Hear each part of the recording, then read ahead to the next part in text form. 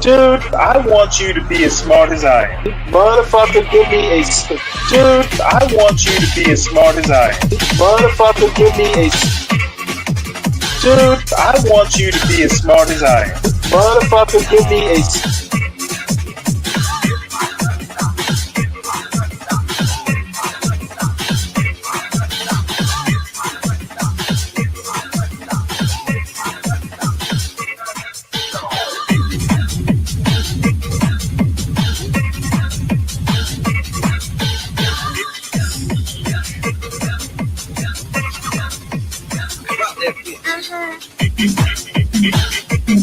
Dude, I want you to be as smart as I am.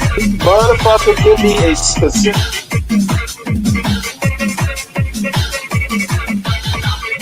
Dude, I want you to be as smart as I am. Motherfucker...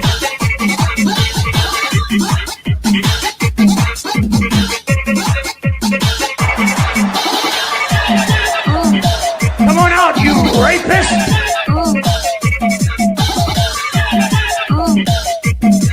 Dude, I want you to be as smart as I am.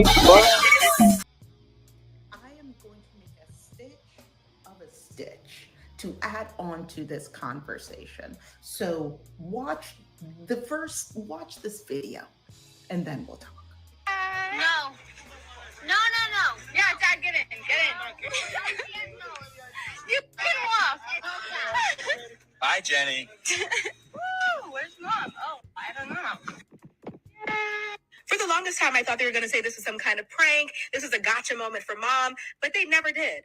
They kept laughing and sniggling and giggling all the way to the ship, leaving the mother to fend for herself in another country. And what's worse is the daughter has a habit of doing this to her mother. The fact that they're so comfortable treating her this way is disturbing, in my opinion. The father should never have allowed it. If they couldn't have found provisions suitable for all three of them, none of them should have took it. And especially not him.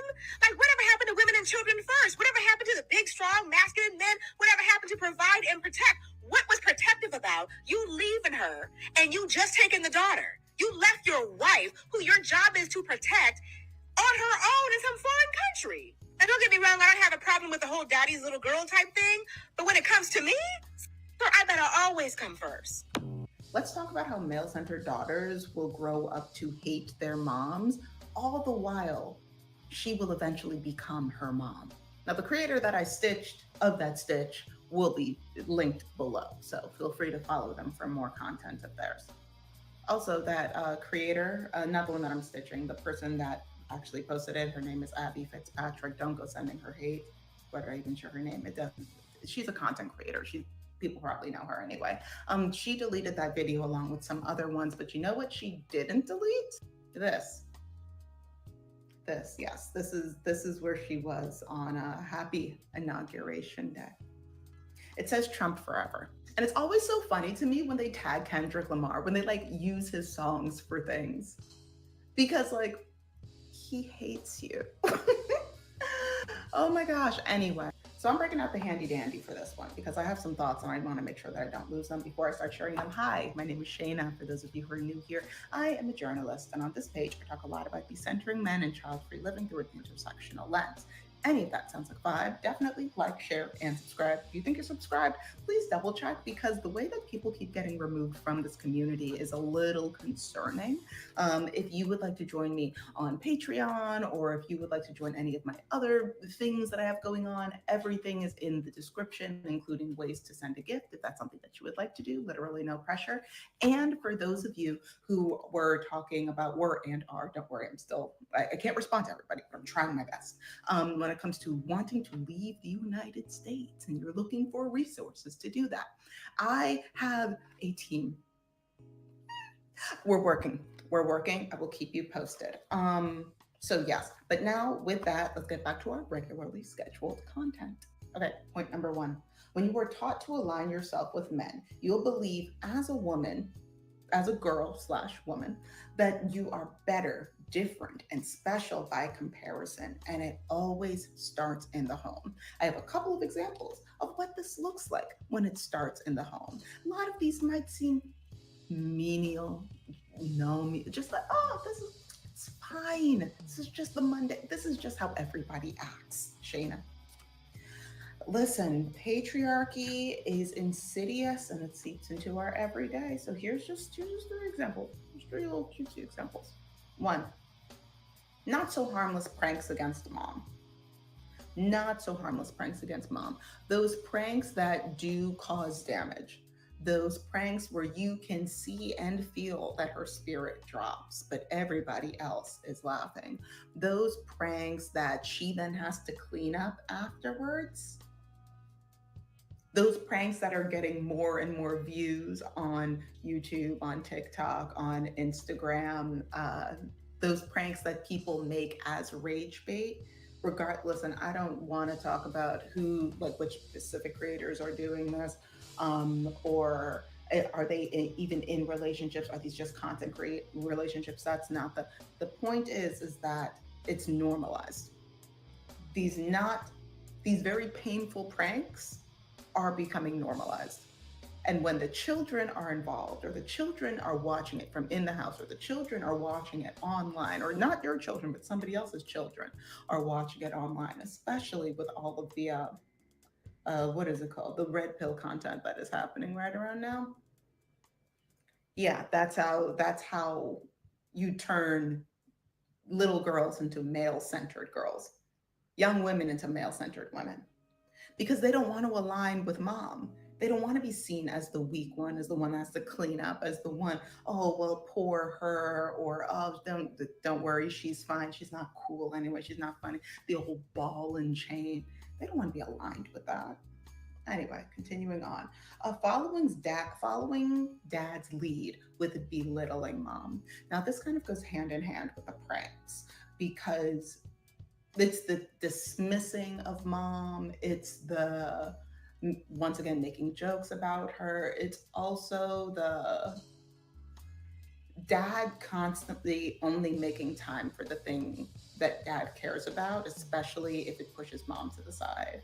And then like belittling mom's feelings about, well, why aren't you spending time with the family? Like, I need you to do certain things around the house. It's like, oh my God, just stop it. Like, either the shut ups or the whatever, like the constantly belittling mom. And then sometimes the kids join in. A lot of times the kids join in.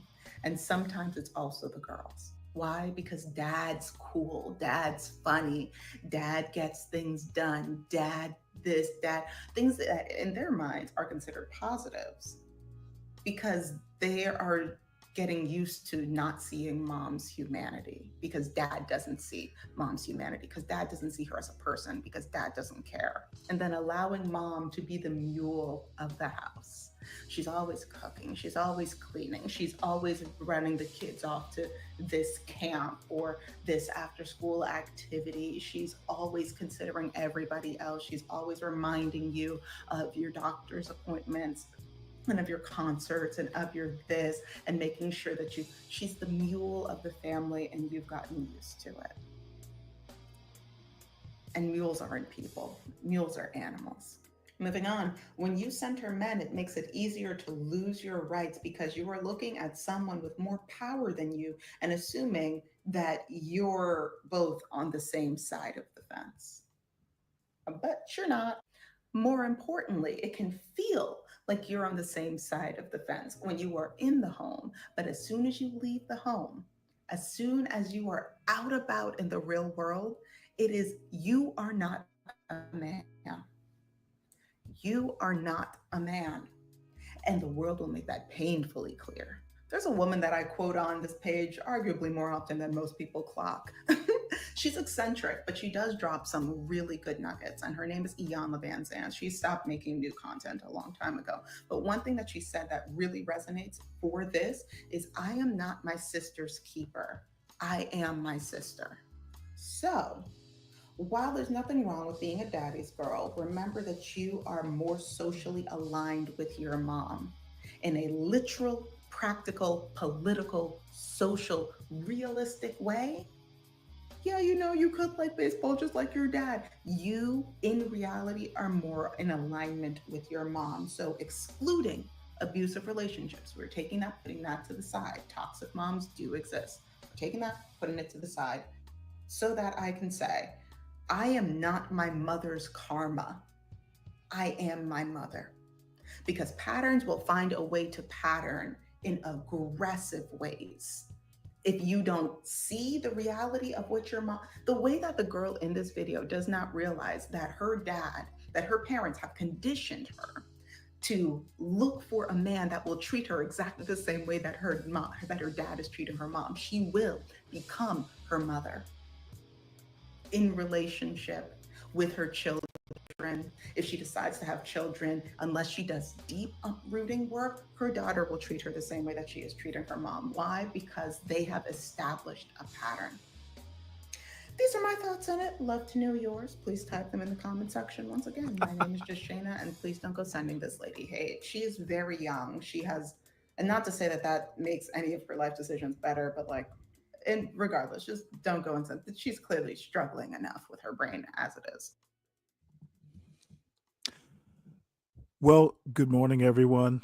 This is a pop-up version of Stanley versus the World by someone's popular request, and he doesn't seem to have shown up. This video is dedicated to bomb cherry juice.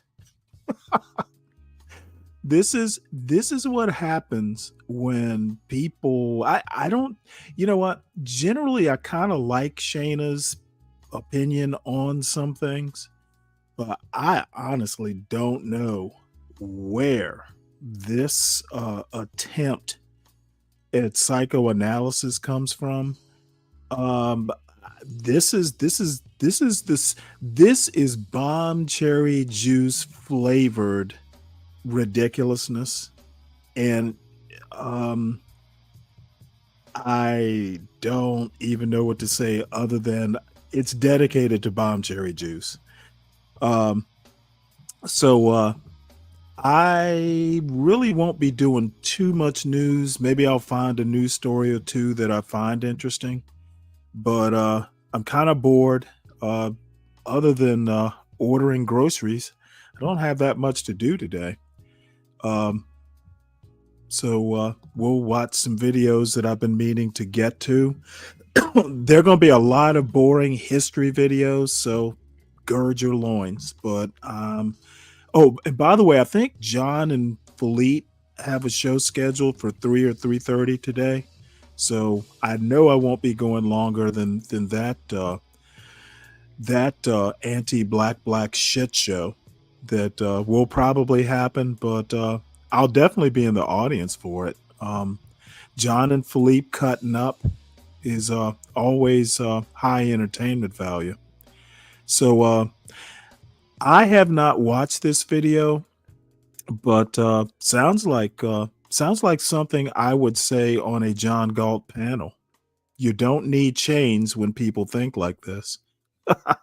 If there was one thing that members of the Black community did to ensure they remained enslaved, it was this one thing that we're about to go over right now. Now, I'm not talking about physical chains. I'm referring to mental slavery. And the reality is, when the mind is chained, there's no need for physical shackles. Because where the mind goes, the body follows. Even if it's down the road of destruction. Okay? Yeah, Slick Rick, you didn't know? There's something called there's something called shit, I don't even remember the name of the service, but yeah, I don't go to the grocery store unless, you know, I will go to like farm stands or farmers markets, but no, they order, I can order groceries and they get delivered. Did you not know you can do that? It's a newfangled thing. I can send you a link if you want, because you're in Georgia. Yeah, you can get you can get groceries ordered. I'm kidding. I know you know this. Yeah, usually it's just me here. Why go to the grocery store if you can get it delivered? We're continuing from the 1945 book Black Metropolis by Dr. St. Clair Drake and Horace Caton.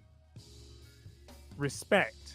White people with an interest in Negro progress sometimes profess shock at the distinctions Negroes make among themselves. This is something Negroes continue to do on their own. At this point in the 1930s and 40s, blacks were not physically enslaved anymore. Yet they still carried forward many of the cultural practices rooted in slavery, such as this. Most disconcerting are color distinctions, the lines that Negroes draw between black and light, fair and brown-skinned. Skin color distinctions were introduced by European colonizers as a tool of oppression. In most pre-colonial societies, skin color held no important status. It was no more important than an eye color or hair texture. It was just another simple human variation. But colonizers taught people to hyper-focus on skin color because the plan was to use skin color as a distinction between those who had rights and those who did not have rights, between those who would rule and those who would be ruled over, between those who would be at the top and those at the bottom, and between the superior and the inferior. So the outcome of this was the creation of a polarized society based on extremes. In the US, those with rights, those who ruled, and those who were said to be superior took on the name white. And those with no rights, those who were ruled over, and those selected to be inferior were forced to accept the name black and Negro, which mean the same thing. Oh, by the way, I just noticed that Sean Bracey's show apparently is about to start back up. Heard he'd been on vacation. And the reason I know this is I'm a member of his show. And I just got an alert from YouTube. So he'll be back on up at some point soon, I guess. So from this context, blacks internalized the idea of colorism and continued it generationally, drawing the line between black and white, fair and brown-skinned. How, they ask, can Negroes expect white people not to draw the color line when they do it themselves? That's a fair question. Blacks wanted whites to stop judging them based on their various shades of brown skin, yet they themselves participated in the same activity within their own community.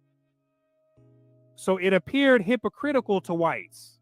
Negro leaders in Bronzeville usually throw the ball back to the whites by demanding, in effect, how can Negroes ignore color distinctions when the whole culture puts a premium upon being white?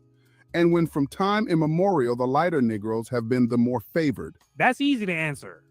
Don't participate in that culture. Just because whites placed a premium on their color doesn't mean that anyone else had to follow along. And why would people follow along in a worldview that's purposely meant to destroy them? It makes no sense to do so. It's like jumping off of a cliff with other people who have parachutes, but you don't.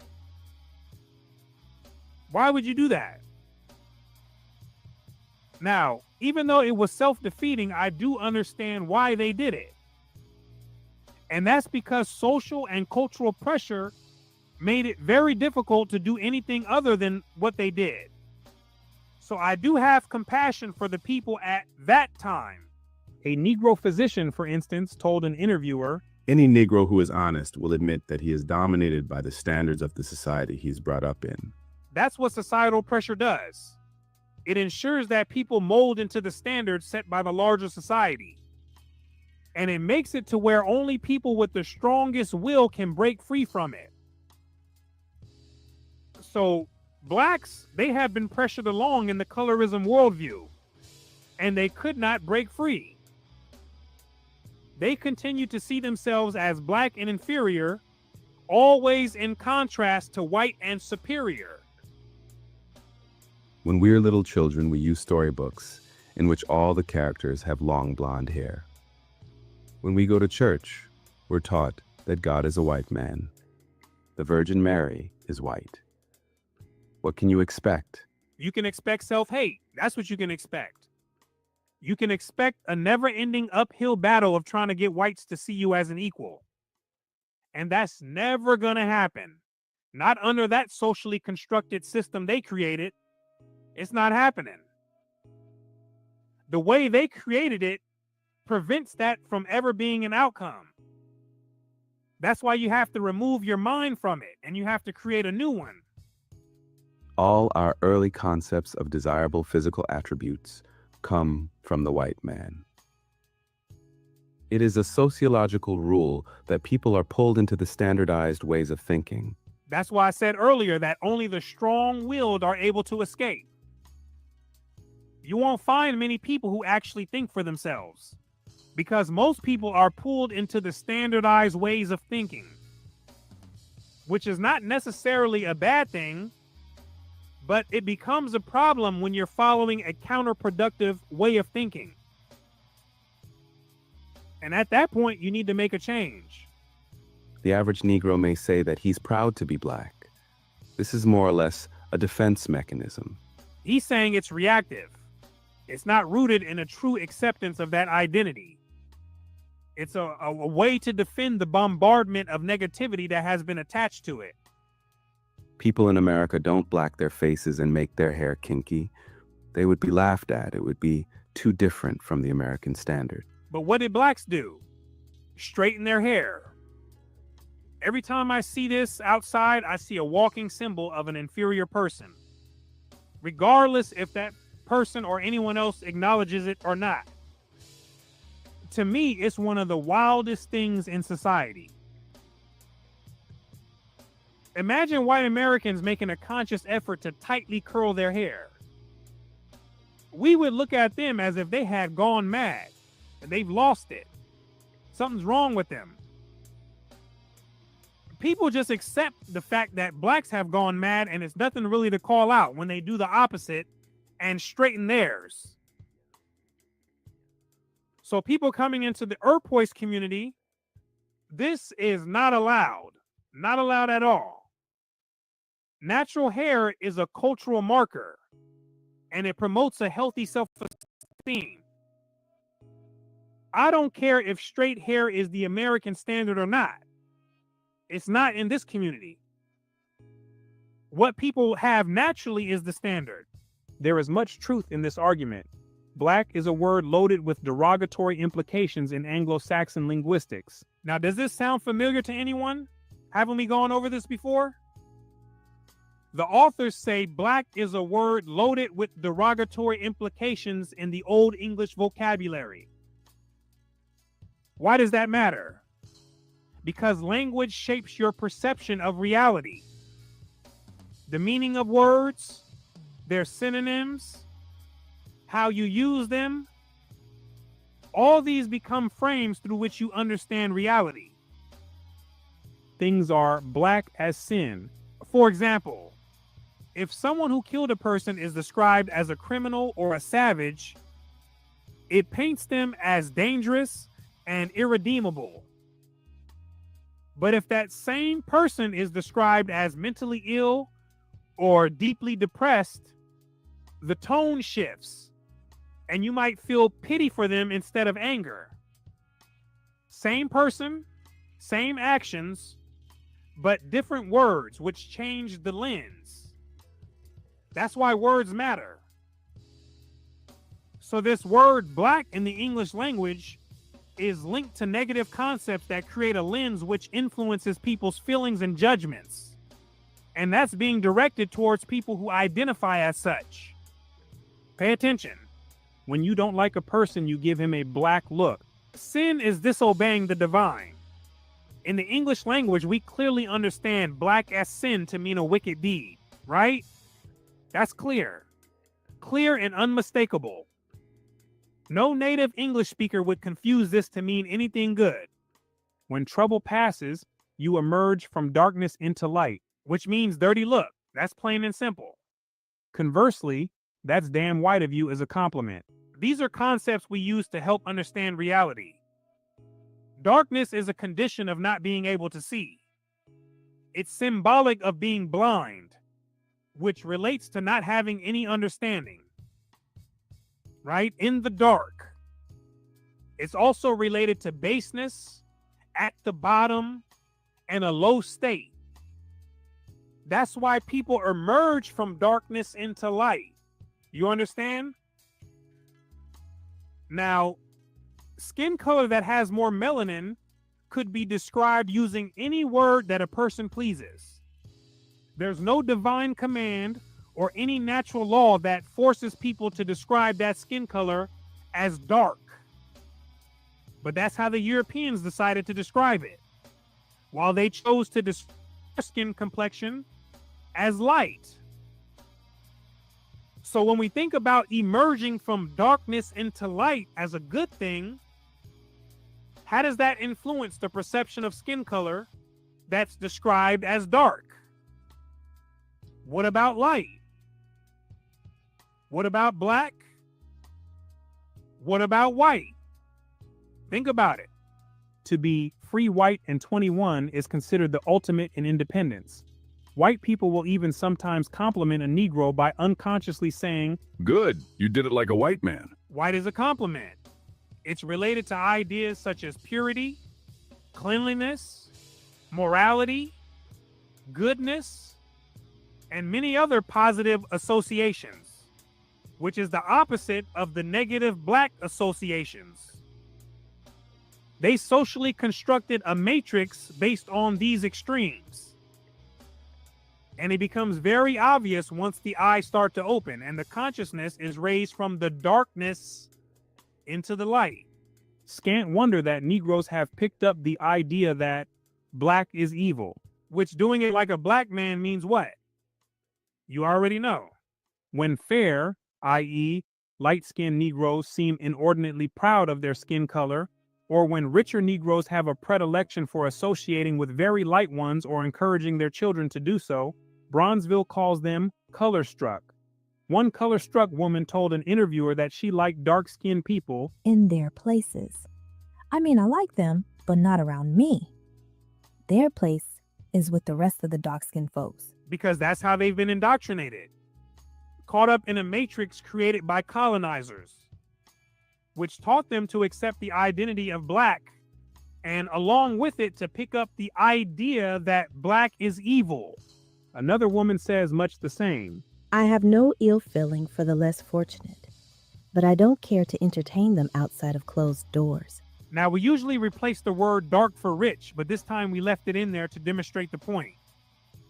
But here we see this colored woman thinking just like who? The white man.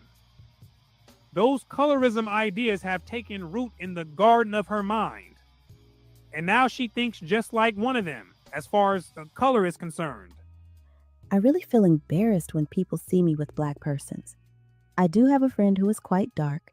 I love her and really forget that she is black until we start outdoors. I never go very far with her, though. Who is she calling less fortunate? The people with the rich brown skin. She only wants company with them in private, and here's why.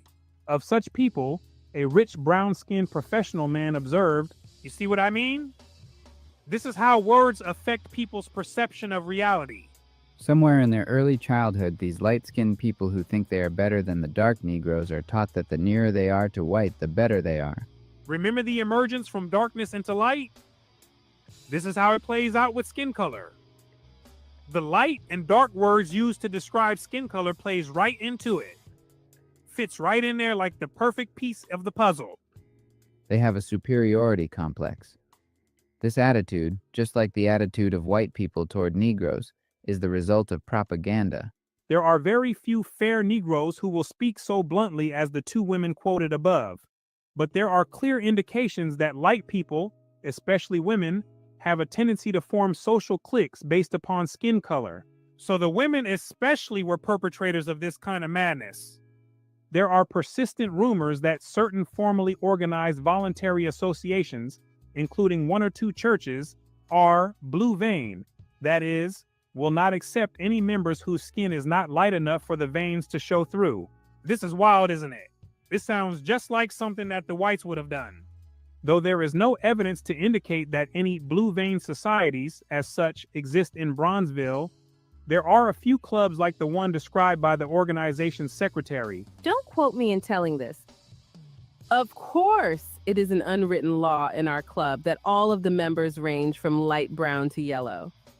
I think it's positively silly because there are so many fine people who are richer. The member of another club insists that such homogeneity is accidental. The club is over 16 years old. The color pattern, I guess, would be light brown to fair. I am the richest member in the club. I have never paid any attention to that in any of the groups that I have been affiliated with.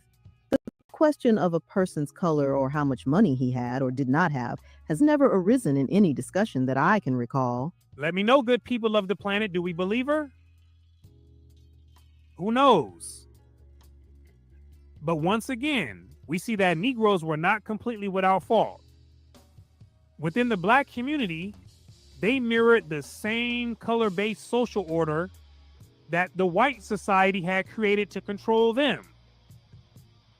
And because Blacks internalized these ideas and carried them forward, physical chains were no longer needed.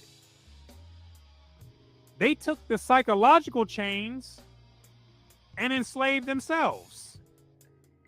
So what else is there to do? Nothing.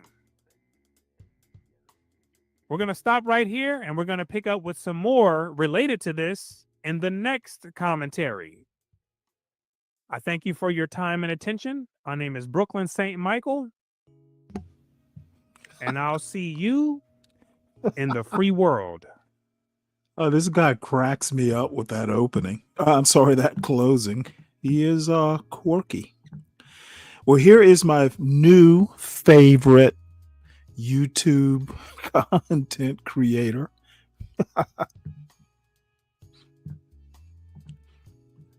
Let's see here. I just finished watching some clips of the Mehdi Hassan Jubilee debate. How many people in this chat ever watched these Jubilee debates? They've had Sam Cedar, Mehdi Hassan was on, Candace Owens did a recent appearance. It is very interesting, though I've only watched clips of how stupid a lot of young folks are. I think it's a direct result of the failures of the American education system. And I literally mean K through 12 and post or secondary, is it post-secondary education? College educations are failing as well. People who actually think that a liberal arts grounding isn't important are fucking idiots. And the result is idiot kids. And Jubilee is just the perfect example. Well, let me call it the perfect showcase. I use that very loosely because no one can debate Mehdi Hassan. He is the king of debates. And I only watched clips because I'm not going to give them views, but I watched a lot of clips and I recommend that you do the same just so you feel the exact same grave danger that I feel right now. It's really worth checking out, Helen. I can't show them because Jubilee will strike you. I thought that the youth were going to save us. They are not going to save us unless they decide that they're going to start playing as dirty as the other side is going to play. Because what I just saw was deeply troubling. These kids were openly fascists. They were openly pro-authoritarian government. They were openly pro-deporting naturalized citizens like Mehdi Hassan to his face. I was hopeful because I see all of these young people who are smart and they are brave and they are politically minded. And I thought we're going to be okay. The problem is that the other side is just as brave, but they're sinister. They are just as sinister, if not more sinister, than their predecessors, the ones who are seated in our government now. And the way that these kids see it is that their predecessors Hey, by the way, Brian Nichols, let's see, let's find your comment. Uh, you said straight hair is beautiful. Well, I think her curly hair is beautiful. What's your opinion? Um, There's Pretty more interesting. impotent because they had to start closeted in their hate. They had to start closeted in their true intentions. And then it took years for them to climb out of that closet and be able to be open about their intentions. These kids get to start being loud and proud and honest about what they intend to do. And they know that they'll have a following because for some reason people find it refreshing. So the recipe is now shock them. It's the WWE. Shock them with your sinister plans, and you'll get a following of fucking lunatics. And so if they get to start where their predecessors ended, what do you think that means for us? Their predecessors lied, cheated, stole to get what they wanted. You think that these kids are going to play clean? Absolutely not. And so as long as the good ones insist on playing clean, having clean fights, we're fucked. I'm just being realistic here. You cannot continue playing the same game plan, losing over and over. You cannot continue to insist to like it's as if you double down on being clean in the way that you approach politics. If you double down on it, eventually your opponent is going to start playing clean too. My experience has been the opposite because you continue to let the bad guys be bad guys. There is no fucking stop loss. There is no point at which you say, okay, gloves have to come off now because obviously you're not meeting me at my level, so I have to meet you at yours. And I'm not telling the youth to start playing dirty, but I'm telling the youth, do what you have to do.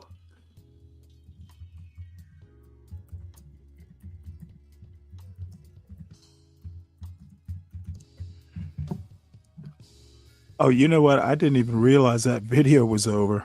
Oh, I think she is adorable. So if you see right here, this is that Mehdi Hassan debate. And let me see. I'll drop this Mehdi Hassan Jubilee link into the chat. It is worth having a look at, believe it or not. I kind of don't like watching like the whole show. I like the clips better because these kids actually are really cringe. They make me cringe. But I'll drop the link anyway. And we shall move on to the next video of interest. I don't know. This is the first time I've seen this lady. I don't know if it's worth watching, but the title looks interesting. It's titled "Who Gets to Be Black?" featuring Donovan Thompson. It's Dr. Donna Oriowo. I guess that's how you pronounce her name. I don't know if she's African or not, but we shall see. Woke coming from the early 1900s, that 1930s, that 1960s, from the writers to the musicians to the very colloquial way that was used amongst Black folks, is because we already know where are the sundown towns, right? Like, what sheriff in what town is acting like a psychopath at this particular year? How do you move around?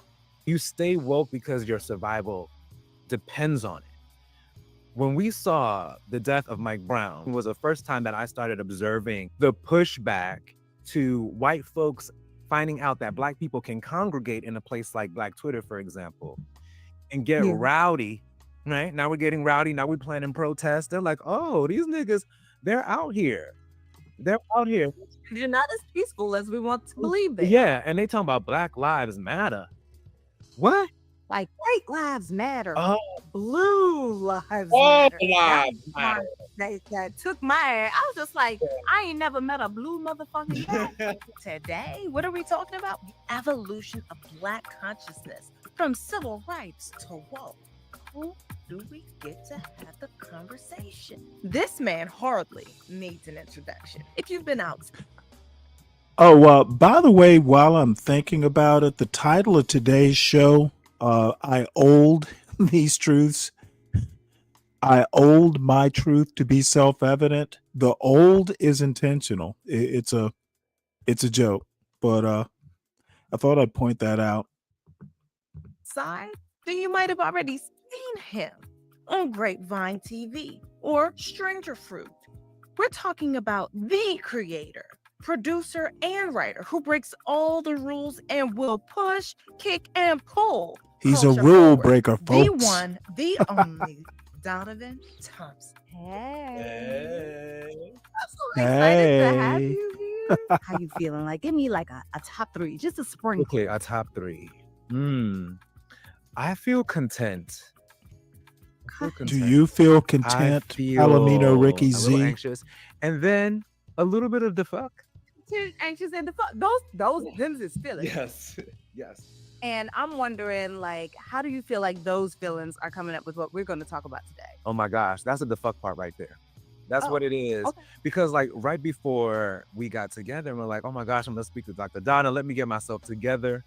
I was like, instead of doing that, let me just watch a little bit of news. And I was like, That's how you wanted to prepare. yeah, I was like, let me watch a little bit of news. Let me get into that energy because I knew that it would just get me sort of like stimulated. And what that did was that it brought in a little bit of anxiety for sure. And then the fuck, obviously. Because we're going through a lot of the hearings and we're going to be talking about like this era that we're in and how that affects us as Black folks. So for me, it's very like the fuck is going on. And even though we've had like the last couple of months to get used to what is going to be the Trump era presidency, second presidency, I still am not quite all the way ready for everything that's coming, especially because there's been so much bullshit that we have had to like hear. It's been the hearings. It's been about what he's going to do. Dictator the first day, blah, blah, blah, blah. So yeah, I definitely feel a little bit of anxiety, but I would say the content part is it's just inside. It's a place of stability now for me. Like I've kind of like come into this season feeling very much that even though there's a lot of bullshit going on, I'm going to, just remain steady and speak to myself nicely and just recover from what was a very tumultuous last couple of years. So I feel really good overall. That content part is bigger than the anxiety. I love that. I'm going to ask you a question that don't have nothing to do with your content. Okay. Because we're about to have a real Black ass conversation, right? So I wanted to know who's Black, who counts as Black, and who is the one that determines who is Black within the context of this conversation and maybe even in the overall sort of overarching space. Yeah, I love that question because we did an episode on Stranger Fruit about this idea of Blackness and biraciality and multiraciality and like who gets to be Black. I would say that if you identify as Black, whoever you are, I certainly do. If you come from melanated people, if you can trace yourself back to the diaspora, the continent of Africa. I mean, there are people on the continent of Africa right now who will say that they're not Black. So I think it's really about how society defines Blackness, which has a lot to do with pigmentation. Talks like this, and I'm gonna give them a chance. Maybe they'll be a little bit more specific. But this is one of the problems I have with shows like this and I went through this aggravation on Bomb Cherry show. People just fucking refuse to be precise and specific in these sorts of culture critiques. And they just fucking assume everybody understands what they mean. Or maybe the point is, hey, if you know, you know. It is very disturbing. This is where misunderstandings start. This is how misinformation gets generated. And to me, These two so far have been really sloppy, just fucking sloppy. And it is so annoying. I don't know that I disagree with their points. Again, I have a problem with how they're presenting this sort of stuff. It's just too unspecific. It has a lot to do with where you come from. It has a lot to do with your kinky core. Oh, and by the way, Africans don't think they're black because everybody there, and most everybody there is black. Therefore, black is the norm. That's why they don't think they're black, because everybody's black. Ugh. Black is a construct, not an actual, even biological term. Oils. It has a lot to do with how much melanin you have. But I do think a lot of it, you get to see that it's about culture. It's about how you, in wherever you are, whether the United States of America or if you're in Brazil, how blackness sort of changes. And I think, like, as a first generation Jamaican person, by way of Africa, right? Like, just trying to figure out what blackness means. It's been an evolution. And in the privilege of being able to speak with a lot of black people is that I think that a lot of black people are just trying to figure it out, if I'm being honest with you. Like, what is blackness? So if you speak with someone from the continent, they may not know they're black until they bring their black asses here. And then they got to deal with America and they figure out, oh, I'm black. I might not be Despite able what they to, may I might not be able to make it through this silliness. Ugh, so disappointing. Understand about their own orientation, about their nationality and where they come from. So for me, again, I think when you come to a place like America, you quickly find out that based on your phenotype, you're black. And if you go someplace else, you may find out, well, here, I'm just like everybody else. It doesn't mean so much. So it's up to the person, but it obviously is impacted by where you are, by your culture, by the way that colonization has impacted where you are in the world. But overall, like, if your ass is sun-kissed by the sun, and your hair does a little curl, a little coil, a little wave. This one right here. Exactly. That right there, that's bad. So for me, even though we have people who are not necessarily phenotypically black, they don't appear black, they're not melanated, who partake in black culture, and sort of want to play in the space, to me, like that's not blackness. That is very different than what it means to actually experience blackness and walk that experience, and then also be able to kind of like claim that culturally. So part of the reason I started there is because if we're going to be talking about black consciousness, we have to know, number one, who all even counts when we're having this conversation. Who counts, right? And I would say, like, like, even to like add into that a little bit, because I love the answer that you gave, right? Like, you got to define for you what you are. Historically, we have not defined for ourselves what we are. White folk have determined who is what. And it must also be noted, because I know that some of the girlies are going to try it. We're both two first-gen people on this conversation about blackness. And my Nigerianness is going to make some people say, I don't care. Your Jamaicanness is going to make some people say that you don't care. And yet, I believe we were both born in this country, which makes us very American. We grew up here with the school here, did the things here. Everything. But I would be remiss if I didn't also bring that piece into the conversation for a little bit of transparency about where both of us may be sitting within the context of this conversation, and thus and how that may change our understanding. Yeah, I'm glad that you brought that up, because this conversation has been one of the things that have really pissed me off, like, through the last decade of actually being in the work and going and talking to people all over the diaspora, from the continent, from, in Europe, people who are here as well, and other places as well. It's been a very annoying conversation, but to your point, no matter where you are in the diaspora, this maintains itself as a barrier. Where exactly are you from in the diaspora, and how does that inform said blackness? And I think that it is a very healthy conversation to actually have. So it's not something that I necessarily stray away from, but sometimes when people are saying certain shit, it just pisses me off. Why? Because the difference between us as like black folks who are visibly black, like you can on the continent of Africa, or in the UK, our black, Brits and the Caribbean folks who tend to populate places like London, to the people here who are oftentimes enslaved met up with a lot of people who came of their own volition, right?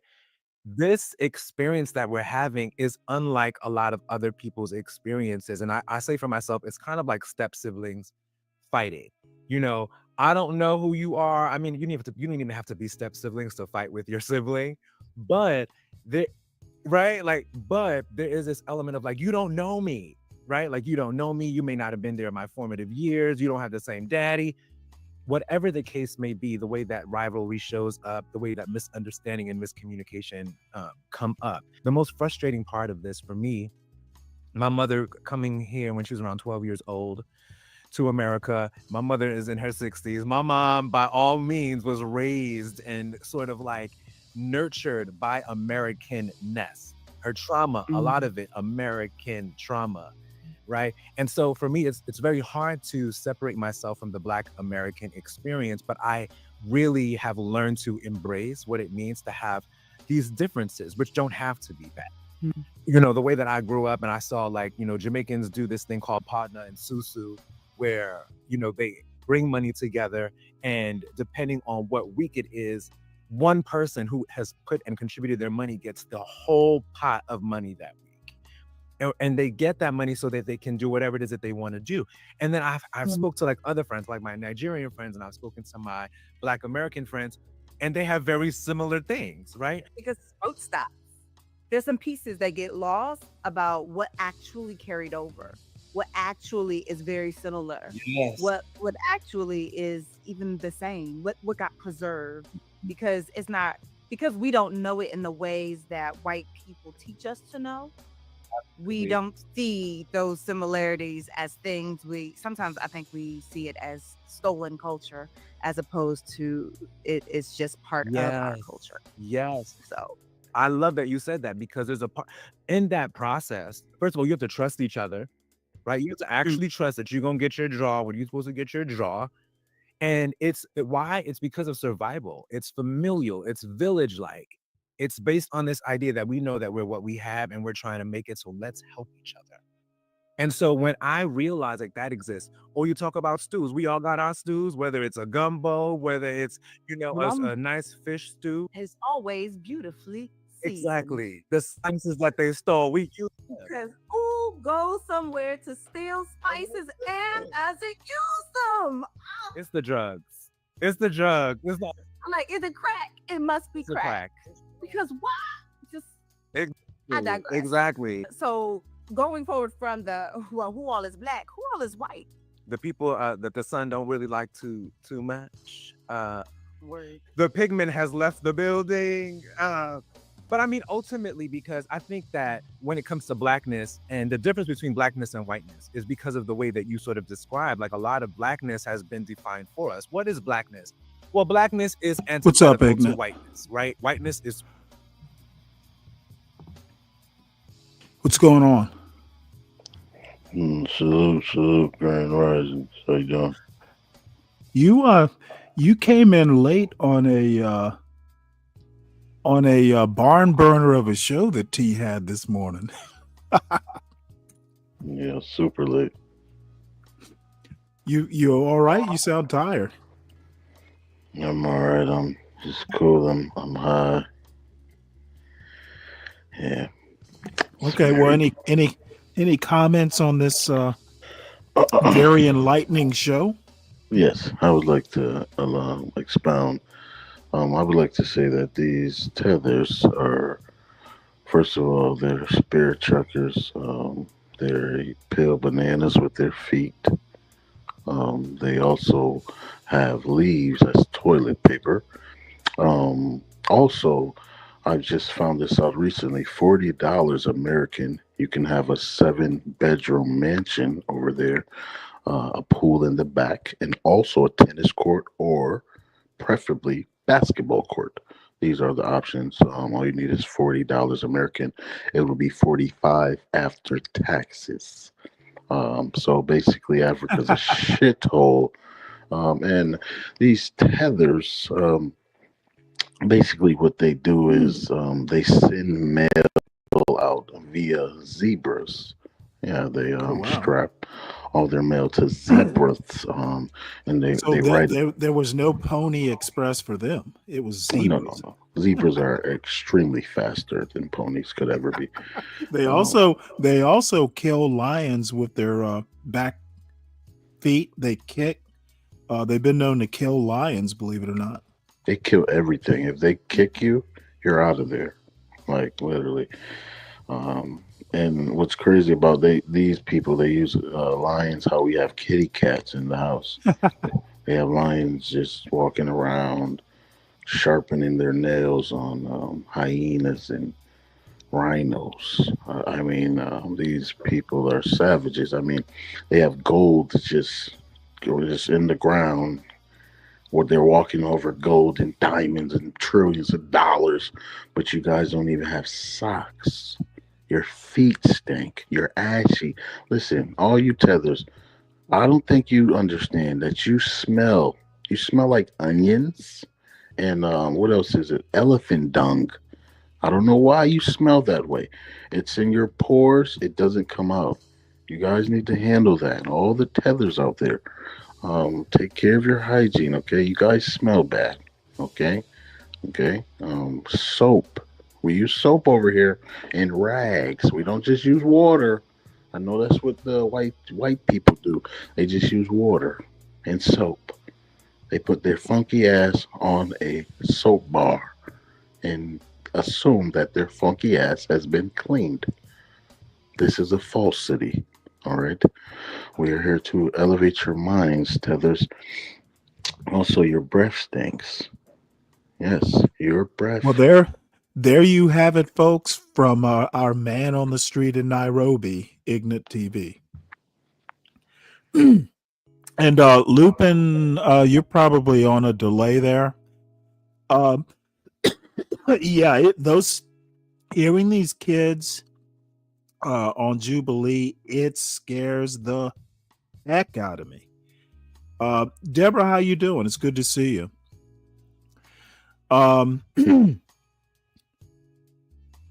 Yeah, Lupin, I might actually have to watch the whole thing. I wish I could watch it here, but the last time I just did, I think it was a Jubilee show.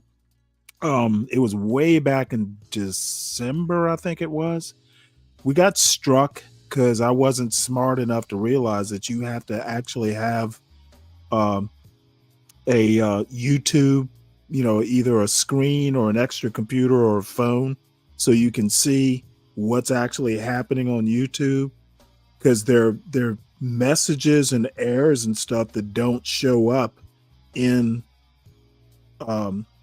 StreamYard that you'll see on the YouTube app. You won't see via YouTube in the actual StreamYard app.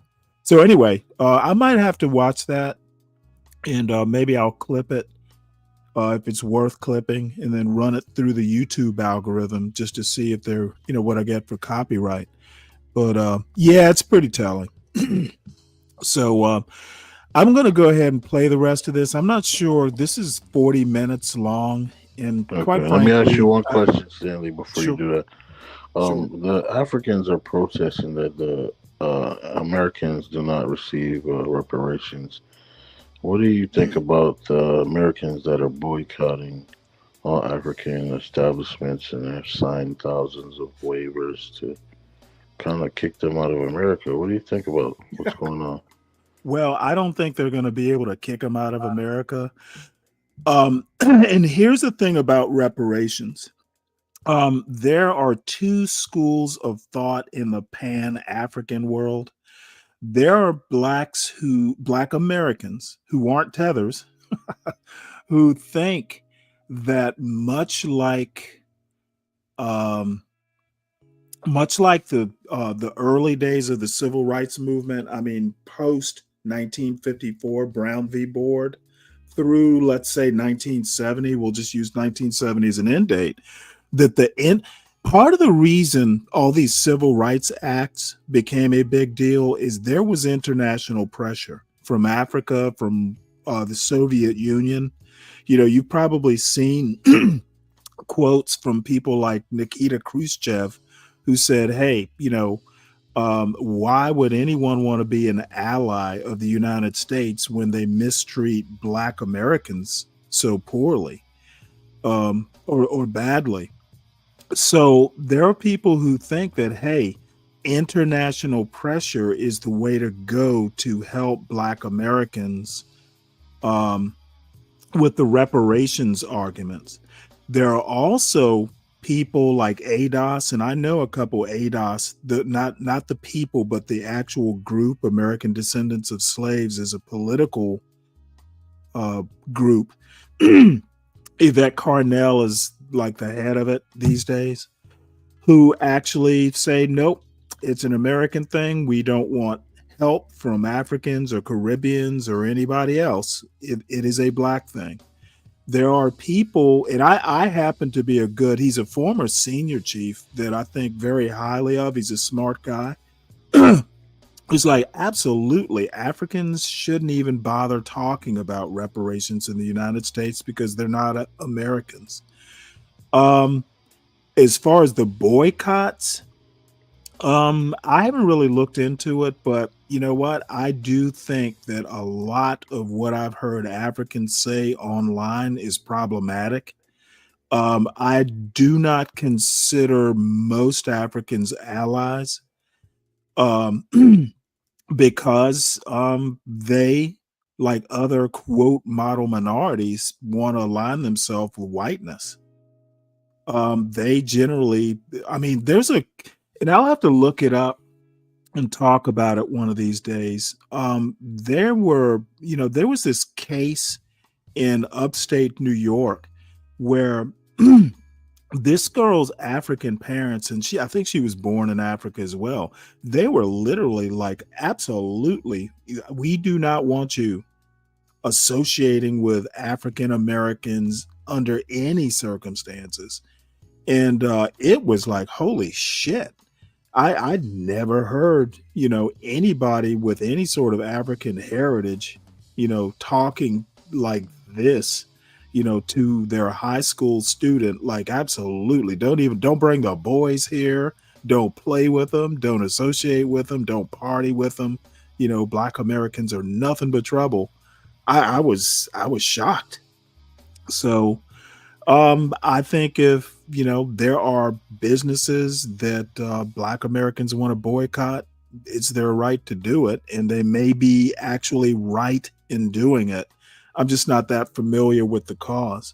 Sorry for the long windedness. No, you good. You answered it. I mean, what do you think? I mean, are you boycotting anything? What I believe is that these tethers are here to throw a wrench in the whole program. They have actually went to the UN, and the other countries said yes, they want the Americans to receive their reparations. The only people who denied it were the Africans, and it seems that they have some type of envy of us American Well, blacks they do. I mean, for you some do. You're very well aware that African Americans have more wealth and income than anybody else in the diaspora, including the Brits. Of course, of course. Um, yes, yes, of course. But And we've got the culture. my thing is this, right? We're not trying to change, right, our culture or change who we are to become them. But it seems that we are some sort of gimmick or image that they seem to portray daily. Hey, keep talking. No I'm problem. gonna have to meet. I'm gonna have to meet my beer delivery at the door in a couple minutes. No problem. Yes, it seems that they want to engage in the things that they say is black culture and it's foolery, but they want to put on the chains, they want to wear the dreadlocks and do all the things. They see the pooh shiesties. Like, I'm in New York, so I see these Africans, but I also see the hate. Like, I see the jealousy, the envy, and it's not just from them. It's from, because it's all people. It's Arabs. They want to be black here. You got it's Spanish. Shit, these Mexicans, wetbacks. Dominicans. That's why they call y'all dumb, because y'all dumb. Dominicans, yeah. And the Puerto Ricans, they don't know what they want to do. Talking about we black, they ain't black. They hate niggas. Bloods was created because of you Puerto Ricans. So whole gangs were created to fight Puerto Ricans. So let's not act like y'all black. Y'all not black. Whole gangs in New York prison was created to fight you guys. You guys aren't cool like that, buddy. And it's just a Let me violence. go ahead and play this video, and I'll be right back. Do your thing. And you can pick up where you left off. Pure.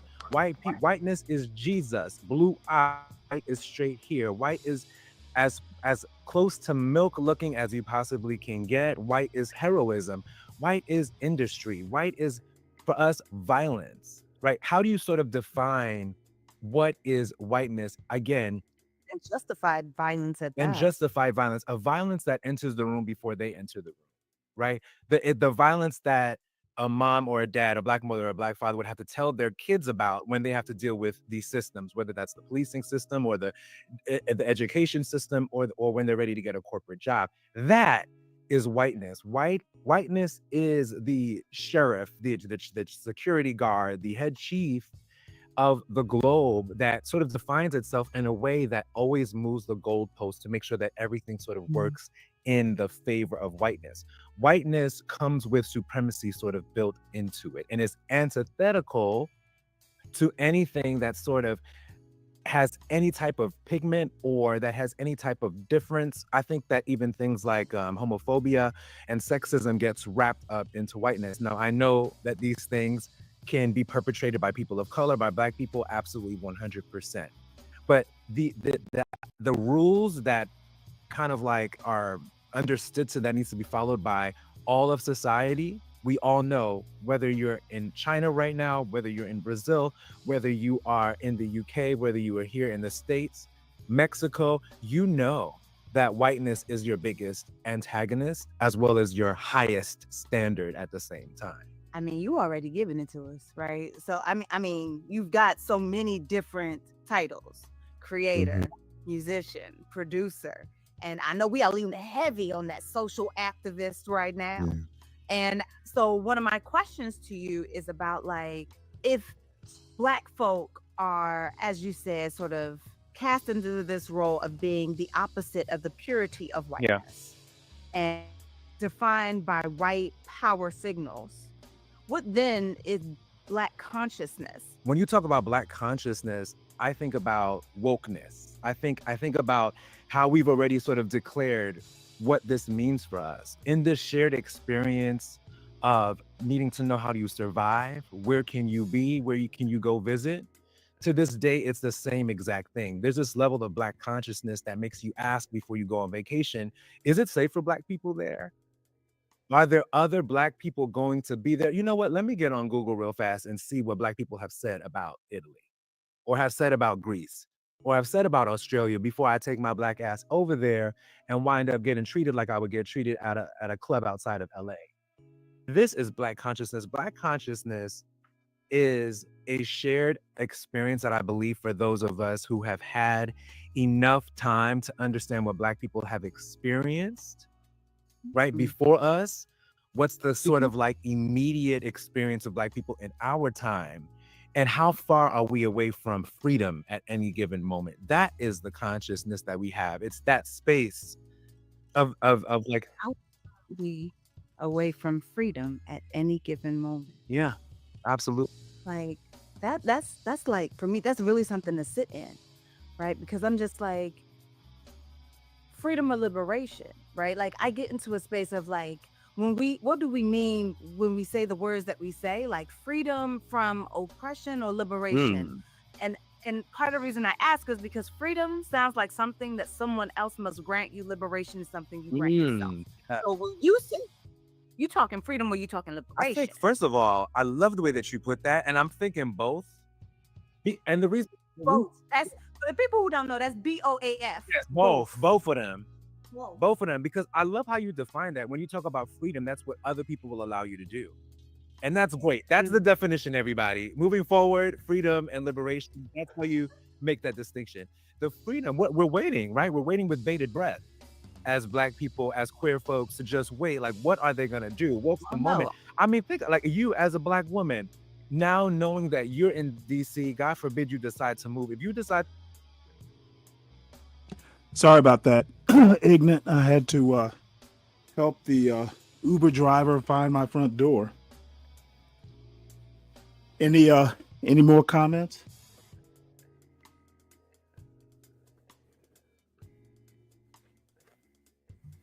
You're probably off helping the Uber find your front door. Let's see, what does Lupin have to say here? to move to a certain place, you don't have control over your body, mama. That I barely got control over it. Hell, so I mean, it's just like, cause her, yes, right. Like technically, even before all of this stuff, if I went to my doctor and said, "Hey, tools, let's tie them," they're still gonna be like, "Oh, you're young. Oh, but your husband may want you. Your future husband will." Because I've had these conversations without this before when I was already thinking about going through this process. So it's like freedom, as Angela Davis said, is a constant struggle. it is. My body belonged to me and didn't belong to me. Anytime I put my body in a space outside of my home, suddenly it belongs to every Tom, Dick, and Harry who thinks this body yaddy is fine and wants to partake. So my body in space. Body yaddy? Do people actually talk like that? Don't feel too much like freedom because of the way that sexism works, because of the way misogynoir works. Absolutely. And I think to like being, when we talk about consciousness, I think to be at a space now around freedom where you can, in your lifetime, go from a place where we weren't really having serious conversations about rolling back abortion rights, and now it is the law of the land federally, right? Yeah. And so to know that it's changed within this small window, that is how freedom remains this sort of elusive thing that Black folks have been chasing. Let me make a fine point here. It is not the law of the land. Roe v. Wade was the law of the land. Now it is not the law of the land. It's gone back to the states. And this is literally what I'm talking about here. It's like you can't even figure out how to be accurate in presenting your objections, which I tend to, I thought Roe v. Wade should not have been overturned. But just the way this is presented is just aggravating. You don't agree? He said exactly what you said. No, actually, he got it wrong. He said it's the law of the land. It is not the law of the land. Roe v. Wade overturned is not the law of the land. It means it's not the law of the land. Yeah, it's so there was, right? Yeah, there was, and now it's not. And look, I know I'm splitting hairs here. I know that. However, dude, to the people who actually understand what he's talking about, because look, when you make little mistakes like that, people start doubting whether you actually understand your own arguments, and I'm one of them. If you are saying that overturning Roe is the law of the land, it means you don't understand what the law of the land even means. And I know I'm being persnickety, ignorant. You have called me out in the past plenty of times, but I insist on getting these details right. It's the difference between me thinking he is smart or the difference between me thinking he's not that smart. And right now, I'm on the I'm on the fence. As a matter of fact, I'm over the fence. I don't think he's that smart. I'm sorry, I'm an asshole. Yeah, I don't think he's that smart either. I think he also likes butt sauce. You know what? I don't care about any of that. He also needs to water his fucking plants and give him some sun. Yeah, man. He gives me the he looks like one of those guys that likes butt juice in their tea in the morning. It's the law of his land. I don't know. Maybe he'll explain it more because I don't. He kind of did kind of mix his words up, but he said that it was the law of the land, It's but now it's not. not. Now it's not. So he's saying like it's Okay, well let elusive me that let it me can be rewind it. changed. Maybe you're So right he and I kind of said misheard the it. same thing. He said like the laws are really elusive, like they can be changed. They really don't exist, Well, really. yes, they can be overturned, but that's been like this for 250 years at least. Laws get overturned. Slavery was the law and it got overturned. See, that's where we get Already. into the sticky jump because now it can go back. Then if it can get overturned, shit, it can go back. Then You know what? I Now this is my thinking, and actually, you bring up an interesting thing that I've thought about before. I think most white people don't want slavery. why would that? Why you say that? Well, the reason I say that is I don't think we're going to go back and reintroduce slavery into the legal code. People will become millionaires overnight by having free labor. So why wouldn't they do it?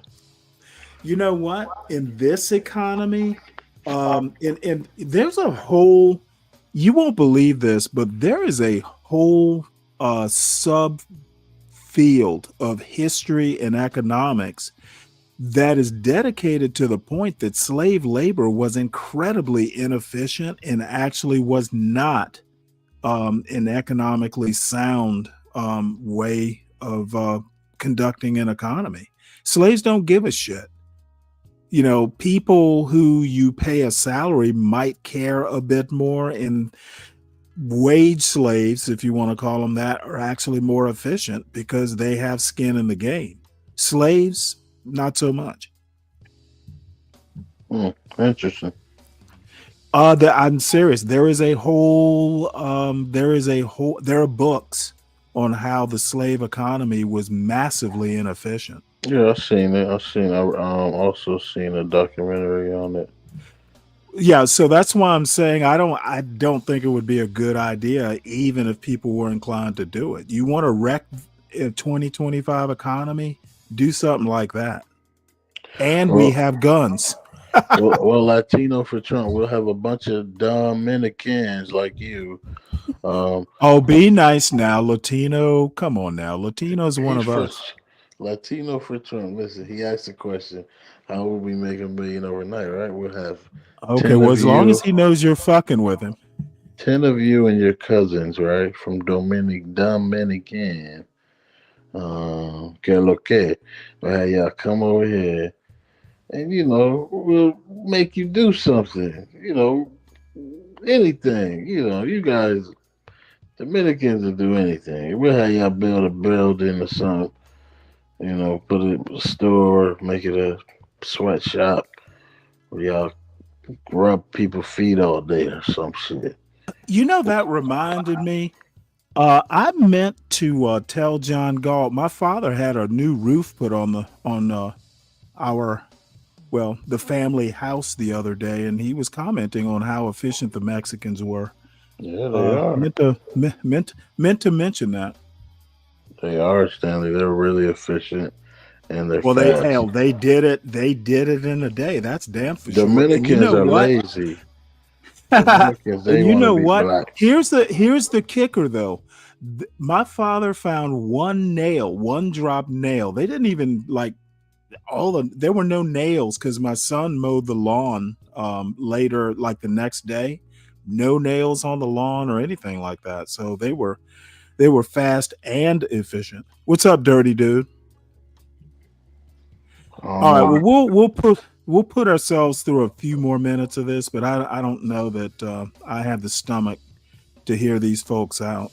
Don't feel too much like freedom because of the way that sexism works, because of the way misogynoir works. Absolutely. And I think to like being, when you talk about consciousness, I think to be at a space now around freedom where you can in your lifetime go from a place where we weren't really having serious conversations about rolling back abortion rights, and now it is the law of the land federally, right?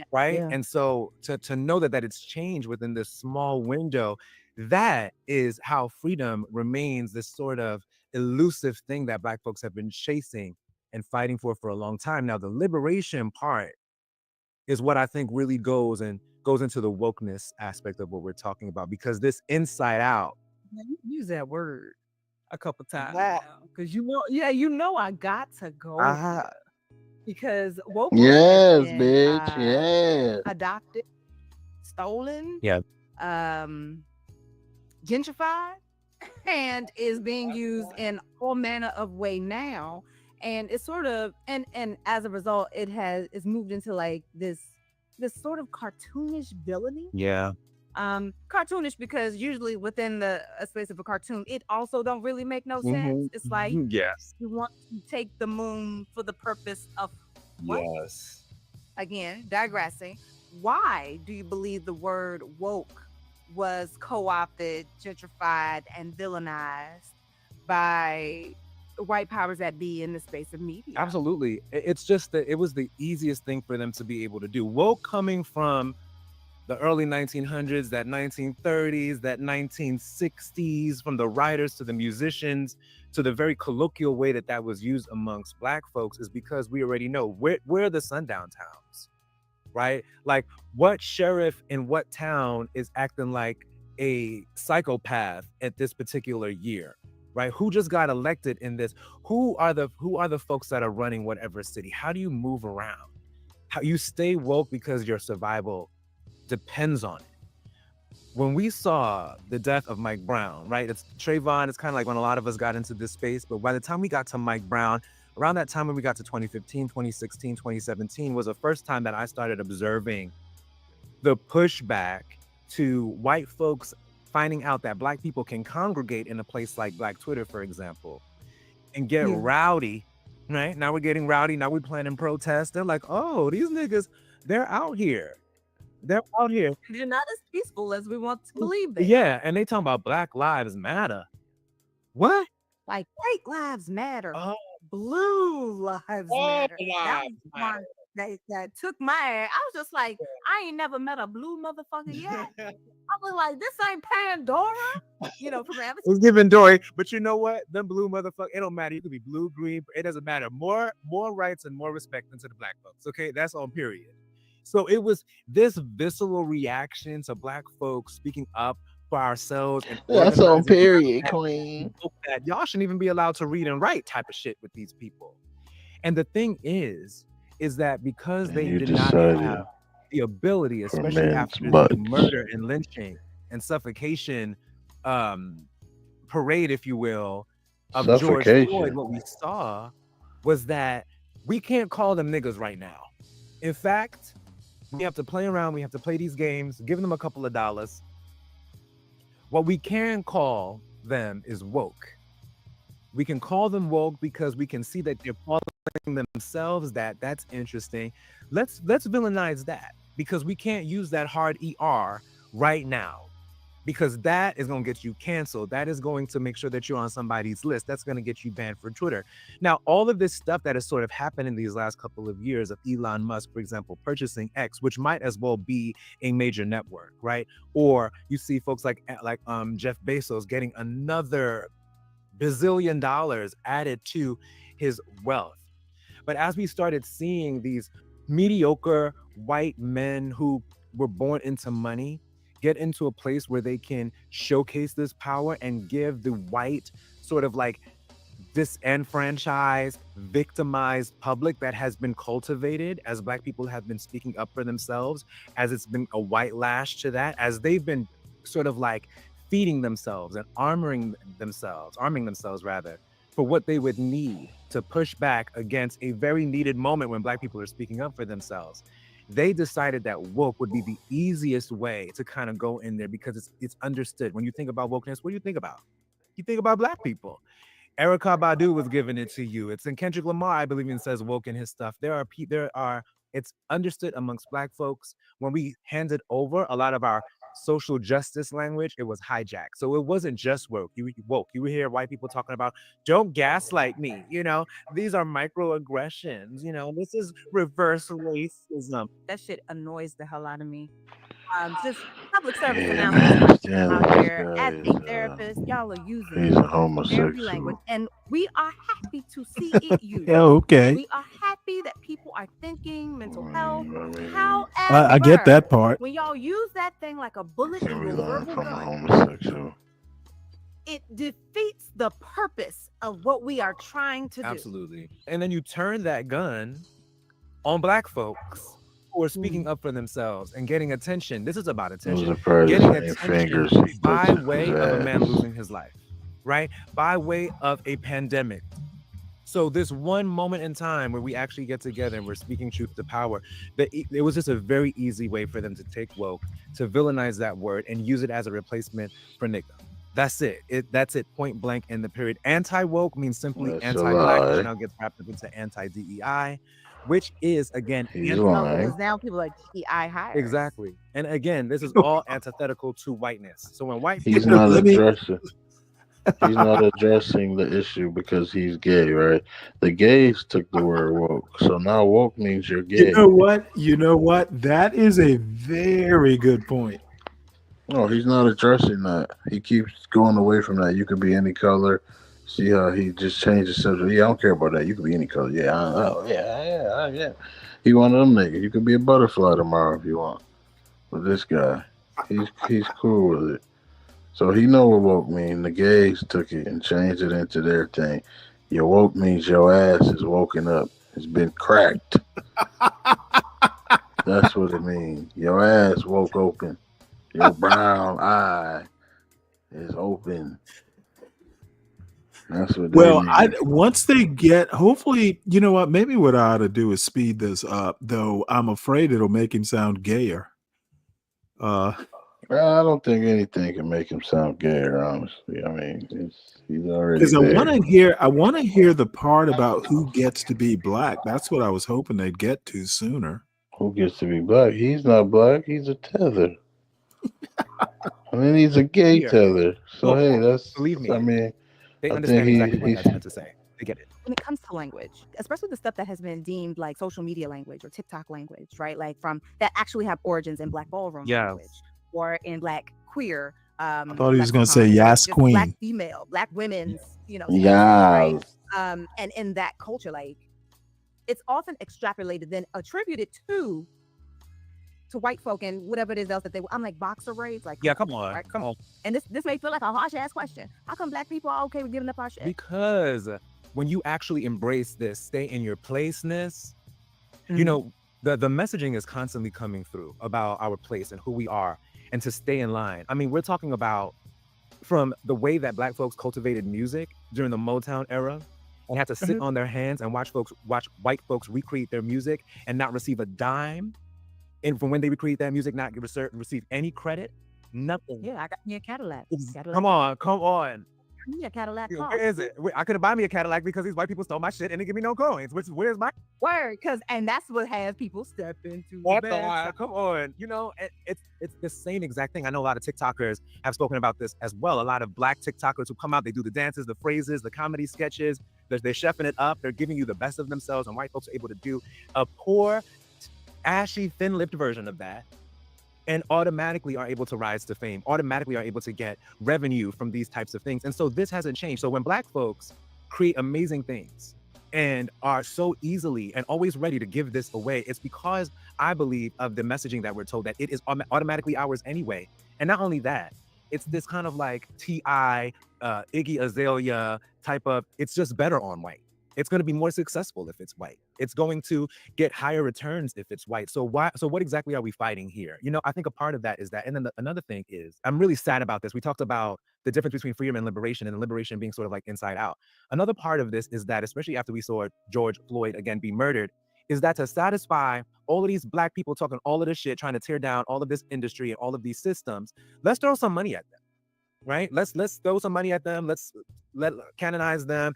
Let them just go into the stratosphere of popularity, give them some stuff, and they're just going to shut the fuck up. We know that that's what works. Money works. And I think what we got to see as well is whether you're thinking about music and sort of like how music gets diluted and it gets pop, and then you have like all of a sudden these white artists hopping on these classic Black tracks. We're starting to see that in Afrobeats now. It's because of this association between them and this ultimate success. And at the same time, if we give you enough money, you'll do whatever the fuck that we say to do. And so I get a little bit concerned about the way that we hand out flyers to the barbecue to everybody to come and join us in our most intimate moments, because ultimately we are looking for a means to an end. And so sometimes you blame people if you're conscious, right? If you are looking for liberation, you tend to push back on this type of behavior of just sort of like giving all of our shit away. But if you're looking for freedom, the freedom of poverty, the freedom of this cyclical curse of not being able to get out the hood, then yeah, maybe you will turn over the best of whatever you got to some white people to help you get some access to freedom. Maybe to the lake house. Maybe to your Kardashian lookalike. I don't know what that may look like for you, but I do think that for different kinds of people, the way that they sort of use their blackness to barter in the society, where blackness is actually very valuable, especially when it's not attached to a black body. Yeah, it makes us play. We think that it's a game, when I think that in this process of sort of handing over the best, we wind up replacing that with something else, where now ultimately, if you really look at what that is, I think it's sort of this idea of trading bodies for bullets, you know, which we succumb to during the slave trade, right? This idea of like falling victim to the poison of the dollar when people dangle that. And I think that has a lot to do with it, the way that we are oriented. Yeah, all I hear is as less butt than and how sauce, we applesauce, and then also how we're butt looking for sauce. freedom. And so what does that make us do with our blackness?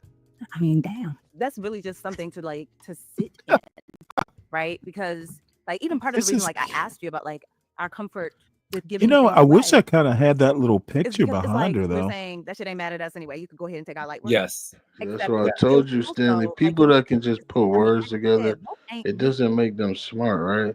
This guy likes to play Oh, in no, feces. dude, you are absolutely right about that. You're spot on. He plays in feces. You can't be that intelligent. Anybody out there, if you're playing in Dookie, He it is a is not. candidate for peritonitis. It is not clean. I'm sorry, you're dirty. I don't care if you duking them in the butt and the tub. You are dirty. You're an animal. Well, try and focus on what he's saying, though. What he is saying is a bunch of gibberish from a homosexual who's speaking a bunch of words that mean clearly nothing because he can't back it up because he's backing his ass up on a penis. Well, look, I often talk about people who speak in sound bites. They're not. You're absolutely right. They're saying the right things, but they're really not saying anything much. So, and you know what? You don't like a whole lot of bullshit, and that's one of the things I admire. You know, cut to the goddamn chase and stop using sound bites and the approved language. Just Words. say what you Yeah. got to say and be done with it. You're using a lot of politically correct words. Correct. And Now sometimes she might. I see she's wearing a Morgan sweatshirt. What is it? Morgan State in Baltimore. So she might be a professor or something there. I'm guessing. okay. But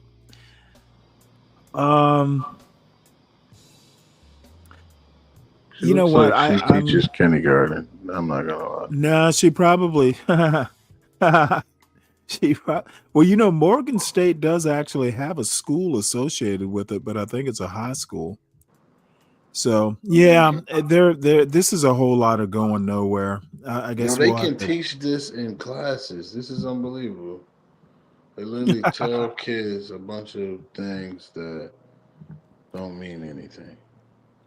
Let me play this news story right quick, and there is actually a 20-minute or so YouTube video that I'll drop. It's Sky News though. They've got like 8 million subscribers. I don't want to get a Fair use. copyright infringement. Fair use. Yeah. It's probably just easier to play the news story and then we can talk about it. Maybe we'll look at a little bit of the video though. But I want I want your thinking on this. And I'm going to tell you right up front, I have no problems with this. I absolutely have no problems with it. My only comment, because somebody asked me about this Tell us what you think of the forward. Oops. Take our 4-question Hold on one survey. sec. Nearly Someone asked me about this yesterday. And my response was I encourage them to do it.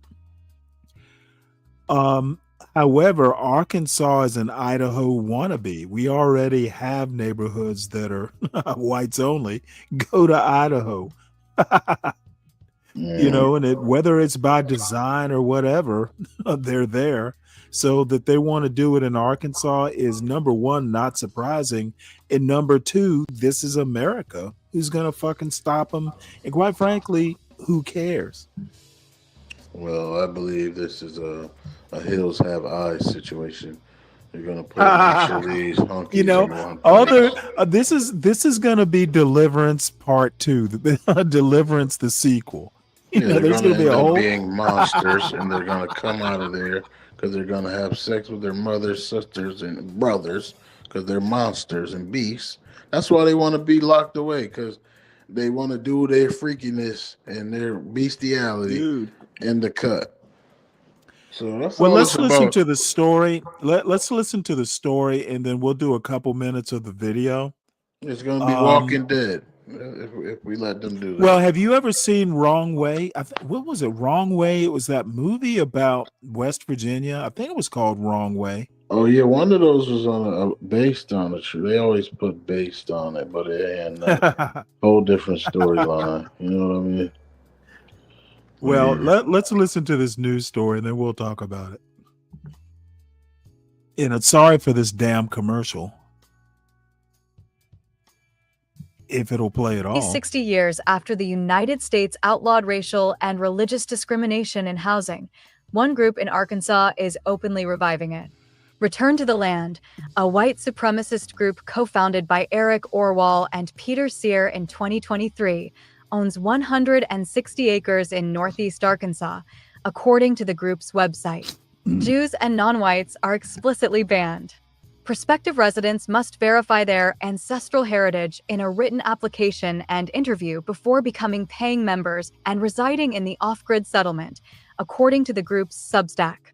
The organization hopes to replicate its whites-only settlements across the country, with the stated aim of trying to put land back under the control of Europeans. Experts warn the group's practices likely run afoul of anti-discrimination laws and express doubt about its long-term viability.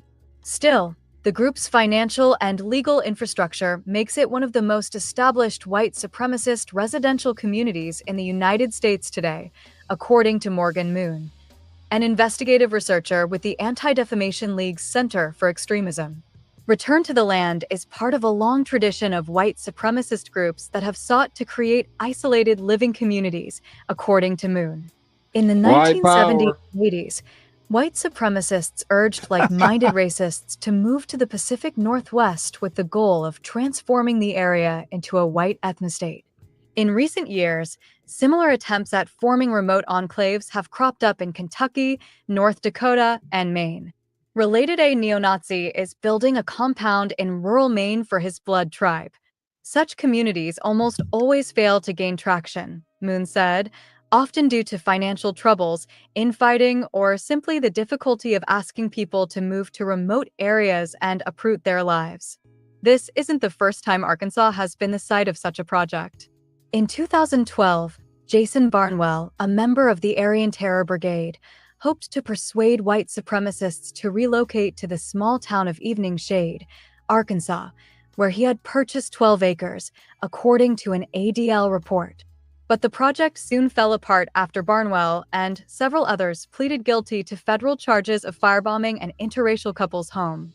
Return to the Land is actually a No, path not to power. him. The acreage owned by Return to the Land is near Ravenden, a town of fewer than 500 people in northeast Arkansas that's more than 97% white. The bare-bones setup consists of tiny homes and tents.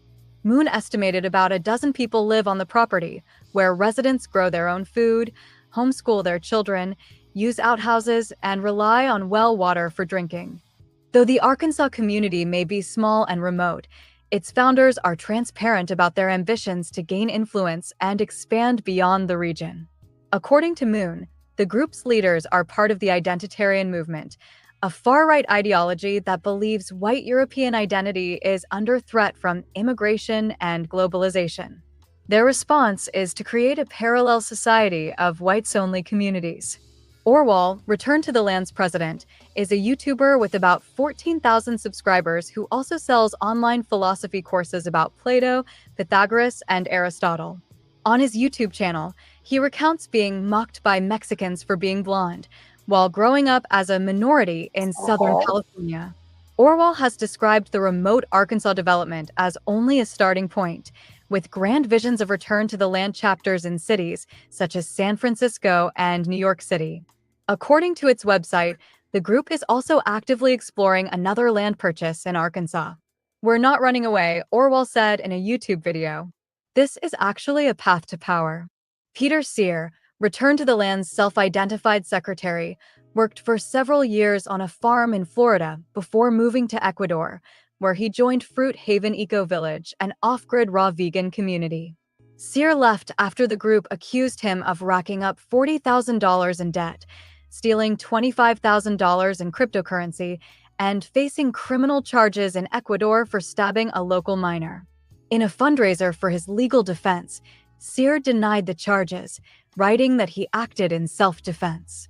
Now living in Arkansas, Sear says he helps with organization and administration, development, budgets, construction, IT, and much more for intentional living communities through his consulting group, Global Homestead Solutions. He also maintains a YouTube channel where he promotes Return to the Land. In a video responding to accusations that Return to the Land is filled with secret Nazis, he implied he rejects only the former word. What does secret mean? Well, it means, like, you're hiding something, he said. Is Return to the Land's approach legal? White supremacist enclaves typically consist of one individual buying land and encouraging others to move there, Moon said. But Return to the Land has a more complex legal and financial structure, she said, and the group seems very organized, at a higher level than I've seen in other communities. Prospective members of Return to the Land pay a $50 fee to go through the group's vetting process, according to Moon. Once approved, members must pay an additional $25 membership fee. They also become eligible to buy membership units of the limited liability company that holds ownership of the land. Those interested must buy a minimum of 3 acres for about $6,000. Moon estimated Return to the Land has made about $300,000 on land sales since September 2023. The group also hosts crowdfunding campaigns to build out their community center and on-site school, which Moon estimated have raised about $20,000. Even though this is a lot of money for a white supremacist group, it's not a ton when you're thinking about creating an entire independent society, Moon said. The group has also fundraised for legal research and says they have connected with a highly experienced real estate attorney. In a promotional video for the development, Orwell acknowledges potential legal trouble, stating that the Fair Housing Act of 1968, which prohibits housing discrimination based on race and religion, made it difficult for white neighborhoods to retain their identity and character. So Orwell and Sear say they structured the organization as a private membership association, limiting land sales to pre-approved members only, which, in their view, makes it legal to restrict membership to white, Christian, or pagan people of European heritage. But according to Stacy Seichschneider, a law professor at Tulane University who specializes in fair housing and anti-discrimination law, this may not be the legal loophole that Return to the Land expects. The Fair Housing Act does carve out an exception that allows private clubs which provide lodging as an incident to its primary purpose, to give preference to its members. I'm going to stop this right here. And then I'll get to this in just a second, but I want to address something that Latino wrote. Be like Clarence Thomas, only use 90 words to define your point. Well, let me tell you something. You can tell Clarence Thomas went to a Catholic school. I had a Father Bryant, who I've talked about before, was my 10th grade English teacher. Yeah, that you and said. He literally will always tell you that. Well, no, he didn't tell me that specifically, but they were very judicious with their words. Like literally for years, I didn't use anything more complicated writing papers. like college papers, a comma and a period are all you need. Now it will make your sentences, your paragraphs and your sentences more terse.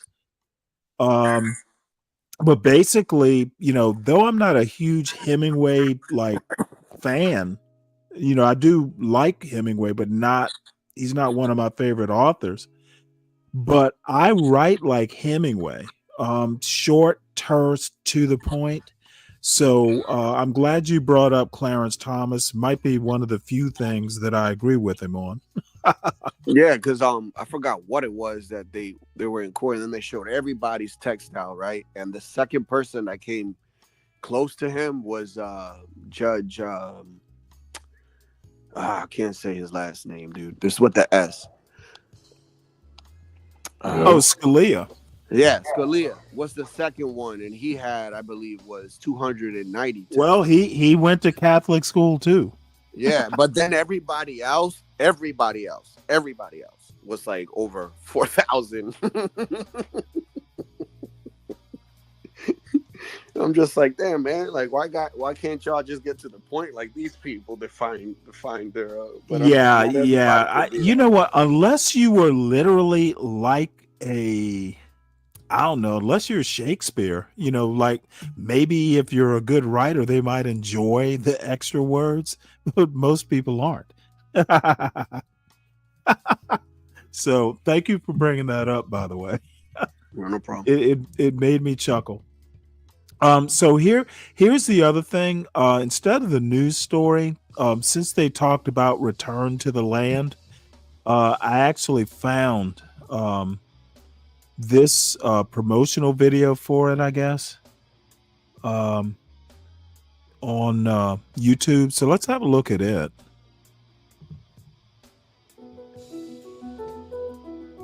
And you know what? I don't know that this music is copyrighted, but I'm going to skip over it anyway. Is this in the Ozarks, that place? I'm sorry, what? Is this the place that they were in the Ozarks? Yes. Okay. Yep. It's a promotional video for the project. Self-sufficient, intentional communities created by Europeans seeking freedom to live according to their values and associate with those who are like-minded. The Pilgrims, the Quakers, the Amish. Over the centuries, damn, is this some fucking music physical play communities the for thing? them God around the damn country. it. Europeans seeking freedom to live according to their values and associate with those who are like-minded. The Pilgrims, the Quakers, the Amish, and dozens of other groups set out for North America to build new lives in intentional communities.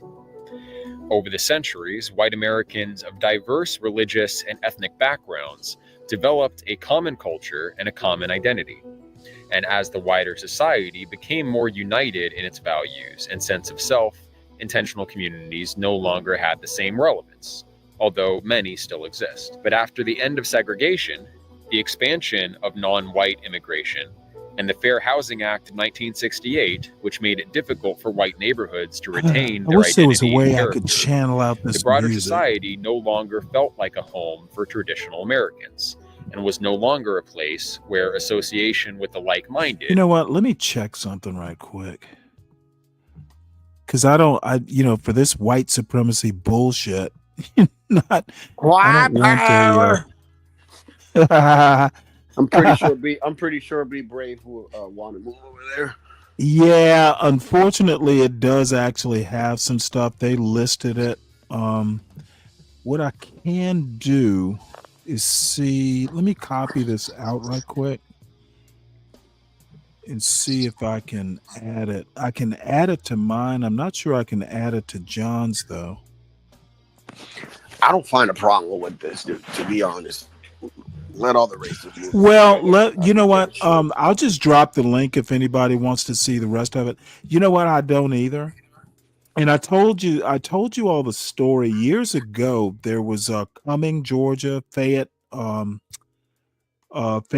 County, Georgia. Lake Lanier, I think, is part of the county, and they drowned the town. They basically created Lake Lanier over the town. It was a black community, And Oprah, this is back in the mid 80s. Oprah got a hold of the story, and they had like a protest, like a lot of these civil rights legends, were in this march. And I had a chance to protest. I was at the University of Georgia at the time, and I had friends going, mostly white friends. None of my black friends went. And they were like, well, Stanley, aren't you going to go march? And I'm like, you know what? If those people don't want black people living there, there are plenty other towns in Georgia, let them have it. Mhm. I'm the same way. I'm the same way here. Who the fuck wants to move to bumfuck Arkansas to join these And live assholes? uncomfortable. Looking over Well, your I shoulder think all the time. Like, nah, dude. right, but the thing is that this is, you know what? Time is out. Let these fools fucking just go do what they want to do, and there are plenty of better places black people would want to live. I hope. I got Who a cares? good name for the town. Cockville. Cockholeville. Look, bottom line is more power. But you know what? I want them remote. I Yeah, want man, them why not? in the middle of nowhere in Arkansas. With no internet. I want them. I want them in Arkansas. I want them in Idaho. So, that's my take on it. And we can watch a little bit of this. Let's see what Sky News has to say. This is fair use, if I need to say that. Yeah. Sky News is news. But this could.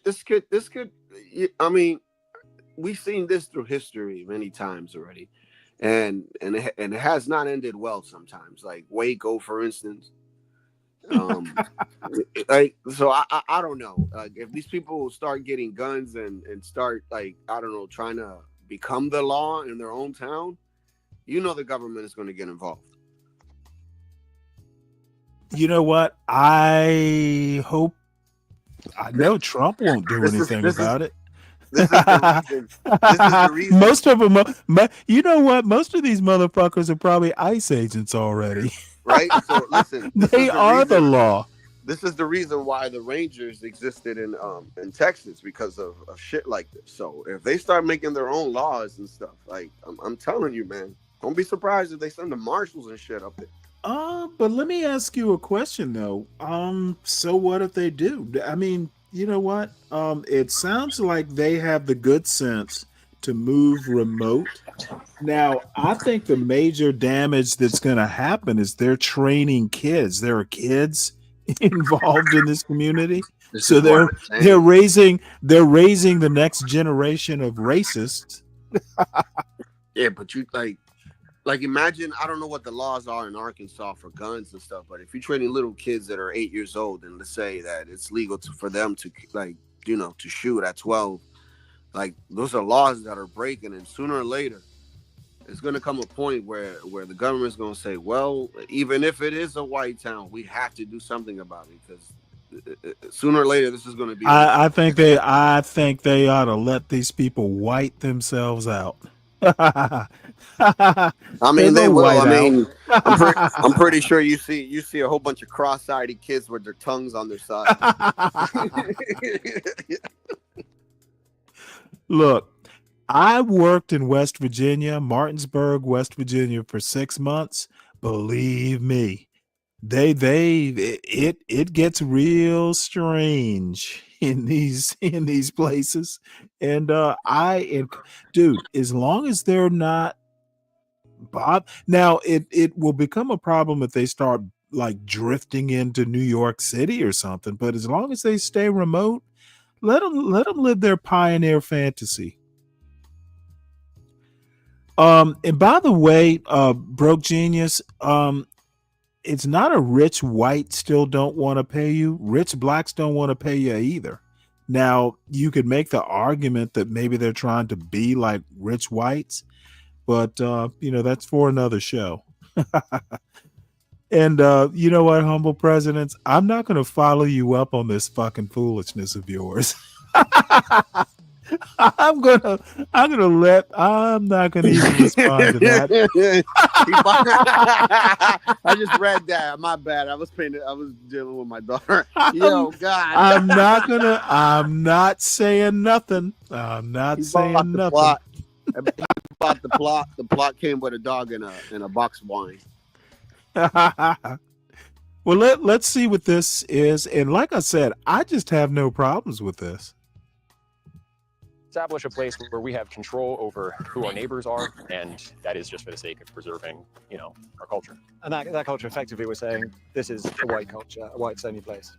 White American culture. They're gonna call this Be Braveville. Over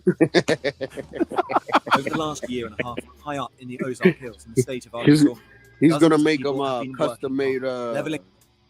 What's the thing that he was making? Custom made heaters for these people too. He's already been elected mayor.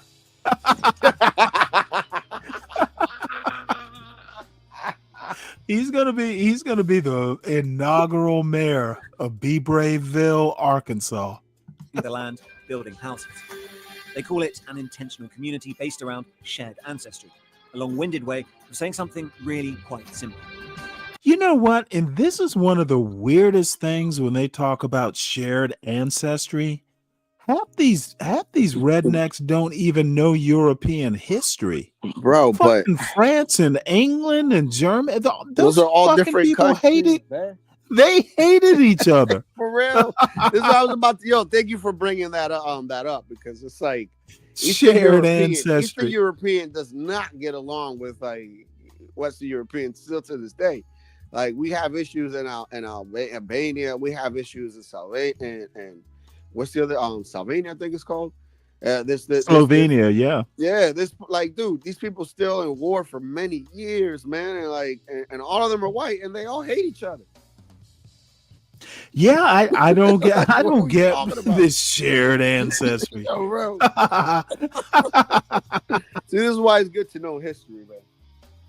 Exactly. Jesus Christ. It's good for a joke. Right? Sure. It's called Return to the Land. And they invited me in. A lot of people are going to be, why are you making Nazi references? Right. Well, why wouldn't I? A seemingly bucolic and sometimes... Now, I'm going to be honest with you. The joke should have been a black person interviewing them.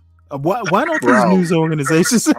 Why don't these news organizations have a sense of humor? Yo, facts. I would have been surreal experience. Or at least a Miguel. At least a Miguel. They should have had with like a beard, with a heavy beard, with a heavy mustache. No, they should have had a Mexican Latina. This is built on a radical modern premise, made possible because of a new political and technological moment. One with strong ties to the most active far-right groups in the US. Instead of taking to the streets, they are building their own, for generations to come. It's important for me to do this for my ancestors, my friends, my family, my children, my children's children. But in this southern US state, people who have lived through segregation once fear it is returning. When you hear things like that, it causes you to be fearful.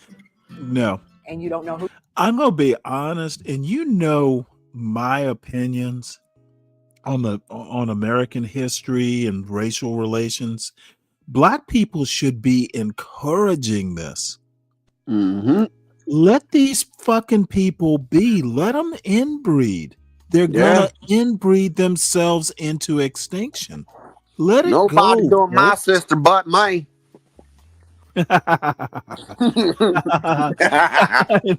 Look at Kelvin. Why wasn't that journalist scared? Well, let me tell you why he wasn't scared. He had a British accent and all shit. There were probably women there trying to like invite him over to have kids. That's right. Like I need your phone. I love that British accent. It's very, very white in European. Until he smiles and she sees his teeth. founder, since he is building a fortress for the white race. It's a racial association. I kind of want to ask you, after seeing this, do you think what we're doing is immoral? And see, this is the other thing. Dude, if you want to do this, don't be fucking doing videos about it. When they sue you, they're going to use these videos. Be secretive about it. And I know you're white, out loud, and proud, but come on now, have some decorum.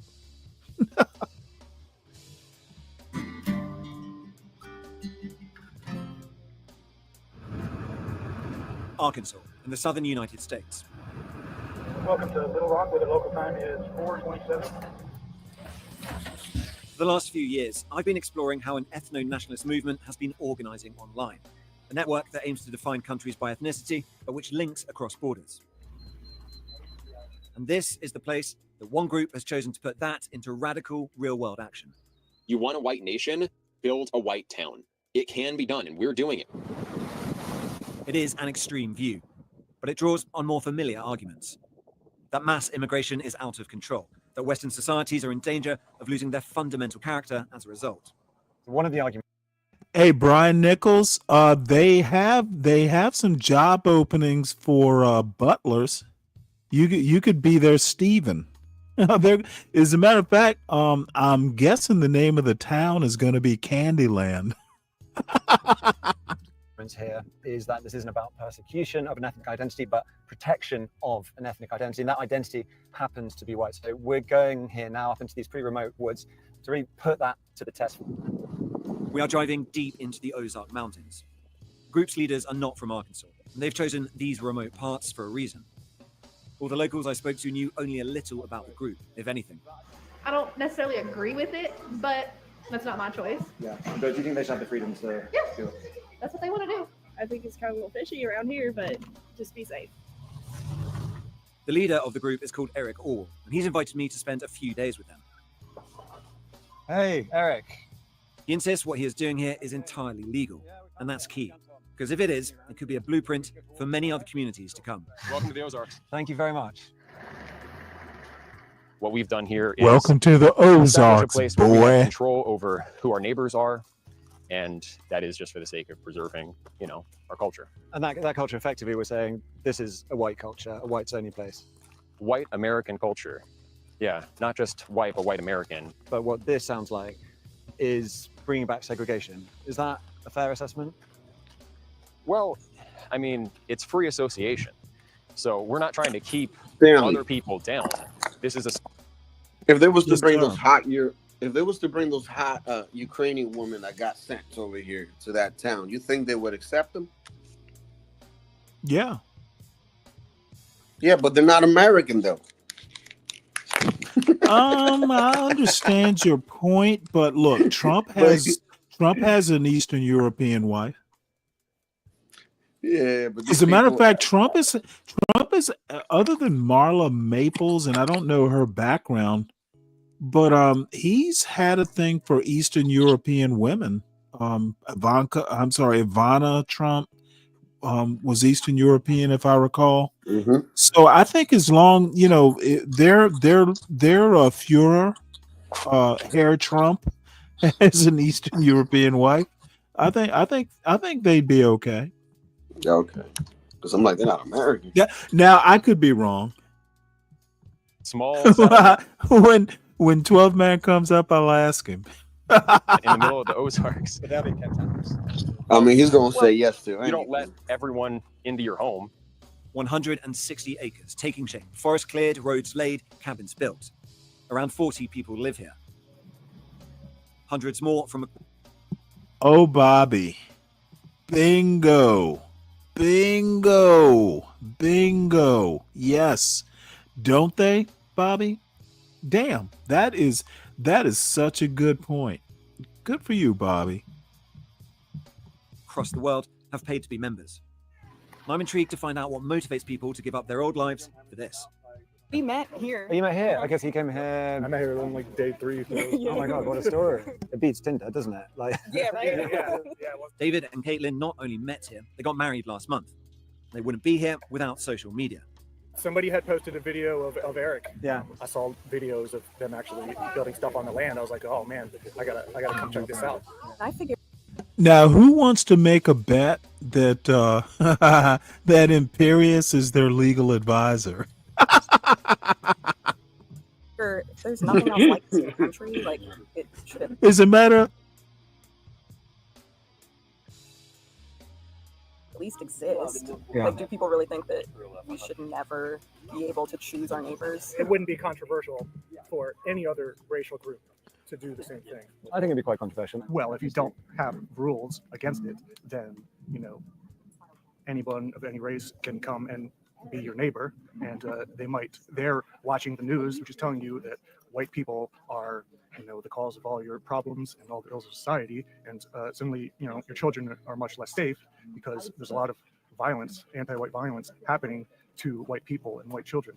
And so specifically motivated by racism against white people. What sort of thing the heavens about? I'd like to continue talking, but the rain starts and it comes down hard. The residents shelter in their cabins and night falls. That's my wife. She Next also morning. my cousin. This is how the average weekend works at Return to the Land, or RTTL, what they call a work party, made up of residents, but also new recruits who have come to check out the project. It is hot, hard work. Now, who here spends an evening? You know what? I'm not going there. To join RTTL, No, I'm going. Not a motherfucking book in sight. I bet none of these I bet if I took all these people and put them visited their houses, which I know I couldn't do, but there'd be the only books would be for their kids, coloring. They'll have all Members those books in association. yellow that says how a dummy does it, whatever. You know what I'm talking about. That's funny. No, there'd probably be some fishing books there. And hey, a book is a book. or PMA. There are strict criteria for membership, as Scott Thomas, a board member and one of the founding fathers here, explains. You have to be a PMA member to live here. Yeah. So you have to be someone of European heritage. The group's logo, based on a Nordic rune, draws on that heritage. It is the PMA that the group believes makes this all legal. Once members have been vetted on ethnicity and other grounds, they can buy shares in the Limited Liability Company, or LLC. Those shares translate to acres of land that they can build on. Peter Seri is the brains behind the legal side of things. Civil Rights that's Act is there for a funny. reason, and this That is funny, way around humble. it. Yeah. Do you think it'll survive contact with the legal system, the courts, if it came to that? Probably. Do you think it's racist or not? Do you reject that? Of course, they have a German Shepherd. You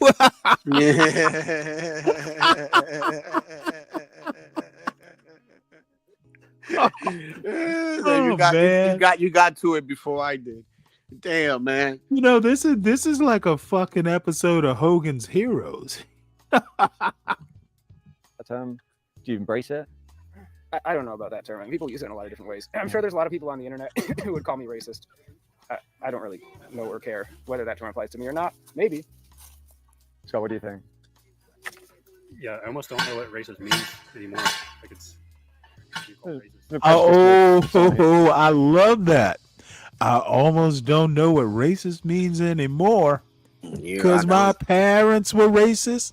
My daddy's pappy was a racist.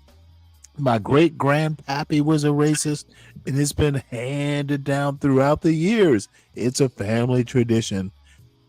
I don't call myself a racist. I call myself a family man. I call myself a traditionalist.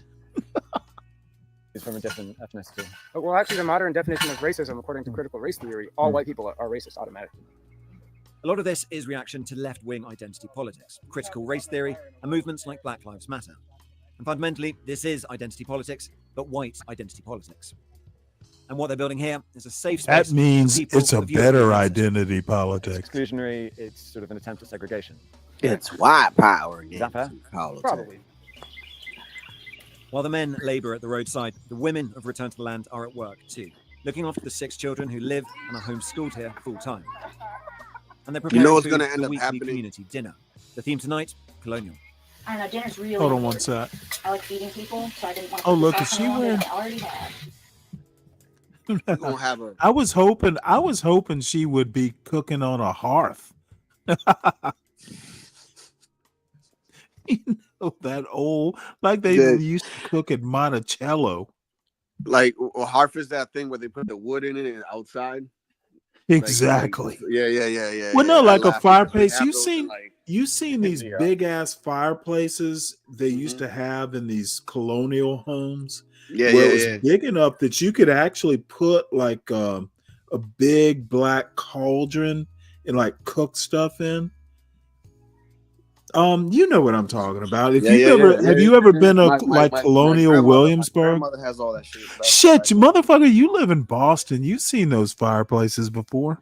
Yeah, we have them. I mean, literally, I live in the burbs, like near cows and shit. Mm-hmm. So, yeah, I mean, we're just lazy. We're just lazy, but you know, we should and we could walk around and see more, but we just don't. You'll get there. This is funny. I wonder if Muffin's poor white trash. He can't afford this shit. Not on his I side. know he's got a brochure. You know, it's his dream home. But I'm wondering. And, let's see. I'm wondering if Let's see. I see. Lou, you're late to the party, son. Who gives a fuck what these people do? Let them segregate themselves out of existence. facts. Will end up race mixing anyways. This is an interesting comment though. Their kids will not end up race mixing. They are raising the next generation of racists. Those kids aren't going to be. Those kids are going to end up being Forrest Gump like, and they're going to end up one of them going to be the mayor. They have two outcomes. Either they're going to wind up being like a bunch of they're either these kids. You know what? This is such a complicated point. There's a book that I read years ago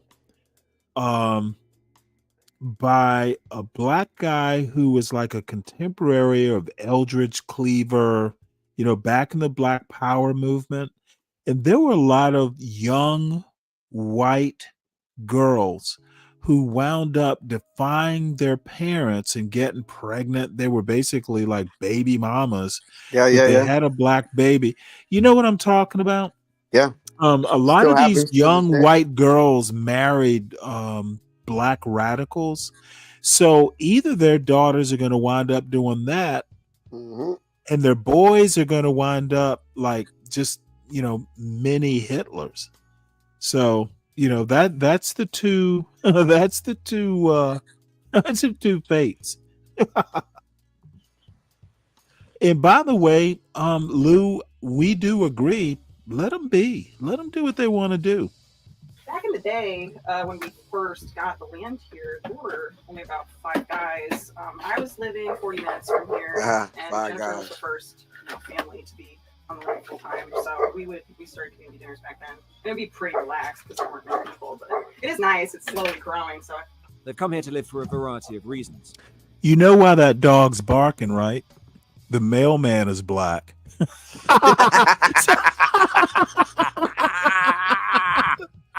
They don't even want the mailman to be black, so the dog is going crazy. Stanley, if the kid comes out mulatto, I don't know, man. The mailman has some questions to answer.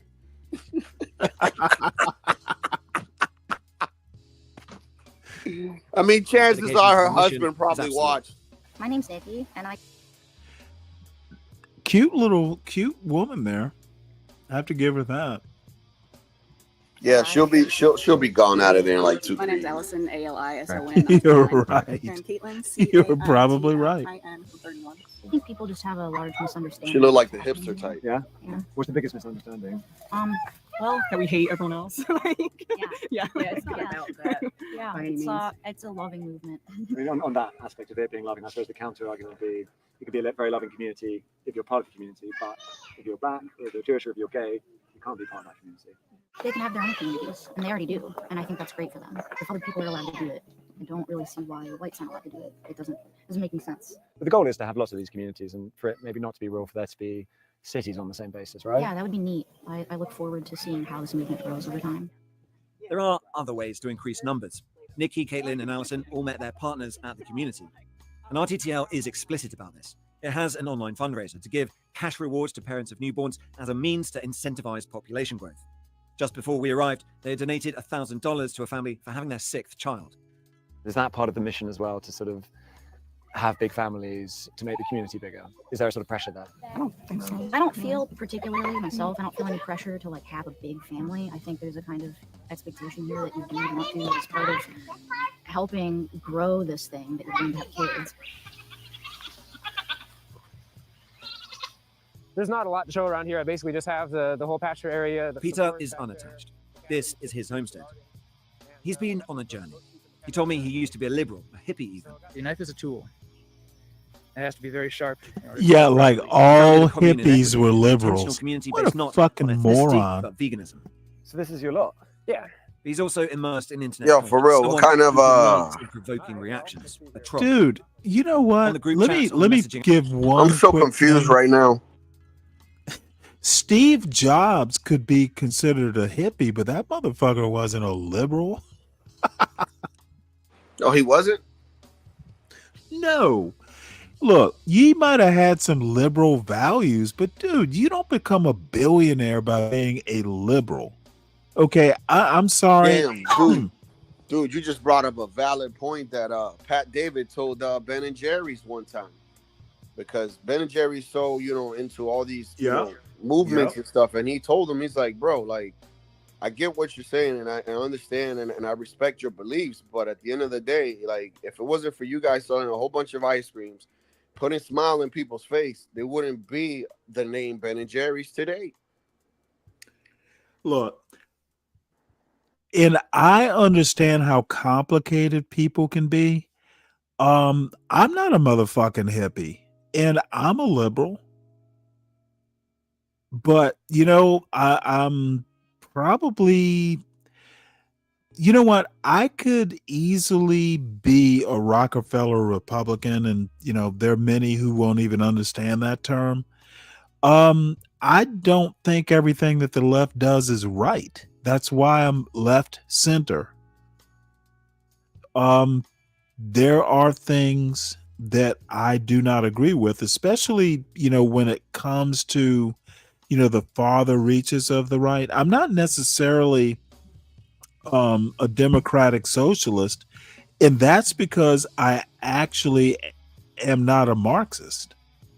I think Marx is a very effective critique of capitalism, but it stops there. NBD, what's up, Trey? How you doing? Good to see you.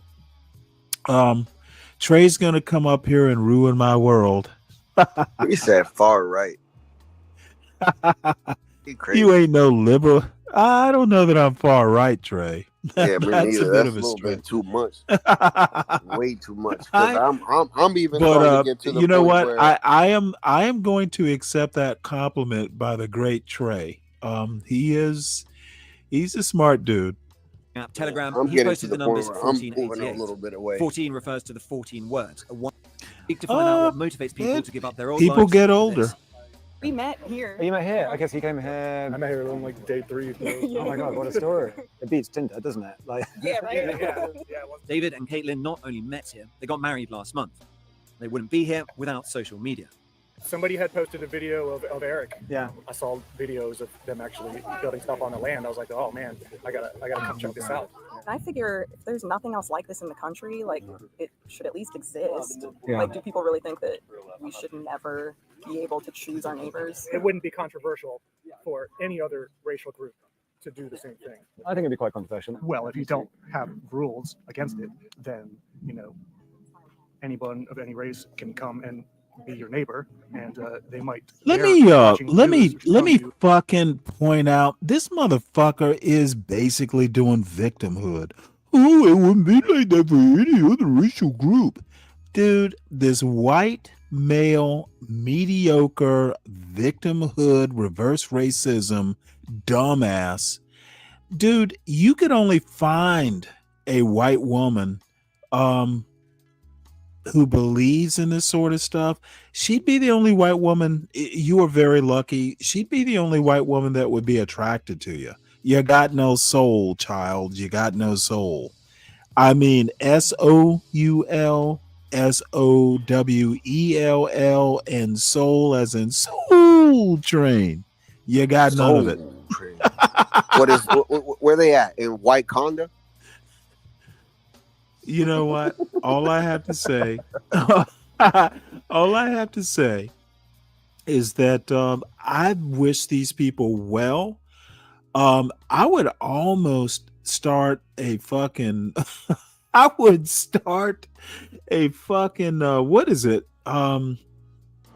What's the page? You know what? I'm having a senior moment here. I would start at like one of those pages where people can contribute. A GoFundMe, GoFundMe.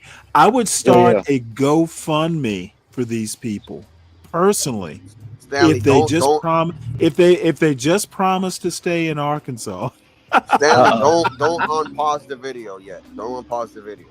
She has the face of like she's reminiscing the great times that she had with Tyrone, and she's here now. Now I don't think she's. I think she's an attractive woman, at least as far look as at her face. You know goes. that's what she's thinking right now. I think I'm okay. You know what? She found her man, and that's all that's important. She's like, I'm gonna make my dad happy. There you go. And I do want to say for the record, what's up, Stanley? I disagree with Trey. And I also disagree with you. I don't think you're a liberal. I don't think you're a hippie. I don't think you're far right. I think you are whatever is needed to be at the time. I think that's where you are. I am dude. I think when all guys.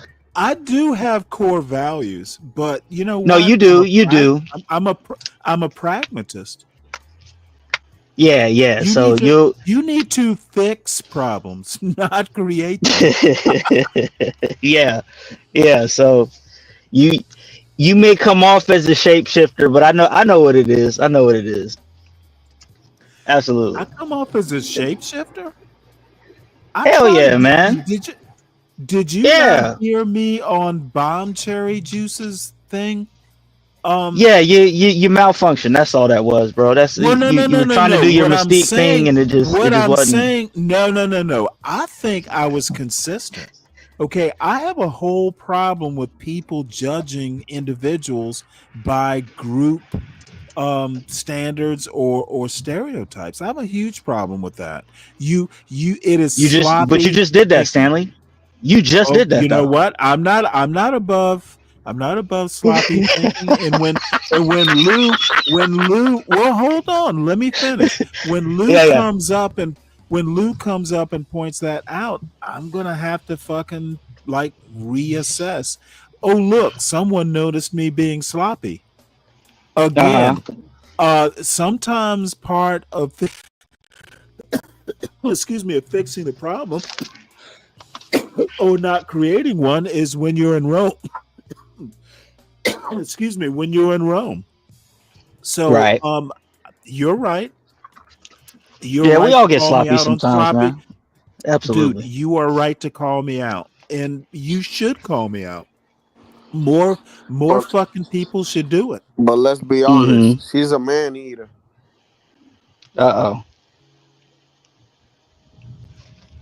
Hey, look, I support these folks' rights to do this, bro. I'm for it, man. And this motherfucker is a Scooby snack. Y'all are too old or too young to remember Scooby snacks. No, I know what you're talking about. I hope you're not calling any of us. Are you talking about the woman on the screen? She's a Scooby snack? I'm talking about the woman. I'm talking about the woman. Okay. And the man, thank God. That's why we paused. I was like, oh shit. Well, no, Latino called her a man. Wait, hold it. Latino called her a man eater, and I'm saying not her. I'm talking about the chick that you was on the panel with. I thought you were talking about this woman. No, bomb cherry. Yeah, bomb cherry, man.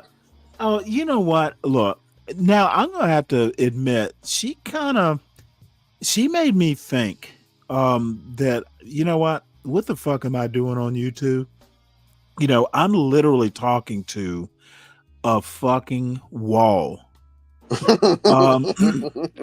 And you know, honestly, what the fuck am I doing? I'm serious. I you know what? This show is challenging in this particular audience. But you know how you know, felt? You felt like I don't know if you remember, like back in elementary school when you used to play duck duck goose. You touch everybody's head and then you're running around in a circle and you hit the goose and then you run around, but then you realize that nobody's well, felt no, talking not to this quite. girl, man. No, you know what? Like I said, it was the first time up there, and I was agreeing with some of her points about the manosphere, and then I went up there and I became the manosphere. It's like, you know what? Apparently, she thought I was, I don't know, red pilled or something. Nah, don't get me wrong, dude. Like, there's valid points in both sides. You get what I'm saying? I do agree with most men when they say that, you know, the people in red pill cry and complain and whine too much because, you know, you're supposed to be a man, bro. Like, it's tough to be us, man. And you just got to take it in the chin and Well, do what you got to I'm do every day. like I said, I now think fucking hood conservative is on solid ground. I'm not going to agree with him, but I think he might know some shit I didn't know. and I might have to reassess some things.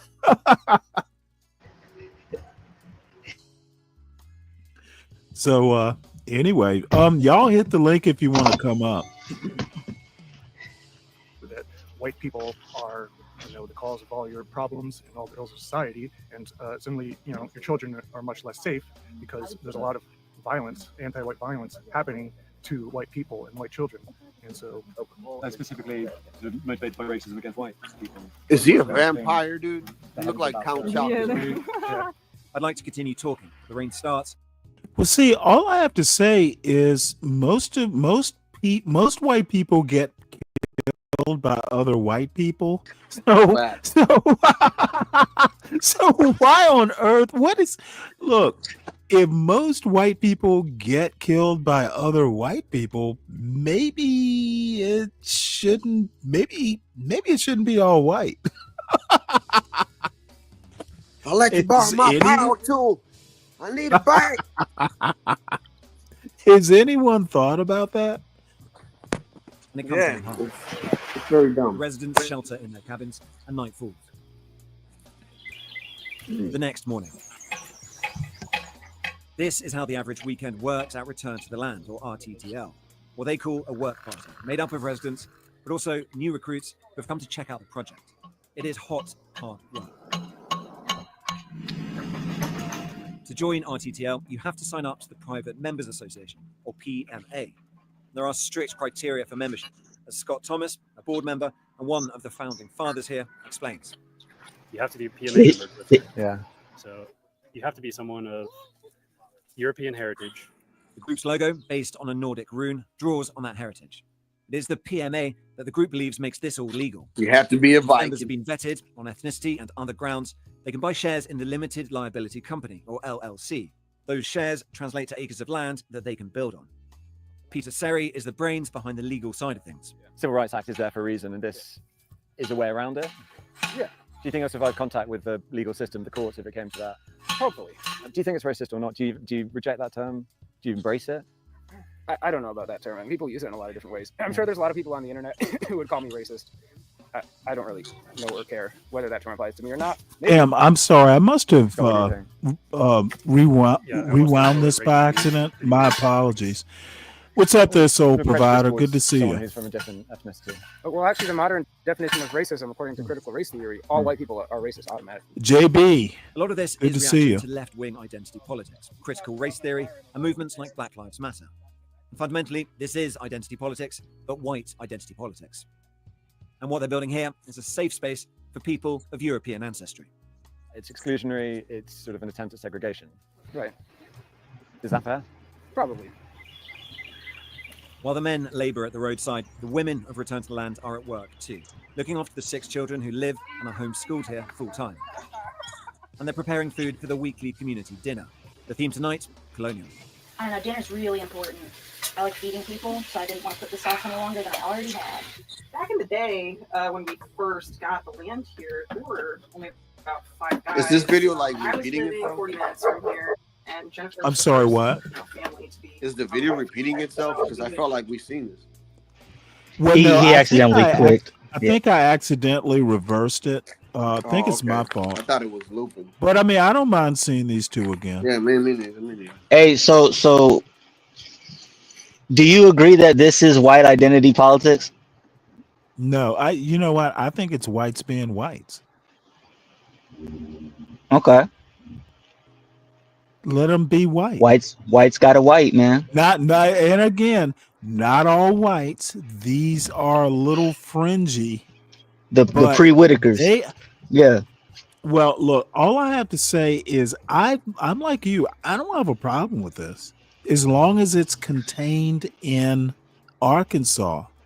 They can take over the whole motherfucking state for all I care.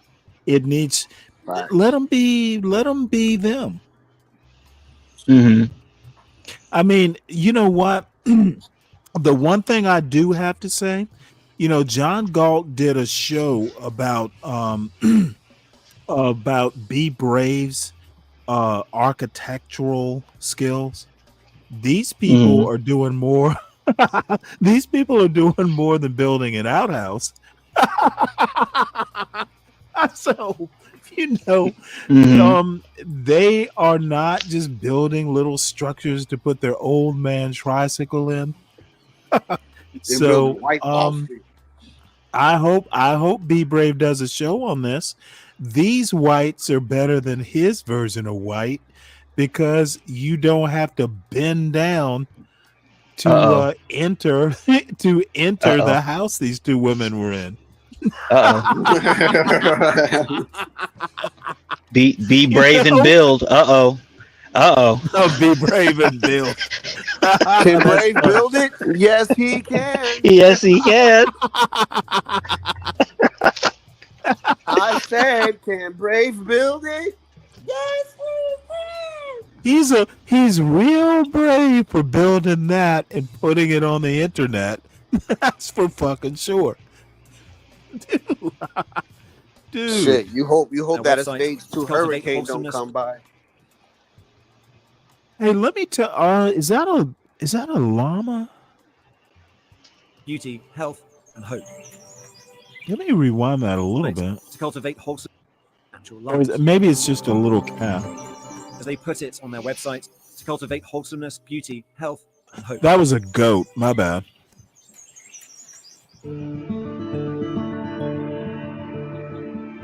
Let's talk about hope.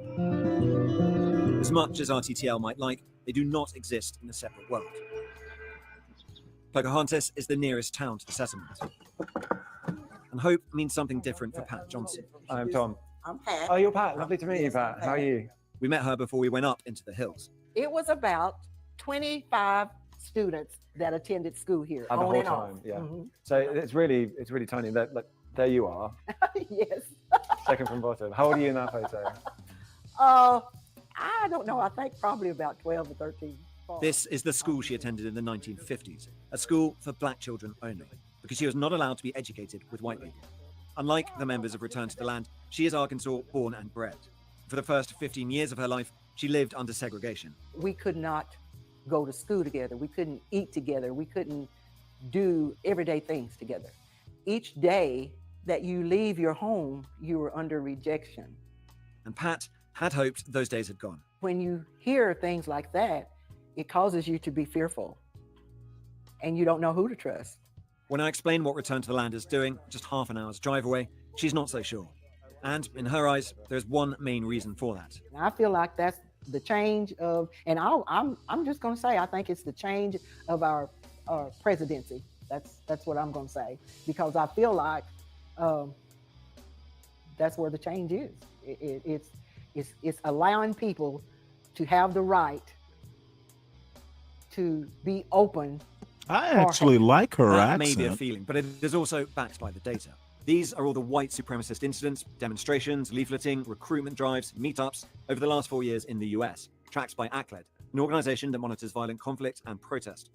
There has been a dramatic increase over that period. It has become a background thrum of nationalist activity. Patriot Front is the most active white nationalist organization in the US right now, according to ACLED. Its leader is Thomas Rousseau. Foreign races have never successfully assimilated in mass into American culture and nationality. And the group has tight links to return to the land. Eric and Thomas speak on each other's podcasts and have fast-track membership for both organizations. Comfy? Feels good? Yeah. It's about time we spoke to Eric. Less than 50% of children born today in the US are white. I'm white. Stanley. My kids are white. There is something to your background that informs who you are, your sense of identity. And we don't want that sense of identity being... I just thought of something crazy. It's just a hypothetical. What are the chances that one of these people, I don't know, comes out of there and then they run for presidency and you think that, like, they can make some type of head wave or something, dude? Like, that would be scary. I actually think that isn't that likely, but it is possible. And JD Vance is literally one of these people. And there's a reason I say this. I'm not making it up. Have you ever read Hillbilly Elegy? No, his book, no. Okay, well, I have. As a matter of fact, I think I own it. I think I have it on Kindles, if I recall. So these people are, at least some sort of, remnant, or JD Vance would fit in fine. So it's a possibility that someone kind of in the same, vein of thinking will be president. This is the sort of thing that a Ron DeSantis or definitely Trump, but a JD Vance, they'd have no problem with this. And frankly, apparently I'm like JD Vance. I don't have a problem with it as long as they can keep to themselves. And you're right. If they come out and run for president, it will be a problem. But I think it's that ball is already thrown. America is going to wind up, if we're not careful, with a bunch of these communities like this. And the funny part is there'll be John Galt's and there'll be John Galt's and Solid Snakes and Philippe's, who will be the neighboring town. There'll be an all black replica of John will be the town's people. clerk. Well, no. I'm saying Philippe and John Galt will basically, the sister town will be called Thomas Soul Town. There are black faces of white supremacy, and they know who they are involuntarily. So we're taking control of that situation and creating an environment where my kids can celebrate their identity and not have it, threatened from outside, I guess. The white. I really like whoever tells their kids to celebrate their identity. And I do know, the Black is Beautiful movement, but let me tell you something.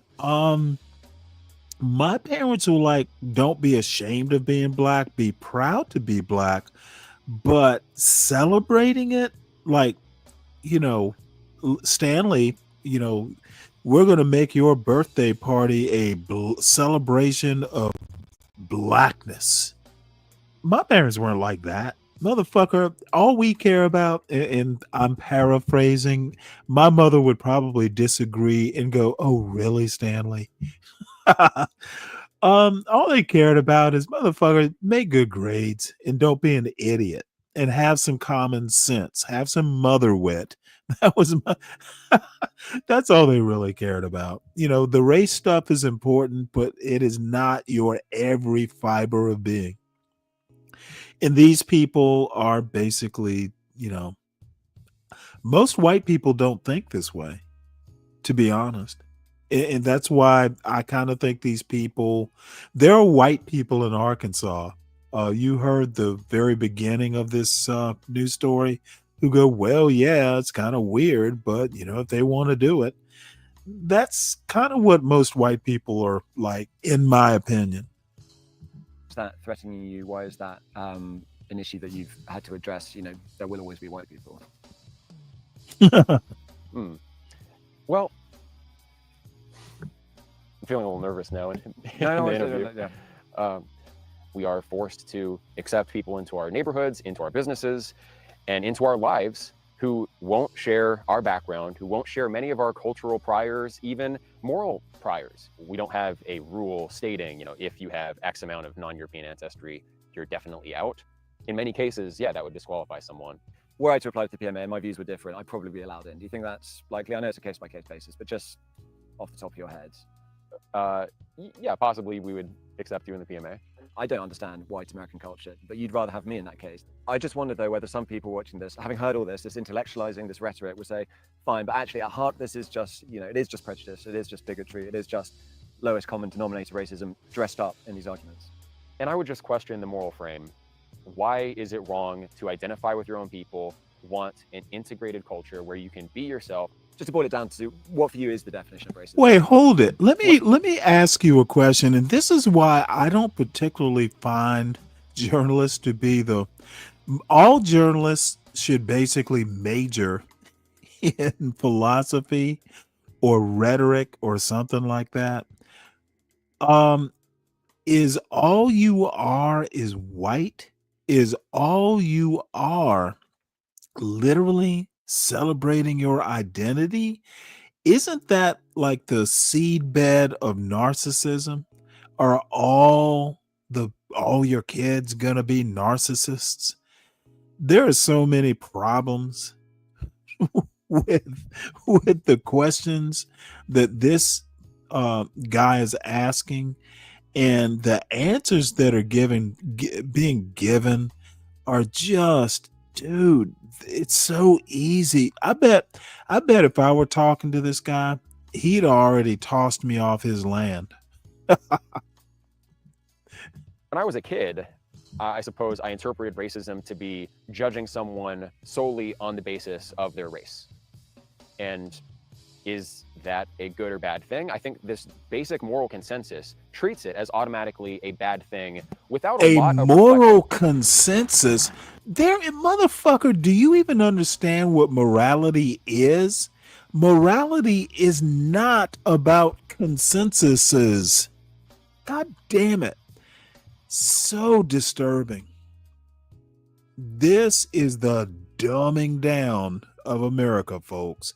Morality is not about consensus. It is about pretty much whoever your deity is. Why are we raising stupid kids? This is my last day here, and before I go, I want to speak to John. Not a leader like Eric or Pete or Scott, but an acolyte, a young one and newly arrived. He's only been here a month. I'm trying to knock off some of this more good topsoil, give it some more. We'd seen him when we first came up. He guided us in on his bicycle. It's just you have a community where you feel like you belong here. You have people you can talk to, and I can't explain it. It's too beautiful. It's nice.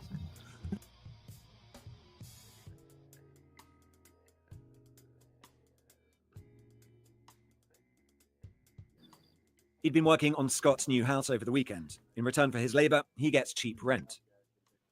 John dropped out of college, and he's worked jobs all over the United States. He's 26, younger than the leaders who are all in their 30s. If they are the recruiters, he is the perfect recruit. For John, the primary motivation was financial. To me, it's economical. It's an economic decision, right? And oh my Lord. The main thing to me is cheap land Everything else is a bonus. You've got 2 levels here. Yep, got a loft up top, and this is the main area. So living area down here. So it's quite comfy, right? It is quite comfy. As for excluding people, I don't see it that way. We're trying to embrace our culture and our heritage. It's been denigrated, if you ask me. We've turned into a melting pot. Your motherfucking culture is living in a tiny One house. last thing before I Oh, go. fuck. Concert put on in honor of Trailer. This first piece that Peter and I are performing, it's called The Virginia Colonies by Fred Cooper. Oh my God. Let us be white trash. Eric himself takes the stage. Oh, this. You know what? Let me tell you something. I would be much more impressed if they were chopping down trees and like hand hewing the logs and building, houses with dowels versus nails. These are failures. These are failures of intellect, failures of morality, and just plain old white failures. They're not even mediocres. They are failures. I want to see log cabins here, not Home Depot, tiny houses. Failure. Those are Elon Musk pre-built houses. You think so? I don't. Does he build houses? Yeah, he got like these little. You know what? These motherfuckers instead these white men, instead of fucking playing the flute, need to be washing that goddamn minivan. This motherfucker's playing the flute with a dirty ass minivan on camera.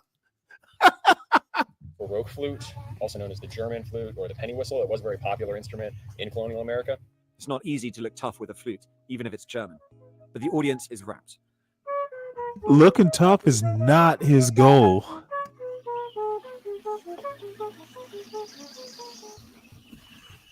Would America be better as a white nation state?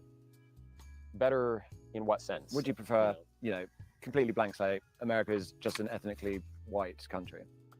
I would probably feel more comfortable there because I'm white, and that's the way that this country was when my ancestors came here. You also talk about Hitler in your videos a couple of times when you've talked about people who... Now, how long do you was think... it like that when your ancestors came here? No. Like, so they were Well, nobody?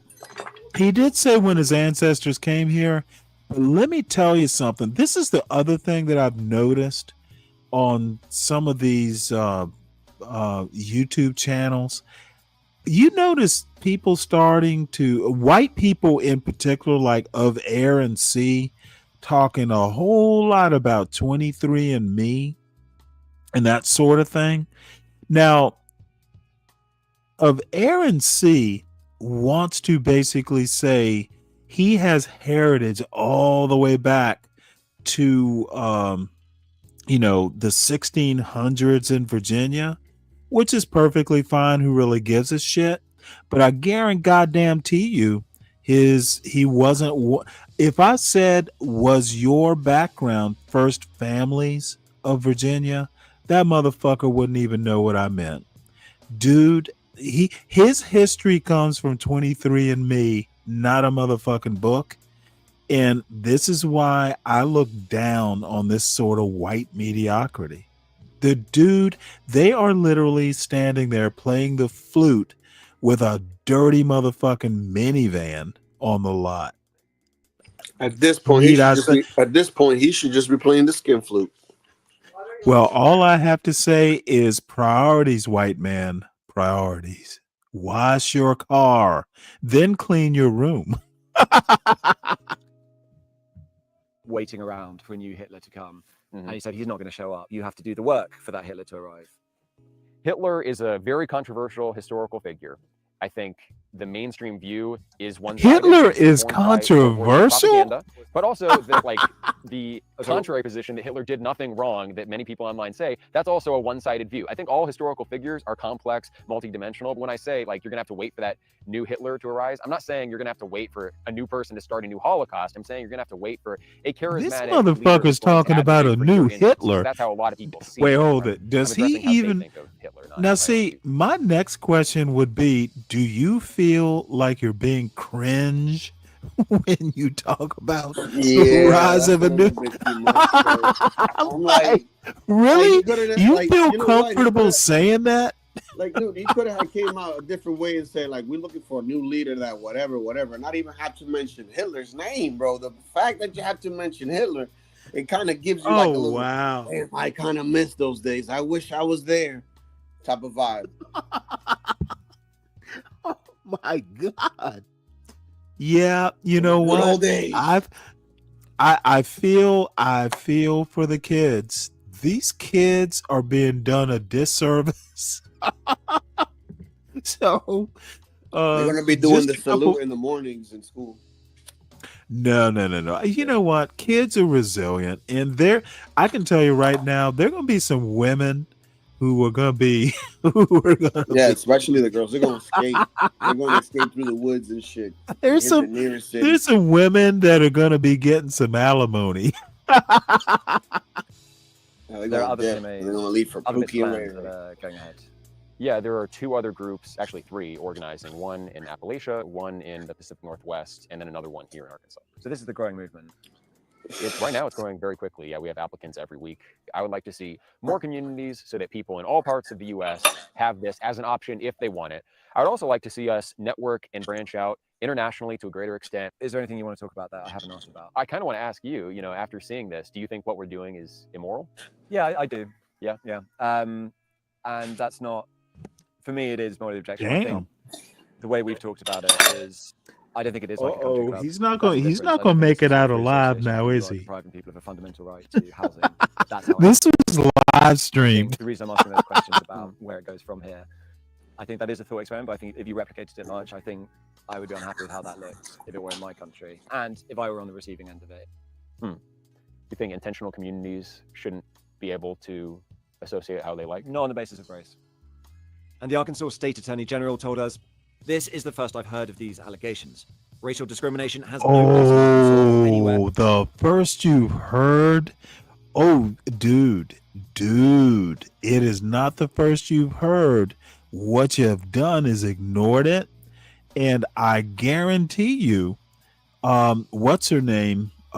Sarah Sanders Huckabee.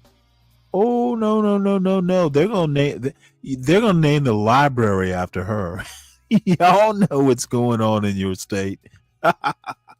In a free society, these allegations raise all sorts of legal issues, including constitutional concerns. My office is reviewing the matter.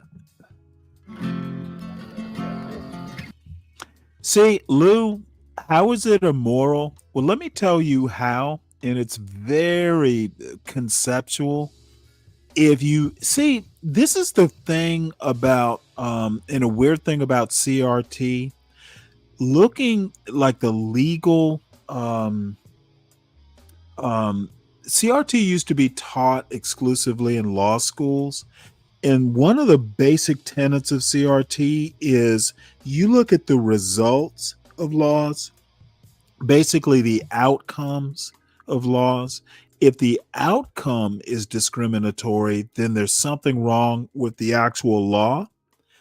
And the people like Justice Roberts, Chief Justice Roberts and Clarence Thomas and that ilk, they think as long as you don't mention race in the law, then the law is colorblind. It's totally bullshit. So you ask about immoral, it's kind of a CRT sort of question. If you think that, hey, they didn't say black people couldn't move there, so it's not immoral, that is what you live by, a very non-CRT point of view. And I'm gonna, Lou, you know you're my buddy, and I mean this respectfully, you don't care about outcomes. You care about the law, how it's written on the books. And most people, most white people who have anything to do, you got a whole Federalist society that will view these sorts of things. The Federalist Society would ask the same question you just did. So you're in good stead. The actual non-crazy people who live in the America that we hope America will be one day, go outcomes matter. So long-winded explanation of why they're immoral. They're immoral because of the outcome, not so much. Well, outcome and intent. The way the law is written, they're blameless. They're spotless. They're lily white.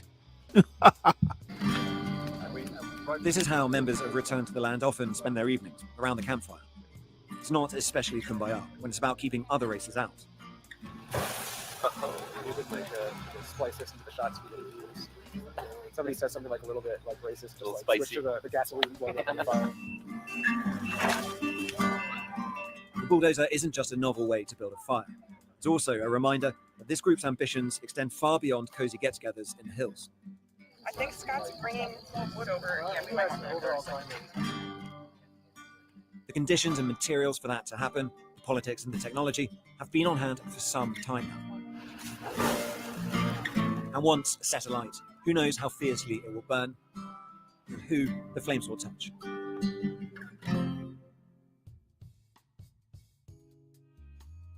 All right. Well, that is our daily feast. You know what? Let's watch this. I like Heather Cox Richardson. My question would be, and another reason that this hold episode on was so one sec. important, and that Sorry about is that. Let me stop her. yeah, my question would be, isn't this against the civil rights though? No. And I no. You know what?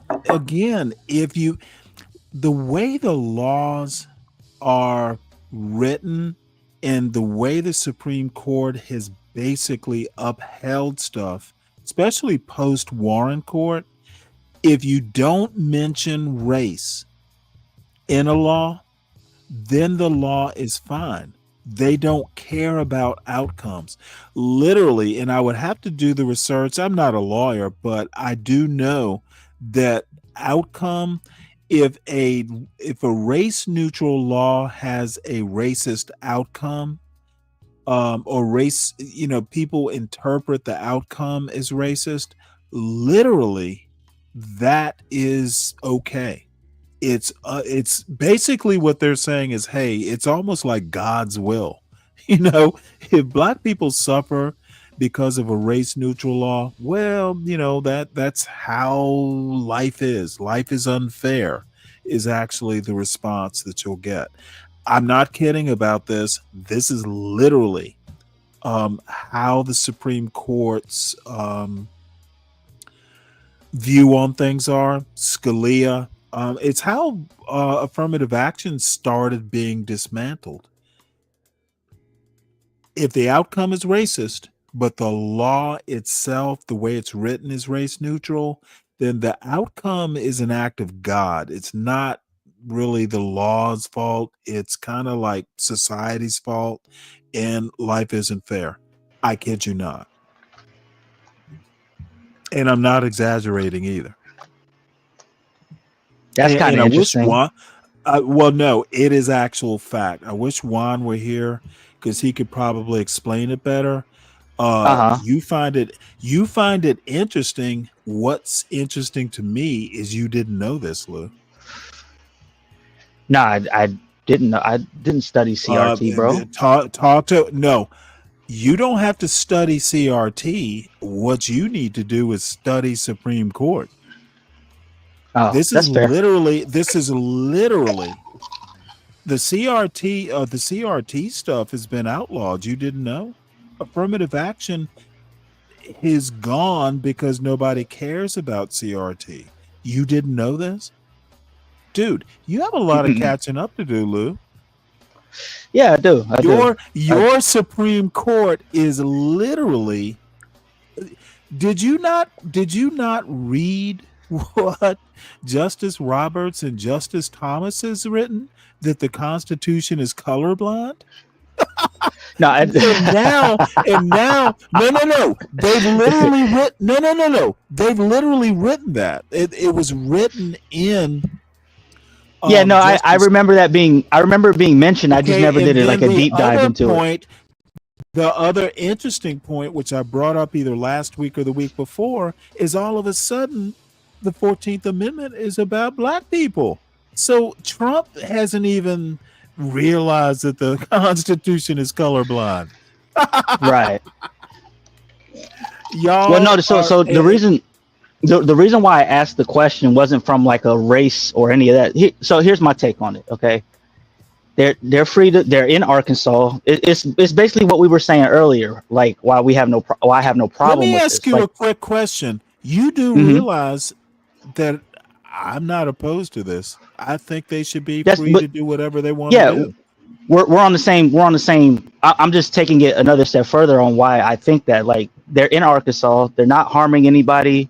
They're free to associate with whomever they please. It's not like any black person sees this and is like, "Oh, I want to You live there." also Like, have to understand that freedom of association, the way your point does not interact very well with property law.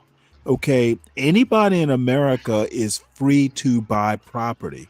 They're basically saying you can't buy property for sale because we don't approve of you.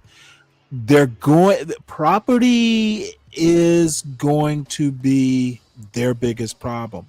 You can buy any plot of land that is for sale, and race does not play into it.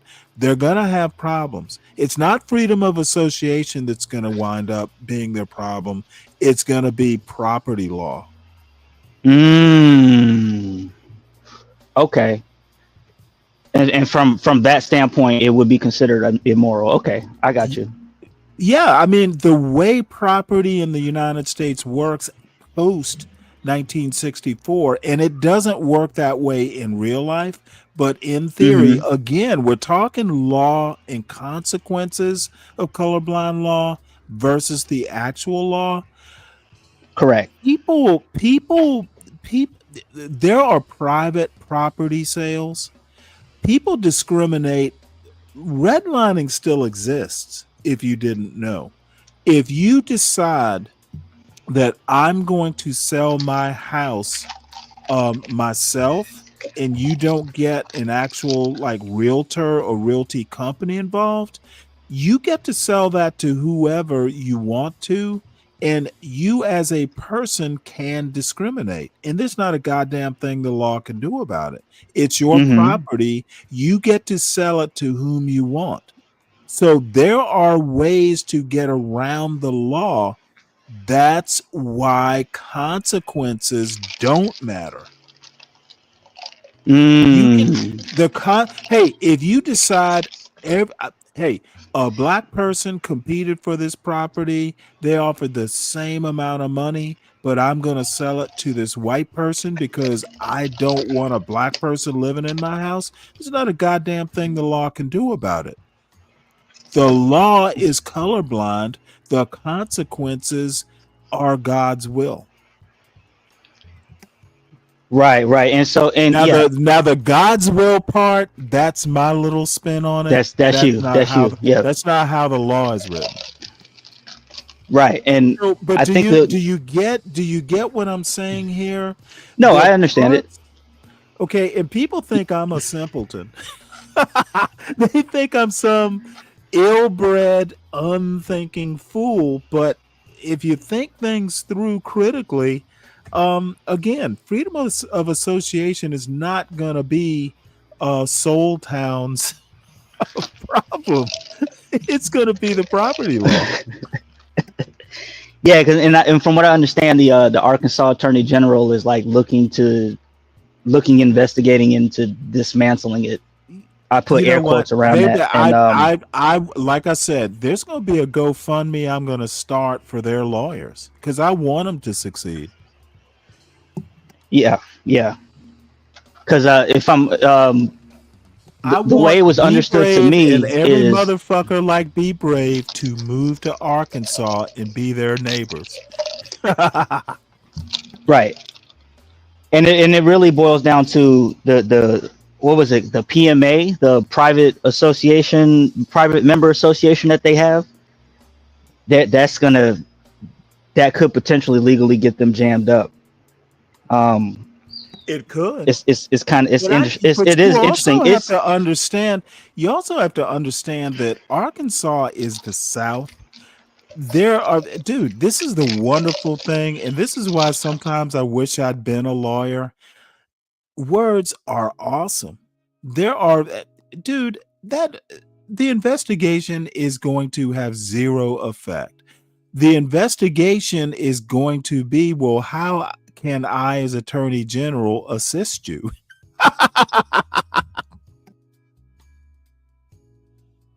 It'll be fine. These folks will be fine.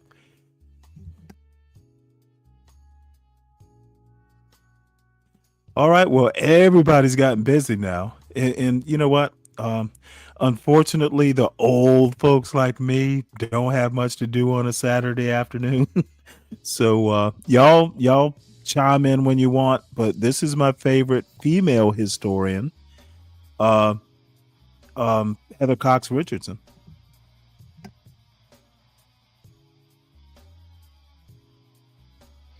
Hey, folks, St. Augustine, Florida. Wow, that's an old city.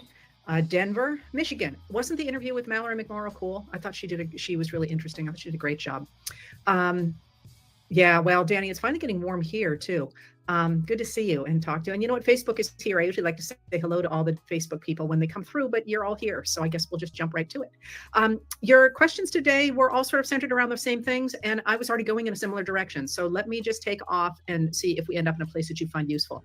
First of all, yes, South Park's first episode of its 27th season last night is important. A lot of people asked about that. It's certainly getting an enormous amount of traction, and I'll explain what was in it, but then why it's important. So, and just so you know here, I don't watch television and I rarely watch film, not because I object to it in any way. I wish I had more time to do it, but because I grew up without really a lot of access to TV and to movies. So I'm really unsophisticated about them. I've never really understood how to watch them, and I love them, but it just, my habits were never formed around television or film. So what I am explaining to you about what happened on South Park comes from Charlotte Clymer, who writes a Substack publication called Charlotte's Web Thoughts, and she covered this in some detail, and she knows the history of South Park far better than I do. I actually teach the writing of South Park because it's kind of geniusly written, but I don't know the history of South Park itself at all. So what I'm going to tell you comes from her. So the first episode that aired last night was just a skewering of Donald Trump and modern American Republican politics. And the thing that Charlotte pointed out was that in it, if you have followed South Park, you know that when just if anybody cares, I'm going to give some spoilers here. So if you don't want to hear what was in that, this would be a good time to go do something else and come back later, or just do something else. All right. So in the episode, the character that is the Donald Trump character climbs into bed with Satan, and they have a conversation. And in that conversation, the Satan alludes to how Donald Trump reminds him of a former anybody boyfriend he had. watch this? And what Clymer points. Did anybody watch this? Oh my Lord. I did not watch it, but just her describing the beginning sounds hilarious. So Lou or anybody, tell me if you watch this. Out is that it almost sounds like an episode of what's his name, Little Nas X. It sounds like a Little Nas X video. Episodes of South Park during the regime of Saddam Hussein, they use the same voice techniques, the same mannerisms that they put onto Trump now for Saddam Hussein. So they were equating Donald Trump and Saddam Hussein, and making it clear that they see him as just a two-bit dictator. And that formulation of Trump really matters. And this is not just about South Park, but about the way culture moves.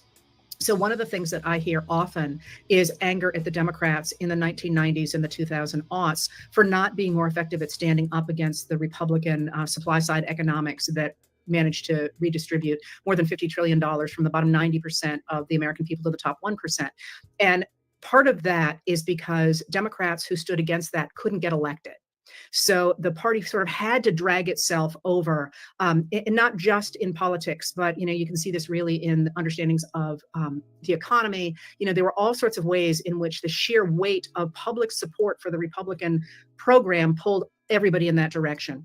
And that's why when somebody like South Park takes the kind of stand that it did last night, that's a really big deal, because that will affect the way that the American people think about Donald Trump and the Republican regime.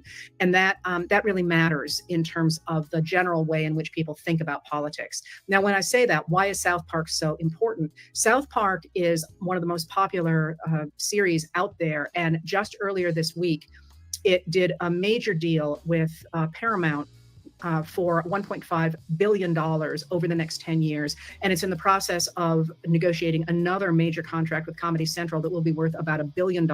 And the reason that those numbers matter is because they indicate just how many people watch that show, which is why, of course, somebody like Paramount wants them. So they have a huge reach. They are enormously popular, and they're popular not primarily on the left. They're popular among the sort of people who look askance at authority figures in general. So a lot of that are going to be people who swing toward Trump and toward MAGA. So that's why that matters so much. Now, the other piece of that, I think, leads very naturally into what on earth is going on with CBS and Stephen Colbert and so on. And another reason that this episode was so important, and that is Paramount, and I always get the name of it wrong.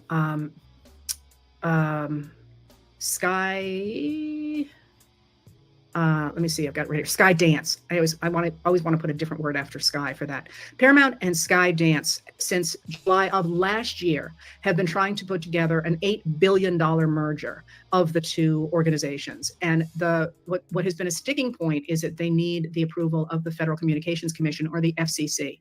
And under Trump, the FCC is holding out for commitments from Skydance and Paramount that they are going to be on board the Trump train, if you will.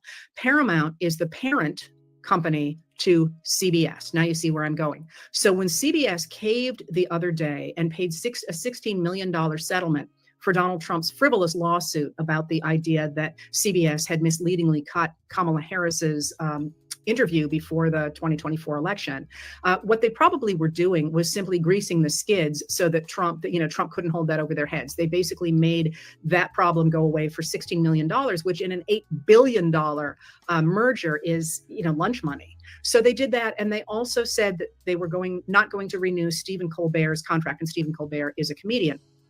Those things are both probably designed to make that deal go through, to get the FCC to say that it's going to sign off on this merger.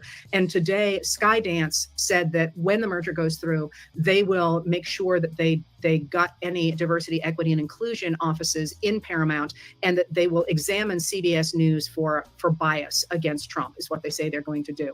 So that's also the backstory to South Park. It is as well this story about Stephen Colbert and about that $16 million and what was really going on with that. They're trying to buy off Trump, essentially, or at least so it looks. Now, there's something very interesting about that, though, that ties to where Trump is right now. And that's the fact, and I think I said this before here, I've said it somewhere, that CBS did not cancel Colbert outright.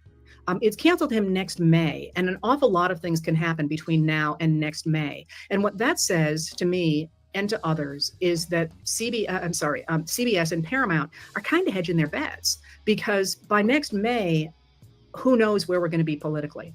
And that suggests that there's a lot of flexibility right now in the political system, and that Trump is not as strong as he is trying to project. All right, so now let's go into the Epstein stuff, which is breaking like waves on a beach. We now know that Attorney General Pam Bondi and her deputy told Trump back in May that he was in the Epstein files. That was an exclusive from the Wall Street Journal yesterday.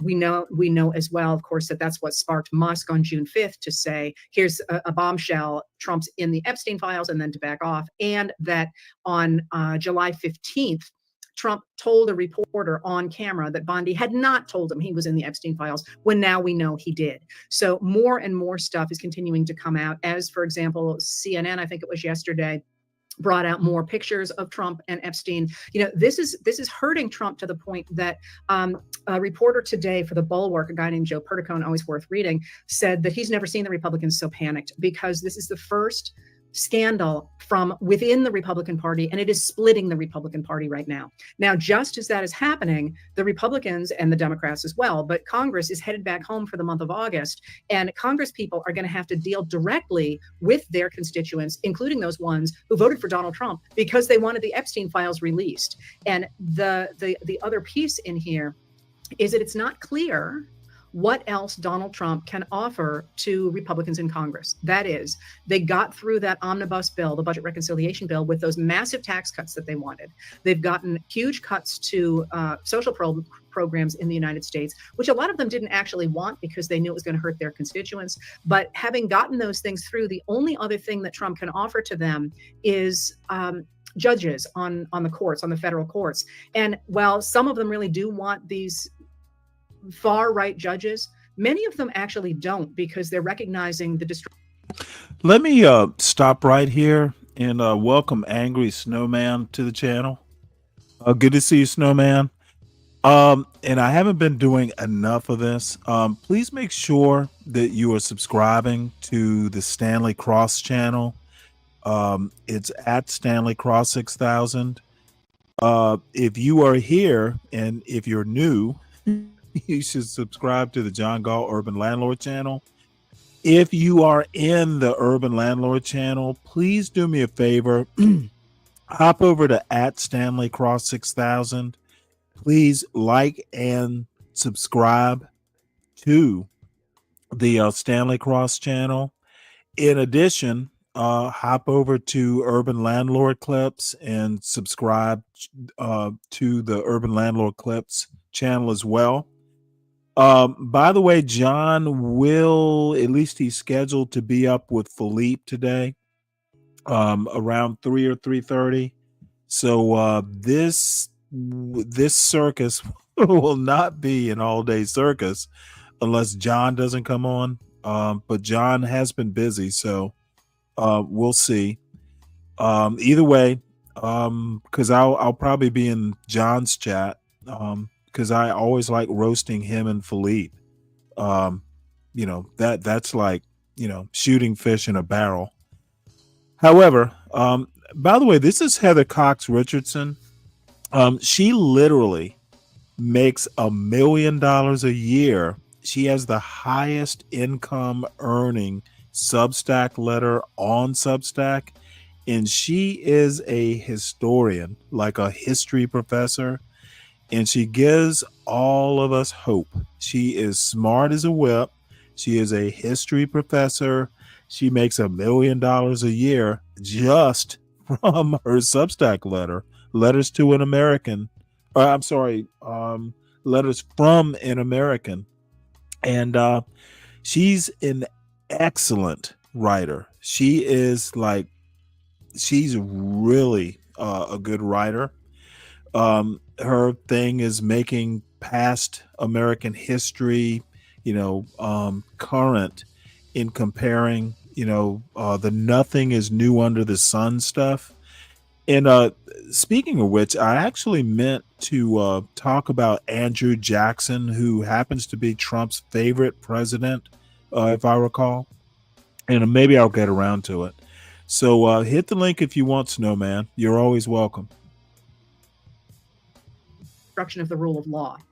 And the importance of the rule of law, aside from the philosophical importance of it and the security of our lives, you need to have the rule of law in order to make money. I mean, there's a reason that autocrats stash their money in democracies, because otherwise, if they're an autocratic country, the guy who's running the country could just say, hey, I like your factory, and it would look, my nephew would look great as its president, so I'm just going to take it over. So there really is a drive among people who want to preserve the rights to property to having actual judges, real judges, not the Emile Beauvais of the world in federal judgeships. So the only thing Trump really can give them still are those federal judgeships.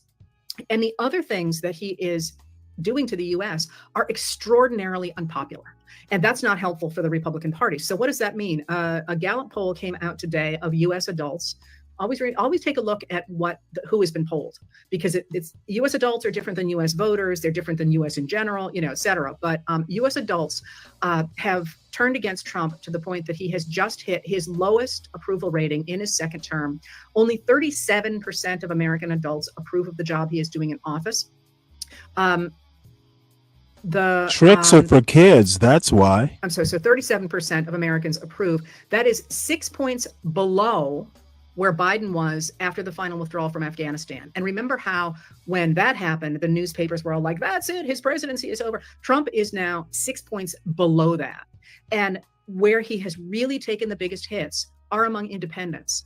That matters, of course, to Republicans who That would like is to be very elected, true. because they cannot be elected solely on Republicans unless they're in extremely gerrymandered districts. And independents have turned away from Trump to the point that at the She beginning, brings up, and I've been been meaning to bring this up.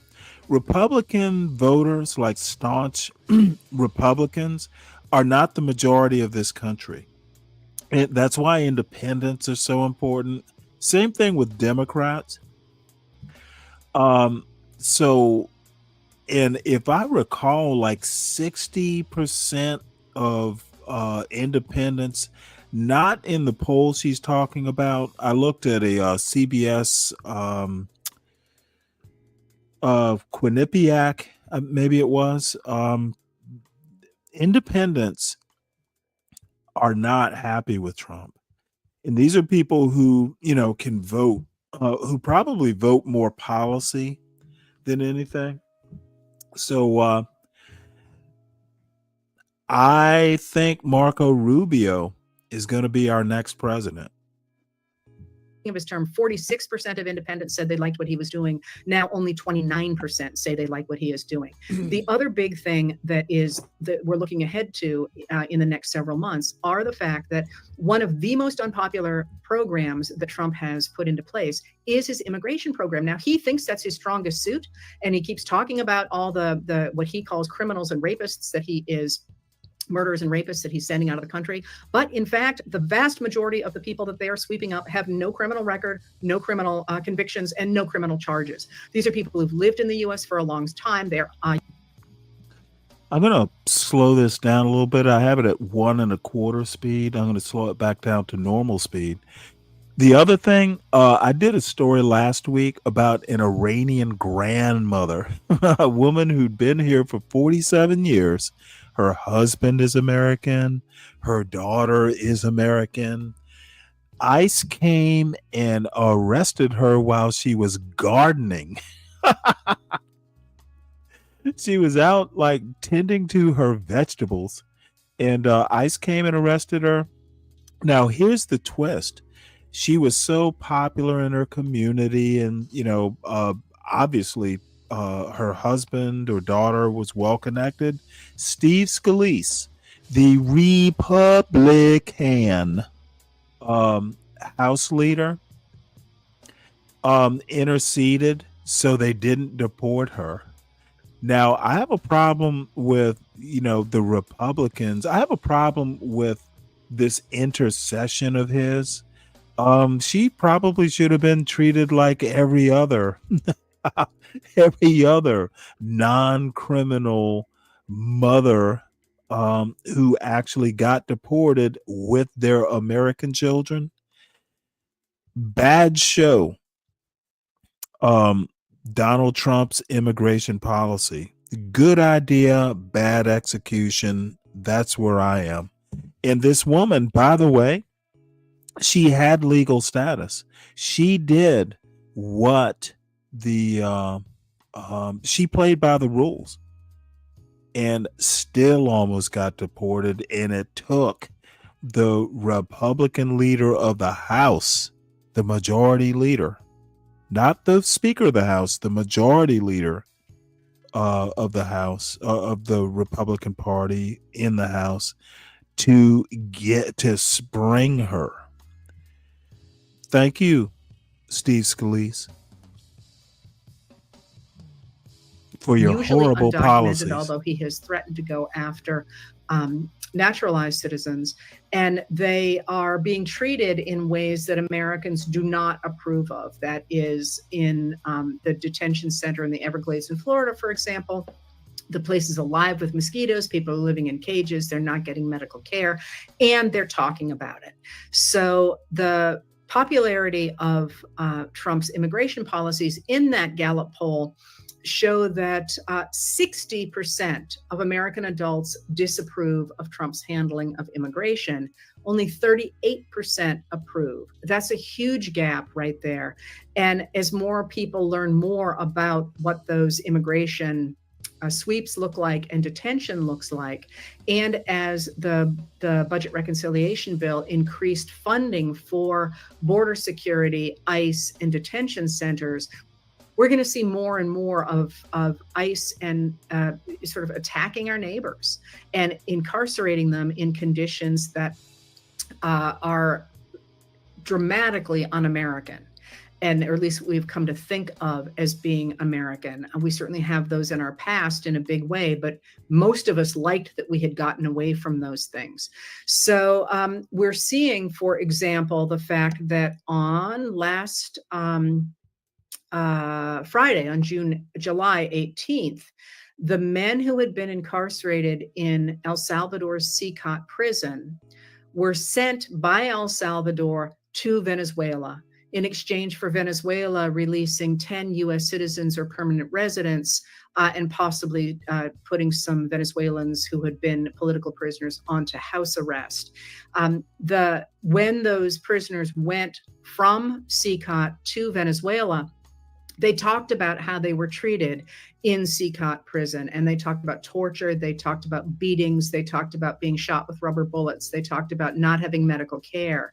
And while the US government has said that it had no control over the prisoners in CCOT, as soon as they had been moved to Venezuela, they took credit for that. So this is another thing sort of hanging around Americans' necks. Again, a reference back there to the rhyme of the Ancient Mariner. And the idea that somebody who killed an albatross, which is a good luck symbol on a boat, and thereby sending the boat into a rash of bad luck, his fellow sailors tied the albatross around his neck. So when we talk about a rotting bird around his neck, so when we talk about something being hung around their necks, that's a reference back to that famous poem, The Rhyme of the Ancient Mariner. All right, so that's unpopular. Did she The just talk immigration about stuff the is rhyme of the ancient unpopular. mariner? This is why I love this are the woman. cuts that are in that budget reconciliation bill, which the Republicans passed, insisting that it would not increase the deficit.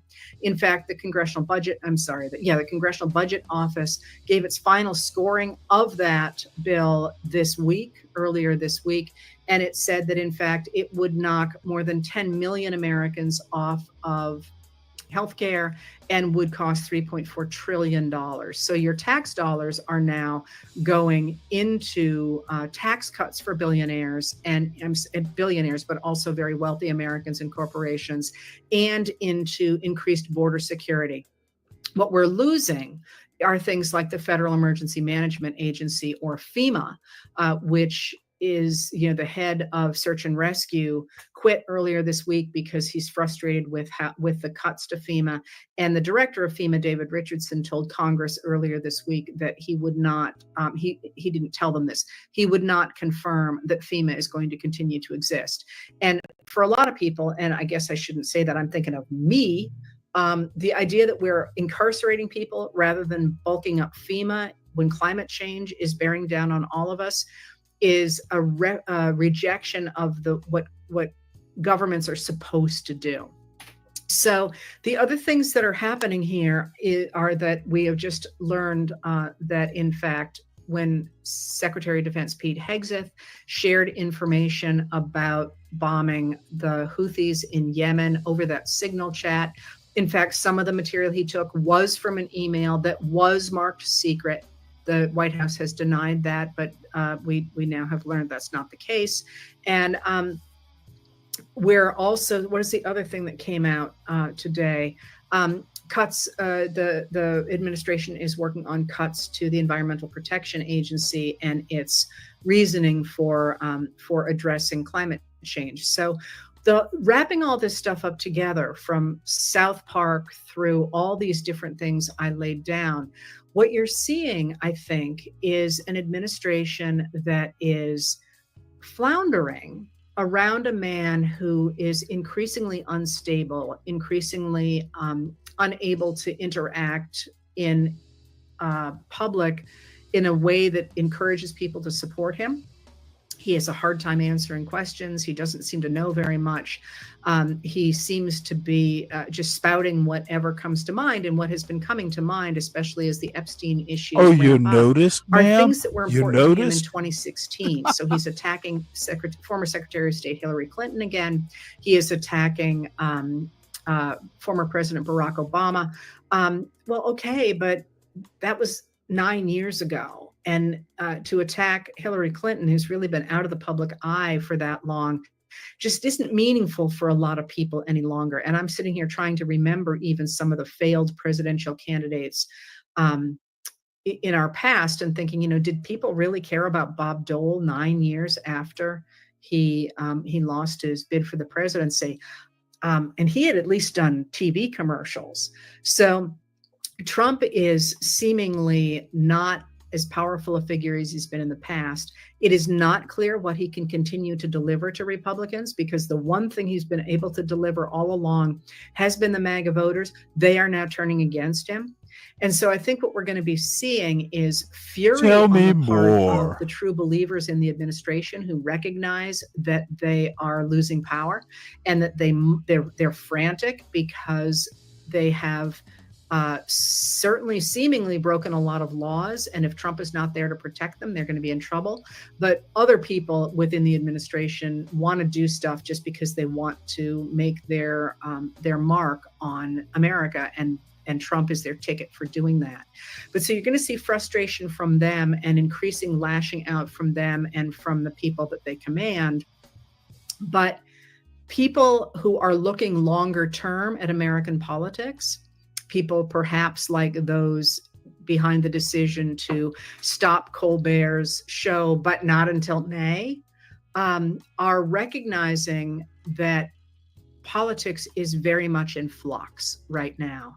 And one of the things that's going to happen in the month of August, you're starting to see it, but it's really going to take off in the fall, is the effect of the tariffs. So even the few deals that the administration has managed to deliver, and we don't really know the terms of those deals, still have tariffs at significantly higher than they were when he took office. So we are going to see price increases. We're already seeing this deal with Japan looks really bad for American automakers. You're going to see prices going up. You're going to see people trying to shop for their kids to go back to school and not being able to buy the things that they need to buy for their kids to go back to school.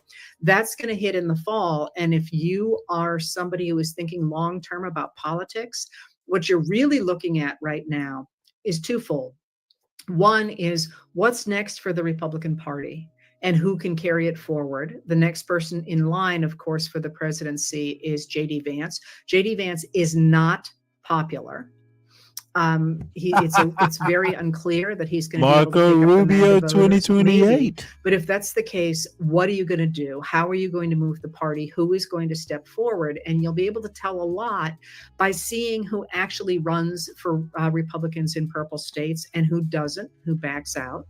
And the other question is what the Democrats are going to do.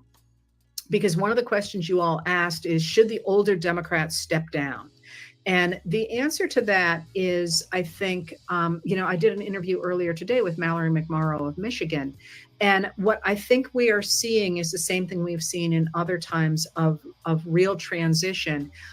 To my mind, as somebody who studies politics, because that's my role in all this, you want the older people around because they know the ropes. They know how to get things done, how to get things through committees and so on. But it's clear in this moment that we're seeing the rise of a new set of younger, not always, I mean, some of the most outspoken people are older, but a new set of people who are talking about politics in an authentic in a powerful, in an emotional way, but on the Democratic side, actually being able to work with those older people to get stuff done is going to be really important, because the Republicans ran for a long time on destroying everything. You don't need older people if all you're going to do is destroy stuff. I mean, I can say no, but if you said to me, I need you to get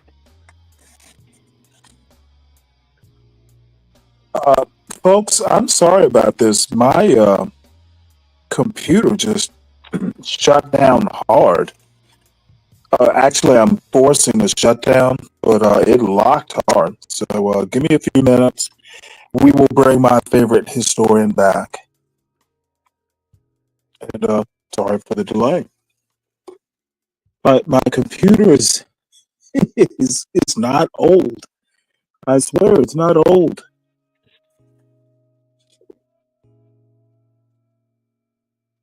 Oh my lord. Oh wow. This is interesting.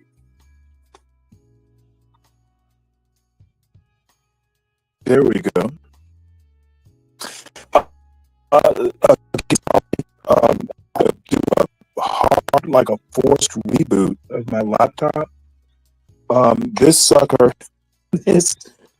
I'm gonna blame StreamYard. It locked up hard, and it wasn't showing signs of a quick recovery. So I had to force the issue. So what I'm gonna do is restart and bring the lovely Heather Cox Richardson back up, so you can hear actual smart women, unlike the bombs and the cherries. Fucking make sense of stuff.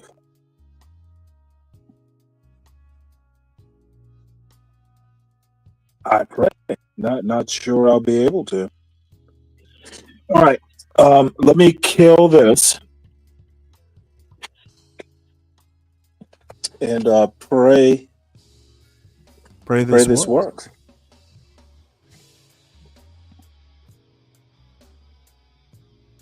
There we go. All right. Well, let's bring Miss or Professor Richardson back up. There we go. So I'm sorry for the delay, folks. It is rather embarrassing.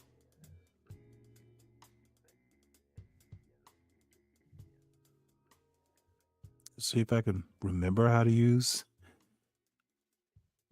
There we go.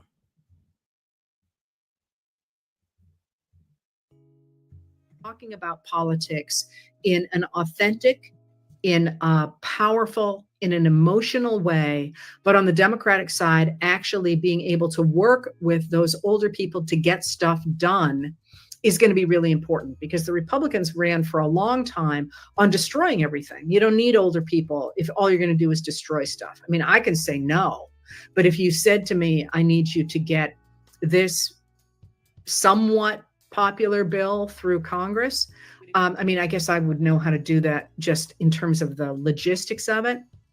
But having somebody in there who really knows, somebody like Nancy Pelosi in there who knows where the buttons are to push, is incredibly important to actually get things done. And you see this in a number of times in history when a party of no tries to become a party of yes, and they can't do it. This is really dramatic after wow, that Woodrow is Wilson was a in office in burn. the early 20th century. The Republicans had just said no for his entire term.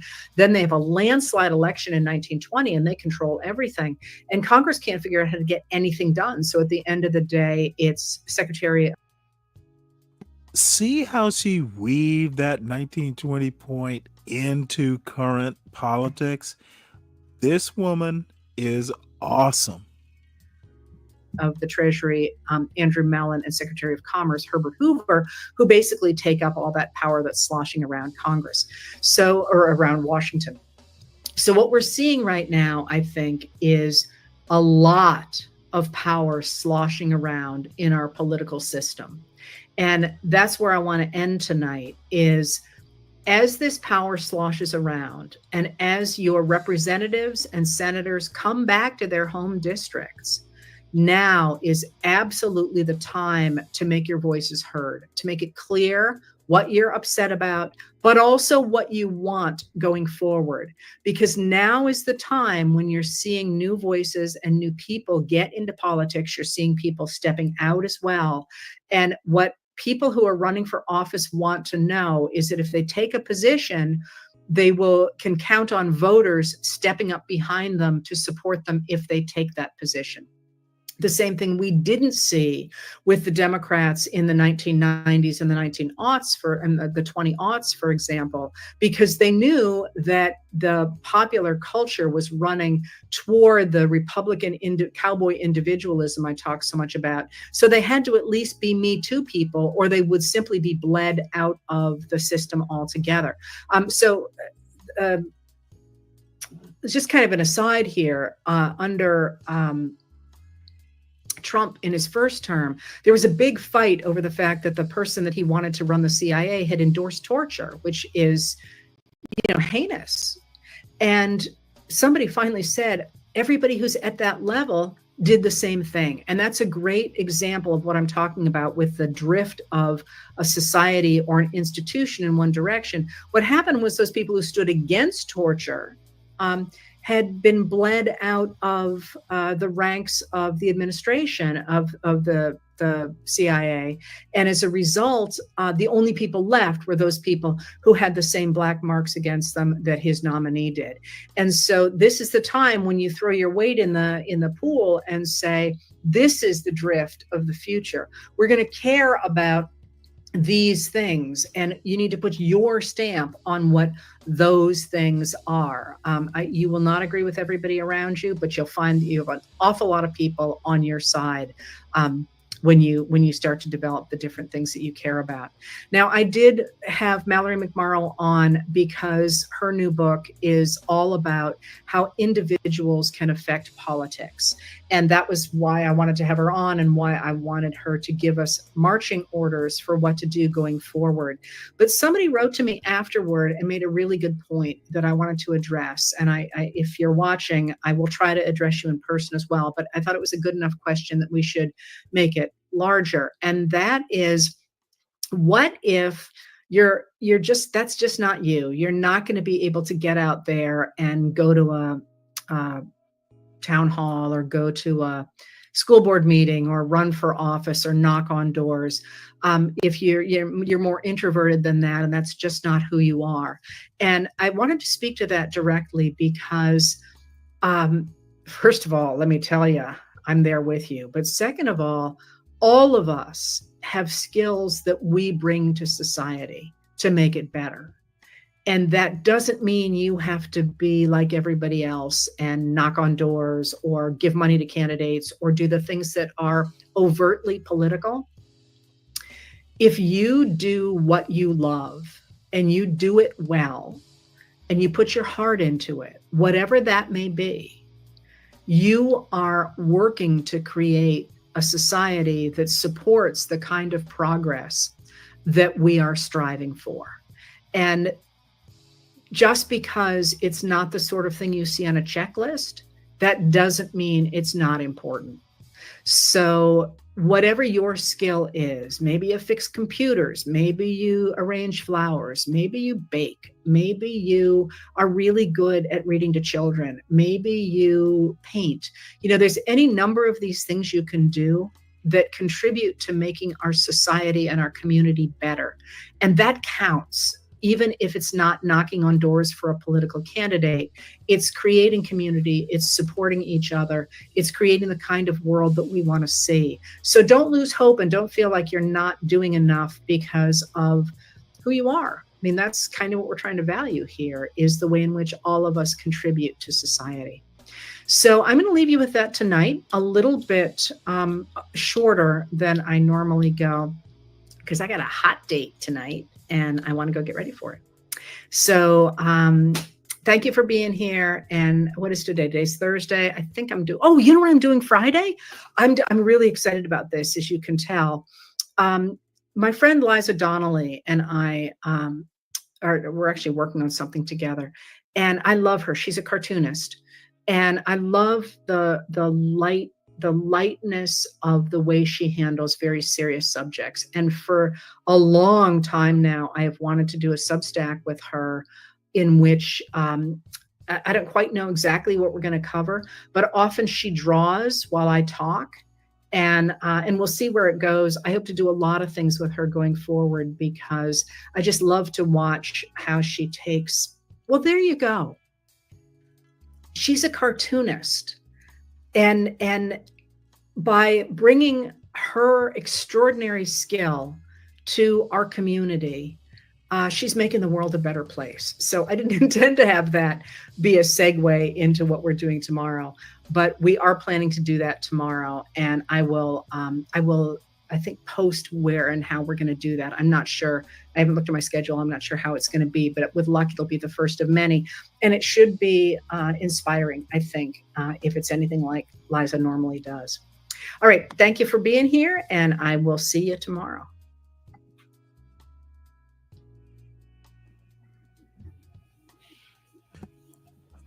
Let me stop this right quick and address this horrible sin.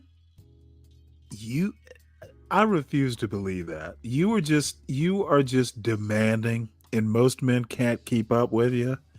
And you know what? This woman's like 65 years old or something. You're not 65. So I was gonna write, well, you know what? Hit the link and be my date, but that's much too forward. But don't lie to us, young lady. Of course you can get a date. And I appreciate that your standards are high.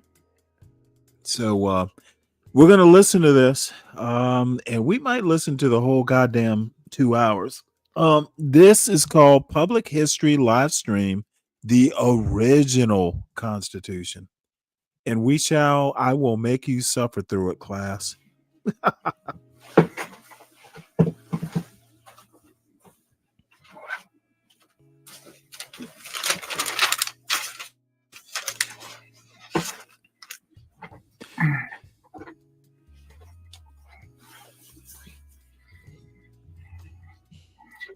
Let's turn on some music.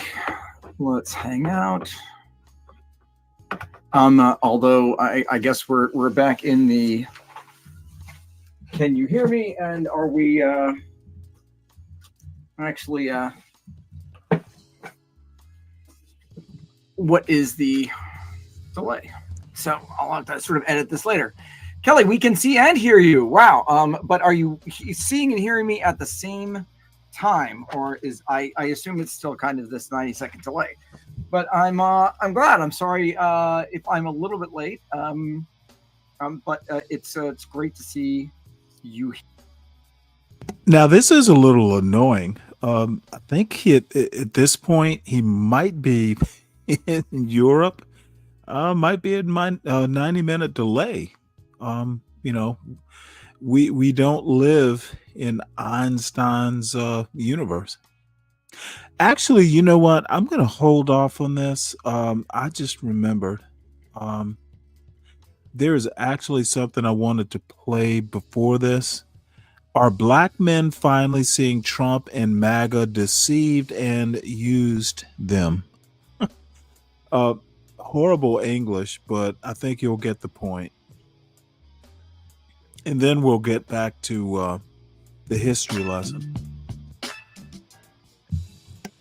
Well, finally, after about 7 months, 6 or 7 months, African-American people are finally seeing that Trump is no good for our community.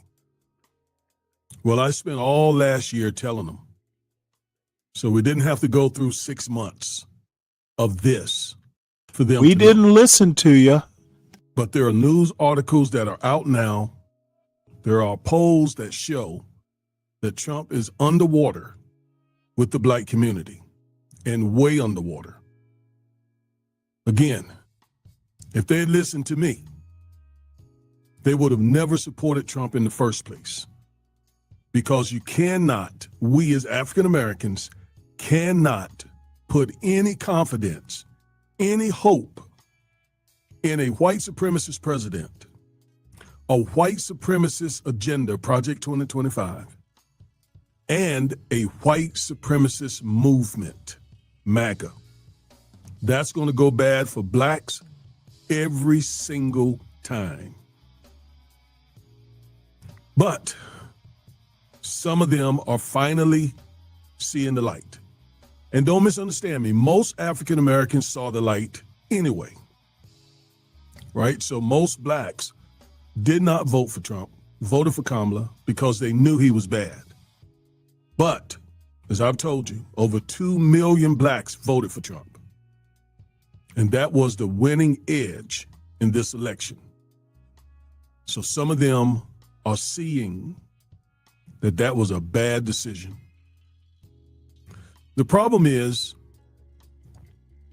a lot of those same blacks would probably or maybe vote for Trump again if he did something like send out a check, one of those stimmies, right?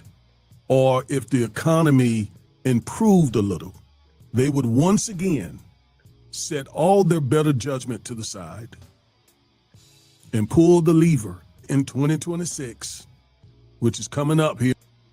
He makes an actual interesting point, which I wish he would expand on. It's the economy, stupid, was something, from the early 90s is kind of a political strategy. And there are so many problems with it's the economy, stupid, not as a saying. The sad part of it is not a saying, it is literally the truth. If the economy is good, there will be all kinds of approval for racist presidents and their little henchmen. They're not very far from now for Trump. And that's what concerns me. That's what concerns me. Hey, family, do you believe in the work we're doing? Does our content speak to you? Do you appreciate our in-depth legal analysis and political commentary from an African-American perspective? Do you believe it matters to our community? Then don't just watch from the sidelines. Please click that membership button and become a member of the 2% Club today. That's right, we need just 2% of our subscribers to become channel members. For just $4.99 a month, that's less than 20 cents a day, you'll help us keep creating powerful content that defends our democracy, demands justice, and develops a strong African-American community. But if you want more, at $9.99 a month, which is only 33 cents a day, this is a little disturbing. You'll get a YouTube channel. A little bit of something powerful. Wait till I start doing these commercials. If I ever get monetized, I'm doing this, folks. Together.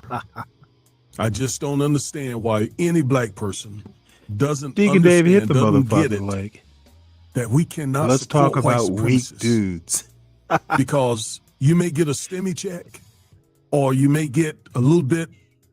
Let me also address a very interesting point that this young lady brings up in the chat. Her name is Sin7. Let's see, where is it? My response, and I wrote the response.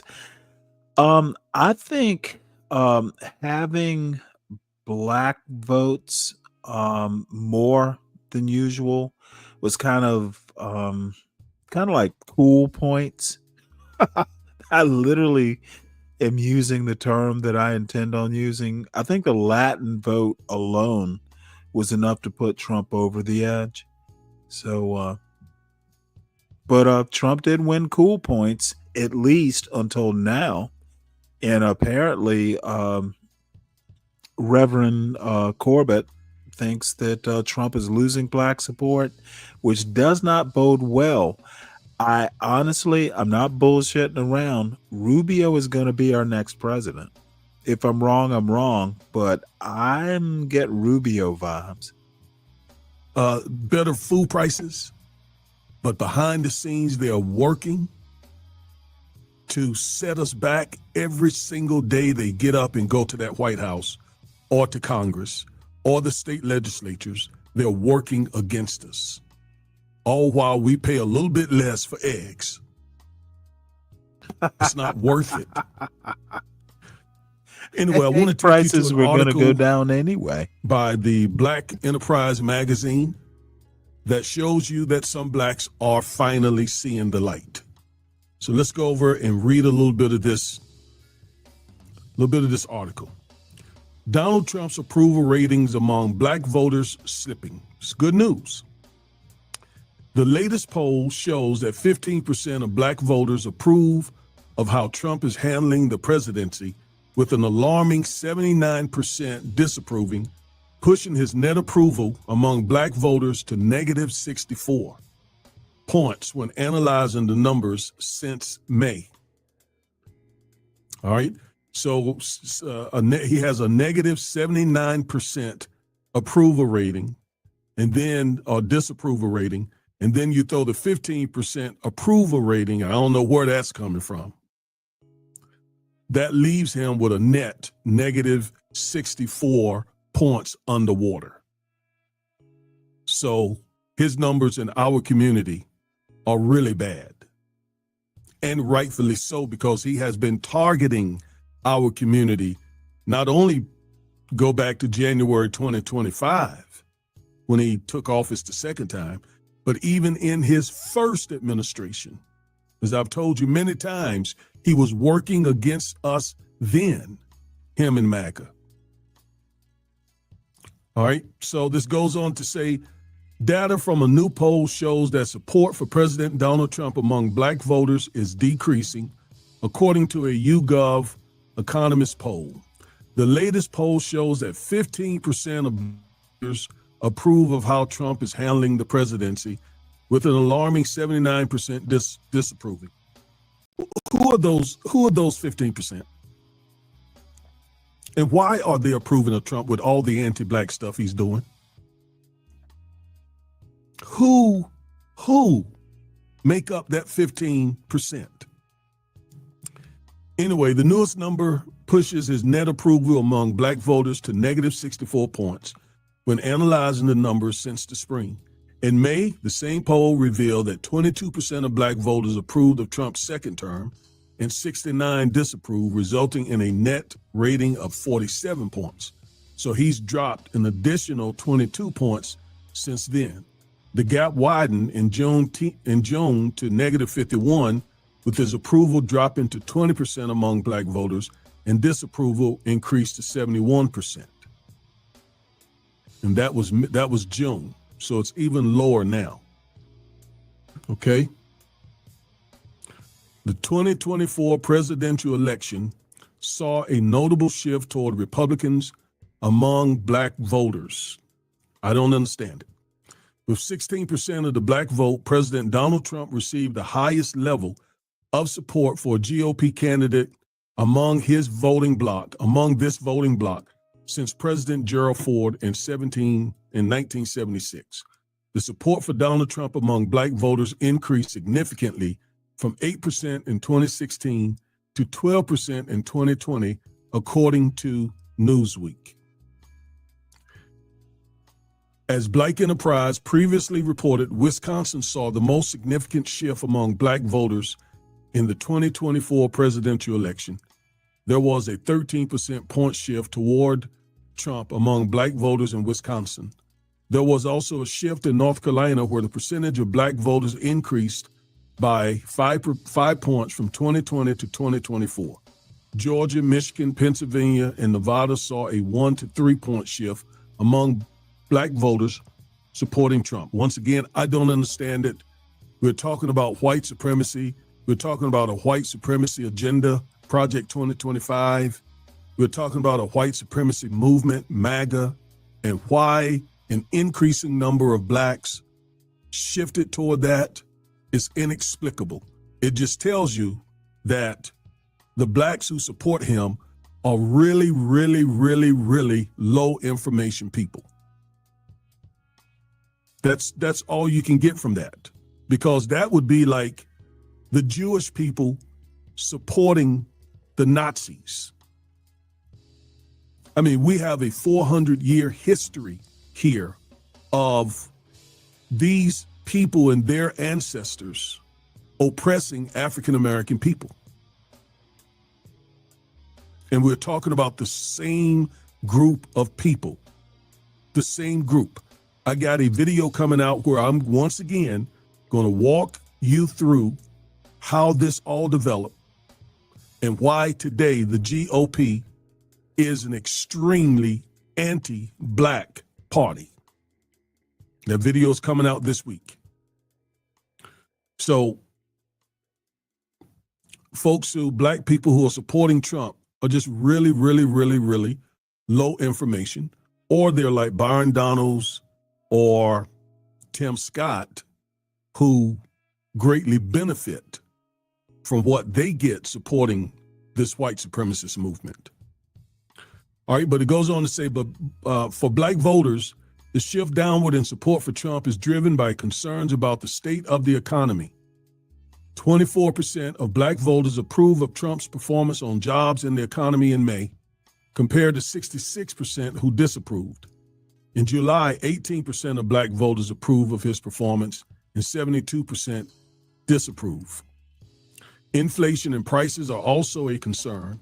Approval dropped from 19% in May to 16% in July, with disapproval rising to 75%. When it comes to a recession, 26% of black voters said it was likely in the next year, while 10% said it was not likely. 49% believed that the country was already in one. And all this focus on the economy, again, is concerning to me, because there's more for us as African Americans to consider than just the economy. I understand the economy is important, but there are so many other things that we as blacks especially. Let me stop right here. Deacon Dave, if you ever actually want actual information about news or politics, Stanley versus the World is the show to come to. At Stanley Cross 6000 is the channel to subscribe to. John Galt, the Urban Landlord, is where I simulcast to. So, and y'all, by the way, subscribe to Urban Landlord Clips. Please. Dude, I was going to say 15% of black voters voted for Trump in 2024, and I would have been wrong even then, but I would have been more right than you. Here is what you need to know, and the answers to many of your conclusions about things as obvious as vote tallies are very easy to find. And I know in your gym you probably don't get internet or something. According to multiple sources, approximately 16% of black voters supported Donald Trump in the 2024 presidential election. Richard Nixon, still holds the record for a Republican getting black votes, and it was right around 20%. Dave, I know more about politics than you do. Don't come to me when you need actual hard evidence of stuff you don't know. You're one of my buddies. I will never lead you wrong. SKC is pretty good for that too. So if you feel more comfortable with a more right-leaning perspective, go to SKC. But come to one of us before you start spouting about 20% of black people voted for Trump in 2024. By the way, fewer people voted. I think it was 8% in 2020. So it is significant that 16% is double the 8%. Trump didn't get anywhere near a majority of the U.S. black vote. Want to know why? Because he's a racist. That's why. Want to know why more black people don't vote Republican? Because Republicans embrace and sometimes marry racists. That is the news, folks. Now let's get back to the Reverend here. Had to take that quick mopping up the black mediocrity that Deacon Dave, I know you're at the gym. Maybe you're sweating black mediocrity. Don't be mediocre, son. Must be concerned about, such as the judges that he appoints to the bench. That's very, very important. Also, the people in Congress who rides his coattails into Congress. We also have to be concerned about the civil rights laws. There are so many things that impact us as African Americans other than whether or not inflation is higher than it typically is. And by the way, when you talk about the economy, when Trump took office in 2016, he inherited a very, very good economy from Obama. And when he took office in 2025, he inherited a good economy from Joe Biden. Inflation was down. The GDP was up. Wages were up. Unemployment was down. And with respect to we as African Americans, the Biden administration did a tremendous job on our behalf. And for that, I'm talking about the lowest unemployment in American history, record student loan forgiveness, record small business administration loans for blacks, even those with felony convictions, record HBCU funding, record low child poverty. I mean, Biden and Harris did a tremendous job for the African American community. Yet all you would hear is, they've done nothing, they've done nothing, they've done nothing. Well, just a little research would have showed that those were all lies. All lies. You follow what I'm saying? So there's more that we must be concerned about as African Americans than just the price of eggs and bread and so on. And when Joe Biden took his seat and became the president, remember, he was inheriting an economy that was, recovering or starting to recover with his help from COVID. Remember? And remember all the people who died, the black people who died as a result of COVID? A lot of that, the result of Trump mishandling COVID.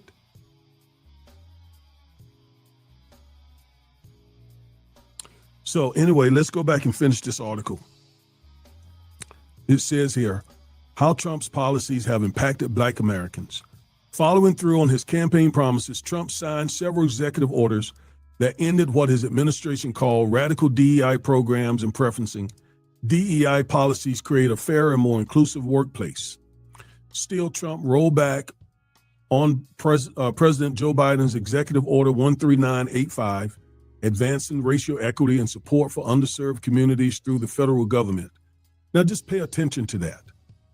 Trump rescinded Biden's executive order, which was targeting or beneficial to us and targeting us as a community, advancing racial equity. That's what Biden and Harris did. They advanced racial equity, and black people, over 2 million, voted for Trump, enabling him to reverse all diversity, equity, and inclusion. And don't tell me this garbage about the fact that DEI benefited white women, so therefore it has had no impact on blacks. That is foolish.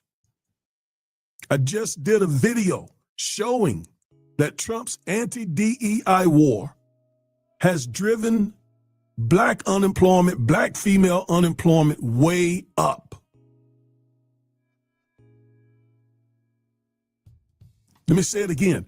Trump's anti-DEI war has driven up unemployment for black females more than anyone else. Not white women. Not white women who folks say got more benefit from DEI. Their unemployment is not going up because Trump's anti-DEI war targets blacks. Please, please, folks, wake up to what's going on. Please.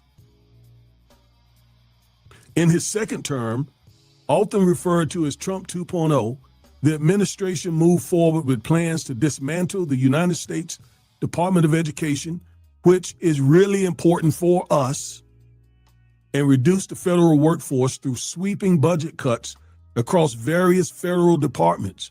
Federal employment has served as a lifeline for black families to build wealth and financial stability. That's not me. That is the black enterprise telling us that the federal workforce, some of those agencies, are overrepresented with black people. So as Trump started laying those people off, it was black people who got hurt the most. Not white women, black women. There are lawsuits that are pending now because black women, black people were being hurt so bad by these layoffs, by Doge and so on. So let me read that again. Federal employment has served as a lifeline for black families to build wealth and financial stability. Black employees at the Education Department alone account for nearly 30% of the workforce, according to a 2024 department report. You see, that's overrepresentation because we only make up about 13%, 14% of the US population, yet twice as many, more than twice as many of the employees at the Department of Education are black. The federal government is one of the few places that we're overrepresented as a community. So his DEI or anti-DEI war impacts us the greatest. Approximately 20% of the more than 1,300 new hires at the Department of Health and Human Resources were black employees. And roughly 24% of the staff let go at the Department of Veteran Affairs were also black staff members. This is impacting us, Trump 2.0. And we should have known that because we're dealing with white supremacists. I warned you, I told you, I made I don't know how many videos last year warning you this would happen. New research found that the efforts by the Trump administration to cut federal workforce funding to states, public services will disproportionately harm black women who hold many of these jobs, specifically in the South. Data from the Economic Policy Institute shows black women make up more than 1 in 5 local government workers and more than 1 in 4 state government workers in Mississippi, Georgia, Louisiana, and Maryland. And as I said in a recent video dealing with the rise of unemployment for black females, you lay off a bunch of black women, you're going to hurt a lot of black families, a lot of black children, because black women are the heads of households for a lot of our families. So you take from them, you're taking from black children. And that is exactly what Trump is doing. And Let me take a quick break from this piety. You would be wrong. Inflation actually isn't down. It's up last month. I think it's up 2.7% over year over year. But I also want to welcome you here, sir. This is an old friend of mine. You know what? I have no idea how to pronounce that. Arxes.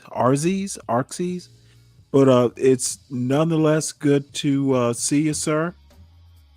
Kelvin, it's a fellow Brit. So anyway, let's get back to the piety. You should have known he was going to do it because, again, he's a white supremacist. He's looking out for the interests of white people, not black. So just as I sit here to try to get those numbers up, the closer we get to the midterms, he's going to pardon somebody.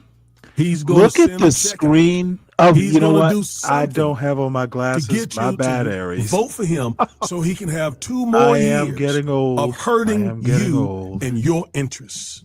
Damn. Don't I guess I'll have to put my glasses on. Don't do it. Be smarter this time. And I'm talking to those who are in that 15% approval. And I'm also talking to that over 2 million people who voted for him in 2024.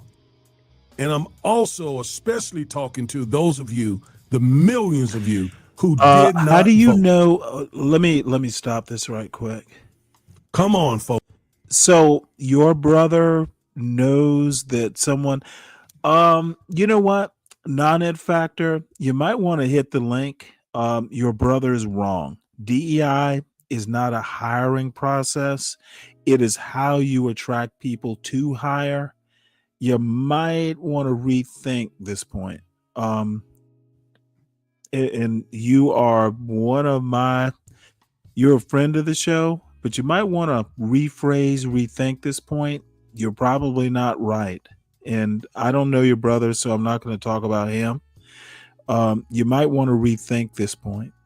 Folks, come on, let's put our thinking caps on. Let's do some research. Let's not let them bamboozle us again. We're losing doesn't on change every hand. my evaluation. Think about the judges he's going to put on the bench. The VA. You need to describe the hiring process. So please, saying it's DEI doesn't make it DEI is my point. Let's be thinking people. Let's be critically thinking people. All right? This comes from a place of love. I get passionate about this because I love black people. Truly. Well, don't we all? All right. I'm Reverend and civil rights attorney. And anyone who wants to hit the link can certainly be welcomed up here. She was, I'm sorry, citation needed, Nanette. I trust you, but, I'm a trust but verify person. That's a Reagan thing. And I was a teenager when Reagan was president. And that is one thing I always thought he got right. Trust but verify.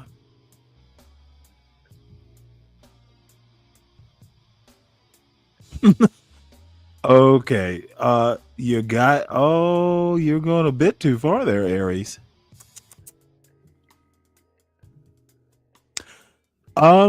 Yeah, he's always welcome. You need to come with him. Look, I'm not saying he's wrong. I'm saying DEI look, I've been through this what is DEI bullshit with people like Mayo Monkey. Let us pray, your brother, and it's not going to be it's not going to be hard to be smarter than Mayo Monkey. The hiring process is different than attracting people via DEI to be considered to enter the hiring process. I understand how to think about stuff. I understand how this all works. And I can often be wrong. I'm not saying I'm perfect. I am saying that tell your brother to come up. If he's a Marine, a veteran, motherfucker, he of course he's welcome here. Absolutely he is. And you know what? He knows if he was in the military, he knows how to think. That part I do know. I keep forgetting Yanks don't have a sense of humor. Well, you know what? We don't have a sense of humor. We don't put a U in the word humor for starters. Do you spell joke with a U? Did you misspell it? I bet you don't know what a joke is because there's no U in it. I'm just fucking with you, Calvin. He's a double veteran. Interesting. Oh, wait, hold it. Brain surgeons. Okay, this is getting out of hand. This chat needs to not. You know what? I don't think I'm T-level smart, so I might not be able to. I don't. Before we get started, please go over to I can handle Amazon.com and grab. a rowdy Go over chat. there and get. And I'm going to play just to make Generally, sure it's even more contentious. I'll move on because I do have at least one more video that's way long. Well, the next video will not piss you off. It's a bit of Black history, oddly enough. But the one after that will piss some folks off, especially non-readers. People don't read the Constitution, I've noticed. Have some strong disagreements with. Now, I come at this from the standpoint, as I've said in many videos, first of all, I am not a Republican. I am not a Democrat. I don't like calling myself liberal or conservative or progressive. What informs my politics is my faith in Christ, and understanding his word. And his word informs me. There are so many words I could loop the Deacon Dave into with this point about faith in politics, but I am going to be a polite Southern gentleman today. The problem isn't the object, the problem is the love. Disagree with you, Lou. Fundamentally disagree. Religion is not philosophy. That will be my critique of this point you make. The problem is the money, not so much the love of it. People love possessions.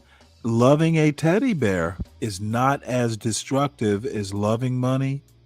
Love is literally not the problem. What you love is actually the problem. And if you ever had a philosophy course, you'd understand my point. That what I, as a Christian, should be promoting more than anything else is God's kingdom.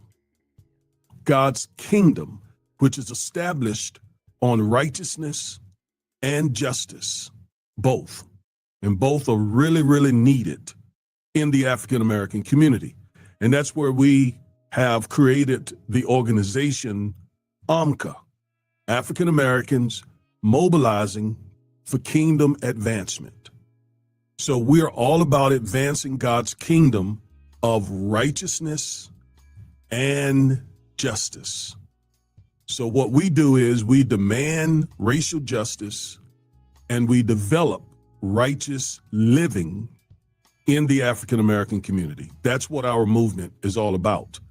So don't categorize me as Republican or Democrat, liberal, conservative, libertarian, progressive, socialist, Marxist, none of that.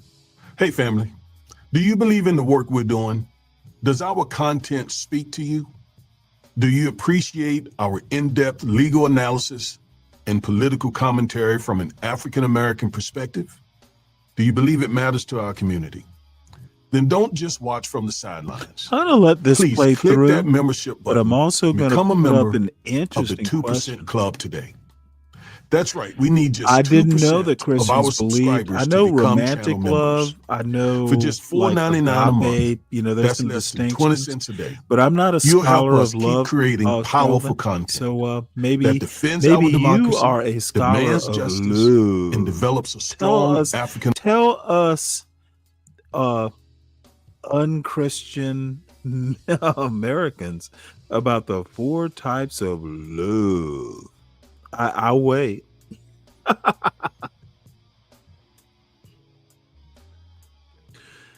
American community. But if you want more, at $9.99 a month, which is only 33 cents a day, you'll get access to exclusive members-only live streams, bonus content, and behind-the-scenes updates. And for just $14.99 a month, which is under 50 cents a day, our top-tier members get access to live Zone calls, strategy sessions, and a direct voice in shaping this movement. We're not just building a YouTube channel. Folks, we're building a movement based on righteousness and justice. Just what our community needs in a time of disinformation and division. So if you believe in what we're doing, click the membership button and join now. Become a member of the 2% Club today. Let's build something powerful together. It is my faith that defines me. So therefore, sometimes what I believe and embrace is going to be what people would consider conservative. And sometimes what I believe and embrace will be. Hey, Nanette, Kelvin is a friend of the show, so y'all please get along. Nanette, I've known you longer. Kelvin is smart. Just y'all work it out, or come up to the panel. But Kelvin's a friend of the show, and you are Nanette. You're a friend of the show too, of standing. Please tell me, Nanette, Kelvin is a younger member of the show. He's a young man, and you are senior to him. So just please get along. I can get involved, but I'm not bouncing either of you from the chat. Just Kelvin is smart, but he is young. Oh Lord, you know what? I am not built. And where did Speak Radio go, by the way? He is not preaching division. Deacon Dave, where do you get this bullshit from? Oh no, don't do that stuff. Toast it. Hey, Nanette, toast his ass. I encourage that. The only way these folks can learn is when they get spanked by their elders. So I'm not going to stop you from roasting his dumb ass. Now, he has more potential than smarts, but he's still intelligent. So roast him with my permission. Roast the fuck out of him. What people consider to be progressive. But I am not an adherent of any of those camps. So I heard this African-American woman talk about Black conservatism, and I had to respond. Okay, I had to respond. Some of the things that I believe from the Word of God leads me to say I do, or we do as a community, we do need to conserve some things, like conserve the strong Black family that consists of a husband and wife, father and mother raising children. We need to conserve that. We need more of that. All right. And so there are some other things, on the other hand, that we don't need to conserve. We need to progressively get rid of those things, like systemic racism and white supremacy. I don't want to conserve any of that. So it's not that I am a part of either of these groups. It's that these groups will embrace things that are consistent with my faith. You follow what I'm saying? All right, so now what I want to do is I want to play a clip of this young woman talking about Black conservatism, and I think she's off base with this.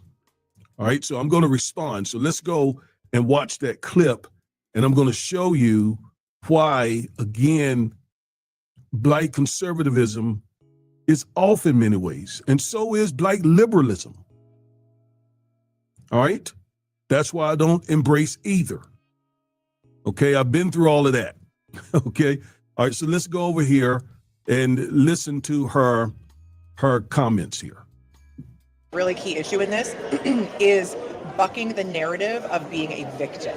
I think that is so huge because I truly believe that there's an indoctrination in the Black community to, number one, always feel less than. I think there's a concerted effort to make us feel less than. And I think that they are constantly wanting to keep us in this cycle of feeling like a victim so that we stay dependent on the government for us to be able to live. I think they want us to feel like we're not able to thrive. And I think that the young Black conservatives are the ones that are really going against that narrative.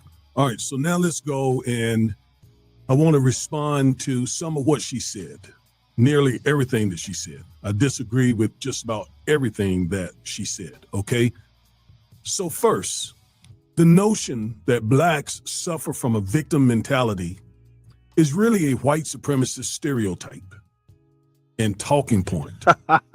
And unfortunately, Really, many Black Aries? conservatives Is that have picked it up your critique? and started repeating it. We expanded Weaponizing English that disinformation. and made it American. If we Because it's must be designed this to way. do a couple of things. It's designed to silence us. That is funny though. And it's designed to shame us.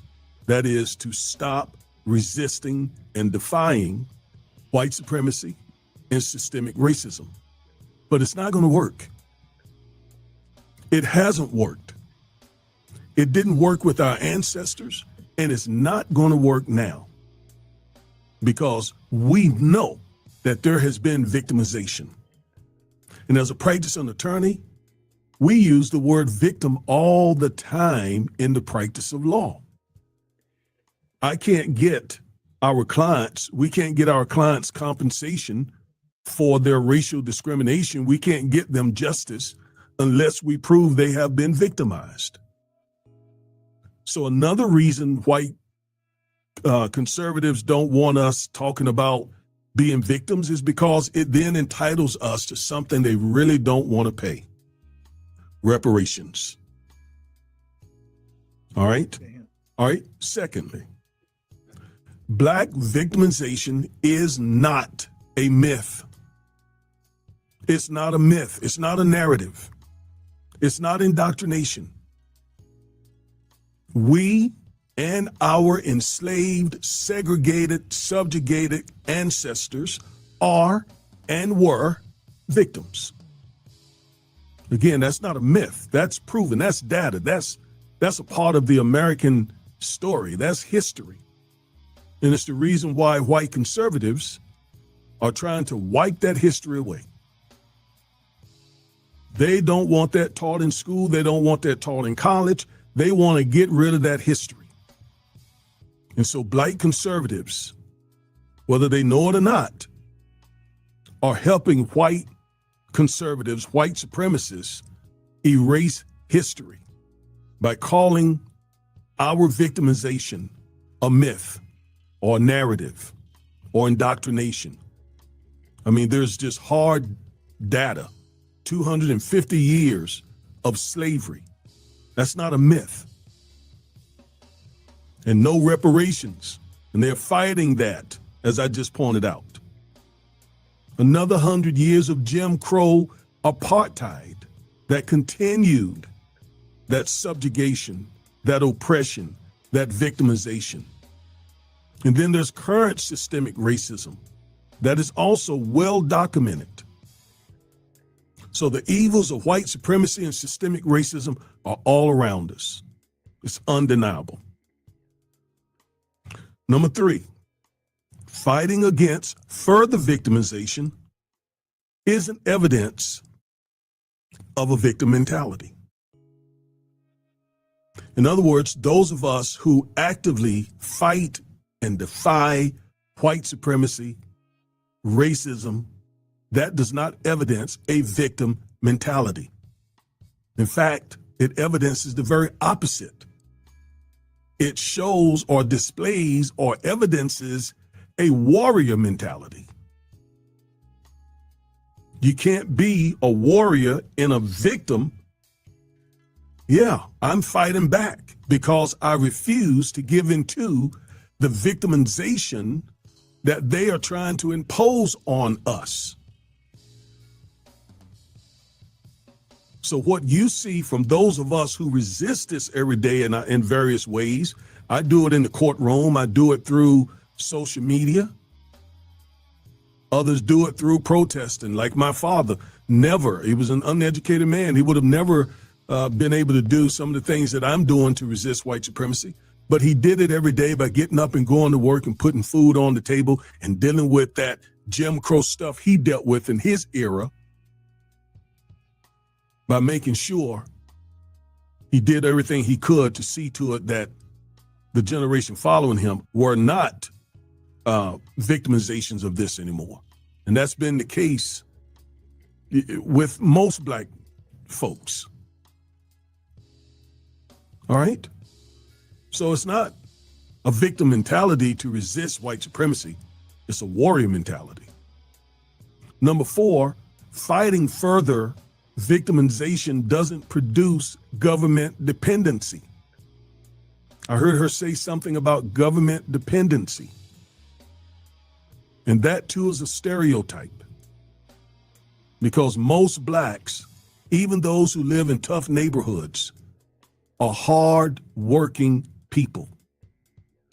Get up every day and go do the back-breaking work. Get up every day and go do what they have to do to take care of their families. So this government dependency myth leaves out and omits the fact that most people who receive government assistance are whites, and many of them are rich, right? That corporate welfare, that white collar welfare. And most of the Blacks who receive any sort of government assistance are the working poor. The working poor.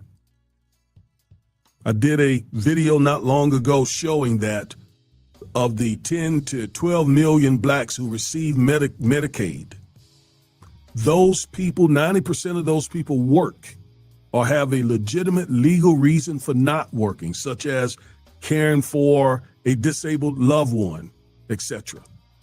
But the narrative that white conservatives put out there and their Black conservative sycophants is that Blacks are dependent on the government.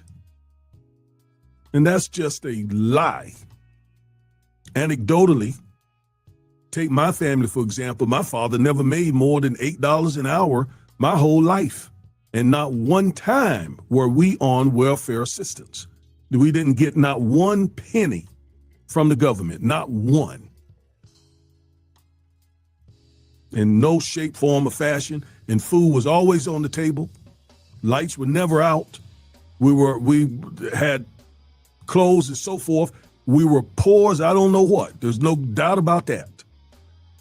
But because we had a hard-working man in the family, we never needed government assistance.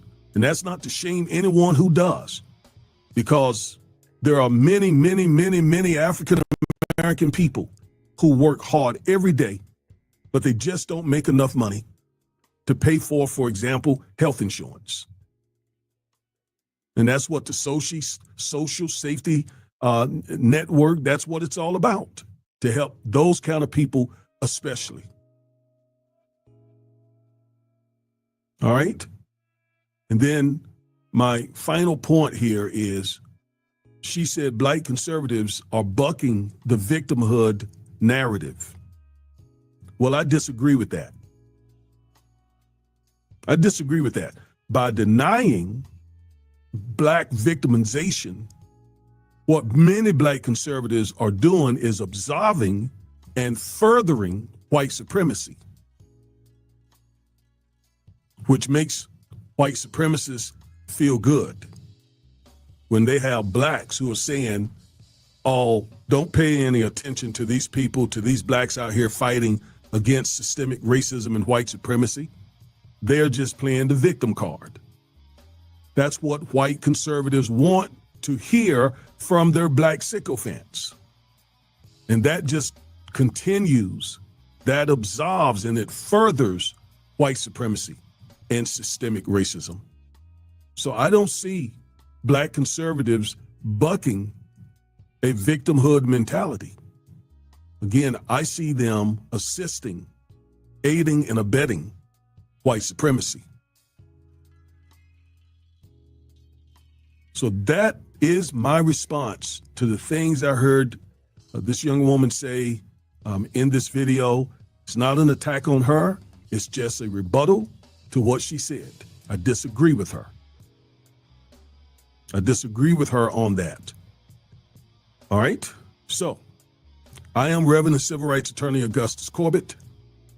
Thank you for watching this video. And remember, as always, stay woke.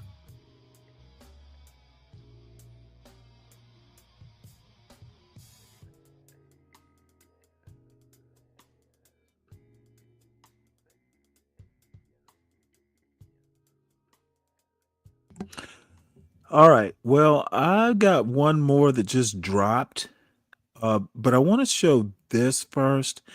I don't know if you all have ever heard of Tony Brown. When I was a kid, this show, I think it used to come on Sunday mornings. This was part of my Sunday morning news show. And honestly, I was 10, 12, 13. I used to watch shit like this, and my parents didn't make me.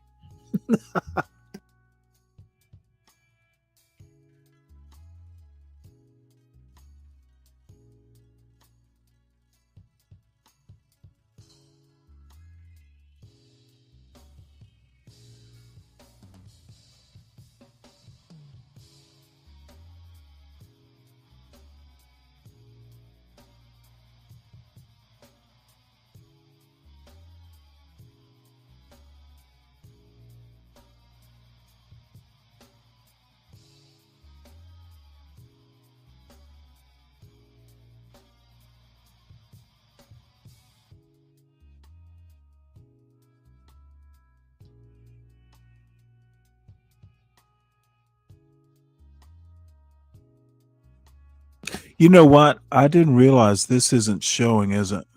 Will give ivory. I'll have to rewind and this. introduce you. This is Tony Brown's journal. I'm Tony 70s Brown. stuff. In a moment, slavery's biggest secret. And my bad. I had to multitask. My guest I on this ordered program is a ordered veteran groceries and I was who has looking at written a that. book on slavery in the United States. My bad, Lou. It contends that the quote shameful unquote part of our history, called Somebody needs slavery, to come up has been and carefully help me out with rewritten this since the goddamn Civil panel. War to hide the North's true role as the profit center of a brutal and inhumane institution. New York City, for example, considered seceding with the southern states. Lou, I grew up on this shit. This is like late 70s. I used to watch when I was like in 7th, 8th, 9th grade. This is how I grew up, motherfucker. You didn't know? Tony Brown is a god. The North's wealth, including He that was inherited on by some modern PBS financial before and Tavis educational Smiley or icons, any of these was motherfuckers. built on the backs of slaves. There is so much to cover that I split the presentation up into two parts. Part one will give ivory a new meaning and introduce you to Venture Smith, among many other little known facts. Speaking of which, how much do you know about American history? For example, which colony, Virginia in the South or You know what? Massachusetts in Thank the North, you for was the reminding first to me, give legal Aries. recognition to the institution of slavery? And was Mississippi or Rhode Island the leader in the slave trade enterprise? My guest on this edition is Ann Farrell. Ann Farrell is a veteran journalist for the Hartford Courant and co-author of Complicity: How the North Promoted, Prolonged, and Profited from Slavery. Welcome to the program. Thank you, Tony. Congratulations on your new and important book. Thank you so much. Let me ask you that question. How did the North profit from slavery? Completely and in every way. I grew up in New England believing that slavery in the North was, if it existed at all, was very Wait, let me nip something in the bud. Non-it fact, Kelvin, don't do this. Non-it factor stays. He does what he wants. He says what he wants. Non-it factor is a friend of this show, an old friend of the show. Watch the show even back in the days. Don't do this, son. Non-it is it. Don't make me make choices. And he doesn't have to come up to the goddamn panel unless he wants to. I don't care. Non-it is a friend of this show, has always been.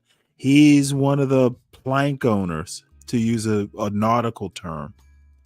Don't do this, son. Limited. What my co-authors and I discovered in the course of doing our research is that there were tens of thousands of captive people in the North, and that they were worked brutally and for a very long time, and that the great foundation of our wealth grew from industries and businesses and farms fueled and dependent upon enslaved people. Now, when we use the term New England, does that have any particular significance with regard to the... Dude, I'm not dropping anyone. I'm just saying show some respect. The dude is a plank owner. You're still here, Calvin. You're a friend of the show too. I'm just asking you not to put me in a difficult position. And I don't think that's the whole number. I think there's more to learn. England was at the helm of about 10,000 of those. As an English colony, we fell quite naturally and took to it with some enthusiasm, the slave trade ourselves. New England men were on the coast of Africa beginning... I can only imagine what Deacon Dave is going to say about this lady. And they may have been there even before that. They were capturing people and taking them to the Caribbean, where they were literally worked to death on sugar plantations. They were also brought back to New England, and in greater numbers, they were brought to the American southern colonies. I think that was one of the first aha moments for us, seeing that many, many of the enslaved people in the South were taken there on ships from the North.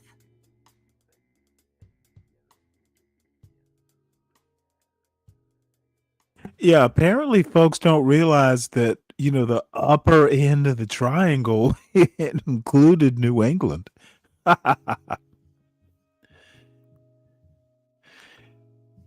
Well, Aries, really?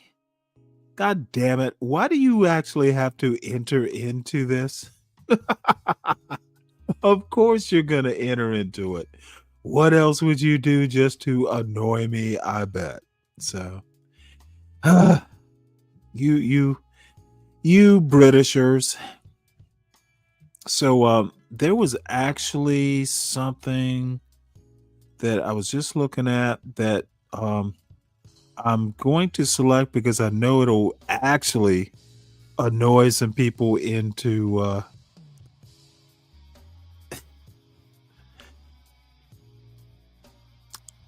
This is interesting. Oh, there it is.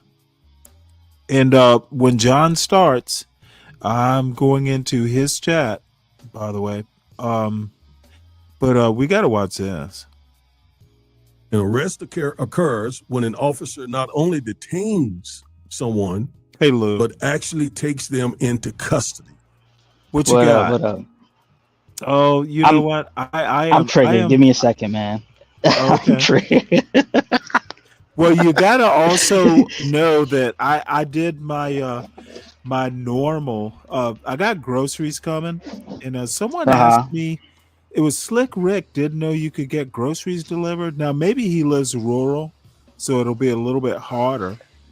But I preface this to say, yeah, I'm like almost halfway into a 12-pack of Guinness Stout. So you go and trigger, you go and be triggered. I might just laugh and make jokes. I'm good. They do it here. They do the grocery delivery here. I'd rather go to the store and get it. You know what? But, I'm old, and look, I am. You will never believe this, but say what you want to say, and I'm going to make you laugh. Dude, I have contemplated moving to the Himalayas and becoming a Buddhist monk. As long I'm the older I get. Walden Pond. Monk Stanley would be a little different. That would definitely put a spin on Stanley versus the world. Definitely, dude. Seriously, I'm not kidding. I'm not making jokes. I literally have thought about it. And the other thing I thought, and this is going to go in a direction. Hopefully, it'll be a quick direction. The last time I was in Savannah, and was living there and going to church, my parish priest, Father Jim, was a widower. He had kids. His wife died. And there is a way you can become at least a parish priest as a widowed man. I thought about that. Mm-hmm. Now I'd be a horrible priest. However, I don't know how it works, but his wife died. He had adult children, so I don't think you can have like little toddlers. But his kids were adult, and there's a way. I mean, you didn't commit a sin. And I'm not sure you'll never become Pope, I don't think, but you can be a pastoral advisor. You know about marriage, you know about raising kids. So anyway, my point is that, look, I'm a natural hermit since my wife died. And, people probably don't understand that part about me. I don't suffer fools gladly because I don't have to. Maybe why I don't go to the grocery store. I can understand that. No, it is a very bad quirk. I know I'm kind of weird even saying this, but dude, I'm 60. I what are they gonna do? Hey, a toast to freedom. Hey, it is what America is do about. What you like, man. You do what you like. But now be responsible. My son's back home. I've ordered groceries. I made sure because I don't feel like making bread, so I actually bought bread because he's here. He just got back home, and I think I told you he was out visiting his girlfriend. I think he should stay his ass here to wait for her to come back. He went out to meet her family. Nice. Okay. You know what? He's way more responsible than I was as a rising sophomore. So it was a dude took a red eye back from San Francisco. I'm like, what the fuck are you doing? Dude, Sheesh. don't be. You know what? But here's the deal. I didn't pay for it. He had the money, so whatever. More power to him. Yeah. Look, if I'd had the money, he wouldn't have gone.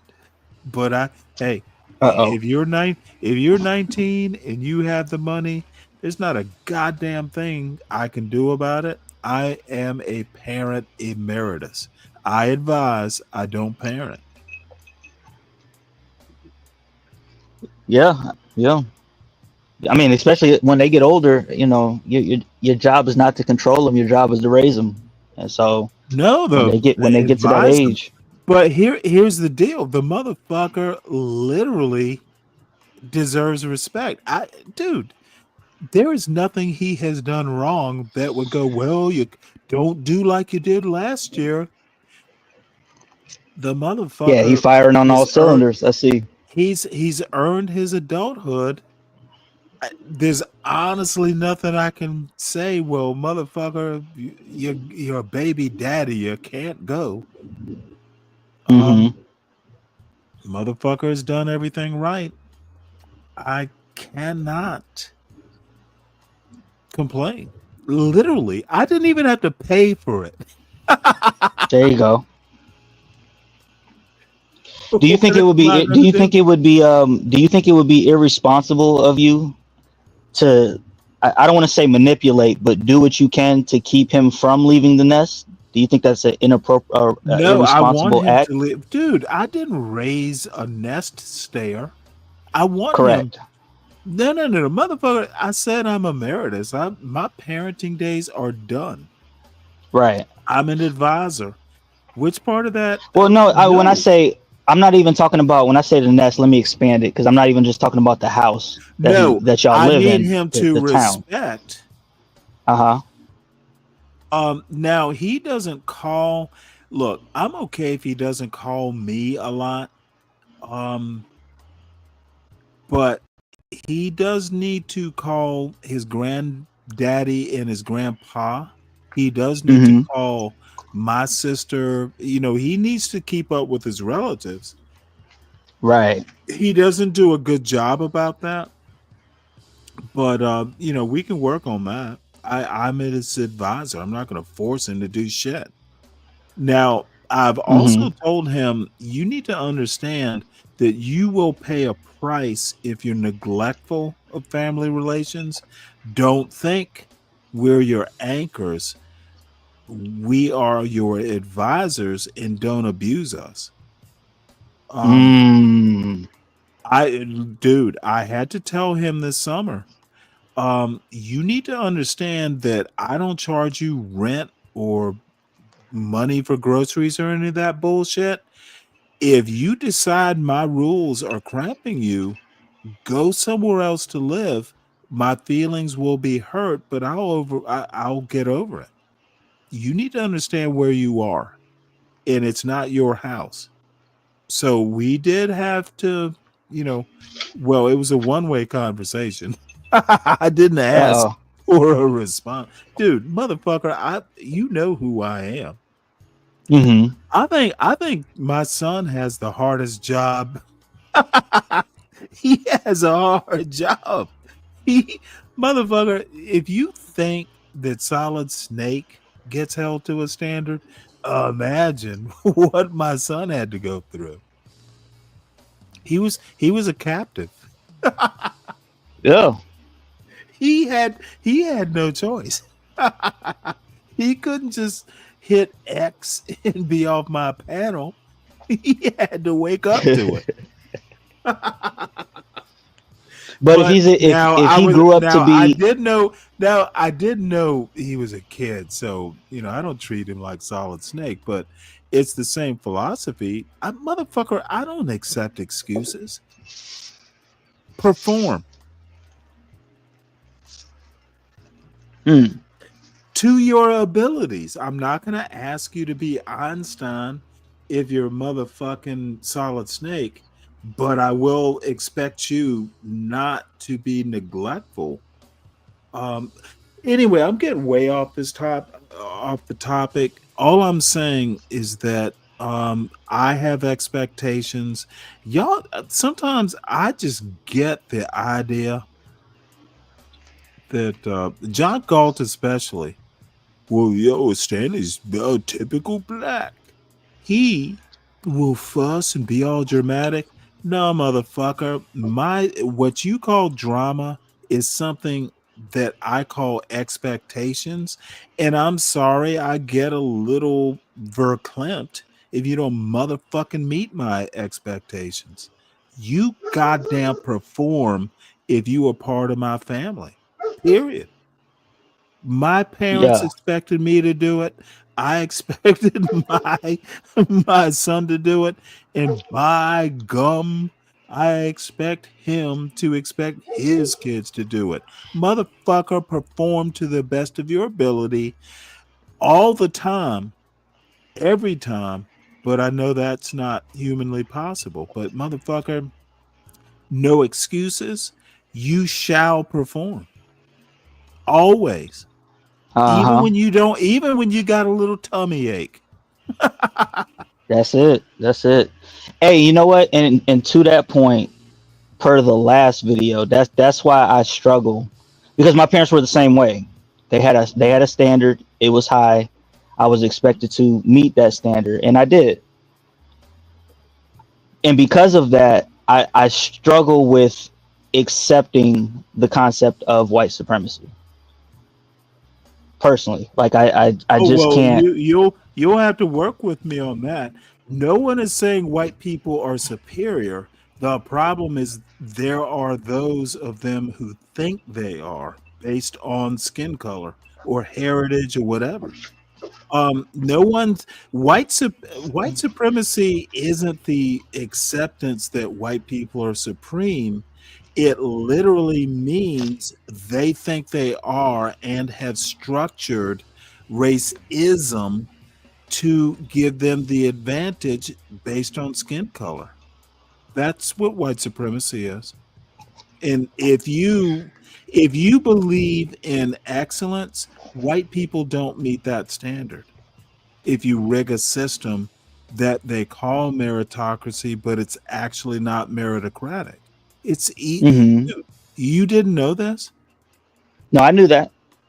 Okay, well, if you think that white supremacy is about black people or anybody, white supremacy is about rigging the system in their advantage to ensure they stay on top. White supremacy is 60% of the people rigging a system for quite some time, to 90% of Congress is going to be white men because the system is rigged that way.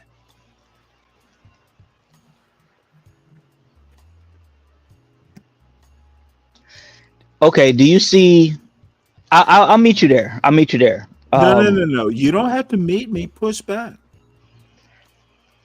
Okay, so I would say Because I actually know what I'm talking about, and I'm gonna win. no. It's not that I don't. It's not that you don't know what you're talking about. I I just find What, you I find find the it issue. hard to know? No, no, it's Dude, not. It's not the I got knowledge of it. tons It's of the books it's the I can internal. It's the recommend. internalize. It's people Okay, I internalizing don't give that. no. See, this is where you're gonna go wrong. I don't give a shit what they think. I care about the laws on the books. I don't give a fuck about their feelings. Look, when you start caring about their internals, this is why, and this is part of the white supremacy part, they literally have structured laws because they think their kids knowing American history will make little Timmy and little Jenny cry. They won on this. Who gives a fuck about white tears? And if you have good enough teachers, they're not going to teach history to hurt feelings. They literally won this, and you're wondering about white supremacy? White supremacy is about getting your way. So little Timmy doesn't have his little blonde bangs smudged by his little white boy tears.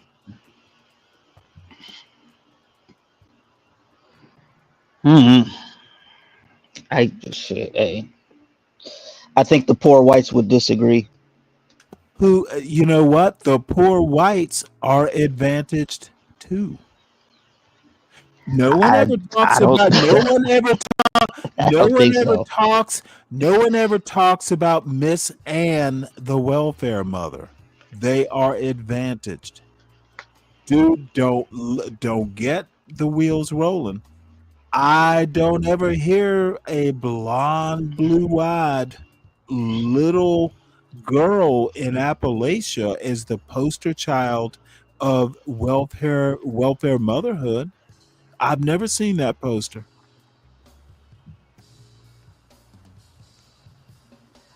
Okay, so you're talking about a narrative instead of the reality on the ground? Motherfucker, of course I'm talking about narrative. I've literally never seen a welfare mom logical political argument that had a blonde haired, blue eyed, and most times go back to dude, I got all kinds of books about Uh-huh. what um white trash is. White people talked about white trash back in the 1800s and before that. I've never seen a white, blue-eyed, blonde-haired white woman called a welfare mother on a poster in a political ad. It's always the ghetto hood chick. Ever thought about that? More white women are on welfare than black women. And I understand what per capita is, but you know what? Per capita is white supremacy. That's what they mean by math is white supremacist. You look at per capita versus statute numbers. That's what they mean. But no one ever asked about that either. More white women, single mothers, however they became single, are on welfare. And you know the cruel fact about it? The average, and I just happen to know this statistic because I looked at it a while ago. If you want to look at wealth, single white mothers are, you know, the average. I think it's I can't remember the name of the number, but single white mothers are richer than single black mothers. Did you know that? Look it up. Oh, well, you know it. That's good. So, not only are there way more single white mothers on welfare, they have more money than single black mothers on welfare. That's white supremacy, sir, because the system allows it.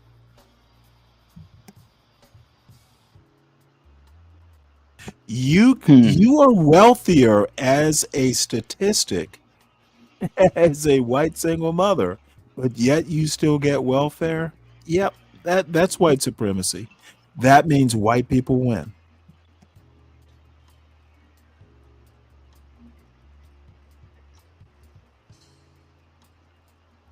Any questions before I click play on this video?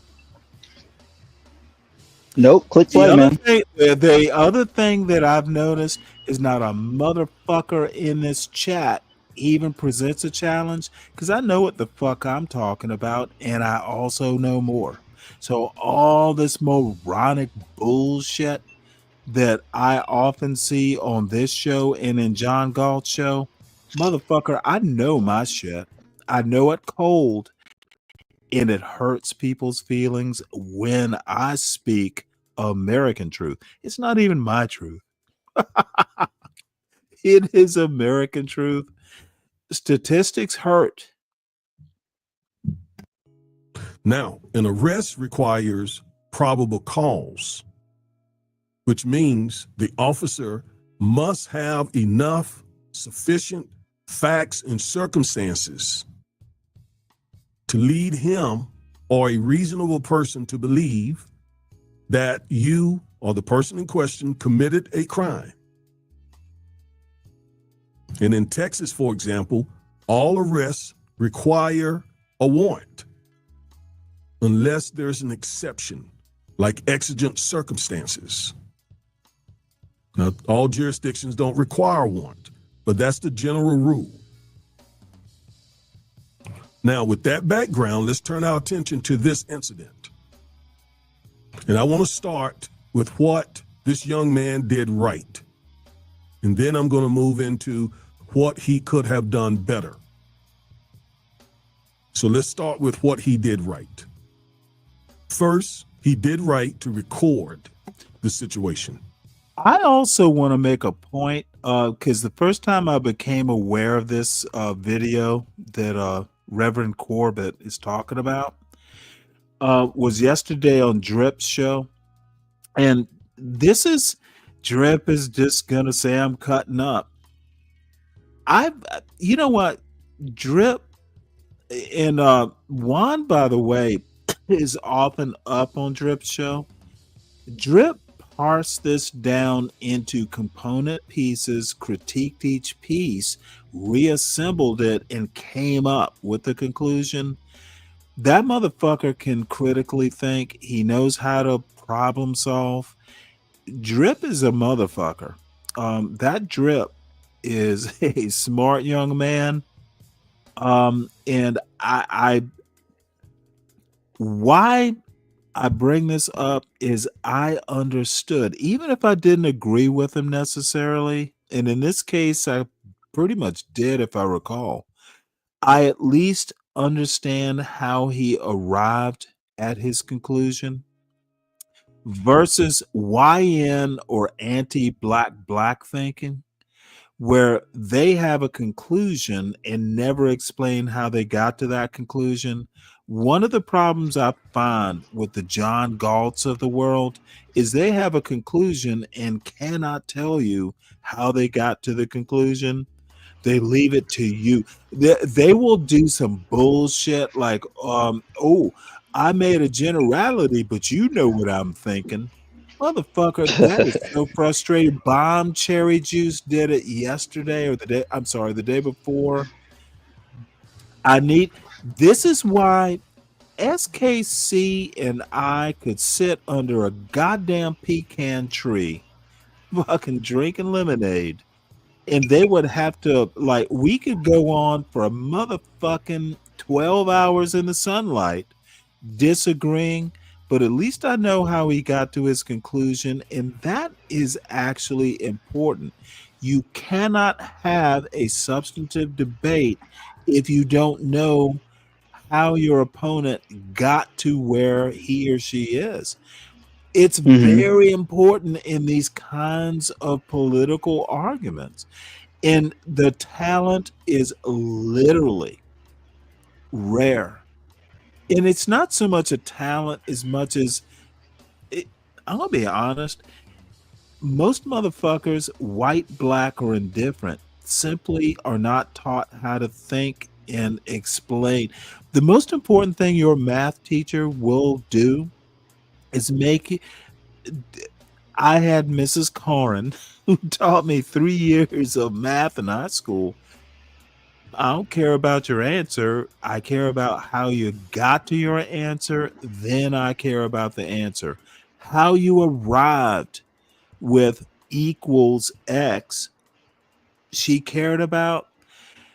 That is literally, it was a math class, but it was also a logic class.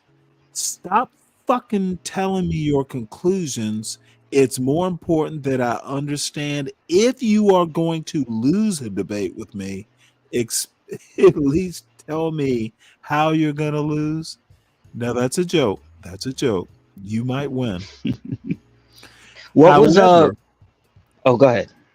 No, I'm done. Dude, I've gone on. Well, I was going to ask you real quick if you could just kind of summarize it. What was Drip's conclusion to this whole thing? I don't remember. I don't care. I understood how he got where he did. And my conclusion is this kid was fucking wrong as hell.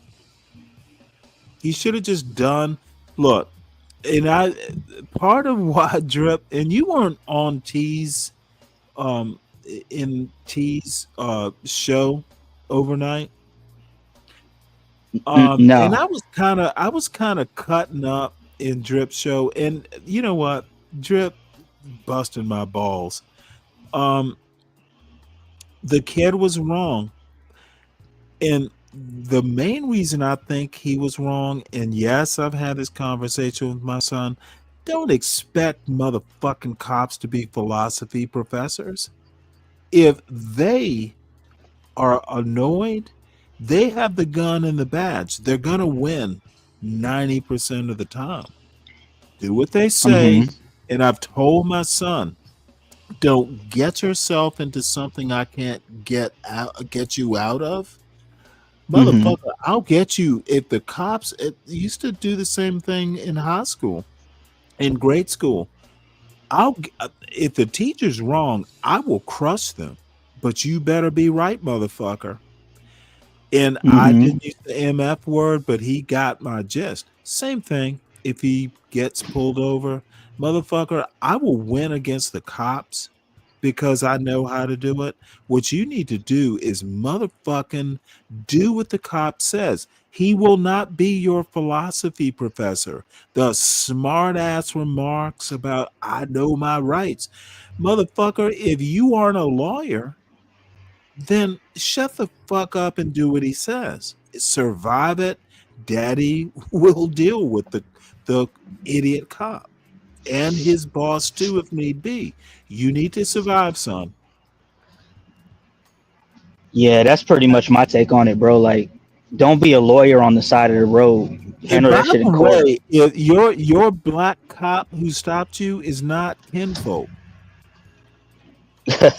Talk about it. Let's go. I don't need to. He's a cop. And dude, I don't have a problem with cops. I just know not all cops are your granddaddy who actually have a brain. My father's a retired cop. Gotcha. And he actually wound up being a top cop. He was smart as a motherfucker. Well, he is still alive. And my mother, Yeah. who is no longer alive, was smart as a motherfucker too. I got lucky. So There you go. I'm not uncomfortable with police. I glorify, think it's a noble job, but not everyone is a fucking philosopher. Not everyone is a lawyer. Not everyone even understands what they said at roll call. If he says get out of the car belligerently, he's got a gun. Survive it. Daddy will help you if he is wrong. Daddy will not help you. He will castigate you if you are wrong. You better be goddamn right. Because if you're not, me and the cop are gonna fucking have some words and I might shake his hand. There you go. What about this? Okay, so how do you respond to the idea that because cops are held to a higher standard, They should be people held to a higher standard than that. They should be FBI level. right? But I All feel that police. Every podunk little deputy sheriff in that all white town that is being founded in Arkansas, cops are not trained to FBI standards. They need to be. Even the future deputy Fife in white man Arkansas needs to be FBI trained. Yeah. Yeah. Oh, and I by the way, and mhm. by the way, paid paid like an FBI agent too. It'll be easier to fire their asses when they fuck up. And by the way, FBI agents are fairly smart. It's not going to hurt my feelings to require cops, your local Deputy Fife, to at least meet some rigorous educational background. Mhm. They need to be paid like they're trained. It'll be easier to get rid of them when they fuck up. Deputy Fife firing through a window when he's not under threat by Breonna Taylor. That's why he's doing 3 years. Even Trump couldn't help him. You know, I was just about to ask that question. Like, what is the distinction in? Okay, the distinction is that cop firing from outside through a window wasn't under life-threatening No, circumstances. no, no, no, no. My question was going to be because you had is. I'm glad that you have a police relative because my question was going to be what is the Not just a distinction? relative, a father who is still alive and Oh, you said your was there. father. Okay, okay, Oh, gotcha. hell Go ahead. yeah. No, no, no, no. My daddy. That's what I call Okay, him. I call him daddy. so He's so what would still be? there. He's still there in the same house we've had for 50 plus years. Probably, well, shit, I'm 60. Let's just go 55 years. He's still there. Just had a roof put on the house, by the way. I was there last week. He's my Mhm. dad. So when I talk about cops, I literally was trained as a father, Right. as a son by a cop. Now, the good thing is he wasn't, Deputy Fife. So my question was going to be what is the distinction in because you said the FBI There's a agents te- are there's a typically test. smarter. There is What's the no, distinction? they are smarter. A Uh lot huh. of back in the J. Edgar Hoover days, they all had to have law degrees as a requirement to even be a FBI agent, and it's Okay. preferred. Is Listen there a to level what of distinction listen between? to what I'm saying. Uh huh. Level of education, Uh the huh. the test. Dude, I took the FBI test and passed it, which surprised the fuck out of me. Holy shit. They give you a psychology test. They literally part of the test, if I recall, there was a whole motherfucking hour or two. This is like the SAT of law enforcement.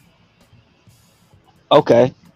Is there a distinction in levels between like a deputy cop and a sheriff, Um well, or is that just deputy more experience? well, the sheriff is, at least in Chatham County and most of the places I think of, the sheriff is an elected office. The deputies Mm-hmm. are like employees. And Okay. please understand there are smart cops, but you don't, motherfucker, you can be 19 and a cop in some places. 19-year-olds can barely fucking wipe their ass. Yet you're given a badge and a gun. Mm-hmm. Would you trust a 19-year-old with that little boy we're about to watch? Nope. I wouldn't. Which is all the more reason why I would do what I could to not escalate the situation. Okay. Unfortunately, escalating the situation is what this kid's father didn't train him to understand. Uh huh. So 19-year-old to 19-year-old, I kind of said that. These cops aren't philosophy professors. That's Yeah. why they need to be an FBI standard. Now, that's a little extreme. We can't afford to pay, deputy dog like an FBI agent, but we need to Uh-huh. come close. You motherfucker, if you are going to carry a badge and a gun, you best be smart, not some child who just graduated from high school. See, America doesn't quite understand what it has done. And when we talk about policing being a remnant of slave catching, it's literally the truth. You can hire some little, white trash 19-year-old be brave type, give him a gun, a badge, and say, "Oh, Mr. Dude who owns the Dude plantation, he deputized me." And motherfucker, you can walk around like Barney Fife, with your one bullet and shooting your fucking self in the toe and be thought a hero. That is American law enforcement, or at least a portion of it. So I see Lou has things to do. Probably going to pour another drink. I heard the ice in the tumbler. Yeah, I'm about to pour another one. I'm trying to catch up with you. Give me a What second. the You can play fuck the are you video. The fuck are you drinking? Please tell me it's Buffalo Trace. No, it's tequila today. I'm on Espolon Oh shit, Espolon we Blanco. are in for a ride, folks. I'll be cooling, man. I'll be cooling on the Dude, tequila. I have not fucked with tequila, and I'm not kidding, in 30 years. That shit's a drug. I don't do it. Mhm. I might do it one of these days, like in a margarita, but only one margarita. There are things I don't do. Well, I tend to drink tequila throughout the day, and then at night I typically lend to the whiskeys. There's sometimes I make an exception, like last night. So I got a bunch of 100 proof tequila blancos, and that's what I had last night. So I was kind of lit last night. I ain't gonna lie.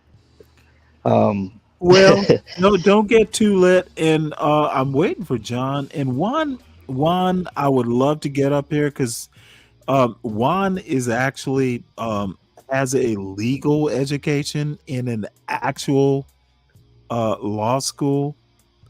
I kind of I had a question for you and can't remember it now. It's not that I was drinking tequila, but those Guinness stouts aren't orange juice. So anyway, let's play this video. Juan, hit the link, please. Florida is a two-party consent state, but the law generally allows citizens to record police officers in public spaces while they are performing their official duties. And it is a very good idea to do so because it protects you, and it can become very powerful evidence later in court or again in the court of public opinion. All right. Second thing he did that was really smart, he asked why he was being stopped, why the officer stopped him. Because you always have the right to know why you're being detained. I mean, a simple question like, what's your reasonable suspicion? To ask an officer that in that moment keeps the encounter focused, and it sort of signals to the officer that you know a little bit about your rights. All right, then he asked for a supervisor. That too was smart. Now, the officer was not legally required to request a supervisor, but asking him to do so shows that, among other things, you're trying to resolve this issue peacefully. But for some reason, you and the officer that is on the spot, you and that officer, the responding officer, you all are not connecting. You're not communicating well. So you're requesting the opportunity to get another set of eyes on the situation and try to talk with that person. I mean, that's wise. But again, keep in mind, in most jurisdictions, to my knowledge, there's no federal state law that requires an officer to respect that request. Some departments, they have that policy. And even then, an officer still has discretion. But it's still wise to do so if there is something you're not understanding. Also, the young man, he kept his hands visible. And this is one of the most critical things you can do in any police interaction. Showing your hands, that reduces the likelihood of the situation escalating to be perceived as a threat. And of course, we know as African Americans, we can do all of this and still end up getting shot. But these things are still smart and wise. And this young man did that. He also remained calm. He never got belligerent. He never got disrespectful. You know what? I totally He just asked take questions. this. I have a different perception of this. I think this child was defiant when, excuse me, wasn't. There was no need for that that behavior. The cop kept asking him to show his hands, and the kid kept raising them. Damn. This is why kids get shot, to be honest. They're being trained by parents who don't quite understand American history and just America in general. It's so sad. So I don't know. I'm not sure I can watch the rest of this. This is such a bad analysis. Ugh. Hey, so here's my question. Because it seems like if black people, I'll ask it this way. If black people understand this narrative that he just laid out about what you need to do is stop acting like all black people are on this video. I'm black and I understand that he's wrong. Do you not think other black people think this? Okay, let me rephrase the what I need you to do is listen to what I'm going to say very carefully. Don't do this, Stanley. Not all black I know that. people. I know. That's not what I'm going. Okay, That's not where I'm going. Why are you making this broad generalization? I'm trying to figure out a way to ask the question. And let me rephrase. If we see body cam footage of people who understand this narrative, that the cops will be more harsher towards let me black people, let me help you out here. Then why do they continue to escalate the situations? Because they're being taught by people like Reverend Corbett. Okay, break it down. What you mean? He thinks that kid was calm. I think that kid was belligerent, and the broken window, the tussling over the door. That's not calm. Correct. Okay, so whoa. Reverend Corbett's black. I'm black. You're black. Everybody be black. Motherfucker, it comes down. This is not a racial. This is not a racial thing, though. It really isn't a racial thing. It's what you think. Calm, collected. It's what you think belligerent is. It literally goes beyond race. It really goes to intelligence and actually understanding the law. And dude, I'm not a motherfucking lawyer, but I do know what belligerent is. And the cop was wrong. The cop has a whole nother critique. He should have just motherfucking just pulled the car up beside. Dude, pull a car in front. pull a car in back, pull a car next. Kids, you're not going anywhere until you comply. There were ways the motherfucker who was tussling with this idiot kid was a Barney Fife. Mm. He needed to use his one bullet authority, and he should be fired. He doesn't need to be a cop. Two fools don't make a right. Right. You know, when I originally saw the video, I honestly did not think it was a real video. Like, because the way that he was staring at the camera as they were breaking the window, it looked like a skit. I'm just telling you, bro. Like, he just staring at the camera while the cop busts in the window. He eats the punch, gets dragged out the car. He's still staring at the camera. It's almost like he was that cop punching him alone needs to be fired. You don't do that. The kid was unarmed. There was no need for that bullshit. He does not need to be a cop. That shit just looked it looked unreal, man. Because he was just staring at the camera, and what I'm just I like, need you why? to do is understand. I don't give a shit whether it looked real. It was real. That cop needs to be unjobbed. I don't disagree with you, Stanley.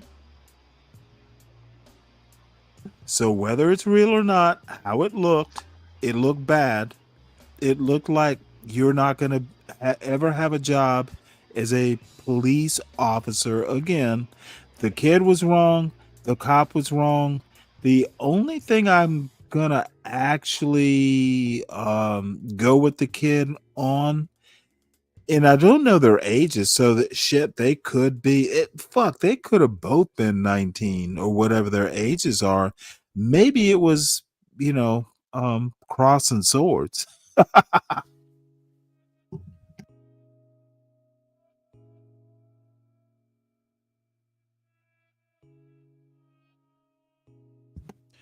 All right, well, let's get back to the very Reverend Corbett. Now, I'm going to talk about some things that he should have done different or better. But he did remain calm. He didn't become, violent. He didn't scream. He didn't start cussing. This is a very bad point here. Okay, he didn't become violent is not the same thing as he remained calm. This motherfucker's a lawyer. Does he not understand words? Dude, I might have to move on. This is just Reverend Corbett.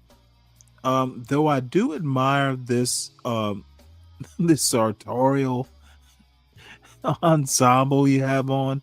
You look very Masters. Like, are you going to the Masters next year? And to be in the audience? You're dressed better than you think. Help the situation. And that's very important, especially because these officers, quite often, they're already on edge. Some of them have PTSD. Some of them don't even need to be on the force. And so the slightest little thing can trigger them. Many are already jaded, and they see all black men the same. If not just flat out racist, oftentimes they harbor biases, right? Not all of them, but some. And to better understand how biases work in policing, I recommend that you buy a book entitled Biased, written by an African-American professor, PhD. Her name is Jennifer Eberhardt, and she's been studying this topic for decades. And it's a really good book. Nice she dress. is a Stanford professor. All right. And the young man was also smart to not try to run or to flee. You like that, Stanley? Any of that. I That is do. really very. There you go. She's the Stanford professor. She might be smart. Would you have a problem with me liking a smart black woman, Louis? Absolutely not, sir. She is a cutie.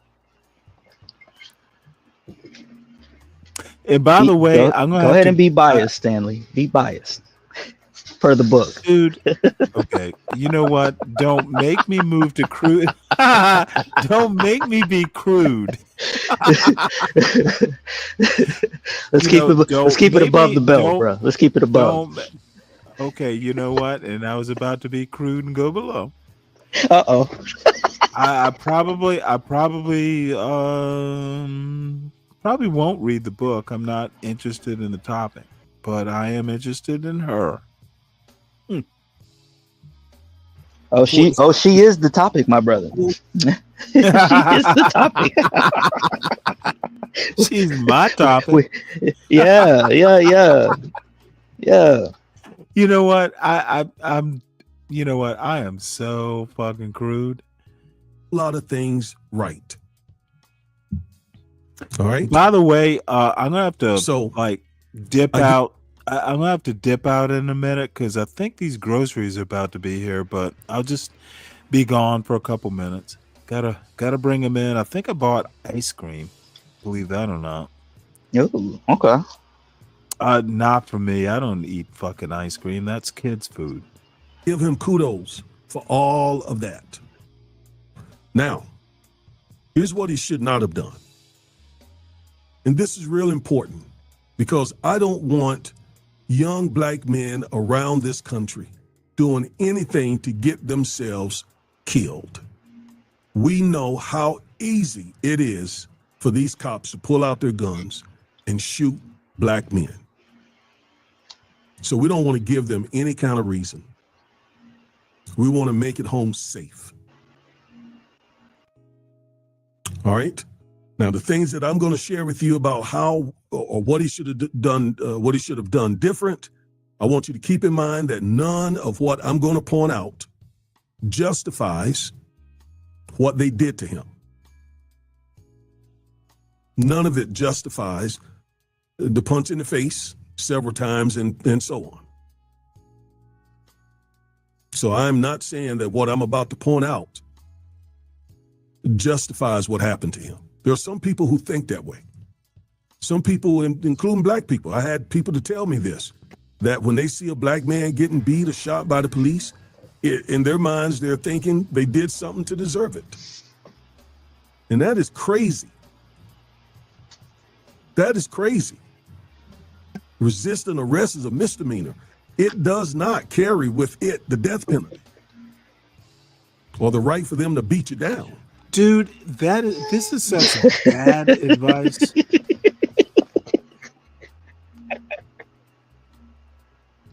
Technically, it's not a death penalty, but in reality, it can be bad fucking advice. Dude, this is so disappointing. Treat it like it's a goddamn death penalty. Your kids might survive. See, this is what this child was thinking.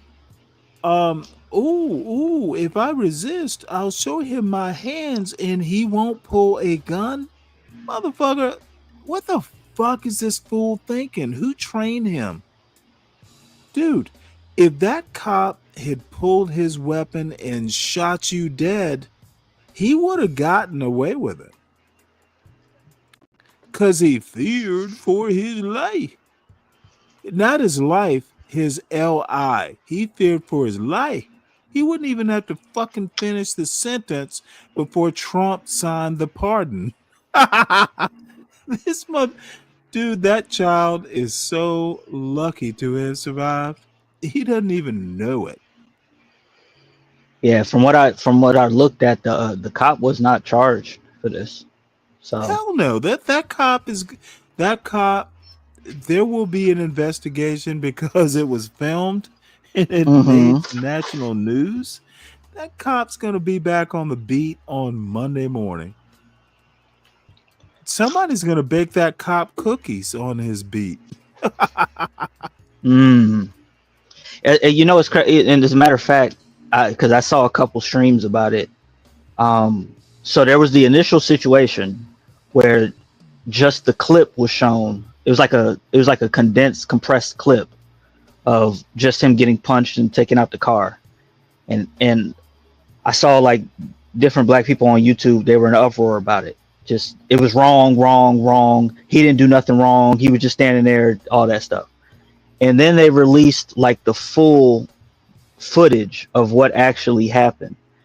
And a lot of people, they didn't change their tune. They still felt that the cop was wrong, but they didn't appreciate the fact that they were gaslit in the way that they were. Right. It didn't change that. So was the child. Exactly. And the full clip kind of brought that into light. And so a lot of that black people boy on was YouTube, shaving. He was shaving age, but he was a child. Oh, look, the motherfucker, you know what? It was like his kindergarten teacher asking him, are your hands clean? This motherfucker's fucking clueless. His parents did not prepare him to be a black American.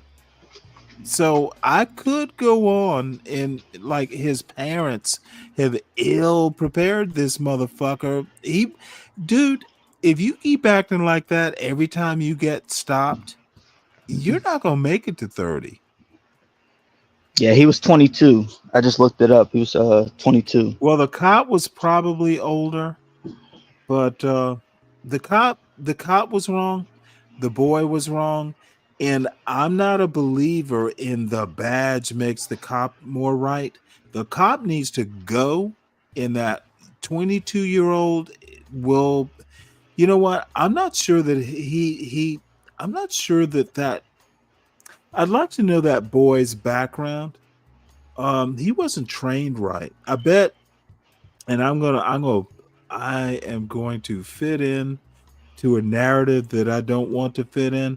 But I bet that boy didn't have a whole lot of male influence or smart male influence in his life. A smart mother either. That cop needs to go though.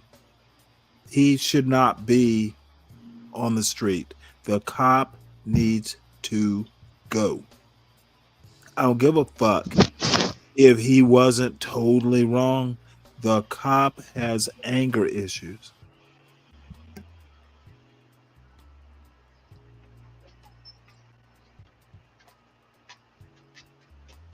Let's see. Still, with all that being said, here's some things he could and should have done different. First, it appears that he opened the car door before the officer instructed him to. Why is that bad? Because the officer doesn't know what's going on. He could think that the guy's getting out of the car to do something. So it increased the dangerousness in the cop's mind. Now, he gave a good reason. He said that the window in his on that side didn't work. And so in order to communicate to the officer, he needed to open the door, but it would have been better had he just... Hey, Stanley. He gave a good reason? What the fuck? Dude, so if death is at your door, there is no good reason for opening it. Yeah. It says that he's the son of Latoya and Alton Solomon, and that Alton Solomon is his stepfather. Discussed a similar. So he has a male influence. You know what? That male. Oh, I didn't know this. He's a biology major and the leader of a marching band at Livingston College. He is described as a mentor to children in his neighborhood. His parents spoke to him about the talk. They gave him the talk.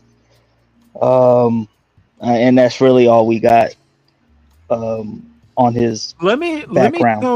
Let me tell you what his talk was, and I'm guessing I don't actually know. Mm-hmm. He was told he has rights. The problem with that talk was cops often aren't smart enough to know what your rights are. They don't get taught the Constitution at the cop academy. Stop pretending these cops are smart and actually understand their job, the law, or anything like that. You might survive a couple things. You know what? And this is why I said earlier, Hold on one Stanley. sec. I said Does you're not a Deacon liberal, you're not a far right. You are whatever is needed to be at the time. to solve That's why I said that. problems? That's what I said. Yeah. Well, that's kind of the definition of a moderate, but I solve motherfucking problems. If the left has a problem, you solve it. Because anyway, does Deacon Dave ever call himself Ace Boone? No. Why would he do that? You know that's not. You know what? I have someone called Ace Boone, and Deacon Dave, just say it's you in the chat, or I'll just throw up a splash screen and interrogate you. Centralist dad. You know what? Aries, I'm a temperamentally center left guy. For better or for worse, I'm not gonna motherfucking change. I am who I am. To quote Popeye. Yep. We accept that, Stanley. No, it sucks, but I can't be anyone else. Let's see, who is this cutie? Uh-oh. I have no idea who she is.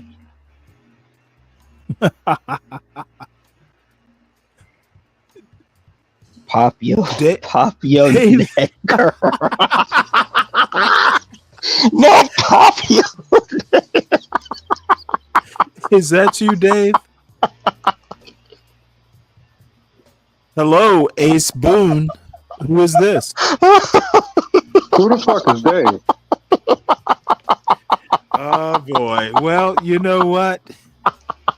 Pop your neck, girl. I put up the right graphic for the right girl.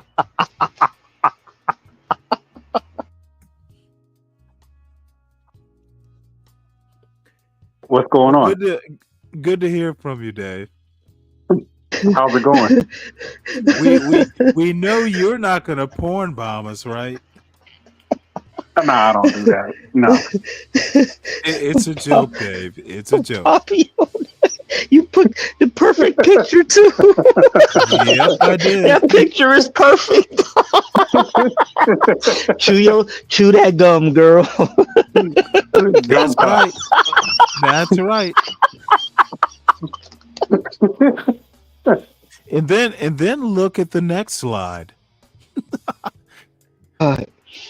Oh man. In a way, and you know what? This guy has a law degree, so I can only be so disrespectful. We know. Look, you know what, Dave?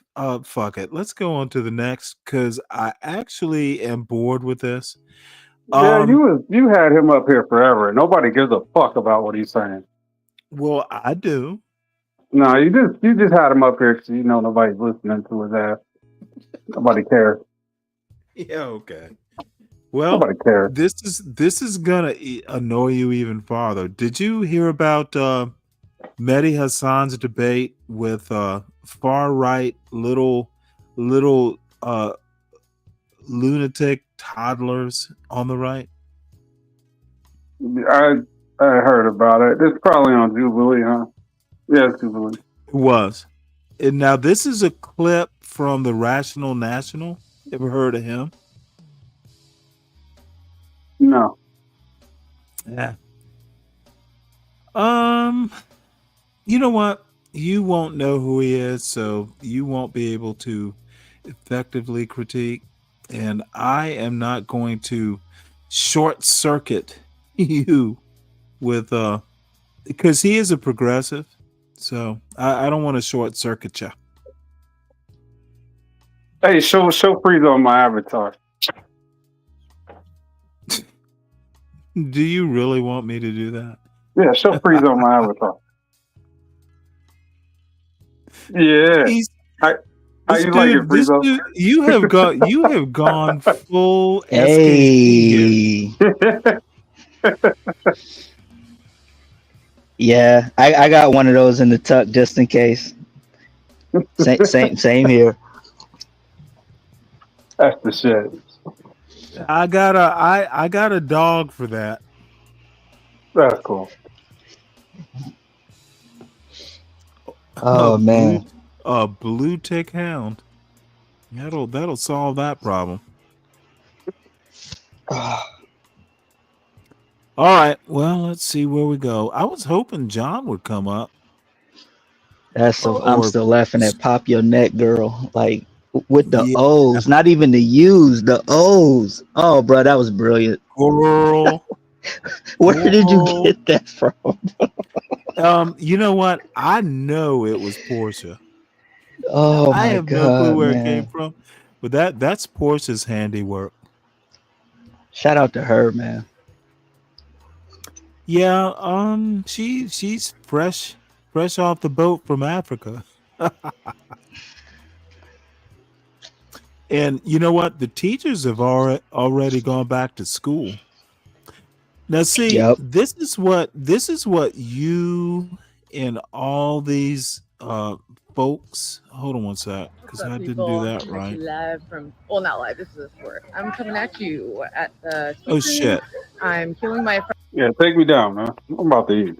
Yeah, I don't know how this shit works. Salad. Oh, this is the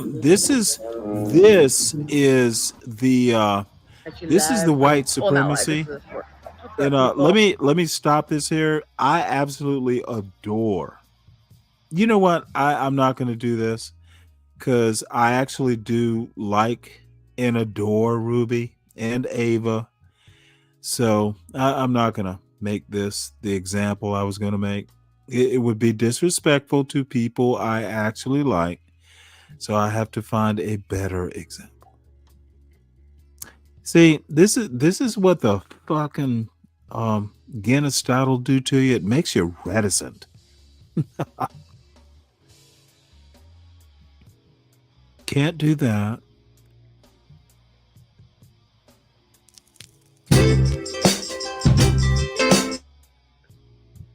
And I know this music isn't copyrighted. I kind of like this song. Hey, you got the lawyer on the screen. That's all we see.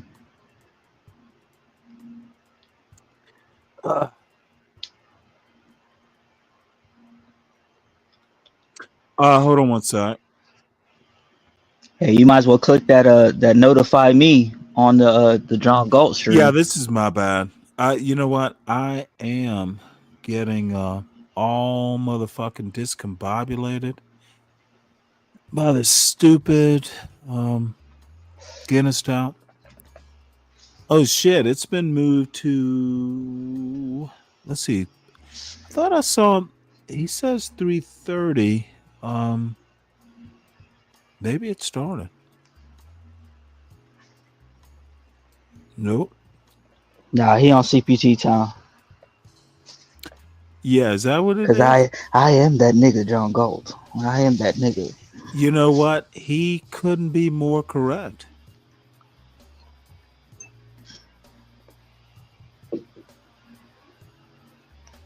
He's got one of my favorite clips, man. Then really? he went up on I think it was Hamp stream. He was like when he was going to evict the FBA, and he went up there, he's like, I am that nigga John Galt, and I'm finna evict one of your FBA niggas, your FBA niggas. So if y'all wanna save this nigga from me evicting him, hit his cash app, bro. Send him some money, man. I'm finna evict him right now. Question though. Why would that be your favorite clip? And I asked that for two reasons. Why was John Galt? Why was John Galt right for saving that FBA, and why was the FBA deserving of John Galt making a spectacle of himself? I don't know the answer to either of those questions. Let me help you because I do. No, but finish what you were gonna say. So I was watching Hamp stream. I had no knowledge of any of this going on. Who the fuck is Hamp? Hamster? This might be risky. Wait, hold it. I mean, is he a big YouTuber or what? He's got a decent. He's don't got do a it. pretty good size following. I mean, there's usually like 300 in the chat, 400. Oh goddamn, that is So huge. yeah.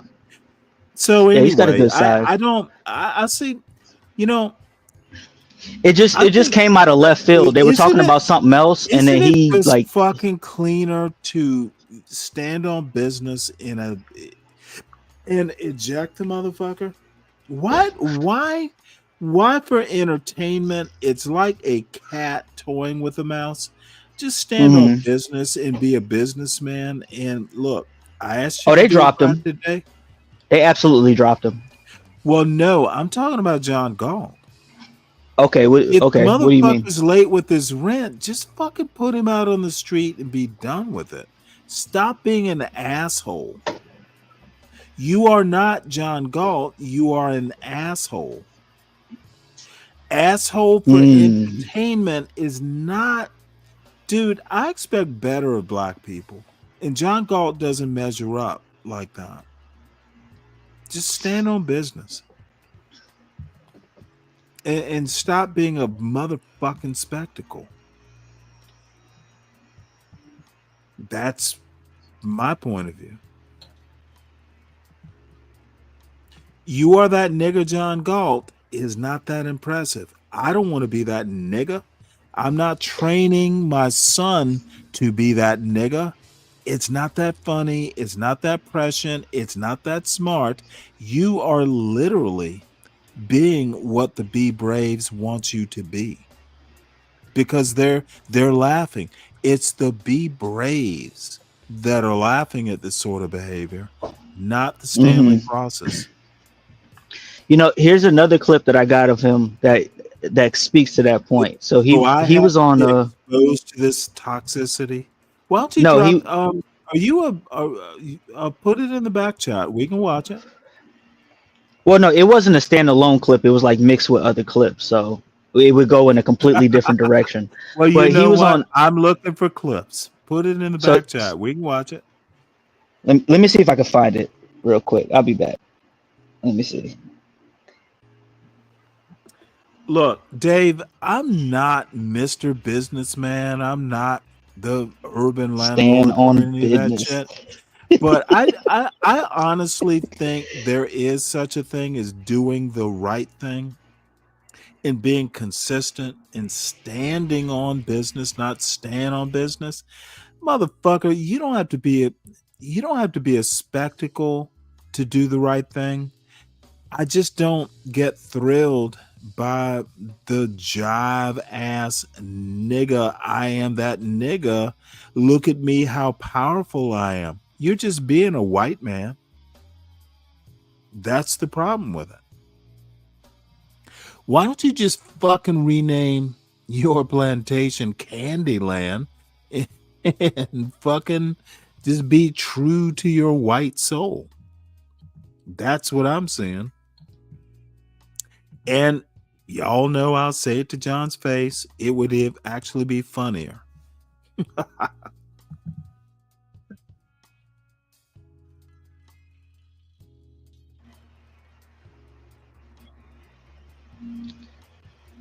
Damn, it's gonna take me a minute to find it, but he went on Q Butters, and he was basically talking you know about. what? That is the absolute. I know who Q Butter is. Even I don't go over there.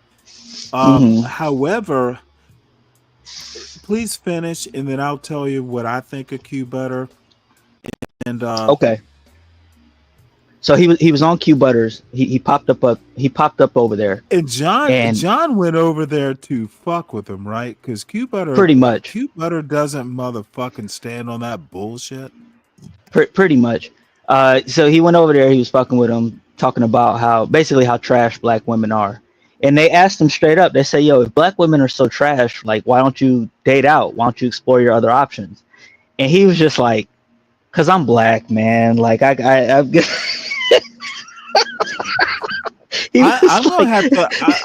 to tell you, you find it Oh, sorry. You But find this it, funny? I find mhm. it absolutely sad. John is one confused motherfucker. It was And funny, man. no, no, The no, no. sadness is what Let made it me funny. let me make a point here. Okay. Y'all think John is well put together? That motherfucker is literally loco. I don't think I would describe most of these YouTubers Okay, as well put let together. me you know what? Maybe I'm one of the crazy ones too. Maybe crazy recognizes crazy. John isn't consistent. I try to be. I know what consistency is. I also know you don't go to a Q butter thing. Dude, I don't go on a lot of panels. I got my ass handed to me.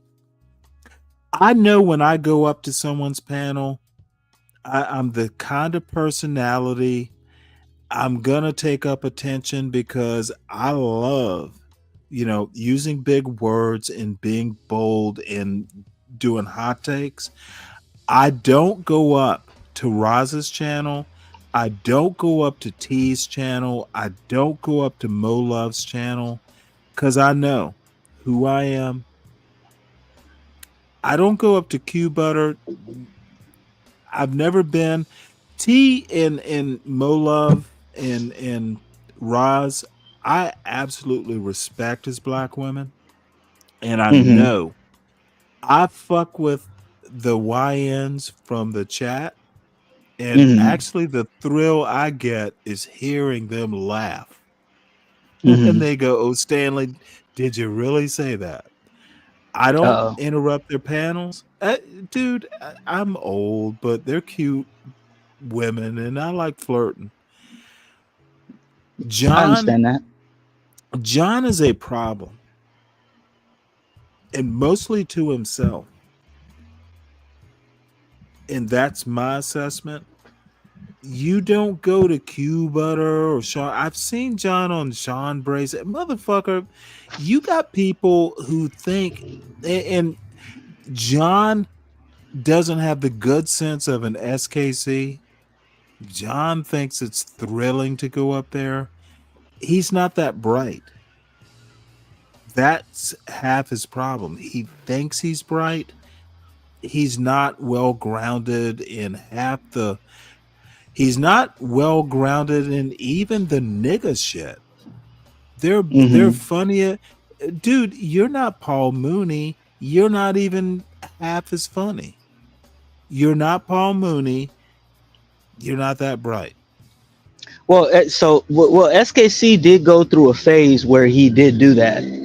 He would go, he would go on a Q Butter, and because he has that level of intelligence, it just it hit different because he had the smarts to maneuver around. They wouldn't just No, drop him immediately or any of that. SKC has read a book. Hmm.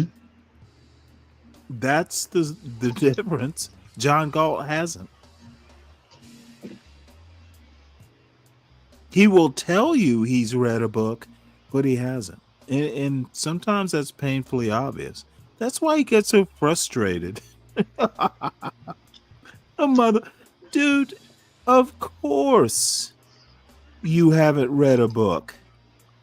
That's why, dude, all I have to say is John Galt is that nigga. He's just not the nigga that he thinks he is. He's a different nigga, but he's not a smart nigga.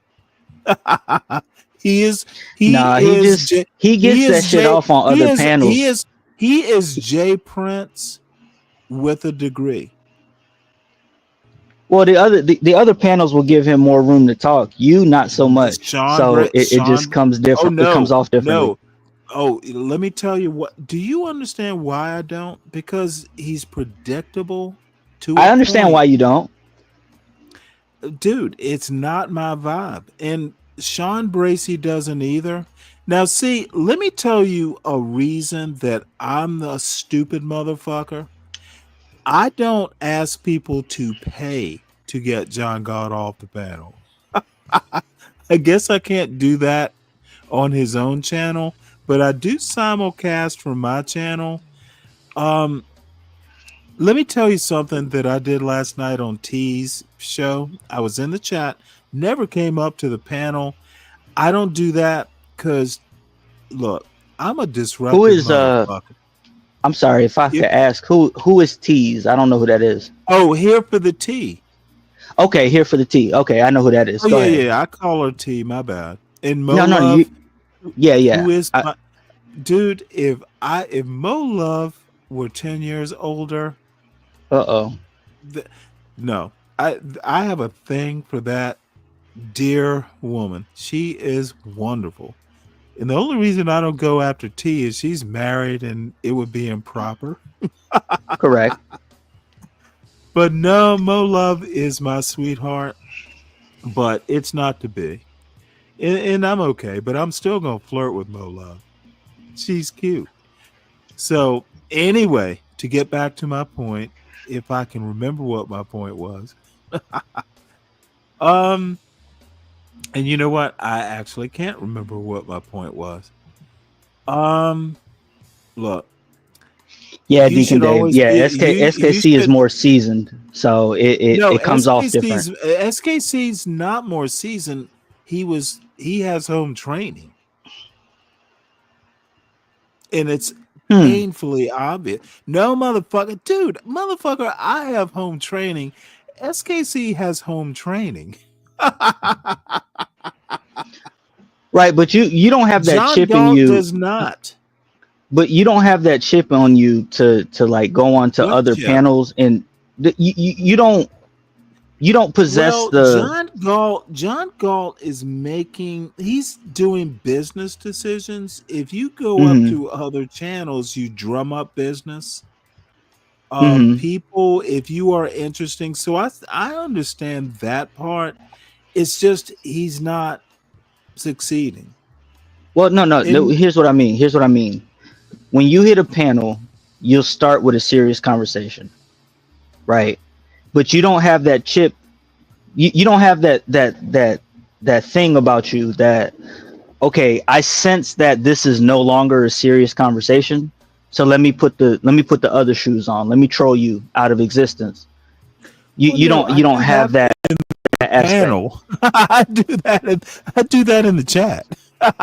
That's what I'm saying. But from a panel, on the panel, it's a little bit different, and you're just not okay. So the bomb cherry thing, if you would have at the point that you realized, so sincere, it was disgusting. That's what I'm saying. Once you realize that there's no longer, okay, we're not having a serious conversation, you should have switched the shoes. Like, okay, you Stanley versus the world. You should have brought the world out. I was in serious conversation mood. I'm not built that way. And right. Lou, I'm literally gonna tell you, and hats off to Hurricane Dolores Cross. My mother didn't raise me to be that kind of cad. And you know what? I'm just not built that way. And you know I understand. What? I should have left sooner. That is my biggest sin. I should have just fucking punched out. So that's that. I will not go back over there. I understand. Well, I don't think Deacon Dave does. Deacon Dave and I understand that too. I understand that too. The ability to adapt to your surroundings. It's just not there. Dude, if I go over there, I know what it is. I will do a Stanley versus the world on bomb cherry juice. But a lot of that is wait. A lot of that is ego, Stanley. Like you can't be afraid. You can't be afraid of getting dropped, Stanley. Let me answer this point. I don't need to do field research. Dude, field research about what? I already know it. I don't. That's your problem. You mean on YouTube shows? It doesn't matter what I mean. You already know it. Because so I have my awakening too. I take that back now. No, I'll tell you a story because the same thing happened to me. I was on a guy's panel who is like an affiliate of BGS Oh, look, Ipmore. yes, Sin. There is, and I lost. Right. So he was an affiliate of BGS. I didn't know that at the time. So I'm having a conversation, a back and forth, kind of a debate with Art. His name is Art Nostal. He's not a bad guy. It's just, just disagreed. But what happened was, it was just me and him. I was debating. I was disagreeing with him, and I I like to think I had the upper hand. But what happened was, people started coming up on the panel, and what ended up happening was, me and him turned into me versus like 6 other people, and I had no conception Yes. that this happened Yes. on YouTube. And Yes. so I had to take the L. But I realized at that point, it was like, okay, if I'm gonna, because me and Art were having a serious conversation, and it was the Right. other people that came on the panel that turned it into a non-serious conversation. Well, that was But kind of what happened to me, actually. Cor- It was Mhm. then fucking Mella turned up. That's It it. just went, yeah. That's So it. look, I Field honestly, research. and you know what? Actually, I can't even blame Bomb Cherry. I can only blame myself. I thought she was a serious person, and turns out, she was cooking a witch's brew. Hold on. You thought which one was serious? You thought Bomb Cherry was serious? Yeah. Oh shit! You haven't been around long enough. You gotta take notes. You gotta keep your eyes I'm open. not taking notes on a YouTube show. Keep your eyes But peeled. but I also have to say, Dave, I'm a neophyte. You know more. No disrespect intended. You actually, motherfucker, the field research point, yeah, you know more. It's really nothing, Stanley. You just, if you're gonna hit a link, you gotta know what you're I'm doing. motherfucking disappointed is what it is. You know what? I'm sorry. I think black people can be smart, and I don't meet many of them. And Bomb Cherry is certainly not one of them. They are smart, but they put all their attribute No, they're points. not. Wait. And they put their attribute points in the wrong categories. I'm gonna build up this character of just serious nonsense, right? And you got the character of, that's you do know Just Be Simple. I think it was Just Be Simple was actually a thing. That's what you just described. You don't know who Just Be Simple is? That's look it up. As a matter of fact, go ahead and finish. I'll look it up. And you're not presenting an original idea. I've never heard it, so I'm curious to know what she would say about it. What she has to. It wasn't a she. It was like an Aunt Jemima of comedy. It was a he. It was an Uncle Ben of comedy, I think. And you know what? It's been a while since I thought of it, so I could be wrong too. Let's discover. It'll be a reading rainbow through black stereotypes throughout American history. We'll present it that way. And to Sin 7's point, not only is that Bomb Cherry, but that's like 80% of black YouTube. They will literally argue you. They'll agree with you on this panel.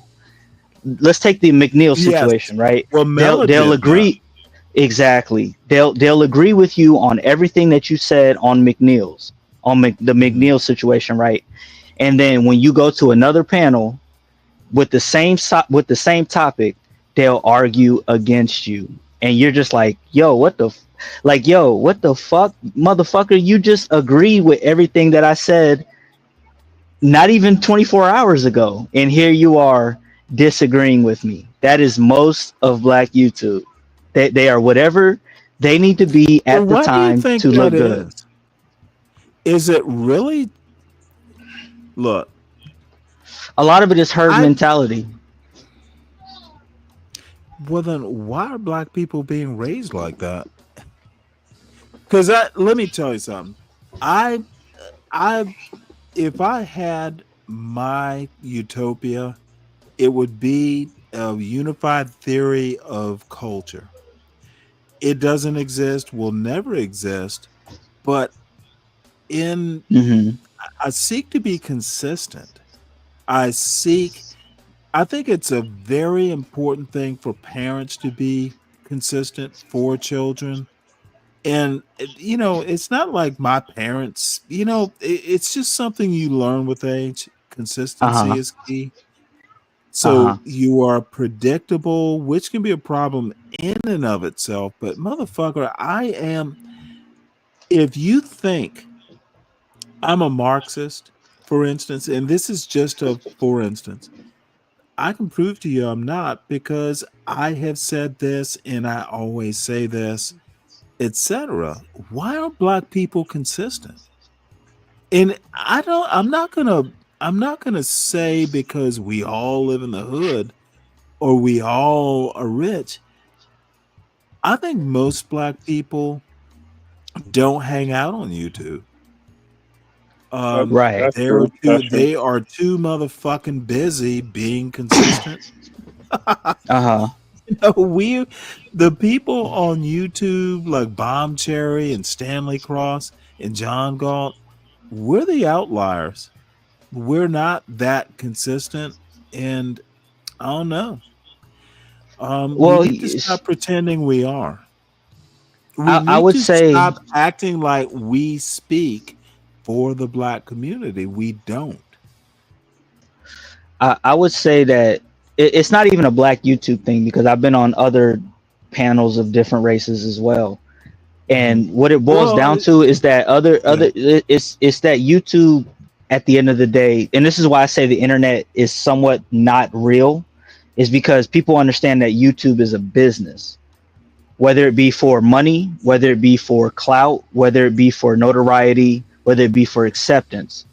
People will change their tune depending upon what room they're in, because they're trying to receive acceptance from multiple different groups. And that's why you get the hypocrisy and the not being consistent. Yep, Stanley. One thing for I sure, pretty I much consistently disagree with some of your shit, but it's cool. Like I like the fact that you are on the opposite side of the spectrum on certain things. But consistently, I'll come over here and talk shit to you. And I'm about to roast your motherfucking ass too. Right, but a guy, but okay, people will. I'm smart enough to acknowledge when you make certain points, so I'll take certain points, even though I disagree with what you're saying. I can take those points, go to a different panel, and with people that have the same viewpoint as me, because they frame it differently, I'll take your arguments that you used against me and use those on another panel, just in a no. different way. You gotta That's the believe in game. what you say. I don't play games, dude.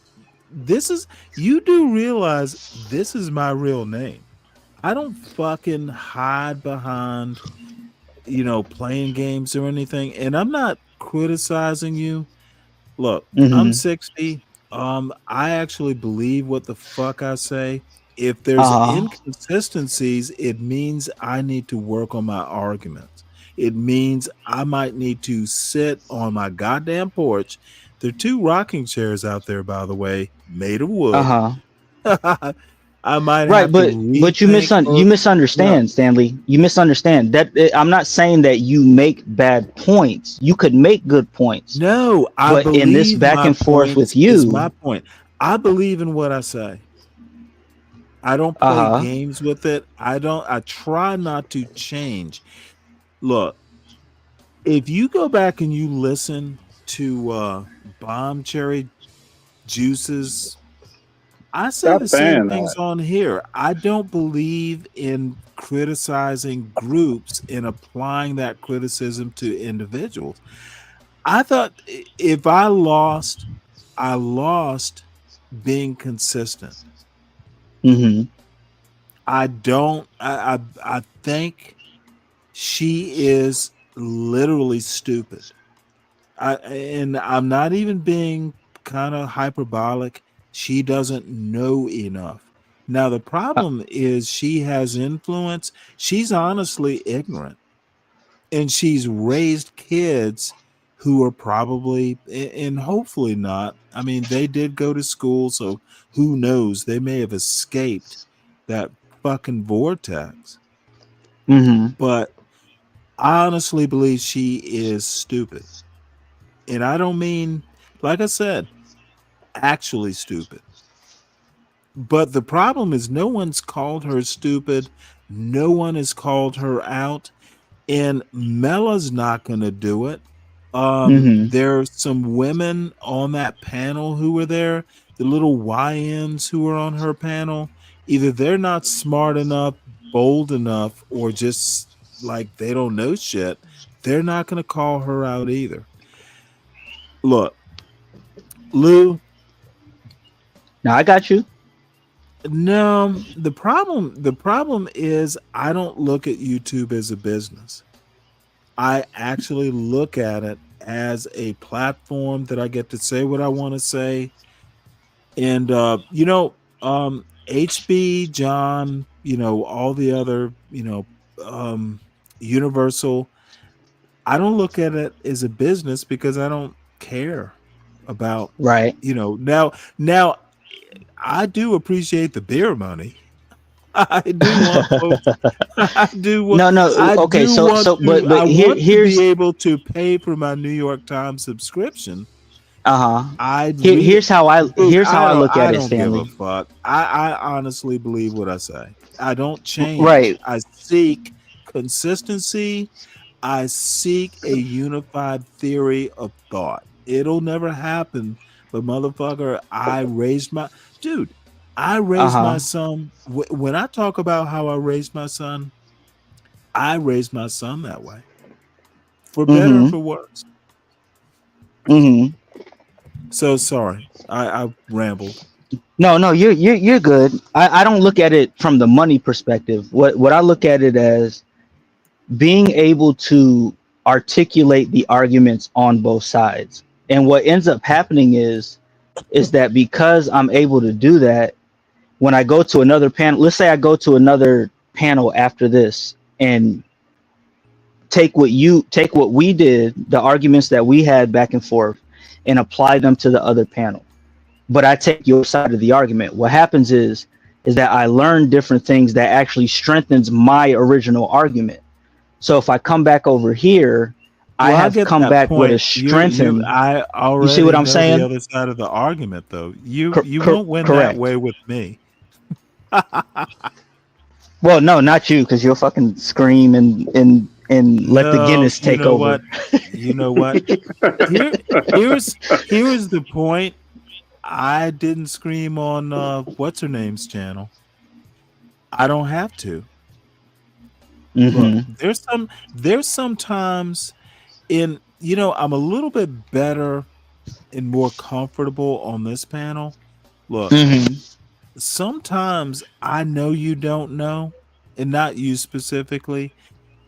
I'm gonna honestly say that easily. I always use the 90% statistic. Most people don't know what the fuck they're talking about when they talk to me about politics or in the chat. They just, and I know they don't know. They are hanging Mm-hmm. on by a thread. That's why, dude, I fucked with Be Brave from his chat and he banned me. I didn't get Uh-oh. banned. I didn't get banned because I came up on his panel. That motherfucker banned me and I was just typing. Okay, And so let me all ask you I had, this. no. Dude, I know words. I know how to fuck with people, especially if I know how you think. Dude, I Uh, get banned from channels because of what I type in the chat. mm-hmm. And I think Hey, that is we've been there. hilarious.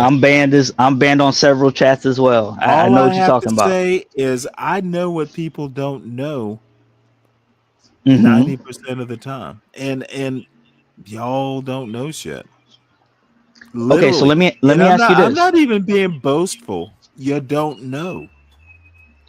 With your exchanges with someone like let's take like a SKC because y'all have had many back and forths here. SKC knows shit.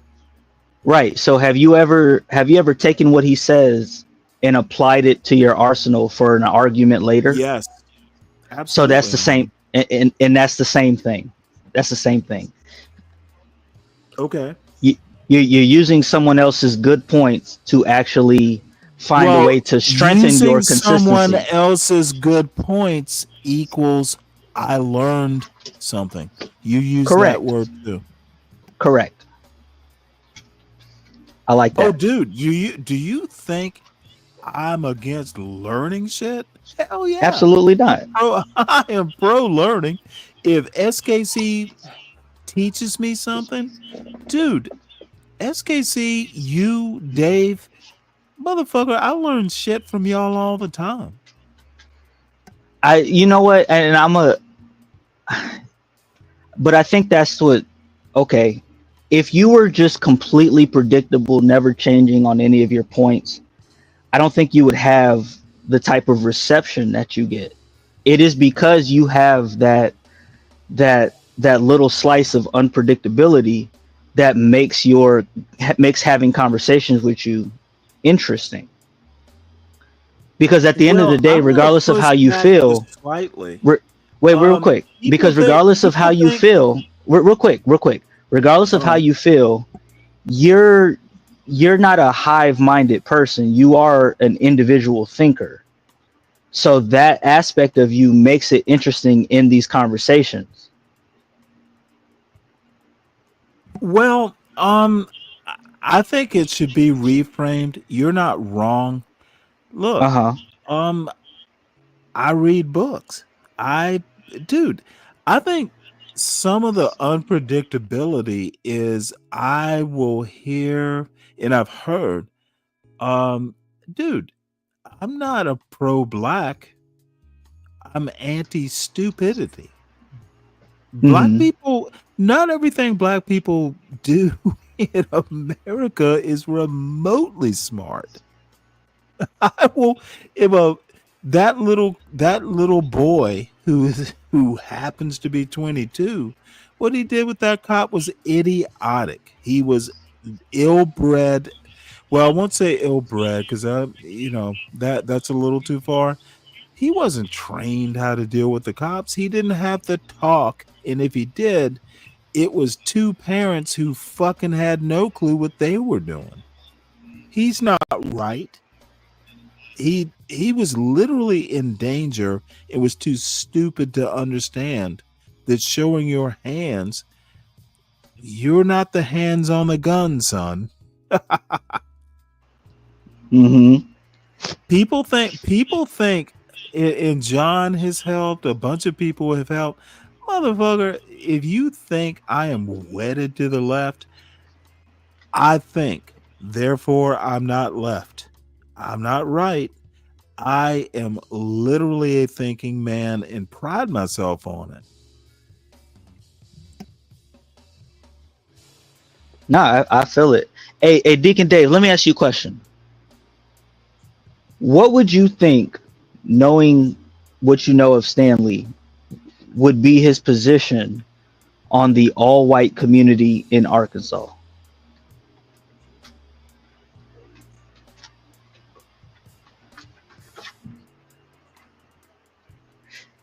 We'll address it when we get time. But I'll tell you Well, for me. Dude, I don't have to live there. Who gives a fuck? And that's what I'm saying. That's exactly what I'm saying, Stanley. You feel me? That's exactly what I'm saying. Now, if I had to live there, I might have an opinion, but yeah, but that's common sense. Now, I will say 80 years ago, it could be a problem, but this is 2025. 80 years ago, they would be able to get black people to tend their yards. So times have changed, In 2025, they can't force black people to fucking, grow their crops. That's the difference.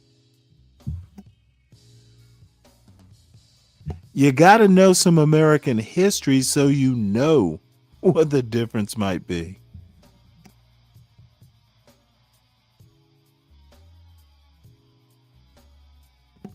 All right, well, folks, just be simple. Look, history matters, time progression matters. 80 years ago, this would be a problem. It's simply not in 2025. That's the difference. And I'm surprised people don't understand how to critically think through that problem. Doesn't matter. It doesn't. As a matter of fact, no black plumber is gonna fucking feel safe fixing that what do they call them in the sink? A fucking trash disposal or whatever it is. No black plumber is gonna work for these fools. And if they're on a well, they won't have a trash disposal anyway, I guess.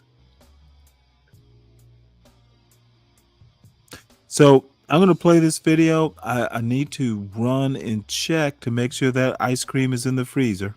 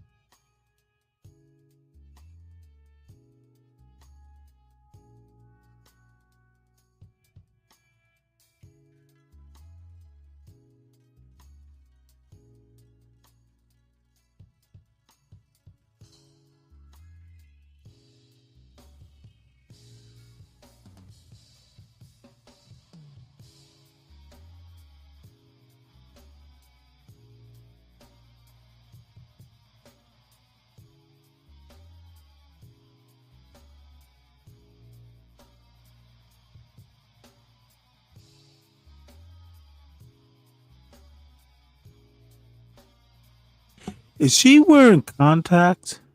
Anyone know? I bet she is.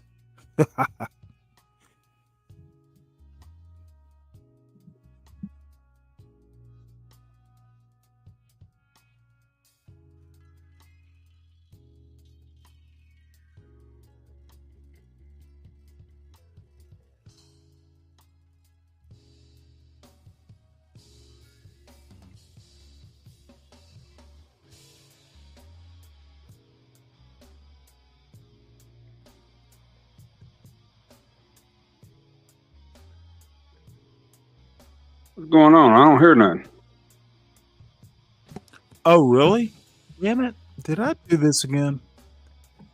You know what? I am doing a John Galt. Wait, hold it. You don't hear anything? Why I did I don't. hear something? All right. Hold on one second. Do you see the video on the screen? Yeah, I see the video. My bad. I had to step away. It's not a bad thing.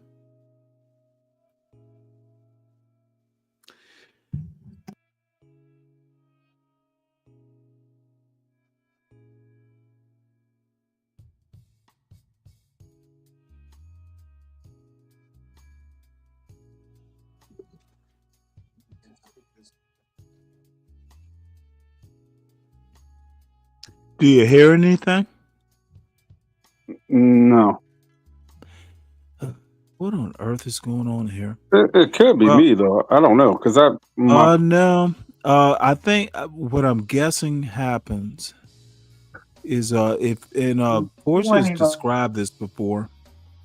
If you leave these tabs up too long, they go stale. So give me one sec. Can you? Oh, what happened?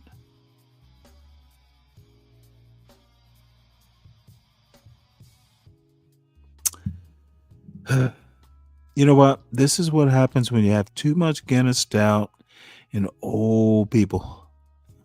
Old people. PEEPO start playing with their computers. They don't get it right. They become downright unentertaining. And they just fuck up their technology. Let me know if you can hear this now. Yeah, I can hear it. Okay. Yeah, it was a stale tab. I noticed that happens sometimes. So I'm gonna jump this ahead. Don't understand that. On my social media channel, And actually, I'm not hearing interested in what anything you have from the to say on this. Caribbeans, or very little, but Africans. They're just making video after video after video, to the point that this young lady posted this. This is why I'm so confused on why the Africans mad that we want to boycott. Nigga, that's the culture that you say we don't have. Within the Black History Month that you don't pay attention to is a whole bunch of people of the civil rights movement, right? And guess what they did? Boycott, protest, sit in, shake the motherfucking table, because that is part of the Black American experience here in America. That's what happens when the people She that is so subjugate you fucking try to act wrong. like you crazy. This and is you got the so showdown. ahistorical as to be disturbing. Those are Satan eyes. But you know, I hate that we here. That's a filter. Okay, you know what, motherfucker? I have to fast forward through this. I have no patience with this silliness. Cultural clash between Black Americans, Caribbeans, and Africans. And it's wider between the Black Americans and the Africans than it is between the Black Americans and the Caribbeans. But there is a cultural clash. We think differently than they do. So when we say that, if you're so I don't smart agree with and you've that. got all these degrees and you work so hard, you are. Sin, you really think chaotic is a shtick? You mean chaotic truth? Interesting. Oh wow. Chaotic truth? Okay. Until you respond, I'll just play. To be doing that in your homeland and I think transforming chaotic your truth homeland is into something literally that you could the be proud truth, of, so you don't feel and the need to chaotic. flee. Now that makes perfectly good sense to No, that's us, not a but shtick. I don't think that makes the same amount of I sense appreciate to that you them. spelled your They think, Yiddish well, right no, there. I'm going to come to the United States and work hard and work harder than the Black Americans. And that girl Well, in the if center working is hard is cute the as answer, fuck. then you should work hard in your homeland and see an equal amount of success. Now, they don't understand that. They don't understand that. No, they can't do that. They need to come to a ready-made country, a first world country, where there are a lot of job opportunities, educational opportunities, all kinds of opportunities. But somebody had to create those opportunities. And that's where I think we miss them, or that's where Abio, they miss us. that oh wow, she is okay. And I don't mean to be disrespectful. I did call her a girl, but fuck, I'm 60. She is a girl. Wow. She is that girl. Yeah, she is all that. I like her. Because we don't see common sense as being the same thing. And that is a part of the problem. So I came across this video of this woman. I'm paraphrasing her words, but the way I'm putting it is, our American minds don't understand their minds. And I'll let her tell you what she means by that. Okay, I'm about to say a harsh truth, and this has to do with the Essence Fest and why we cannot let Africans take over or have super influence on ethnic Black American things. This is a harsh truth, and I hate to say Africans, and I think that all third world people, countries have this kind of mindset. However, the Africans obviously are trying to take over our businesses, our reparations, and so we have to stop it. And this is why. What the Essence Fest was just a glimpse. Third You know world what? countries are run into the ground. I love that you bring up the communism to woke pipeline and James Lindsay. Oh, Brian Nichols. James Lindsay is a the fuck Ron. Dude, math drove him crazy. Tennessee Tech fucked him up. And I know who James Lindsay is. Oh wow. That you mention him. Oh God. You think he's smart? Communism to woke pipeline literally marks you, son. That motherfucker isn't even a smart white man. Oh, James Lindsay's a goddamn fucking potato head. Hey, anytime you want to bring one of them James Lindsay videos up, and I know that whole fucking what's her name? Who's the fat British woman who I think is not totally stupid? Make peace, make something or another. Dude, anytime you want to bring up some James Lindsay, oh, put it in the background. You have a special invitation, Brian Nichols. If you think that James Lindsay is smart, I have to have some doubts about your intelligence, sir. I'm being direct. It's what I think. James Lindsay is fucking not. I don't even know where to go, but I'm glad you brought him up. Total motherfucking potato head. Because their leaders are corrupted. Because they're tribalistic. Because these people do not James Lindsay has taken a whole range of shit and fucked it up beyond belief. This motherfucker's FUBU. He's FUBU in the head.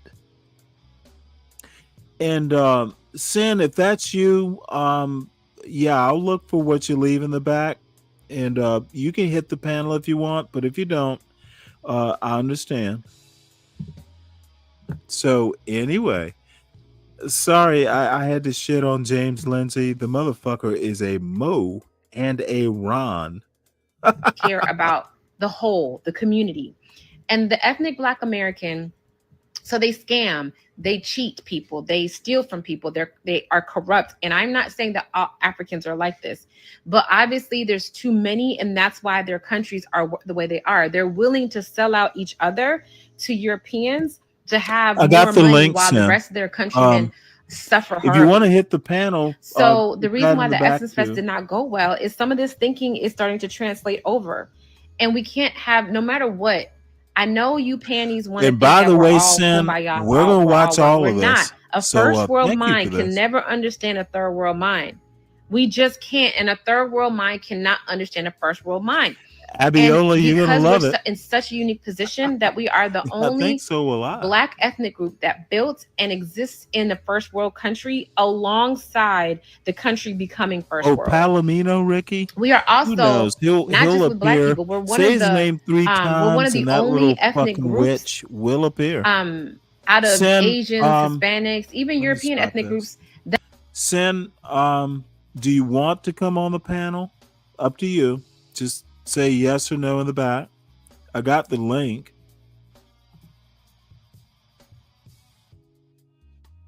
Okay, gotcha, Sam. Bomb says both. Oh, you know what? For OF, what is OF? It has the son living there too. There's nothing. No. You know, kids living at home, depending on the size of the home, and I'll tell you why I think this. I used to date a woman who lived in a mansion in Hartsdale, New York. This motherfucking mansion literally was acres of, it wasn't like square feet, it was acres.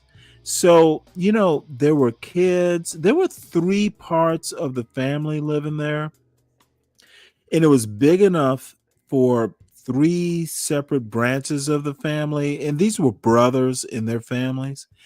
You know, they had enough for to divide the 3 parts of the house up into apartments. And I don't know, fuck. Bob Cherry might live in a mansion for all I know. So I'm not gonna go there. I have to limit what I think of Bomb Cherry's logic, her arguments to my encounter. Her sons are off limits. Children are off limits. Now, I talk about my son a lot because I'm very proud of him. As a matter of fact, motherfucker, he probably exceeded in spite of his father. That that might be why I'm more proud of him. You know, fucking morons like me, you know, he figured out how to survive it. So I'm gonna finish this video. We're gonna watch Sin's video and then enjoy that video, and we go from there. That are doing very, very I am well. rambling. I am kind of, Considered, you all know, things considered. a Okay. lot of Guinness So Stout is doing that the being talking. said, we have to really protect what we built. We have been enslaved for centuries. Then we went through Jim Crow for centuries. And then we still had to deal with all these other things to get what we have. And I'm not going to let that Pan-Africanist mindset that I used to have ruin that, because we just want to pretend and be delusional and idealistic that we are the same. We are not the same. We're not. And I'm not talking about DNA and genetics. I'm not talking about that. We have a completely different history because we had a canonizing event where those people sold our ancestors, and even some of our ancestors sold each other, and they're mixed up in it. But our canonizing event is that we went to slavery through centuries, and it transformed us into a completely different people. We had to build everything. We had to create everything in this country. We had to fight for everything we had, and we progressed and we advanced, and now we're here. And I'll be damned if y'all Pan-Africanist delusional mofos want to pretend that these people are just friendly and it's okay for them to steal. The Essence founder decimated the Black Museum in Harlem, took 6.5 million. And there's all these scams coming out about the Essence Fest because they think differently. There's so much corruption in these third world countries. It's a norm. It's a norm. I am not saying America isn't corrupt, but it's a first world corruption. It's a first world corruption.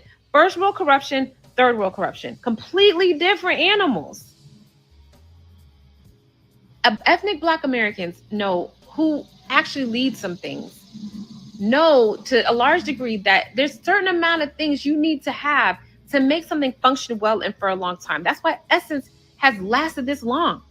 They took over for maybe a couple years, and they've already started ruining it. Unless you know that person personally, because I'm not saying all Africans. I have friends that I know who are African who would do a great job. But I know them very well.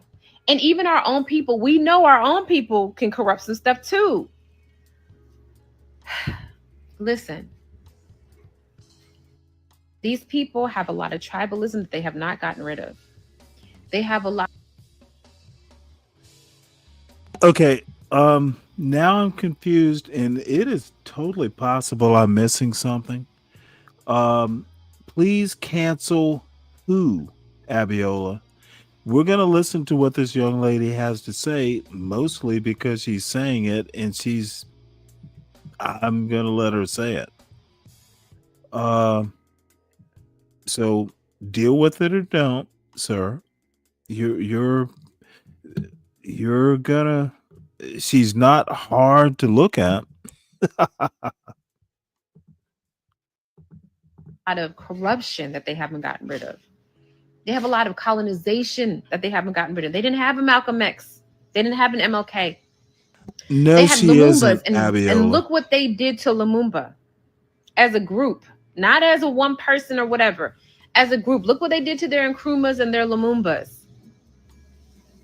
Now, while we had MLK was unalived by the non-melanated, and Martin Luther and MLK and Malcolm was unalived by one of us who was set up by the non-melanated, but we never rejoiced, and it was never all of us turning them in. Our Fred Hamptons were unalived by the non-melanated, but we never rejoiced. There was a few of raccoons who did, but not all of us. But look at what they did to their Lumumbas and their Nkrumahs. You cannot think we're the same. We're not. And the fact that you guys keep trying to make us the same means that you are on the other side with them. Go live with them. Go be with them. Go work with them, but not us anymore. We are not the same. We are like the rich cousins that go back to the hood thinking, I'm still going to be down with the hood. And look what it got Nipsey, who is bi-ethnic, before y'all try to start. Look what it got, where it got Nipsey Hussle going back to the hood. Look where it got Young Dolph going back to the hood. Unfortunately, I'm sorry to say, but we're first worlders. And to them, we look like Nipsey in the hood. We look like Young Dolph when he comes to the hood. That's how we look to them. They think we're dumb and we're naive, and they're plotting on us. That's why the African Union had the nerve to put us as their sixth state. They will steal all that money. We'll never see a dime. We'll never see a dime. They're going to say it's African Americans that get the money, and they mean African, not us, not ethnic Black Americans, not foundational Black Americans. So we really have to understand a first worlder and a third worlder cannot think alike. All they're going to do is look at us as a group, as a potential to scam and take. We are their rich cousins to them. And they're in squalor, in the hood. And guess what happens every time a famous rapper tries to keep going back to the hood? What happens to the famous rapper when he keeps trying to go back into the hood? And that is what's going to happen to us if we keep trying to go back to these people. They need to elevate and learn from us. We do not need to learn from them. We are the ones that have the best education. We're the ones that are the healthiest as a group. We're the ones that have the most money as a group. We're the ones that have a culture that is emulated worldwide as a group. We are the ones that have a lot more on the table to lose. Stop it. They ran the Essence Fest into the ground. This is God trying to show us what can happen when we let this kind of mindset into our culture. I am not saying don't mess with somebody who's an immigrant, but you better have vetted them completely. And I wouldn't trust, you don't even trust your cousin Pookie with money, but yet you letting these people come in and do deals with you. You don't even let your cousin Pookie from the hood. You don't even want to give him $100, but you trying to do business with people that you don't know. You better have them contracts iron tight, ironclad. And I'm not saying, like I said, if I know somebody or if I see a track record or if they have references that are really strong, okay. But stop thinking these people will run us into the ground like they ran their countries into the ground. Stop it. When we had our own cities, they were thriving. They were so successful that the non-melanated were jealous of how successful and how well we were doing and destroyed it. So when we come together and we're not bothered by people, we know who not to let in. We know how to get to the next level because we did it and we showed it. They haven't shown us that yet as a group. They haven't. Stop it. If you're truly a business person, you're going to vet the business and you're going to vet the person. Don't let them run our culture into the ground because y'all panties want to kumbaya and sing along and you have a soft spot. Whether or not we're descended or not from them, whether it's indigenous, whether it's like whether we were from the slaves, it doesn't matter. We're not them anymore. We're not them. Stop trying to go back to the hood. They're trying to get to where we are, obviously, and you're trying to go back to where they are. Mm-mm. Mm-mm. Stop it. Stop it. I completely agree with her. We can't go back to them. We can look back and remember that's where our ancestors came from, but we can't go back. And we cannot let them drag down what we have built. We just, or take it over, because that's what they're trying to do. Because, like, it won't take long for them to ruin it. And we see that. She did an excellent job of making her case. Our first world minds are not compatible with their third world minds. Enough said. Let me know what you think. Have a good evening.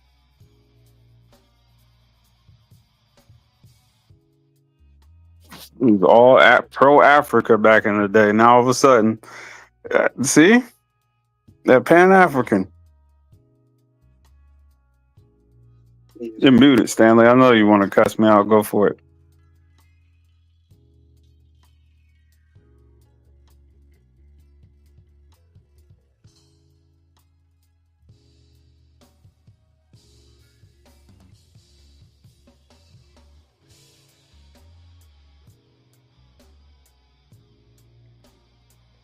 Sorry, Dave, I got bored. Look, I'm not a Pan Africanist. Why would I curse you out? I think that this young lady has no clue what she's talking about. Mostly, Essence. See, this is the problem. Essence Fest is not the sum total of Black Americanness. Stop it. Would be what I would say to both Lady Belay and this young lady. She makes good points, but Essence Fest is not the sum total. I'm not convinced that Africans are the enemy. They, to a certain extent, Africans don't think like Black Americans. We have a lot. Hold on one sec, Ponder. Please, just give me one sec. Because I know, you know what? Who's gonna curse you out? It's gonna be Ponder, and she has appeared. Yeah, Dave, that's fine. why I did you like think I Ponder. was? No. Why did you think I was gonna curse you out? No, no, you know, it's just typical. I don't really care. No, I'm not a Pan Africanist. I am firmly American and Black American to boot. Good. I don't necessarily. I just happen to know that Look, the reason an African person was able to buy Essence is because a Black American sold it to a corporate white entity, and the African had enough money to buy it from the white entity. Deal is done. Essence, so what? Be your old American self and things will be fine. Ms. Ponder, hey there.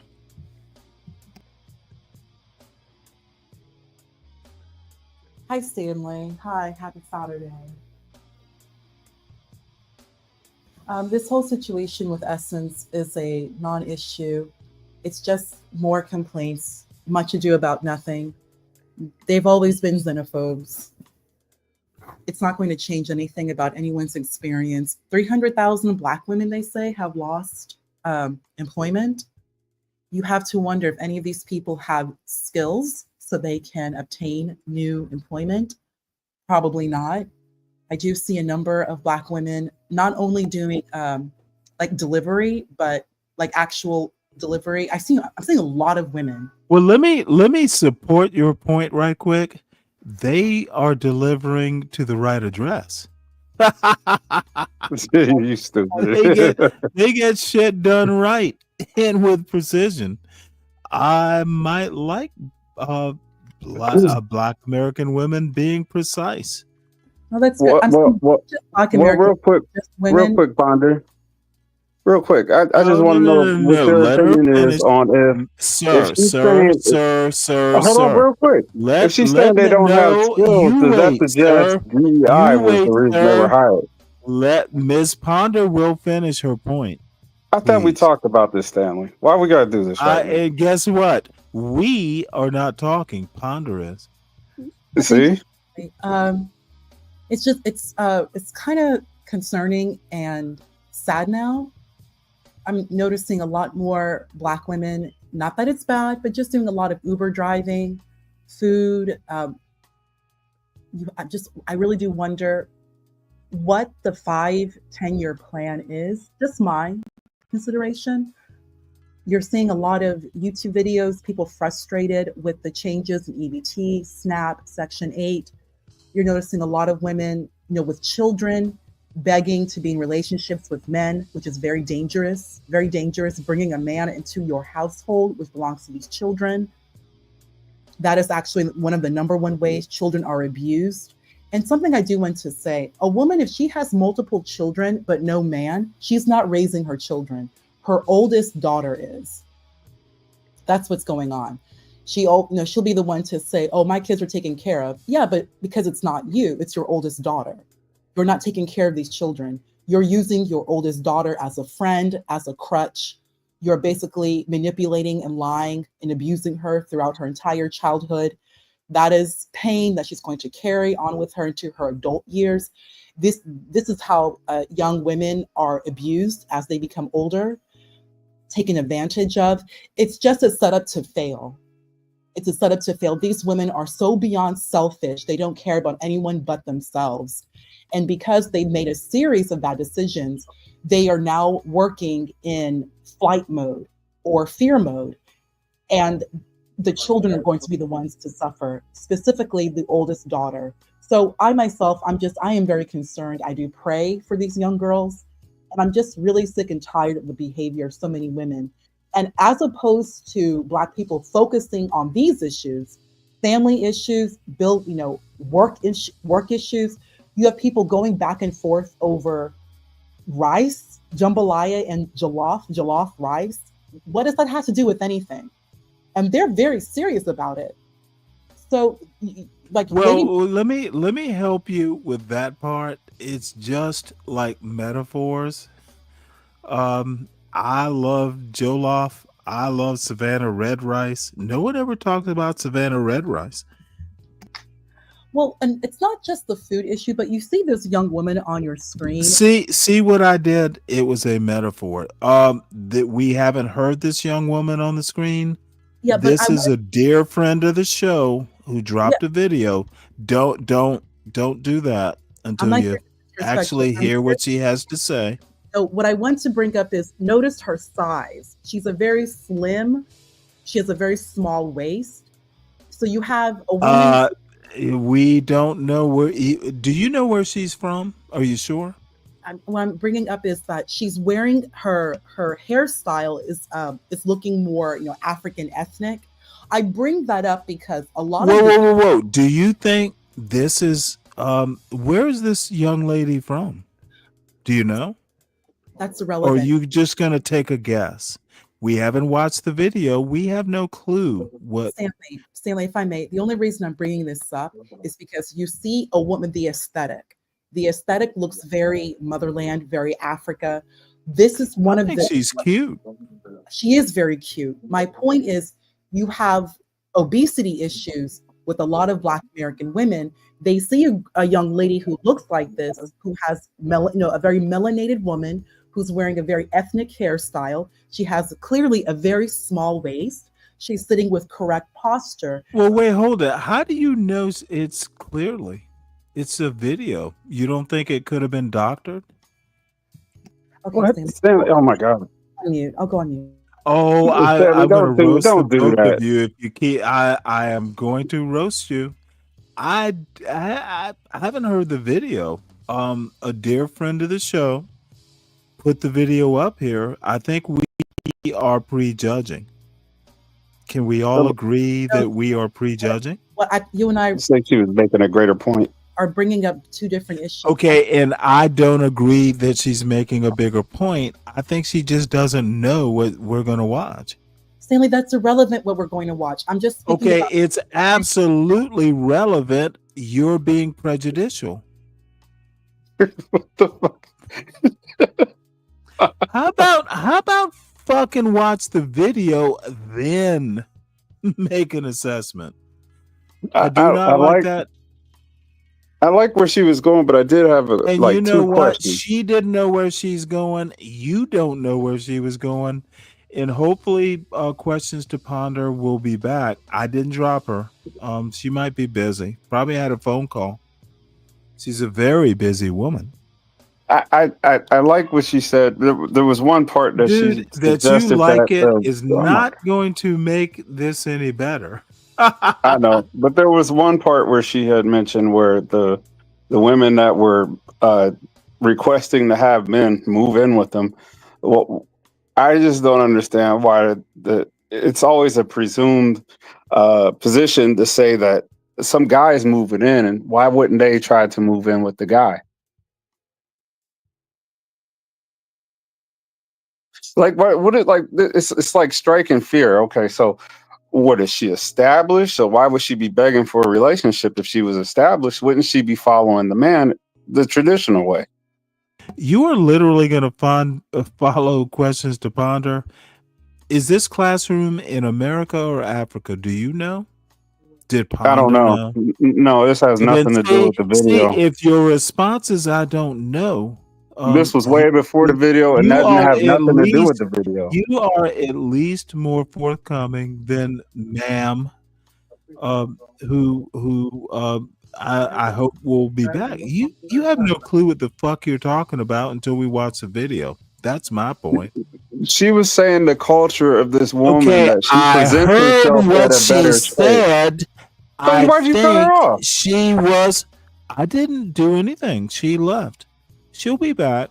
You know, she's a busy woman. You flooded the zone when she was trying to make a point about the way this chick. You know what? I had to pump out the stupidity. You know, sometimes I get flooded and I have to turn on the sump pump and pipe that bullshit out. you got away. No, I know that I'm actually ready to watch the video and figure out what the video is about. Sorry. Sometimes objectivity works. You're born in South Sudan but migrate to Egypt as a refugee because of the war. You finally move to America at 10 years old, where your mom begins marrying you off. Okay, let me help this. Okay, dude, Abiola, this isn't Be Brave's channel. I didn't skip the angry in its anger management, not angry management. I skipped the angry management classes because I was never angry and never had a problem with anger. Abiola, don't be the world is my suggestion. For you tell the school they remove you from your home and place you into foster care.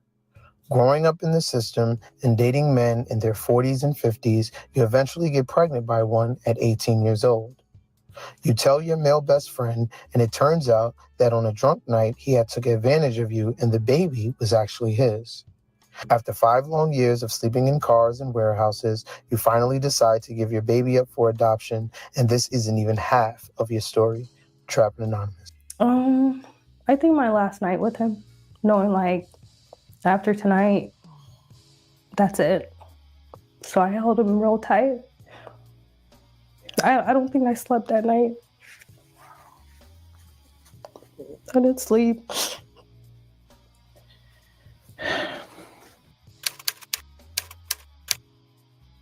What's good? My name is Chris Dow's Traveling Anonymous. Welcome back. Shout out to everybody that's helped keeping the movement moving. We really do appreciate you. If you have a story, you've been watching this each and every week, and you just want to be heard, please DM me at Traveling Anonymous, travelanonymous@gmail.com. I do reply to my DMs. That is how we get everybody on the show. Shout out to y'all. Now, let me help about, this silly fool out. No, Wale, the way my mother made Savannah red rice was not pilaf. You need to do better. You are literally hit the link, Wale. You're always welcome. But no, Savannah Red Rice is actually almost the opposite. No, it's not a pilaf. But thanks for cooking. And that's the other weird thing about cooking. There are many ways to make Savannah Red Rice, depending on how you want your rice to be. Doesn't have to be pilaf. With things that we have coming to you all. Just keep supporting the channel, keep supporting and sharing. And do remember that the stories that you hear reflect real life. They're here to educate, inform, and hopefully keep your little homie off the streets. This is Trevor Anonymous. My name is Christels. Let's get it. How are you? I'm okay. Okay. So I'd like to start with your name, where you from, and look. See, this is one of the weird things. Aesthetics of the woman is not a goddamn argument, and it does not pass for truth. Dude, AAE, you literally just crucified your own argument. We weren't talking. You want to talk aesthetics? You want to talk lipstick and fucking eyelashes? And that wasn't the topic of the video or the show. Stop it, AAE. I actually know how to make arguments and stay on topic. You are used to a Be Brave or CT or Bob the Gospel. Dude, those motherfuckers don't defend this silly woman. The one time I do, she was being balanced. Dude, I will put your ass in the back so quick. Damn it, I want to hear what you had to say. You're defending. I was commenting on the aesthetic of the woman.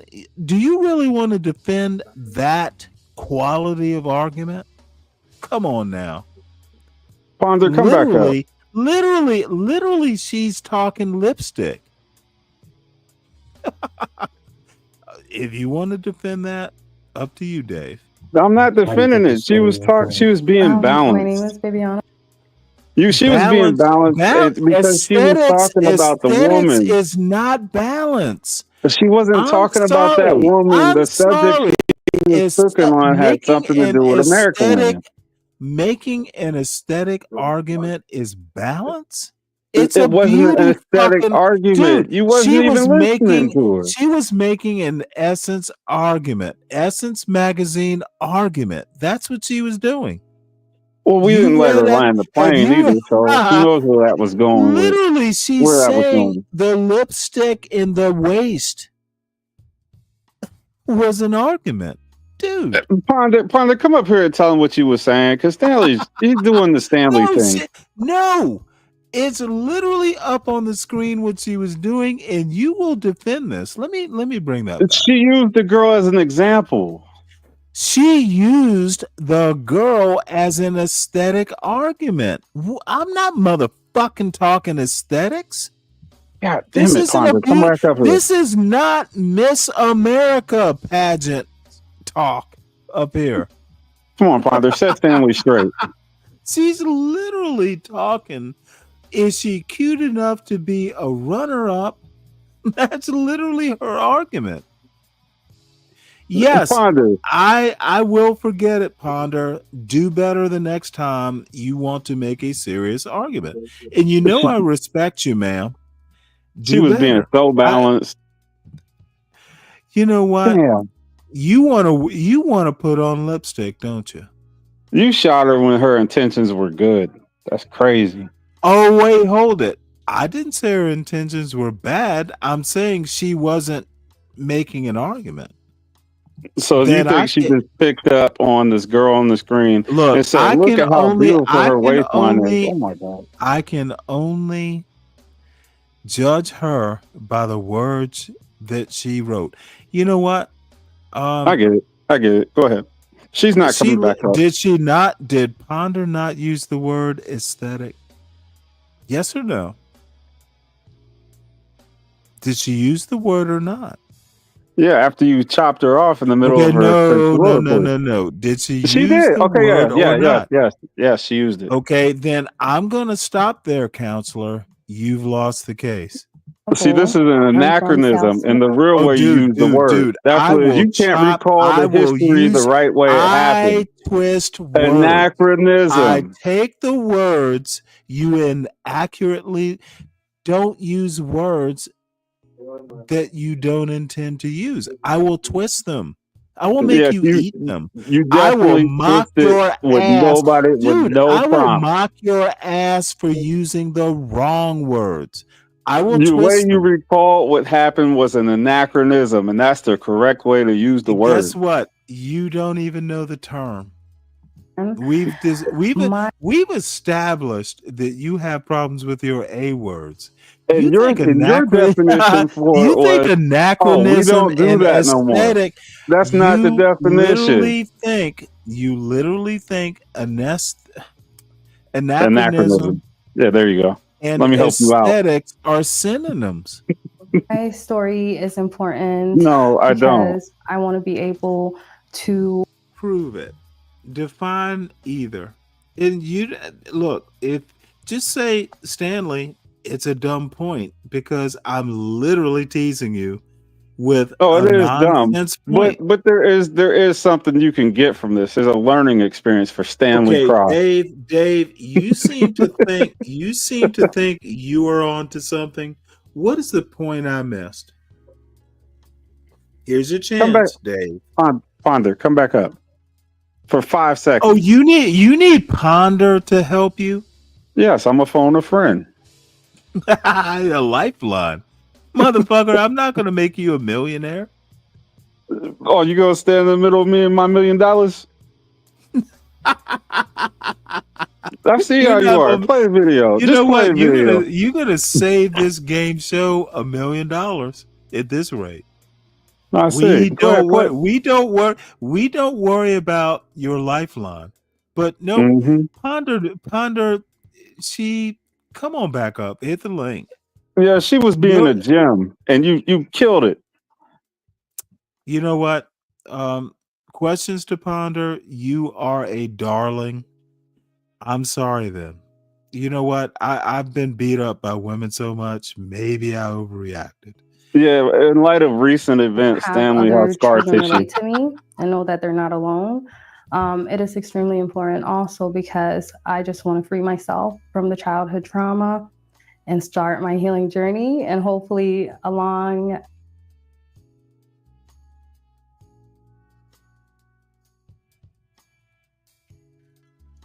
There we go. I'm sorry. I was on mute. Is this woman cute to you? Would you date her? There's a reason I ask. Who, me? Yes. Who else? Well, Wale just got here, but hold on one sec, Wale.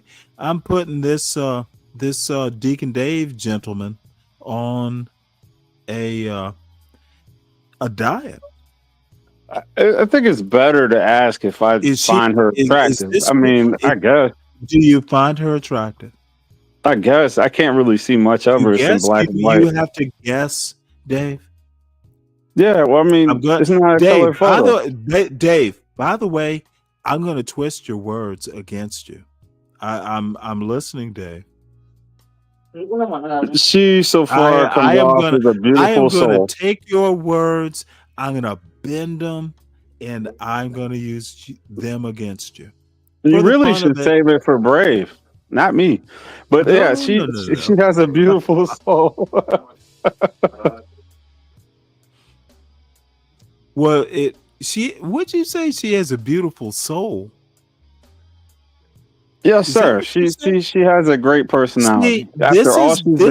This is questions to Ponder level. You don't know a goddamn thing about her soul, yet you feel comfortable talking about it. I'm a vibe person. I picked up on it. Dude, you've only heard a couple seconds of her vibe. Then why are you asking me if I find her attractive? You know what? To put you on the spot so I can take your words and use them against you. Why do you think I asked? Did you think I asked you this question to compliment you? I don't know why you asked.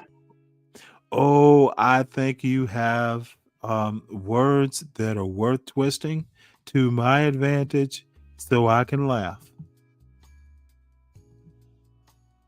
Go for it. What's up, Wale? I'm just being honest. I'm going to deflect the Wale. What's up, Wale? Hey, you know what the guy taught me when I was a teenager? He said, the man who can learn to laugh at himself will always be entertained. Well, let me ask you a question. I think he was absolutely right. Do you think he was right? Of course, I be laughing all the time. Well, you and I are the same in that way. Dave? Same here. Good. We laugh at ourselves. That's a good thing. I learned to And forget. this woman is actually really gorgeous.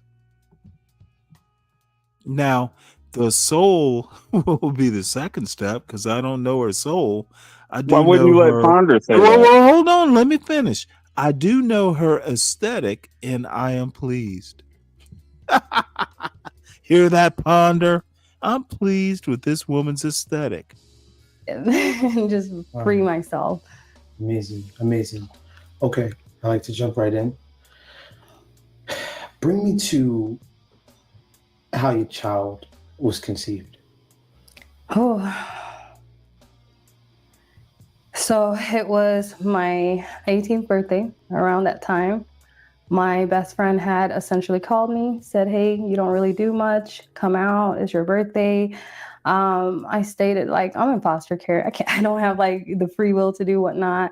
And he was like, I'm going to pick you up. He lives in Kansas City, Missouri. I bet a man like you, Dave, would call her a tether, wouldn't you? I don't do that. But listen to her voice. It's lovely. I'm glad she doesn't have that deep, scratchy Newport 100 in a box voice. She sounds beautiful. Like you could have a conversation with that. She is tempting. And that time I was in pleasing. foster care out in Topeka, Kansas. So he drove, I think, an hour or so to Topeka to pick me up. And we went back to his place. And I've been to his place multiple times, even prior to foster care, because he was my friend for a very long time, too. Oh, that night, we went to the liquor store, and we bought Amsterdam pineapple. And it was like a big bottle. I didn't know how we were going to drink all of that, but we bought it. And then from there, did she say how old she was? Pre-drink. I made my drink and everything was good. I was feeling a little tipsy. I was feeling really good. The second drink is when I blacked out. I don't remember anything. And yeah, I don't remember anything. I just woke up on my ex's bed. He said that I called him. He came up personally to come and get me. He said I was unconscious. I wasn't responding. So he picked me up and took me downstairs from what he was telling me. And he just said I was just completely out of it. So we didn't even have intercourse then. The next day I woke up, went to church, didn't really think nothing of it. And then went back to Topeka. 4.5 weeks later, I was pregnant. And I was confused because it's like, how? The only person that I knew could have gotten me pregnant was the person I was dealing with. And he was a much older guy. He was like, I think 40s, 50s. And I was just turning 18. But we were messing around when I was like 17. So I called him and told him, and I called my best friend. I'm like, tell me why I'm pregnant. This is crazy. I stated that I'm going to get an abortion. He said, you're not getting rid of my child. And I laughed it off because I don't know what kid is his. From there, he did state that the kid is his. I didn't believe him. I took him as a joke. I never slept with you. We never had intercourse. We never kissed, let alone. So when he said that, it didn't reciprocate in my head. Okay. Wow. One, Do you think you were drugged, or do you think you just maybe didn't eat, you just had too much to drink, or it was the alcohol, or do you think that he possibly drugged you? I've never blacked out from alcohol, ever. Even my grown age, never. It would have to be a lot more than. Really problematic response, ma'am. Than just the pineapple Amsterdam. Right. When I was drinking the drink, did I notice anything? The drink was really sweet. Okay. I'm sorry, does anyone on this panel know who Zahara is? Reminds me a bit Zahara. Any idea what that means? Anyone? No, no clue. All right, well, expand on that. Please, Abiola. And Abiola, you said you were scared to call in. Don't be scared. It'll be okay. Dave will defend you. Just don't say aesthetic. Yeah, that's Stanley's trigger word. And I won't question you. It's just so much to unpack right there. Yeah. Were y'all still in communication during that 4.5 weeks prior to you finding out that you were pregnant? Were y'all in communication? Were y'all still like, this was your best friend? Yeah. Was this still someone that, hey, what's up? How you doing? Did y'all hang out again? Did Oh, he wow. hint toward maybe that night? Remember that night? Like nothing? He never brought up the night. Never. Our friendship was just as normal. It was normal. We were hanging out. We were kikiing. My belly was growing. We were just chill people. Right. He knew it was his. I didn't know. So. Okay. You have the child after 9 months. At what point do you realize, okay, maybe my best friend is actually telling me that this is his kid, opposed to him just joking and playing around, and the guy that you're dating, the 40 to 50-year-old man, that it's not his? So I want to say he just kept bringing it up a lot. So from there, my ex already called the potential father and was like, hey, this is what's going on. Pretty much gave the whole Shazam. And he lived in Kansas City as well. Okay. Like they were like maybe 15 minutes away from one another. The guy was back in South Sudan at the time. So he called him, told him everything. I spoke with the guy and I explained everything. And I was like, he said he wants a DNA. I was like, yeah, I can provide you a DNA immediately, because genuinely I believed it was his kid. My son was born. We went and did the DNA, and he was not the father. And I was shocked. Completely. Shit. So I didn't even turn to my best friend and badger him or question him. I went to my ex. I'm like, this has to be yours. My Lord. Like, it doesn't make sense if it's not him. Don't make me start quoting. That night you picked me up, you had had, and he was like, I didn't even touch you. He was like, you were like a dead body, like just slumped. So then what happened? I looked at him and I knew he was telling the truth. I spoke with the now father and I was like, we are going to have to do a DNA. He was like, it's my kid. I was like, I don't believe you. I think it was like 2. Okay, this is hugely problematic. She lost my interest. So all of a sudden she doesn't know who the father is. The person she accused of being the father failed or succeeded at the DNA test. Sin, what are we watching? Yeah, I second that question. You're motherfucking losing me. I'm seriously. You know what? Let me do this. I need to go back to history, shit I know, so I don't sound very hood-servative here. I need to understand what I'm watching more so than I do. I'm not going to sit here and see men bashed when a woman, like, I literally heard this woman say, I've never passed out from alcohol. Motherfucker, you don't know who your baby daddy is. That's How crazy. can I'm turning into hood-servative. Yeah, you are. I'm not watching this shit. Like a mug with water on your back.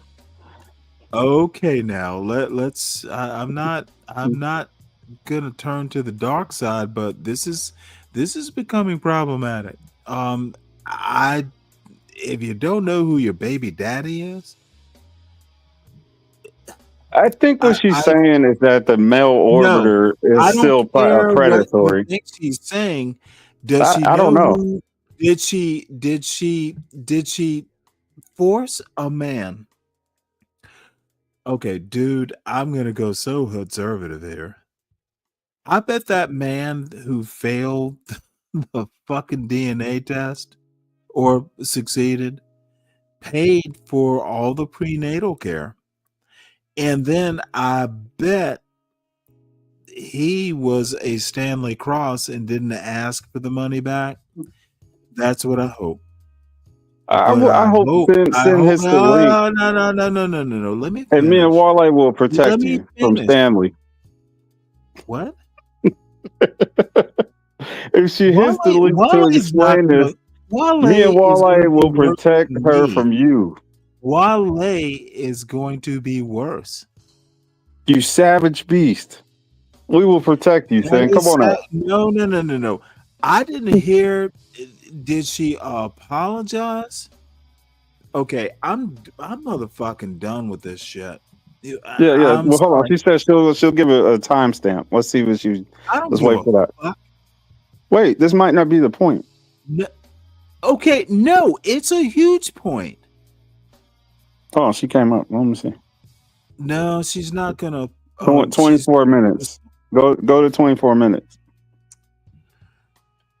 Okay, Sin. Only because you are Sin 7.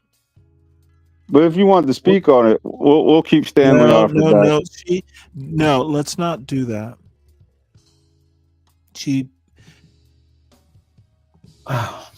Okay, this is 14 minutes. That 24 to 48 hour period after your son is completely gone from you, what was those moments like? I'm done. I don't care. Okay, I'm done. I want to know, dude, you just don't fucking accuse a man of being the father of your child and then do a DNA test and don't apologize. How do you apologize for that? Oops. Did I say that? No. Okay. I'm done. I'm convinced. I'm starting to believe that you don't really know what goes on out there. No. Right is right, motherfucker. I agree with you. But you sound so surprised. I don't care. Fuck yeah, I'm this surprised. This happens every day, man. It better not. There's a third of children. There's a third of fathers falsely accused of citation needed, motherfucker. I'm not taking your side either. I'm not the one to be making this argument, but I'm telling you, if you looked it up, literally just saying, how do you sit there and be a good-looking angel like she is, and literally put a motherfucking young man through these paces?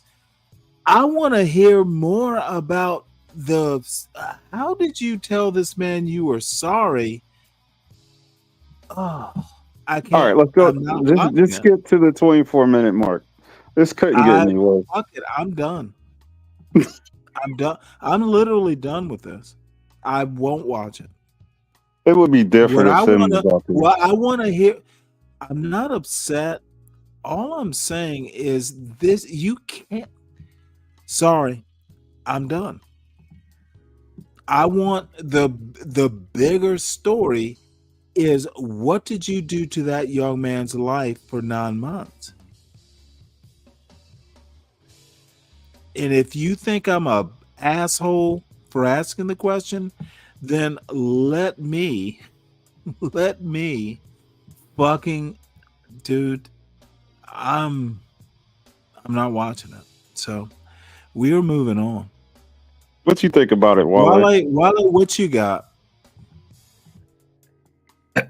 I read across the top of the screen, and it said that the girl had been sold off by her mother I don't since she care. was 13 years old. I don't care. 2 wrongs don't make a right. But 3 lefts do. And so Okay, and how I'm going to wrap that stupid point around your neck is you don't ruin a young man's life and do a DNA test. And the reason there was a DNA test is this boy didn't think he was the father. And I want to hear that story before we go to 24 minutes.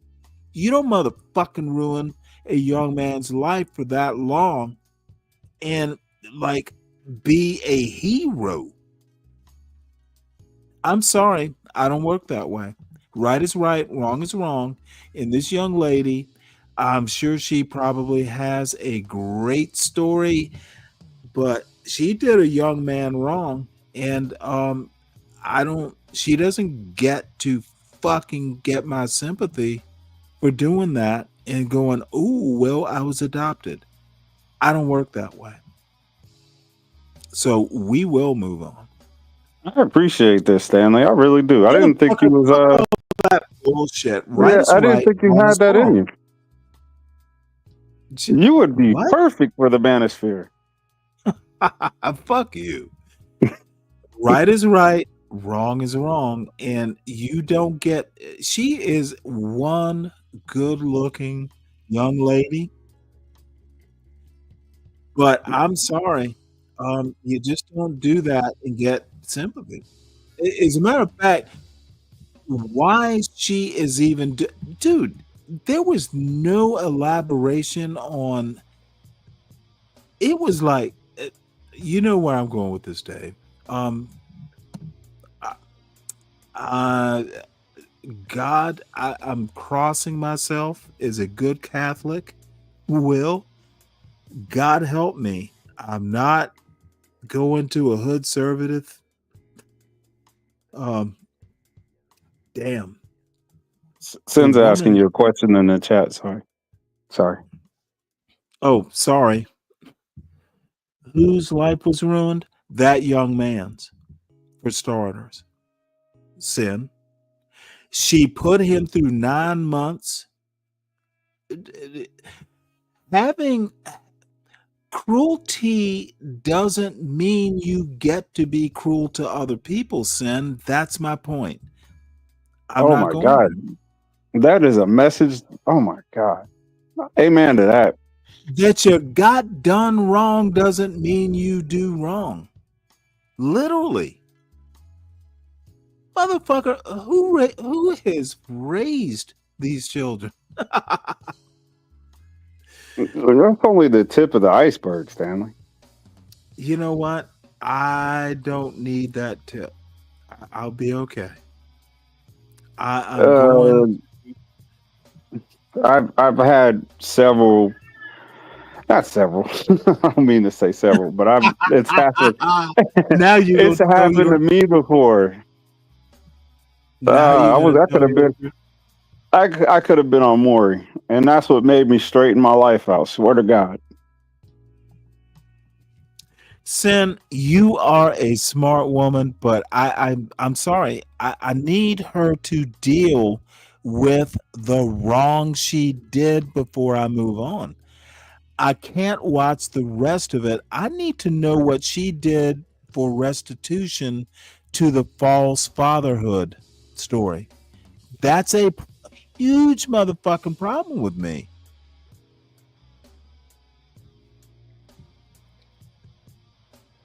somehow you misconstrue the whole conversation.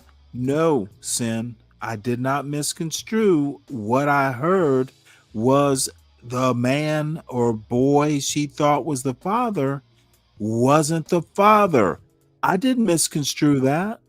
Misconstructed. And that's Wale talking to No, Sin. she said construed. She Oh, spelled okay. it right. Oh, I'm looking at the other message. Sorry. He told her he was the father for 3 months and she didn't believe it. The DNA test said,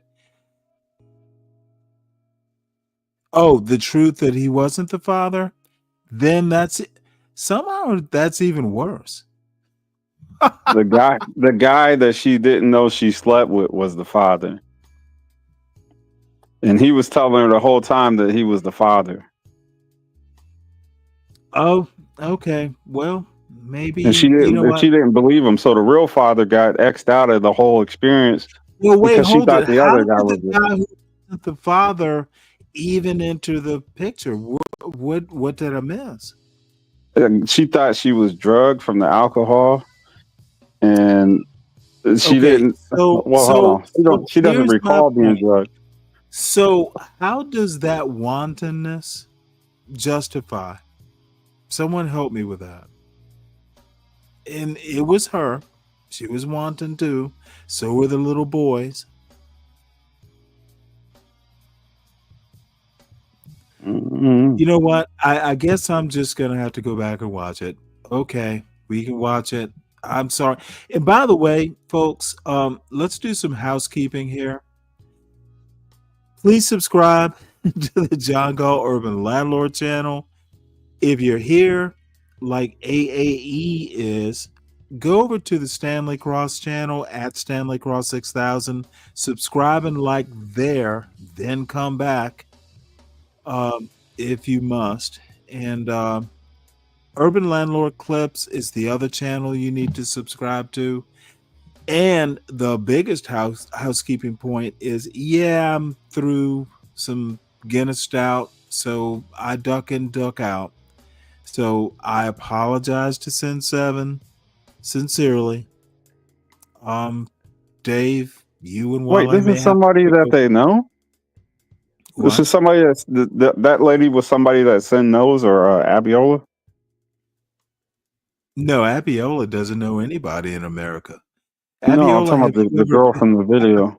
Well, Sin might, but Abiola, have you ever been to America? I don't think he has. And it's either a joke or the truth. Who knows? So, Sin, I apologize. I will go back and watch it or restart it. I'm so confused. Everyone's confused, and I'm the cause of the confusion, apparently. So here we are.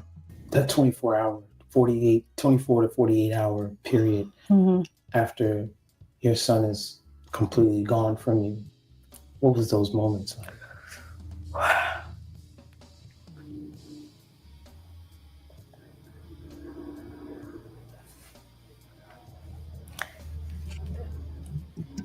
It was awful.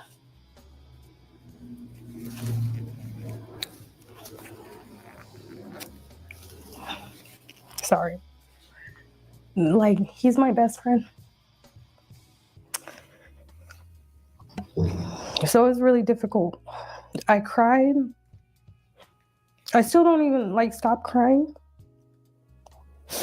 It took me, even now, sometimes I wake up and I just reach for him. I'm going to jump ahead to 24 minutes.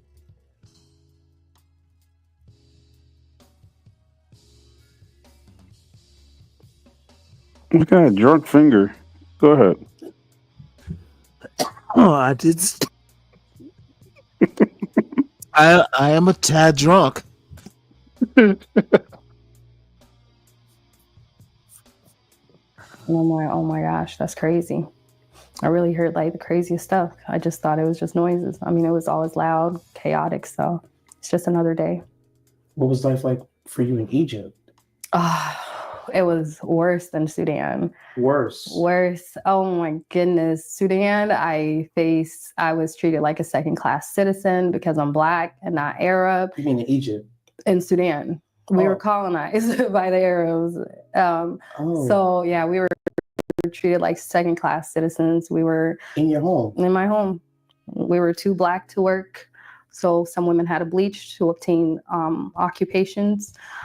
We were known as filthy, dirty because of our complexion and our Nilotic ways. They call us jenge, meaning like Aryan jenge, meaning like naked people. We're always naked and whatnot because we're villagers. But yeah, I would say, which is worse, Sudan, Egypt? I would say Egypt is worse. I mean, Sudan is bad, real bad, but Egypt was just 10 times. So when you say naked people, villagers, y'all don't typically wear clothes? We like my tribe, we wear beads. I don't know if you've ever seen the Avatar. So those are our customs. So those are Dinka attires. So the colors, everything. So beaded down, that's us. Okay. Mm-hmm. Wow. We long for like to just know where we're from, especially in America, because we were just like robbed of our homeland and placed there, and so we have no like real clue outside of what we see. Maybe we might study things here and there, but just to hear it, firsthand, and for you to have grown up there, it's fascinating to me. Very fascinating. So Egypt. And also the bleaching. A lot of people, when we think about the bleaching, we look at the people that have bleached their skin, and we're kind of like, why would you bleach your skin? Like, what will possess you to do something like that? And you gotta love yourself. And they just want to be white. They just want to, not realizing the bleaching in some cases is so that I could keep a job. Survival. Bleaching started in my country with the women. They were too Black. So for them to be able to work for any Arab family or anybody that's of a fair skin, they would bleach so they can appear more white, more Arab. They would put on like their headscarf, tobe, and everything like that. But yeah, as Black as we are in our country, for the ones that took over our country, they said we're thieves, we're not to be trusted, we're criminals, and they're violating us in our country. So what were some of the things going on in Egypt? Racism, discrimination. I was sexually abused by an Egyptian student. It was weird. So I was just walking to the restroom and they kind of just like all barged in at the same time. And the girl just like pulls down my panties and I was confused. I mean, this is like at least 4 or 5 of them, and I'm just like confused on like, what do I do? I know the teachers don't like me. I can't scream for help. Every chance they get, they want to beat on me. So, I just kind of froze and, from there, she touched me and I jerked back and I was scared. And then I just like pulled my stuff up and I ran. And what age is this? I want to say I gotta be at least like 7, 8, because at this time we were going to school. So that's sort of like your first encounter with like sexual abuse? No, my first encounter with sexual abuse was in Sudan. So I want to say like 3, 4. So our village was it wouldn't be a village. So it was just, imagine houses being built on mud, right? But it's not like the huts or whatever. It's more like buildings, sand everywhere, whatnot. And then we had like other neighbors and whatnot. So it was me and one of my friends from the other house down. We just played a lot together and whatnot. And I don't know what even had us even think that we can take peanuts from a grown man. So he pretty much just lured us in there. He started just like violating us and whatnot, like touching us. I don't know what he was doing to her, but she started crying and I got scared and I just got up and ran. It happened one more go. And from that, All he did was just like probably just finger me and play with me a little. And I just didn't like it. And he would give you peanuts. Yeah, it was weird. I don't know. Was this desire to eat food great back then?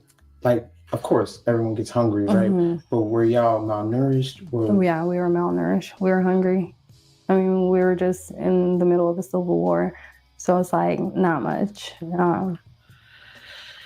So at that point, you realize I'm not going to be going back there, even at this young age. Yeah. Does the sexual abuse continue on in your life? Yeah, it continues. From Egypt, well, from that incident at the school. So we lived in this building called Amada Halawa, meaning like, if I were to translate it in English, is like the Tower of Candy. So Amada is building, Halawa is candy. That's where like all the refugees were. So we lived upstairs. We had different South Sudanese refugee neighbors and other refugees as well. And there was this just one kid that just wouldn't leave me alone. I mean, I wouldn't even want to be left around him. Somehow, some way, my mom just keeps dropping me off at his place. And my mom and his mom would just disappear, go somewhere. And I'm just like left to fight for my life. Like, why am I fighting for my private? You know, I used to like just cry because it's like, don't drop me off here. I'd rather just stay home with my brother, you know. And he would like try to just catch me by myself. So I try to not be by myself as often. One time he caught me, I think I was coming from the store downstairs and I was walking up. He just came out of nowhere, started like dragging me down the stairs, pulling my panties down and like proceeded to just give me oral. And I was like trying to kick him off and everything like that. And I mean, I fought for at least a good like 5-7 minutes. And then when I was able to escape, I just ran. I ran upstairs, I ran to the living room, and I just sat there. I was just scared. Would you say like this was a common thing for most of the women? I would say so, yeah. A lot of girls were sexually violated. Everyone has stories like this. Mm-hmm. Very common. At what age do you start getting introduced to these arranged marriages? I want to say like 13. And how are you introduced to it? Men would come over. They'll say, hey, I want to be your friend. I'm interested in marrying you. I had one person, I think somewhere in New York, who wanted to marry me. He was South Sudanese. Yeah, he wanted to marry me. He promised that, oh, I'm going to let you finish school, blah, blah, blah. You'll just be here until you're 18 and then we'll marry. And I'm like, I don't want to live with you. And this man is coming to Egypt? This is in America. Oh, this is in America that this happened? Yeah, okay. I'm like 13 at this. Oh, what's your mom saying? She's the one who brings them to me. So, yeah. Because your mom was married at 13. Mm-hmm. She's already knowing this is what it is. Mm-hmm. Yeah. I guess it's so wild. It's so wild, right? Because these men know that here, you're going to jail. They never. The women in our community protect these men. There's so many stories where men here in America that are South Sudanese have violated.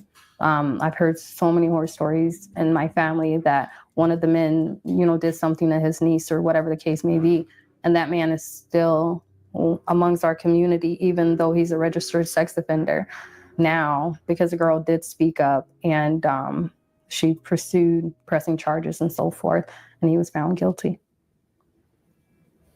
But he's still allowed to be around children, events, weddings, all of that. How did you feel at 13 being introduced to this grown man and being told that you're potentially about to be married off?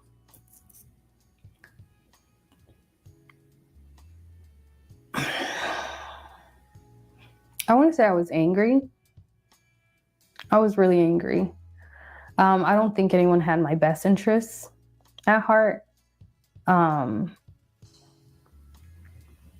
Yeah, I was really angry. How'd you feel towards your mom? What is their relationship like? I hated her. I hated her.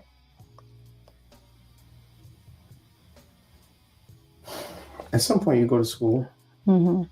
in America, Mm-hmm. and you tell them what? Hey, she's trying to marry me off.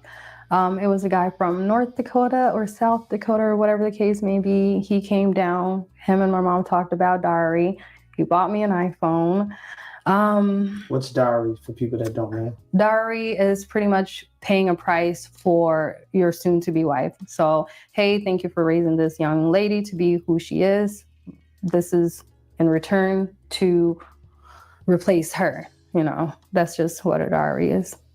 Okay, but guy buys your iPhone and. Yeah, he bought me an iPhone. He took me shopping. We had a conversation. He's like, you know, he likes me a lot. He's a pastor, and yeah, he's a big pastor, big one. Is he Sudanese as well? He's South Sudanese, yeah. And this incident is when I came back from foster care. So I left, came back thinking like, you know, everything is going to change, whatnot. He disappears. So, you know, at this point I felt defeated. Let me just give it a go. Let me just, you know, try to make her happy. I give in, and I was like, okay, we can look into marriage, whatnot. He was excited. That night we ended up in a hotel. And then we had intercourse. And then he sent me back home with my mom. And I had a little ring. I don't know where it is. It was like this little cheap ring he bought. Because he's like, oh, I'm a Christian. I can't do this without us being married in spirit and blah, blah, blah, blah. So that night he put a whole ring in my hand, and I was like, I mean, hey, it is what it is. And we had intercourse. From there, he just started becoming like extremely possessive. Me and my mom, we got into it. How old are you? I want to say at this 14, because I came back 14, 15. 14, 15. Mm-hmm. So sophomore year. Oh, I bet he was like in his 40s. Okay. Yeah. So after that incident, me and my mom, we got into it. She just felt like I need to stay home. I'm doing too much. Like I'm becoming a woman. You know, I can't be a child anymore. I can't go hang out with my friends. And that's when me and her, we got into it. She called me really bad names. She said she wanted to kill herself. I said, the knife is in the kitchen. Do whatever you need to do. From there, she drags me outside, calls the police, tell them well, before she dragged me outside, she called my supposed-to-be husband. He cusses me out. He says I'm lucky that he's not in Kansas, or he would have beat me and whatnot. He was in New York? No. He was in South or North Dakota, whichever one of those he lives in. And from there, I was like, oh, in that case, you know, this wedding can't continue. You might as well get your dowry back, whatever portion you put towards it. I'm going back to foster care, and I'm reporting it. So I called Bonnie. I said, hey, Mom, I'm ready to come back. And she's like, what's going on? Who's Bonnie? My mom. And I explained everything. And she's like, I'm on the phone with your caseworker. And my worker going to get you home. And I was patiently waiting. That time, things just kept escalating. And she just was like, hey, they're on their way. You're going to have to stay in Juvie for a little bit, group home, and then you can come home. So it's like this whole little protocol ordeal. I didn't understand it, but yeah. Yeah, now, I mean, for a child to even choose that route over being home says a lot about what home is. Mm-hmm. And your mother's obviously benefiting from your marriage because she's getting paid. Mm-hmm. We never got to touch on how you got to foster care. Mm-hmm. How did you get to foster care to begin with? My cousin came for the summer. She's staying with us. She tells me, you know, my mom says we can go out. We went to a hookah lounge.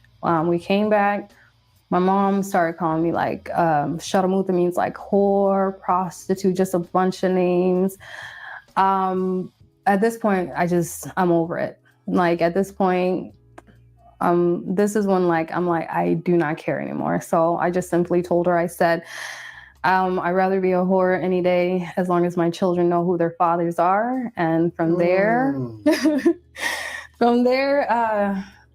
she just bit her bottom lip, ran to the kitchen, grabbed a knife, came charging at me. My cousin pushed me in the room, closed the door, and she stabbed the door. When she realized the knife was stuck, that's when she tries to grab another one to force her way into the room to unalive me.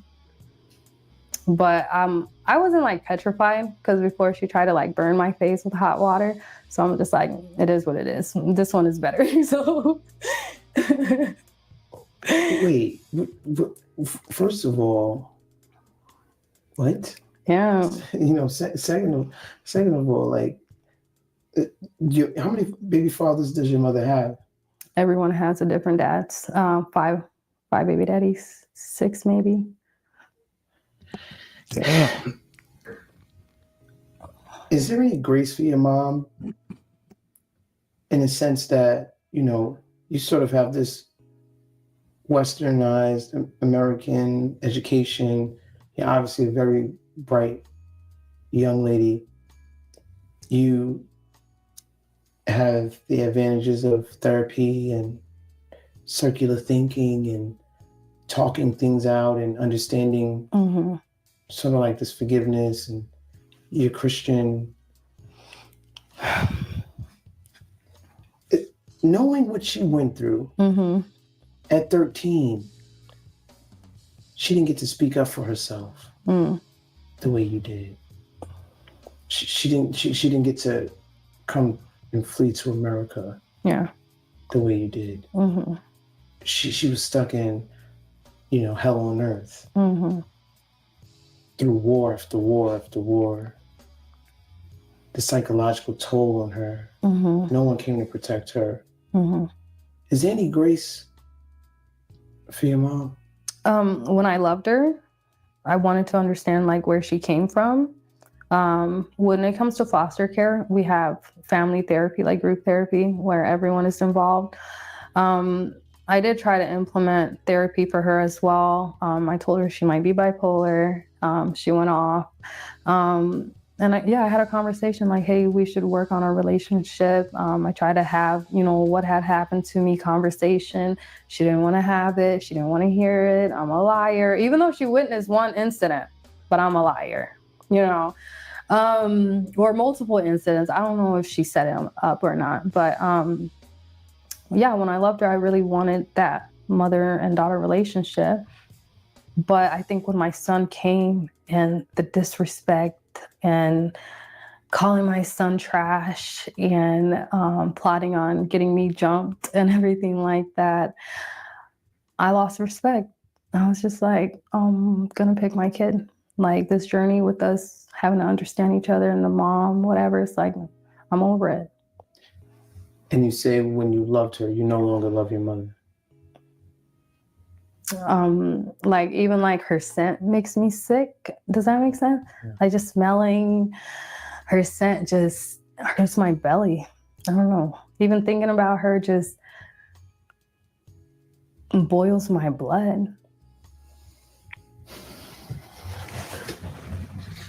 So after your mother tries to stab you with a knife, you call police? I call police. And they remove you from the home? They remove me. How did you like your foster parents? And if things were going well at the foster home, why would they send you back to your mother? I love living with Miss Bonnie. Well, she's like my mom. The goal in foster care is to unite the family. So before, any other things, adoption or whatever, the goal is to unite the family. So that was the goal. So, my first visit after 6 months, I was promised I'm going to see my siblings. My siblings weren't there. It was my ex who went to her house, who wanted to marry me, and they started like speaking my native tongue. Like he was just doing like a whole proposal in front of my caseworker. She didn't seem to even notice like I'm uncomfortable. I don't want to have this conversation. I keep speaking in English. They keep speaking in Dinka. And I'm like, hey, get me out of here. Get me out of here. Yeah, that when that situation happened, that was my last visit. When my siblings, I wasn't able to see my siblings. And he came and he's like, hey, just end this whole thing. You know, let's get married and, you know, I'll restore the family's name. You don't even have to worry about none of this. We don't ever have to speak about it. I was like, I'm not going back with you guys. But you still ended up back there? I want to say after that incident, a little months later, but it wasn't for him. Right. You know, it was a new proposal. And then that's what brought you back home? That was the North Dakota, South Dakota pastor. Right. When I got back. This South Sudanese community in Kansas is large? It's huge. We have a big population in Australia, Nebraska, Kansas, so just we're everywhere.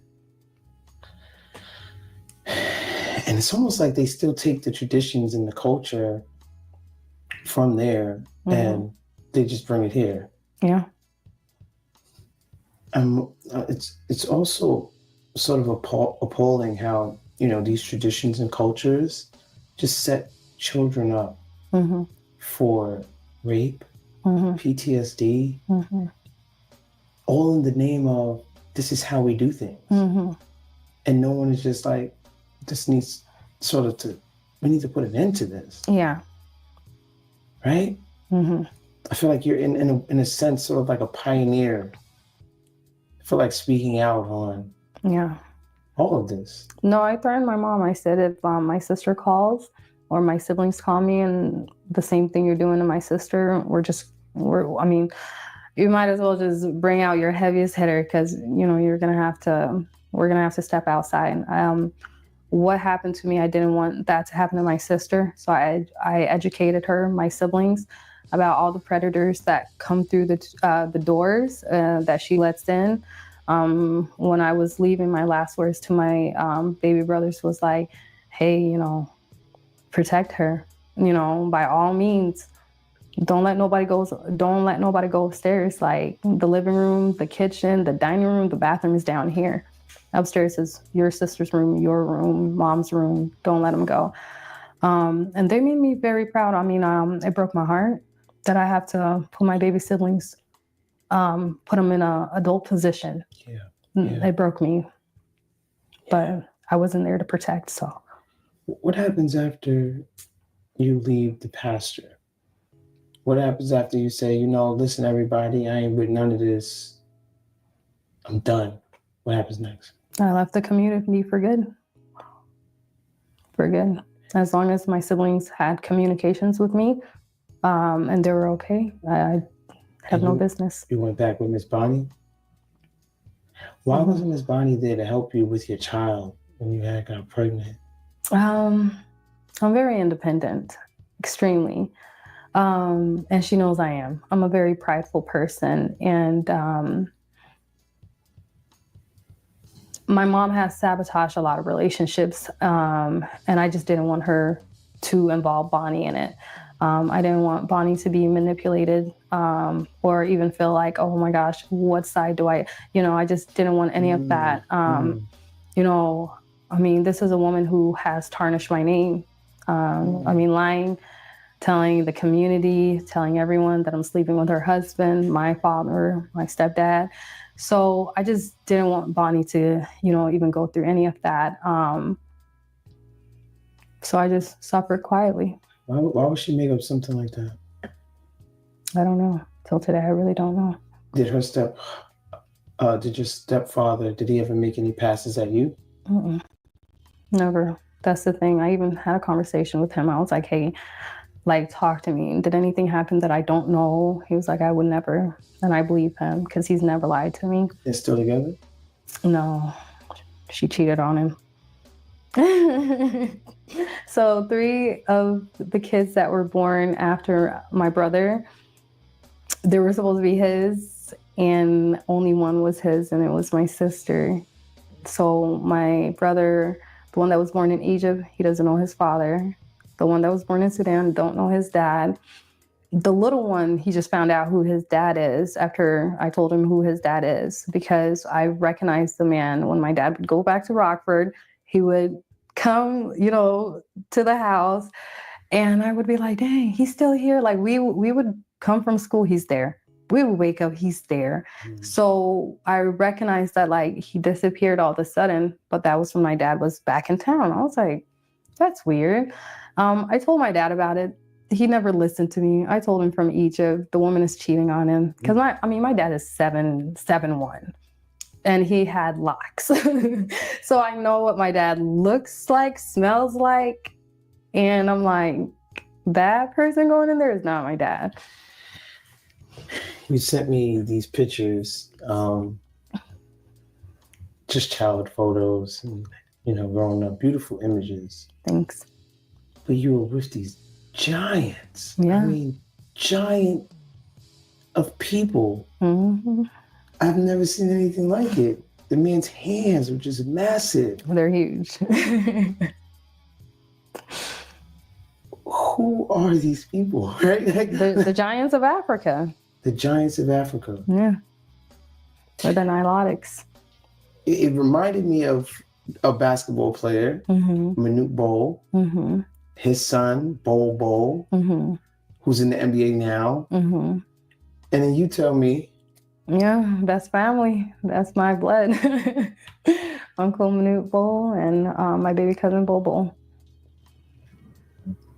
We're talking about 7'6", 7'5". Mm-hmm. Just how tall is your sister? My baby sister, 6'3". 6'3". 6'3". How tall is your brother? 6'3". Majuk, 6'3", 6'6". He's the tallest one out of everyone, and he's like 14. So everyone is above 6 foot. I just stop after 6'2". I'm like, man, y'all giants, you guys are huge. Because I'm only 5'7". That's the sad part. But your son, the trajectory, they say. Yeah. How tall is he? He's supposed to be 7'1", 7 foot. He's already on peer to me. And how old is he? 9. I could see how a culture would want to sort of preserve this blood, this DNA mm-hmm. that you all have. Is there somewhat sort of like this preservation that you feel like let's just create with each other? And like, is that a real thing? Genetic purposes. And also, if you want your kids to have land and to be able to go back home. Yeah, absolutely. I mean, it's going to be difficult because they're born here and depending who's the leader. But yeah, the whole goal is to keep the bloodline pure. For me, I don't date South Sudanese men. So as long as you're a Black man in the diaspora, that's all that matters. As long as you're not South Sudanese. Now, that anything but home. Giving me EBGs. What is your relationship like with men right now? I don't take them serious. They're a joke to me. What was your relationship like with men growing up? I mean, like, after, you have this child, is it very difficult dating? Is it really difficult making a connection with guys? Yeah. Dating is hard. Yeah. It's like they ask questions and it's like, I don't feel comfortable answering questions. I don't know them. I don't trust them. I don't trust men. I'm sorry. Yeah, it's difficult. What do you see the main differences between sort of American women and from women back home? I love American women. They have a backbone. Black women gave me my backbone. They taught me how to speak up, protect myself. They taught me to be, like, when I say loud, not like obnoxious, but what I say is, I said what I said. Like that kind of vibe. I would say you had that before you met. Because even when we go back to your story, I mean, you were always boisterous and You always fought back. You didn't just accept. Now. Like, not now, but like when I came to America and whatnot. But I didn't really start fighting back until I befriended some African American women. They accepted me finally because I was too black. I was an African booty scratcher, Darth Vader. So nobody really wanted to hang around me in the black community. But when I found my little team, they taught me all that I needed to know. And what are you doing now? Modeling, school, full-time, pre-med, and just trying to heal. I think that's even more difficult than school. It's awful. It's lifelong. That's the truth. Yeah. There's a beginning, but there's no end to it. You know, you're just always trying to heal. You got any regrets? My only regret. I'm going to leave this here. This kind of reminds me of my time with Bomb Cherry and Sis. Women who need healing should actually don't do interviews, don't do YouTube shows, fucking heal. The journey, telling the journey is not part of your healing. And from my personal standpoint, I wouldn't touch any of you with a 10-foot pole. You need to heal. Let me finish.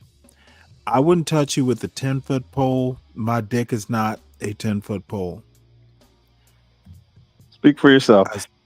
I said what I said, dude. I can't do it. Dude, I got my ass handed to me by women who are damaged. And you know what? Something interesting that Sis said yesterday. My wife wasn't motherfucking damaged. I got my ass handed to me by Sis. Now she's with a white man, but black men with white women are a problem. I know where you might go with this. Let's table that. So a black man who is with a white woman, and I wasn't 21 or 22, I was 38. She found all kinds of problems. And you know what? I'm sorry, what? I'm sorry, I was talking to my wife. My bad. Should have been on mute. So, you know what? I learned a lesson. Black women who are damaged, or I suppose any woman who have been damaged, no.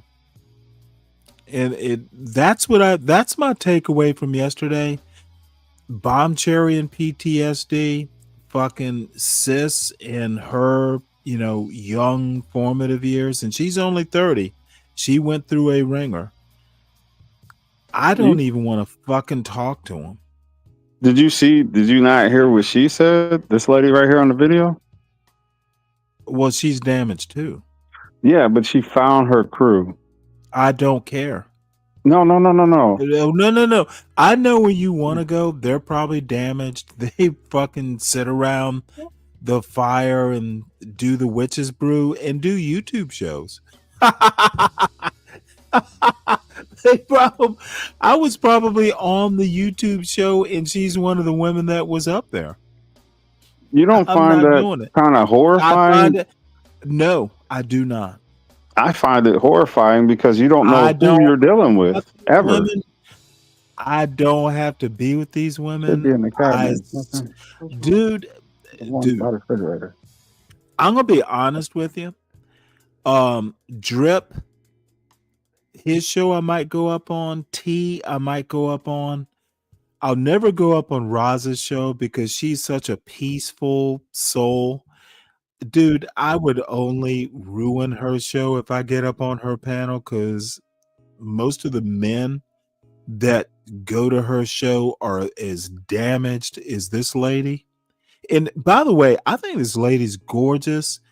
She would look, She is gorgeous. I would.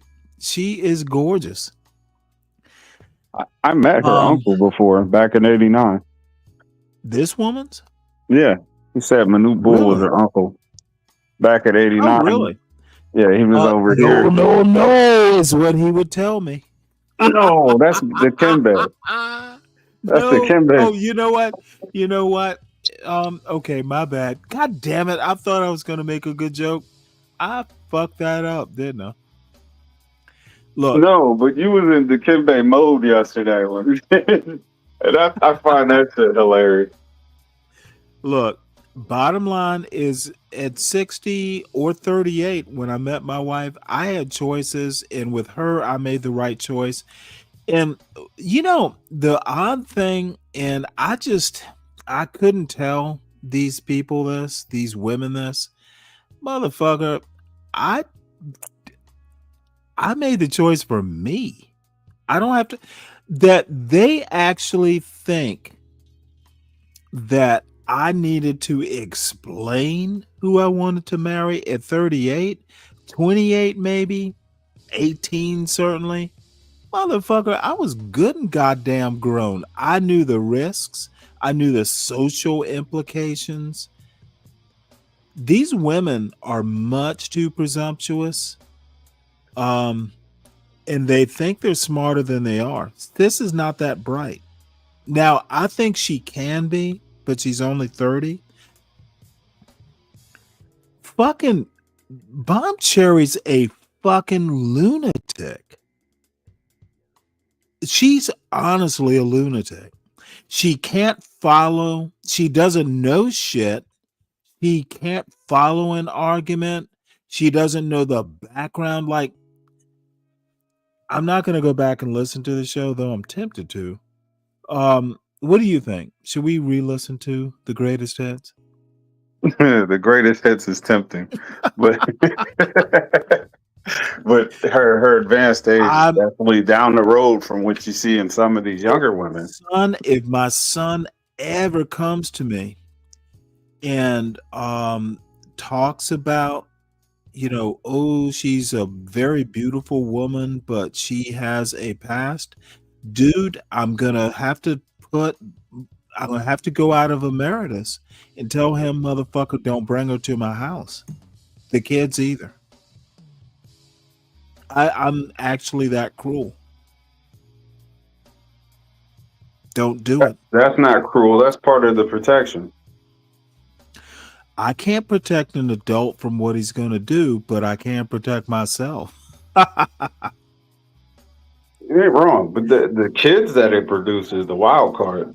I don't give a fuck. That's your problem. I'm a granddad. I will be a grandfather, not their parent.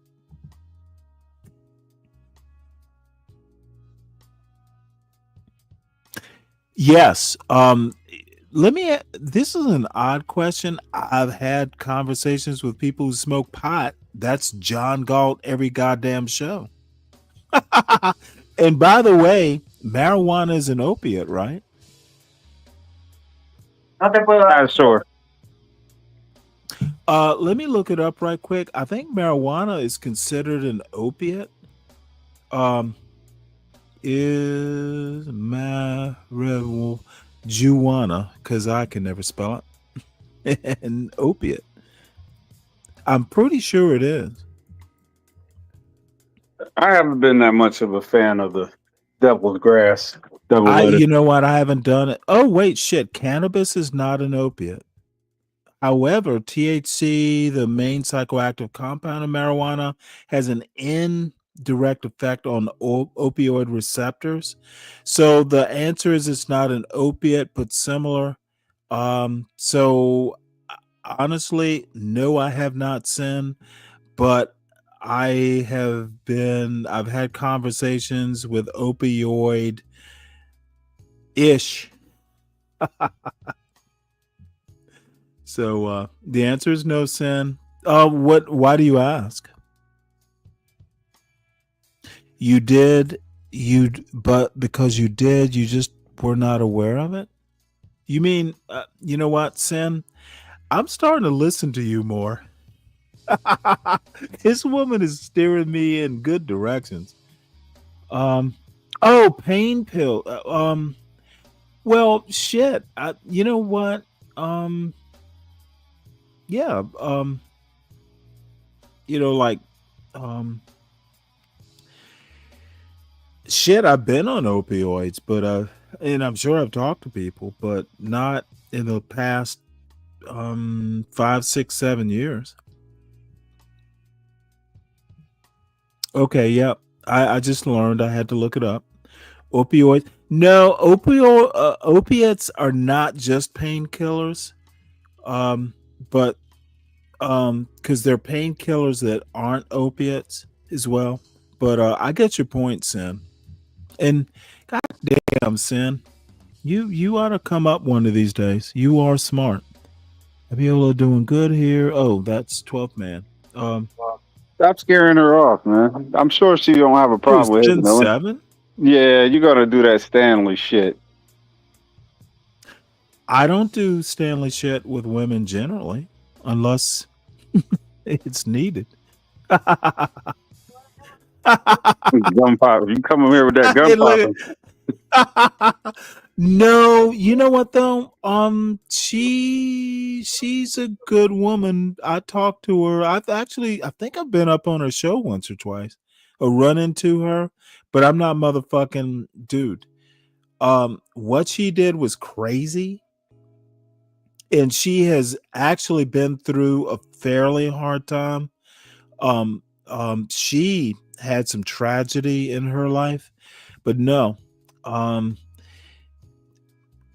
I need T or Mo Love. They're my speed. Or they're compatriots. I'm just fucking dude. These motherfuckers are crazy on YouTube. Shanika maybe, or TMKC. I need a sane black woman or a sane woman in general. And there aren't many of them in my little travels around these YouTube spaces. These motherfuckers are crazy. So that's my assessment. And dude, again, I'm halfway through some Guinness Stout. So you know what? I'm not totally sharp, but no. Dude, I know the shit is bad if I'm starting to think fucking Hoodservative isn't in the quicksand I thought he was in. That motherfucker is on solid ground. Yep, you won't be able to tell him that though. He won't believe you. Sure I will. I'll run into him at some point. He's gonna avoid you for 3 months. Oh, I don't give a fuck. Then I'll run into him in 4 months. You have to rename the show because you're I'm not. more than a Wait, hold it. You do know I'm not gonna motherfucking make a special trip. You should. I'll run into him when I run into him. You should just be like, you know what? You were right. No, I'm not doing that. That would be humiliation. I'm not into motherfucking. I'm not into self-debasement. Oh shit! That's Sorry. It will have to come at the right time. As long as me and you know what the right thing to do is. Hey, look, you know what? SKC will find out. I'm not afraid to go, motherfucker. I'm not afraid to say I was wrong. That's how you fucking learn shit. I was wrong, but not totally. I'm not totally convinced. I'm just saying there might be something to it. Yep. So this is Mehdi Hassan with a bunch of Hitler youth. I think you say I'm a fascist. Yeah, I am. I'm going to go out on a limb here and say that I don't think this is good for society. So in this video, I'm going to break down just not this debate, but what I believe the impact of these sorts of debates are. So Mehdi Hassan debated 20 far-right conservatives in at least a few cases, just open fascists. through the website Jubilee. They host these sorts of debates. I think I covered a recent one with Sam Cedar, where it's, you know, at least in this case, one person versus 20 other people, and it's sort of this rapid fire debate process. And by the way, you're not going to like this guy. He is a progressive, but the goal is his take on Mehdi Hassan's debate with, they were actually lunatics. At least the clips will prove his point. Dude, white kids are, look, the only reason, you know what, I'm not going to even go there because I need to think this point through.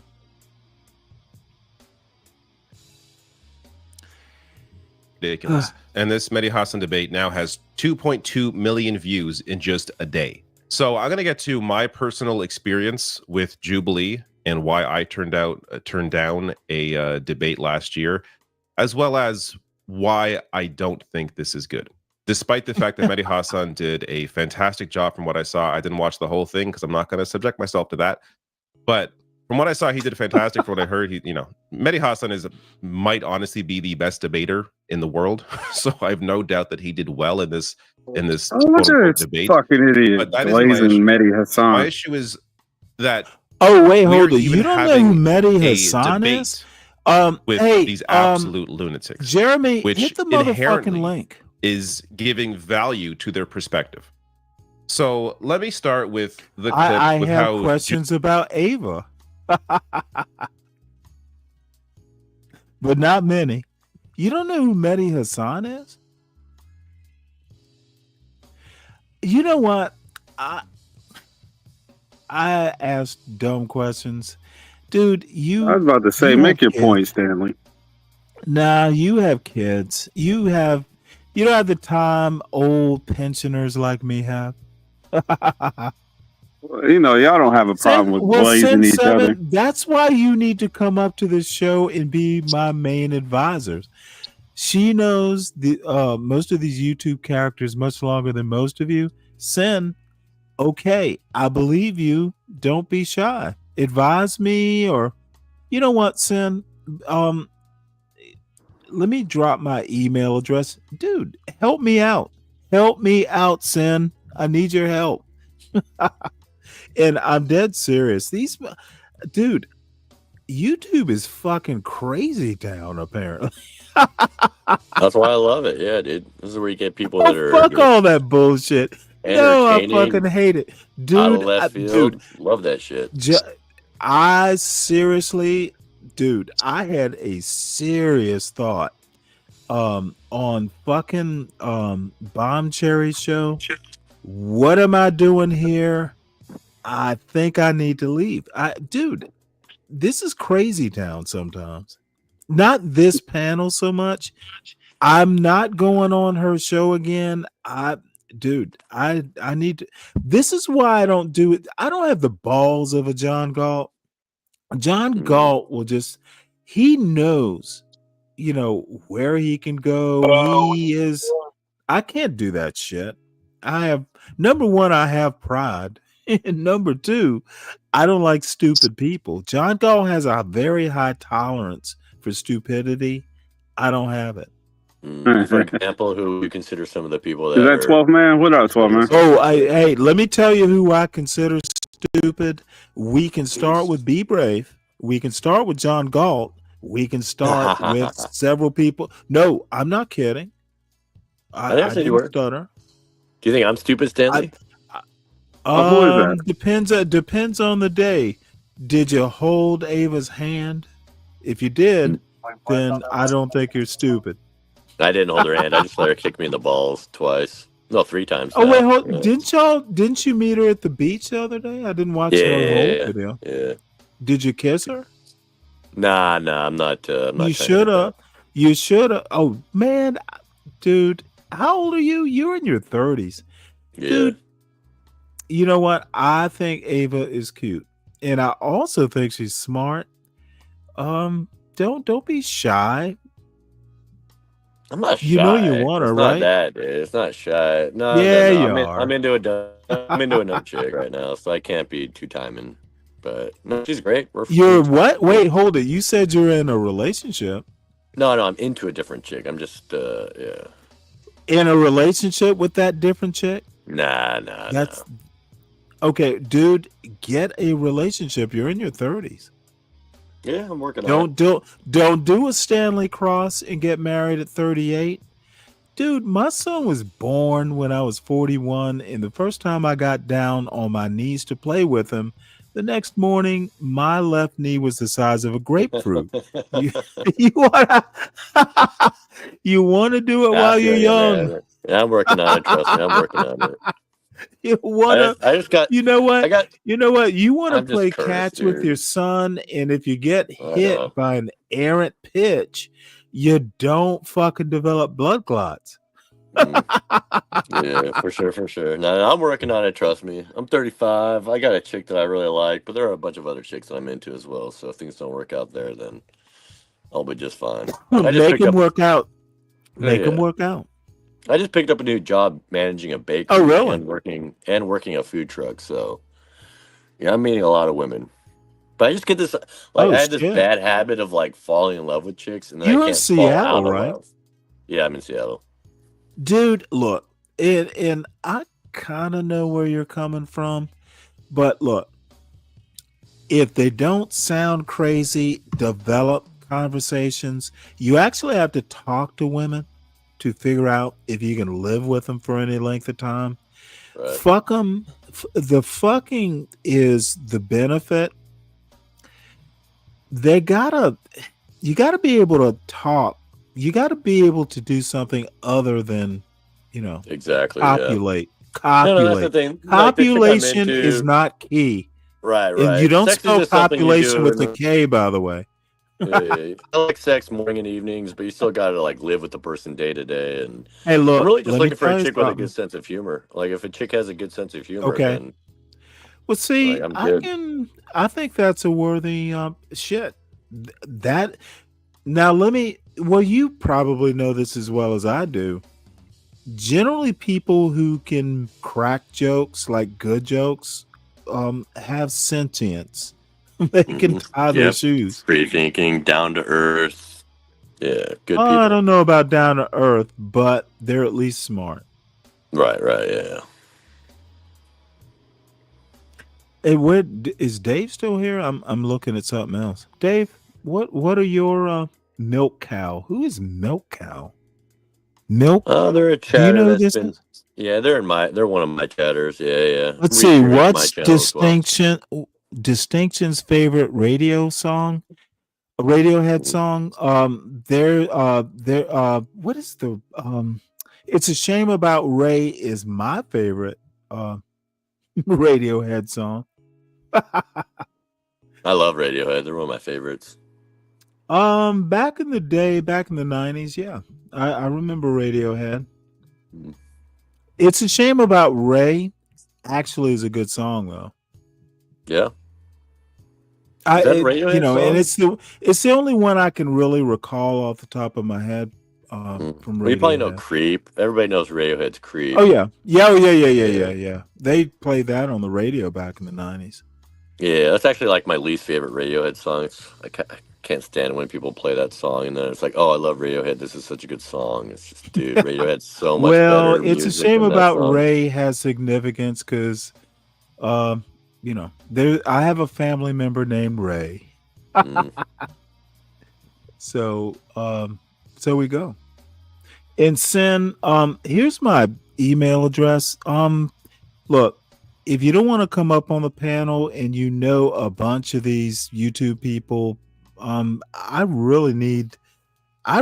might run some, like, I'm not going up on these motherfuckers panels anymore, but I hopefully I can hit you up with questions about some of these old timers on YouTube. Mm-hmm. So what else have you been up to besides work? Anything interesting? Just grinding on YouTube. Been building up pretty well lately. I had a 500 view stream just the other night. Getting a ton of new subs. Just kind of branching out. Nice. Other than that, I'm just trying to stay healthy. Getting outside, doing a lot of exercise, working out, trying to eat right, even though that's really hard to do. But just staying healthy, get my shit done. Yeah, well, I will be monetized in 10 years. It's I'm gonna almost there. Wait, that's my game plan. John Galt And not monetized? these You must guys be should be folks monetized from here. your Yeah, sorry. I got some people that are also from mine. So everybody that's coming from my channel, make sure you sub up to well, John Galt and y'all Stanley. make sure you subscribe to @StanleyCross.com. That's my personal channel. And do actually I better do the commercial. @StanleyCross.com is my channel. I simulcast there and to the John Galt Urban Landlord channel. Please subscribe to John's. That's kind of my main channel. Also, make sure you subscribe to Urban Landlord Clips. Now, let me make a disclaimer here. Oh, by the way, y'all hit the like button if you're in the John Galt or Urban Landlord Clips channel. Go over to @StanleyCross. The YouTube channel, hit like, subscribe, and then you can come on back over. But I also need to, do the disclaimer. I'm not John Galt. I am Stanley Cross, and I am not a motherfucking anti-black. I actually think and have a grounding in reality. So I warn you now, you're not going to always like what I have to say or the way I analyze things. Yeah, and you're military too, right? Used to be. Not now. Military, yeah. But no. Well, that's part of my training process, but I appreciate you mentioning it. Yeah, no, I can tell you got that kind of discipline. That's why I kind of I don't know that I'm disciplined.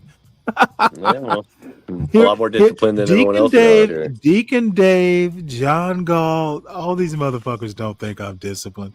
As a matter of fact, it is so funny. John Galt thinks I'm just like all the other blacks.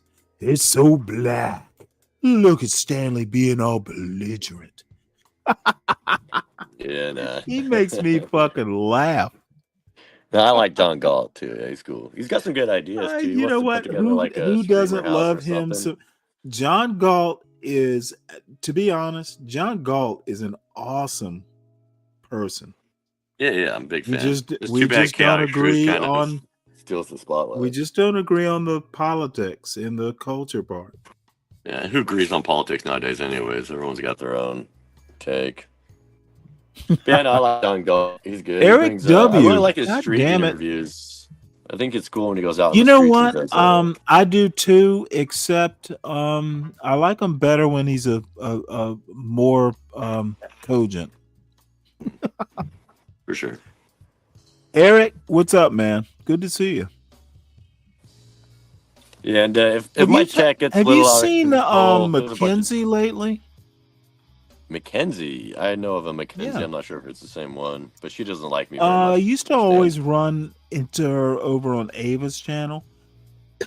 She's a Hilton Head resident and a Southerner, and I always loved, kind of exchanging Southernisms with her. Not sure, yeah. I'm in Seattle, so I love interacting with anybody from the South. It's like they got the real American soul. As low IQ as well, oddly enough, we do. Just ask anyone. Look, you go and find you a Robert E. Lee statue. That is the soul of America. Oh yeah, I'd love to do my selfie with Robert E. Lee, just Confederacy memorabilia. Like I don't support it, but I think that's just fascinating. The Confederacy was fascinating. The Confederacy was the real America. Exactly. The bottom line is when Abraham Lincoln talked about the better angels of our nature, he wasn't talking about America. Yeah. No, I love that. I think, especially Civil War history is just. I mean, that's just fascinating.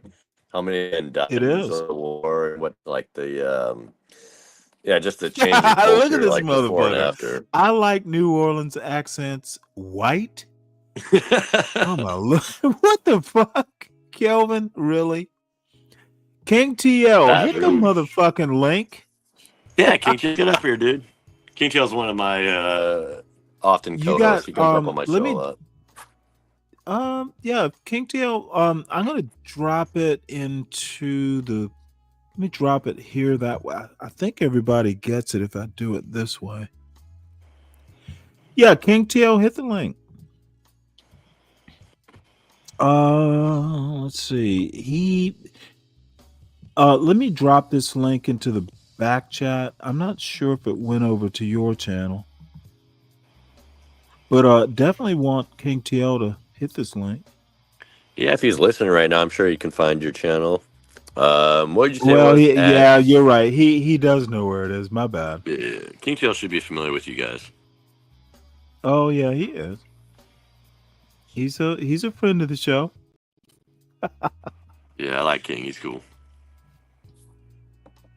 So, I want to watch the rest of this. Are you familiar with Jubilee and this debate show they do with some older like political pundit types and young college students? They do like speed debates, right? Yeah. Yeah, and I watched some people covering that with the liberal that debates a bunch of young, stupid red pill guys, right? It's like, people like Sam. Now I like Sam Cedar. He's a couple years younger than I am. He seems kind of sane. Mehdi Hassan is actually sane. Candace Owens was up there, and there's another conservative person that was up there. So they try and keep it balanced. But what I really get, young people, these college students, honestly, they're the worst. They're the worst. Yeah, no, there's a reason why I dropped out of college twice. Like, I went to college just for STEM. I wanted to be pre-med. I wanted to be a doctor, and then I wanted to be like a computer programmer.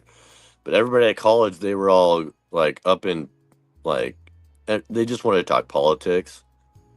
And like me personally, I don't find politics all that interesting. Like, I've kind of figured out my politics early on, and that's kind of been cemented into my personality. Now I'm more interested in like technology and culture.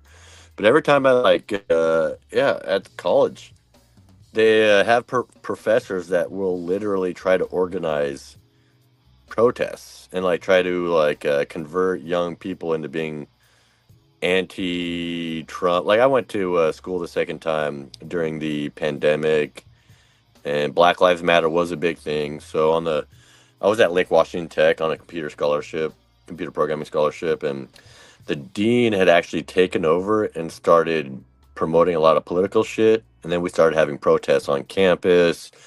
And then it was all that everybody talked about was Trump, Trump, Trump, Trump.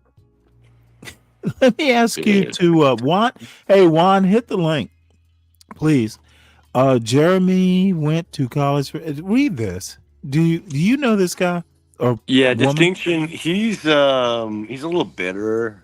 He's one of my chat guys, but he's kind of jealous of me. He's jealous of all the attention I'm getting and all this stuff. So I love you, Distinction. Nothing wrong. There is nothing wrong with STEM being slang for penis, sir. Yeah, it comes it comes in handy in college if you are willing to use it, Yeah. No, I made a lot of money from my STEM education. Even though I didn't get my degree, but I did make a lot of money in IT. So. Oh yeah. Yep. Yeah. It's not really one of those fields where you need a degree. You just got to be able to prove yourself. Now Juan is also a legally educated person. So, dude, Okay. and it's so funny. I kind of had a thing for chemistry, but I probably should have been a lawyer. Because I've been watching people like William F. Buckley literally like since 7th or 8th grade. I was always fascinated, mostly by the ideas and stuff. So even in the Navy, I went from politics to more fiction. I've always been a literary fiction guy. Yeah. Like I sci-fi didn't or just really. what kind of fiction No, exactly? literally literary fiction, like Okay, yeah. contemporary literary fiction. Yeah. Science fiction, yeah. I mean, I've read my Fahrenheit 451s and all that sort of stuff, but I'm not generally into science fiction, though. Get Crack got me back into science fiction a bit. So, congratulations, for like broadening my horizons. Hold on one sec, Juan.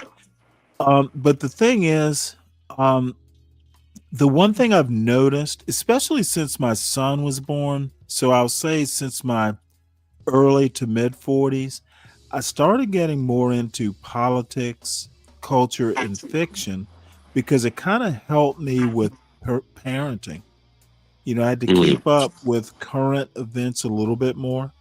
Right. And so I've gone with that. And dude, that's why I think you'll be a good father. And speaking of fathers, here is the best father on this panel. What's up, Juan? Automaton literally is how it's pronounced, Eric W. Son, I know how to pronounce Eric W. Automaton. He thinks it ought to be pronounced automaton or some bullshit like that. Automaton is how it's pronounced. Period. Learn English, son. American English. Not.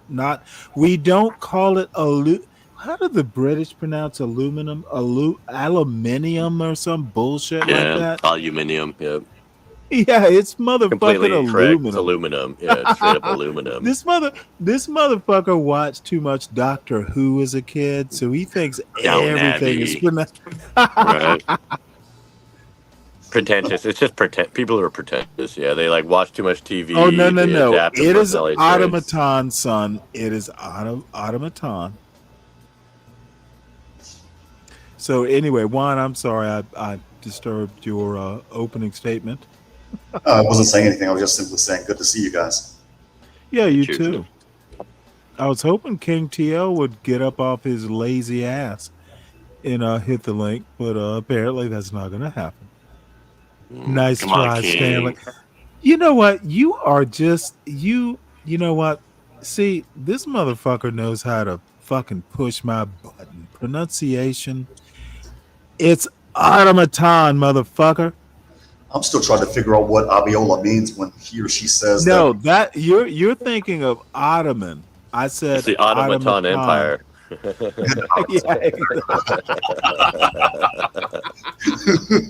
it rule football? I just put my foot up and built an empire. Was it invented in 1299? Did it last until like the middle of the late 19th century? The Ottoman. The Ottomans. Oh, that is funny. I got a lot of trolls in my chat, so I apologize if some of my no. It's fun. Eric W.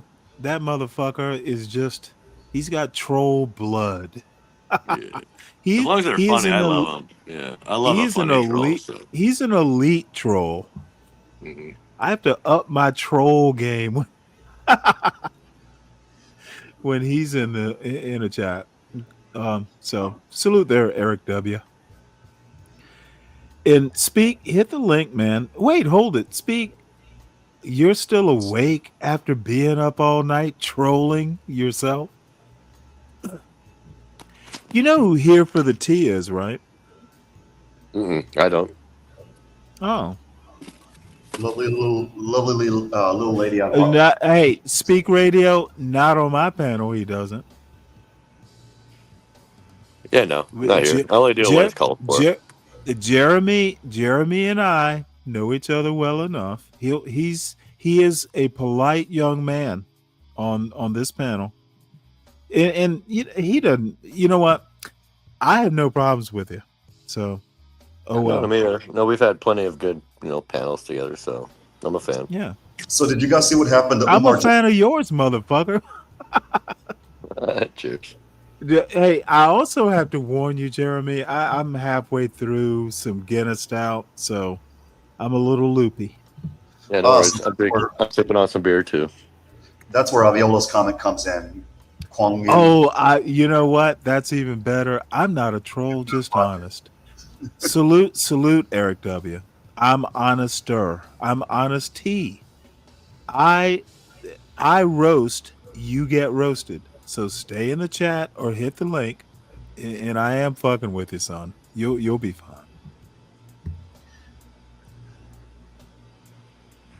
I still got this in chat complaining. Abiola. See, this is an African who is scared to spell out the N-word. I've heard Abiola go in all day. Let's go in. Is it Nike? Is it Nuance? Is it Nerf football? Dude, have some balls. They handed out balls to boys in Africa, right? Now I'm fucking with him a little bit. Speaking of Africa, did you guys hear about what happened to Umar Johnson? No, I didn't. What happened? He went to South Africa and his bank froze his accounts. Wait, say that again? He went to South Africa, and when he came back, his bank froze his bank accounts. Yeah, who is terrorism this? I'm sorry. Accusation, or I'm sorry. I'm sorry. Who? Mark Johnson. You said Umar Johnson, Dr. Umar. Oh wow, Umar, yeah.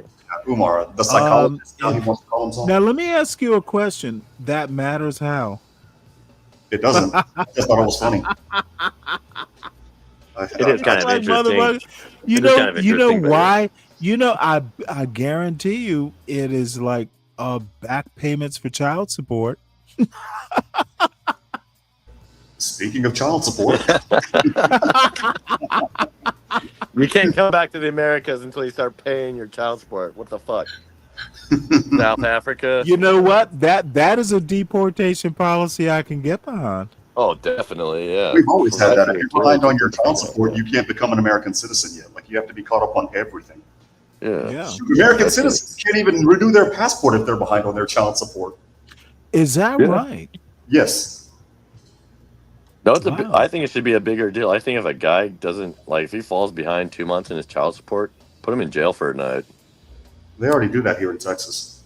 Good. Well, I don't know. I know there are definitely situations where it depends on the person. Like, if you're broke, they're not really going to do that much to you. But if you're worth, let's say in the high 6 figures, 7 figures, that's when they'll be like, we need to set an example. You go 30,000 off to jail. You go, which is stupid in my opinion. Look at this brave man. It's almost 3 a.m. Well, what do you mean? Is it Abiola? No, you know what he means. And it's nice guy. Okay, all I have to say, Abiola, is if you've ever heard Paul Simon, we know you don't have diamonds on the soles of your shoes, and this is a very risque kind of, Lady Black, what is it? Lady Smith Black Mombasa, whatever the fucking group was. Dude, you don't have diamonds on the soles of your shoes. But what you need to do is tuck yourself in under the African stars.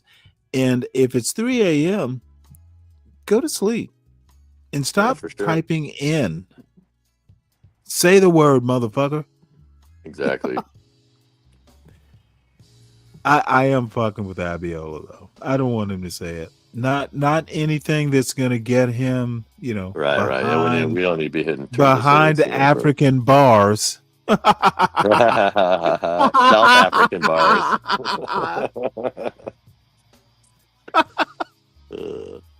You're drunk when you start laughing at your own stupid jokes. Oh, I do it all the time, even when I'm not drunk. Trust me. I'm so cringe. I actually call myself a comedian around here, but yeah, whatever. It's the internet. Nah, you crack a good joke or two. I do. I feel like I do. I try. Hey, you know what?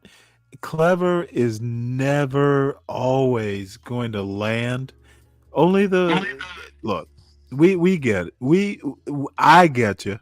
So yeah, it's hit or miss when you're trying to be a funny guy throwing out jokes. It's always hit or miss, but sometimes you do land one, and it's sometimes you bomb.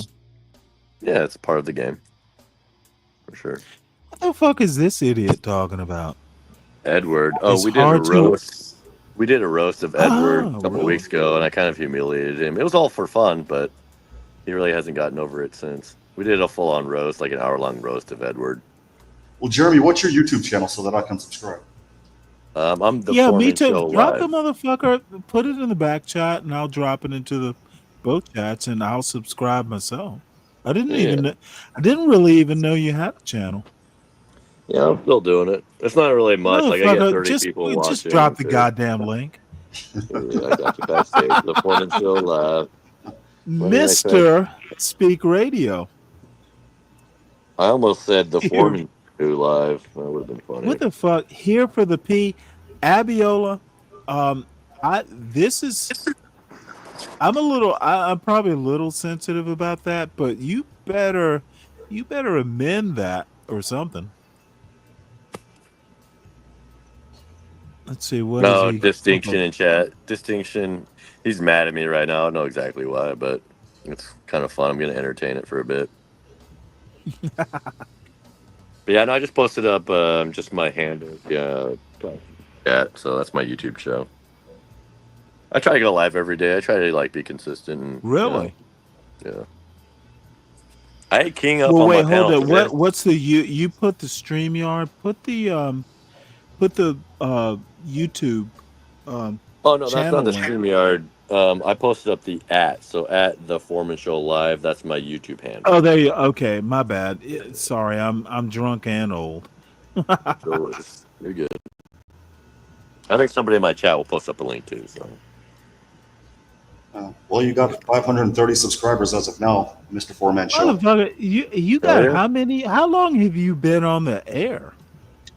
I started streaming right before the pandemic. So a year before the pandemic hit, I think it was 2018 is when I actually started my own channel. Before that, I did the whole just host or guesting on people's panels, doing a lot of shit posting in chats. I kind of came from the I was really into the Daywave crowd, which is just a morning radio show. Some guy that was oh, really? Well, yeah, so I don't know if you know what? I'm kind of in that vein, except I try and do news. Yeah, so now I try to be like that. Well, the reason I do news is you don't try. I don't have to be a character reading news articles. For me, it's just easier, and it's something I like to do anyway. Yeah. And it's fun if something interesting happens, you can provide your hot take on it. Or for me personally, like I said, I like to just kind of throw out jokes. So, I mean, a lot of what you see on the news is stranger than fiction, and ain't that the truth? I mean, it's perfect. It's perfect grounds for comedy. Like what's going on with Trump? What's going on with his big beautiful bill? You know what, motherfucker? I am gonna watch your show now. You see how everything with Epstein is reversing? 1 minute the Democrats didn't want that thing released, now they want it released, and the Republicans that wanted it released are now like, no, don't release it. And I'm like, right? You guys, they turn every single day. It's interesting, especially with the Trump Epstein thing. We'll see where that Stanley, can you hear me now? What happens with that? But I can hear you. What's up, man? Oh, fucking StreamYard, and they're using it to different internet browsers. It just changes up shit. Right. Mike, dude, you know what? I rarely want to go back and repeat time like a Groundhog Day sort of thing. I had a motherfucking blast in T's chat this morning. Oh, we were wilding out this morning, were we not? It was fucking hilarious. You and the world class went at each other for a good hour, man. Oh, dude! Every time we run into each other, I think he is hilarious. You should have seen Stanley and Drip's chat the other day, man. I don't know who the hell that guy was coming up with some of the most awkward questions. Was it 12 man? It wasn't 12 man. No. dude, I am. You know what? I love just fucking discombobulating people in the chat. It's Oh like yeah, I don't especially if they even have show to up with be up a on a. stupid I don't attitude. even have to be up on a panel. It's Yeah, like I like can do. yeah. I can do That it was from the the fun of the chat. game. Like the name of the game was chat at the beginning. It's all about Uh-huh. when they introduced the chat function to the live streaming. I mean, that's just when it all started, and yeah, you can draw a lot from chat, especially if they're spurging or simping. Like D dot or like distinction is in your chat. He's just simply upset that I'm getting attention. Well, it depends on how many people are in the chat. When I do my show, I won't be doing it for a while because I'm in California right now, and I got the bar exam this coming week. But when Oh I'm back shit! when I'm back to doing my show, I notice that when there's like one or two people in the chat, it's not as engaging as when there's like 5, 6, 7 people, chatting at one time. Then at that particular point, I can either make jokes easier or we can go off into other tangents that are similar to the topics at hand. If not, I find myself struggling to try to stay animated. And my Oh show's on. yeah, no, it's chat makes it much easier. Like riffing off of chat is one of my favorite things, even though I don't consider it like it's not. It's like super easy just to work off chat, but it's also very fun, especially if you got a funny chat. So like they'll throw out a funny premise, and then you can Right. build off that premise and make a funny joke, that kind of thing.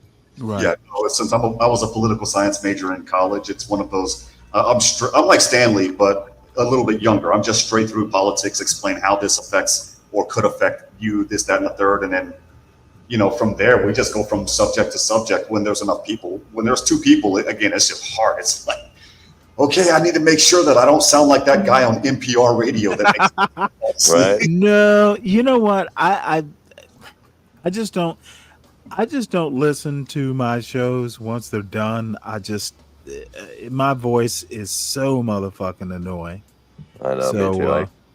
I can So only Stanley, I listen to my shows after the fact, but if I drank a lot during the stream, I never rewatch it because it's always going to be embarrassing. I just know, like, I have this really bad habit of once I start drinking, I actually enjoy like the self-deprecation kind of shit, just because it's like people are trying to get me to prove myself that I'm worth something or like that I'm talented, and then I just go the opposite direction and just to troll the audience. I like acting like an idiot, so I gotta be careful in that I got regard. somebody But well, mentioned you know Dr. what? Adnan in the I chat. have a show you should go on, so you'll lose that self-deprecation because she'll do it for you. good. What's her name? Her name is Bomb Cherry Juice. She will treat you like shit and then play the victim. Good.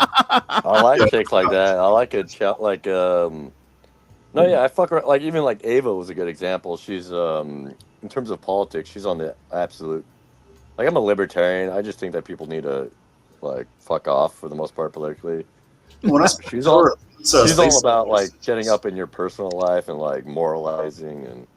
Oh, But I never like mind. fucking with Ava, but her chat hates me. Her chat thinks I'm a sexist, toxic, masculine You're figure. not? No, I am. I am. But it's mostly a bit, right? Well, Well, then they it's got mostly a it bit. right. Come It's on mostly a now. bit though, because like in real life, I'm not that guy. Like, You're not. Do they think? no, I Let me got make four one quick sisters. They'll all tell you detour I'm a good here. guy. King TL, bring your ass up to this panel. He's not going to come up here because I'm up here. Oh, okay. Jeremy, can you share your link in the back one more time? I didn't see it in the chat. So. Stanley, check your Cash App, though. I'm a man of my word. Okay. Well, tell you so what, I posted up I at the certainly Foreman Show. appreciate it. Thank you. Now that's you can get a case of beer with that, or you can buy art. You know what? I can get tomorrow or Monday probably because I do need to take the day off tomorrow. I look, I need to take a day off for reading and catching up on stuff. I actually read books, folks. And hey, you see that Stanley in the chat? He said Speak Radio's a buster. I don't fuck with him. I live in his head rent. I live in his head rent free. Yeah, and just for the record, I'm not Speak Radio. I'm Radio Foreman. Speak Radio is an entirely different person. Yes, that's well, me. I don't know. I don't know. I can't mend it, but I like King TL and Speak Radio. You are a friend of the show. I'm not going to do referee on this. Things are not yelly. So Stanley, I'll be okay. Stanley, I don't have no problem with him. He's just mad because I called him a fruitcake.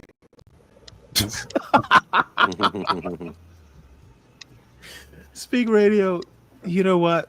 I'm not going to comment. I think King TL has a way about him. Oh, he's great. So He's great for just the radio. Like I bring him up, I can let him go for 2 hours and I don't have to do anything. He's you know, for that's whatever something I reason, maybe can't he's do. drinking or he's hyped up on amphetamines. I don't care. The guy is entertaining, and Yeah, he'll ramble he off can some of work the most people. He knows how to ridiculous work shit. people. He can ramble off the most ridiculous shit. Yeah, it's entertaining. You know what? But most importantly, Sometimes, he does know how to work people. So let me and tell you very- something. In Speak Radio, I think King TL is a nice guy. He knows how to respect his elders, and that might be a rare commodity. He's a nice young man. he was raised military, so his dad was an Air Force dad, just like mine. So he gets it. Right. Yeah, when Look, you're raised by a military dad, you get it. he has always treated me kindly. And look, he's gold. Yeah, no, so- there's a reason why he's my number 2 right now. At least I want him to be. And see, you know what? I think that's why I have this respect for Stanley, because he is former military, and me being a military brat. You know, even though I tell Stanley, hey, you go off on people a little hard sometimes. That's what we like. I do. Well, tough hold love, it. dude. Hold we need more it. tough That's love what, around here. dude. You know what? This is gonna make you laugh, Speak. My sister, who is honestly my best friend in the world, she and I have known each other for 58 years, so we kind of know each other. And to be honest, she's actually meaner than I am. And it's weird when you see this little 5'3" cute little woman. She actually is a rather striking woman. She's actually pretty. And Really? she will fucking dude. Is she single? You no, she's not. She's married for quite some time with 3 kids. Jeremy, you couldn't handle a woman at that age. No. Dude, she has made me go, hey, you shouldn't do that. You know, some Speak Radio just told me, well, sometimes you go hard on people. Oh my God, I've had to say that to my sister. It's like, oh, really? You said that? No, look, check it out. I love it when you go in. I love it when you go in on people, but sometimes, like when you went off on 12th Man the other day, I shed a tear for him a little bit. No, dude, like I explained myself. I didn't do it out. Most of it was frustration, dude. Motherfucker, I've been dealing with you for a year. This is why I don't drop the links early in the show, because of him and Solid Snake.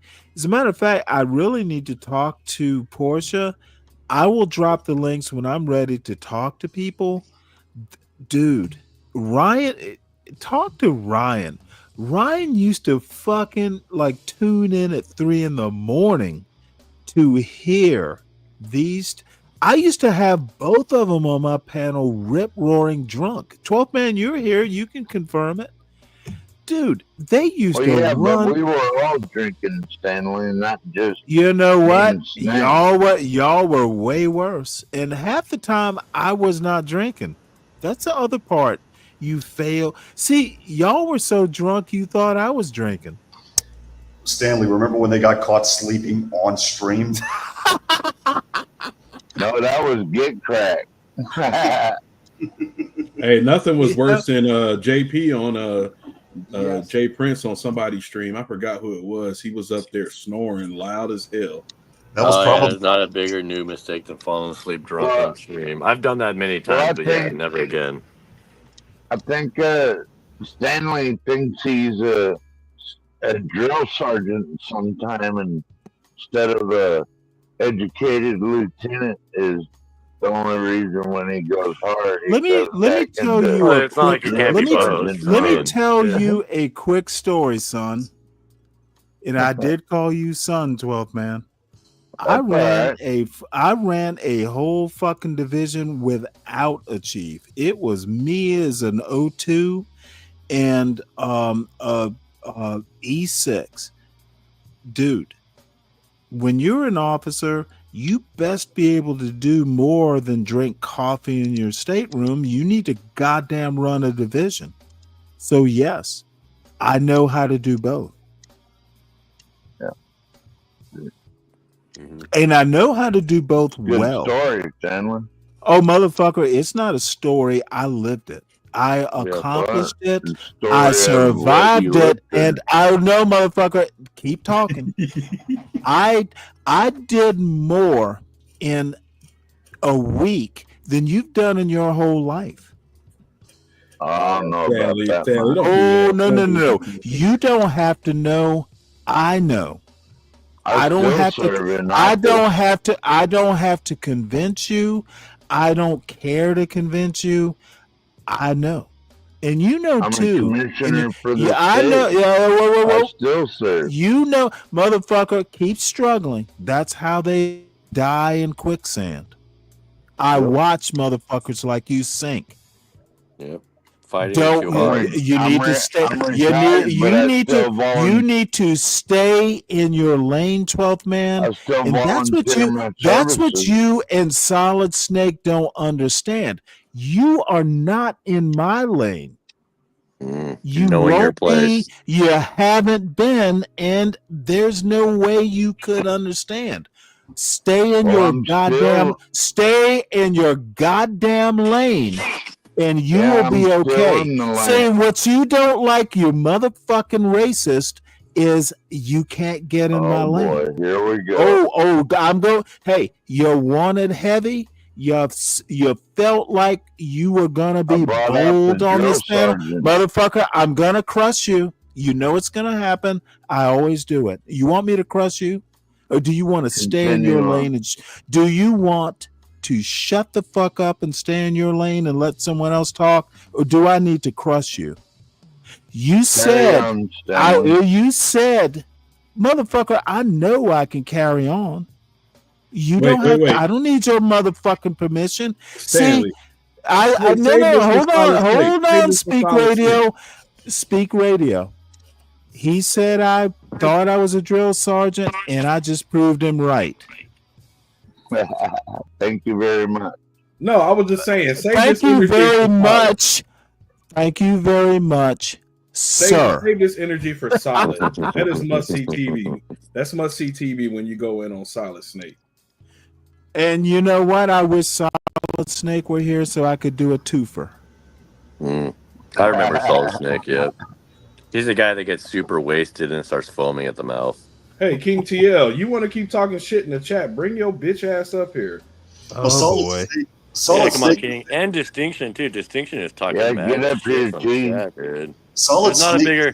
Dude, it doesn't get gayer. Sorry, Distinction, but crying from chat is just a bad look. If you got some real criticism, you gotta get on panel and speak your shit on panel. Don't be a little bitch from chat. Well, Solid Snake is the equivalent of, if anybody's seen that meme that says, I promise I won't get all political, and then it says 3 drinks later and they're doing some crazy stuff. That's Solid Snake. He's the equivalent of the... Well, the problem with Solid Snakes is he knows fuck all about politics. He knows sound bites that he hears on Fox News or somewhere. That motherfucker has no clue about politics. And I'm gonna be, motherfucker, don't make me put you in the back. You don't know about politics either, 12th man. And almost no you don't. Almost no one in this John Galt urban landlord space has studied it, knows about it, has read about it. All they know is nothing except what they see on Fox News. Yeah, fiction. or CNN or PBS Okay, dude, or NPR you need to stay in your goddamn lane. I told you what to do, and you can't seem to recall. Don't do it, 12 man. Well, I was wanting to ask Juan a I question, am if that's motherfucking okay. being polite, sir. Don't make me do it.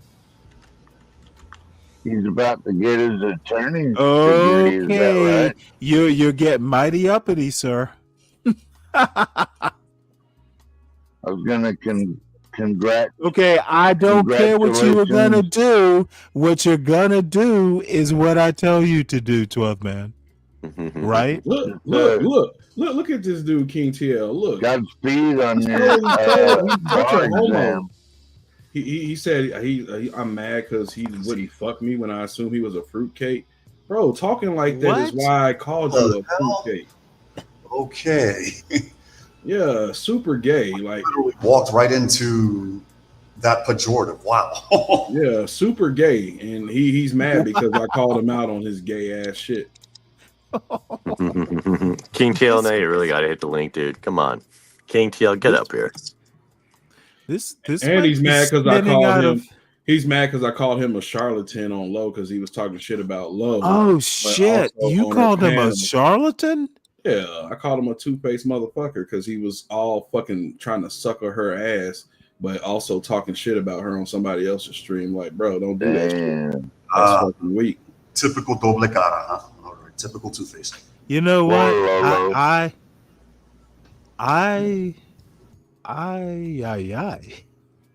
But I've also seen him fucking confess his undying love for Grace with her hairy bitch ass legs. Oh shit. And hairy armpits. Yeah, my bad, Jeremy. Yeah. If you still have feelings for her. That's all good. I don't care. You know what? You can shave the hair, but the love is undying. It will grow. We'll grow back. Put some nair on that shit or something. That means she has a hairy bush, and the hairy bushes turn me on. Oh, I'm pretty sure you like hairy bushes, and she's probably got. You know what? Do you like The first time I met slurring down to on? earth chick. You 12th man. You would love to slur on her bush, wouldn't you? How did you know, Stanley? You know what? I just guessed. Now, 12th man, will you be sober enough to take down a hairy bush? Oh yeah, Lord. I got Viagra, homie. Viagra, shit, you need that What? shit? What? Huh? Yeah, a bottle of whiskey and 2 Viagras I can fuck for 24 hours. Okay. Oh my God. Yeah, I Whoa. probably wouldn't have admitted that just now, but Yeah, this is getting way more interesting than I thought it would. I would think taking whiskey and taking Viagra at the same time would be counterproductive. Not really. Trust me. Yeah, we trust you. Trust her. 12 man, do you have heart condition? Do you have heart condition or something? Do you have like high blood pressure? Or... King TL, you're a fool, man. King TL. Now you want to know my medical history? What the fuck? I'm sure he's got good blood flow with all the alcohol he drinks. Do you think I should answer any questions, Juan? No, if you don't want to, What questions? I don't understand. Plead the fifth. Okay, I guess I guess your call. I don't know. I don't understand what you're talking about. You can't be made to incriminate yourself, right? Jeremy, I got a question for you.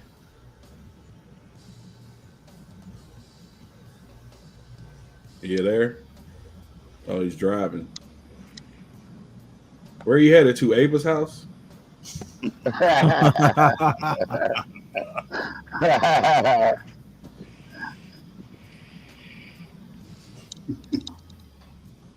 Yeah, that's where he's going. That's why he had that smile on his face. He's headed to Ava's house.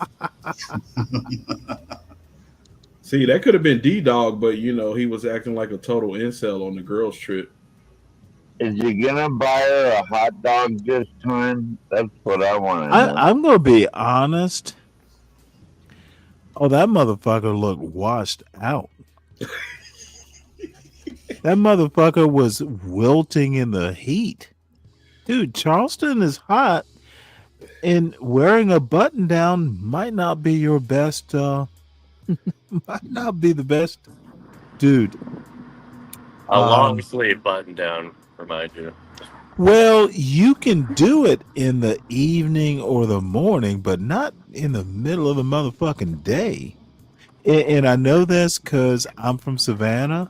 You have to actually understand the weather. Is Dalmatian Dog from the South? I don't think He is, but he doesn't go outside. He's an agoraphobic that stays inside in air conditioning. He doesn't go outside. He's like an ever. agoraphobic from the South. Ooh. Yeah, he's addicted to air You're conditioning. from the South and you're afraid of crowds? What the? Yeah, it's kind of interesting. It's very interesting. But he's as white as they come. He's like a quintessential white boy that's just lives on the internet. Well, no, he's not a quintessential white boy. White boys go outside. They hunt and fish. And Yeah, they you're right. Actually, he's just kind of a pussy. they also know how to motherfucking dress at midday. You know, wear a motherfucker, you'll sweat that shirt out. I'll be wearing shorts, dude. Right. Yeah, t-shirt. Dude, I am I'm back. Shit, I never motherfucking left the South for that long. Dude, you motherfucking have to know. Dude, the quintessential white boy is not walking down. Oh, that poor child. Stanley, how hot is it down there today? I have no clue. I didn't go outside, but it is 83 right now. It's almost 8 o'clock. I'd be melting, man. No, you wouldn't. You from the South. You'll get used to it. Dude, dealing it's almost like, and I've never been to Alaska, but dude, heat is a state of mind. You just have to you got to know it's going to be hot, and you have to live with the heat. You might have to almost hypnotize yourself. Hey, it's not that hot. And drink water, please. What I learned when it would get real hot in Montana, Stanley, is that if you drink hot coffee, when it's real hot outside, then the heat more stabilizes you. Well, you learned that what you should have learned is coffee is a diuretic. It will make you piss. You don't want to lose water when it's really hot. Well, water is what you drink. Now, Stanley, you say heat is a state of mind, but humidity is not. Well, I'm sorry. Dealing with it is a state of mind. You just have to have the right mindset. Yeah, a Mexican mindset. I'm sorry, what? A Mexican mindset. Yeah. How about just have a Savannah, Georgia mindset? You'll be okay. I can't remember if I ever went through Savannah, Stanley. I think I did one time. It seems like it. Yep, I was there last week. Well, actually, the week before. So look, it's almost 7 o'clock here in Texas, and it's still 95 degrees outside with 100% humidity. Well, I can tell you right now, it didn't get up to 95 outside Atlanta in my part of Georgia. Now, it probably did in Savannah. That's called cooling down. It's cooling down right now. Yeah, that desert heat, dude.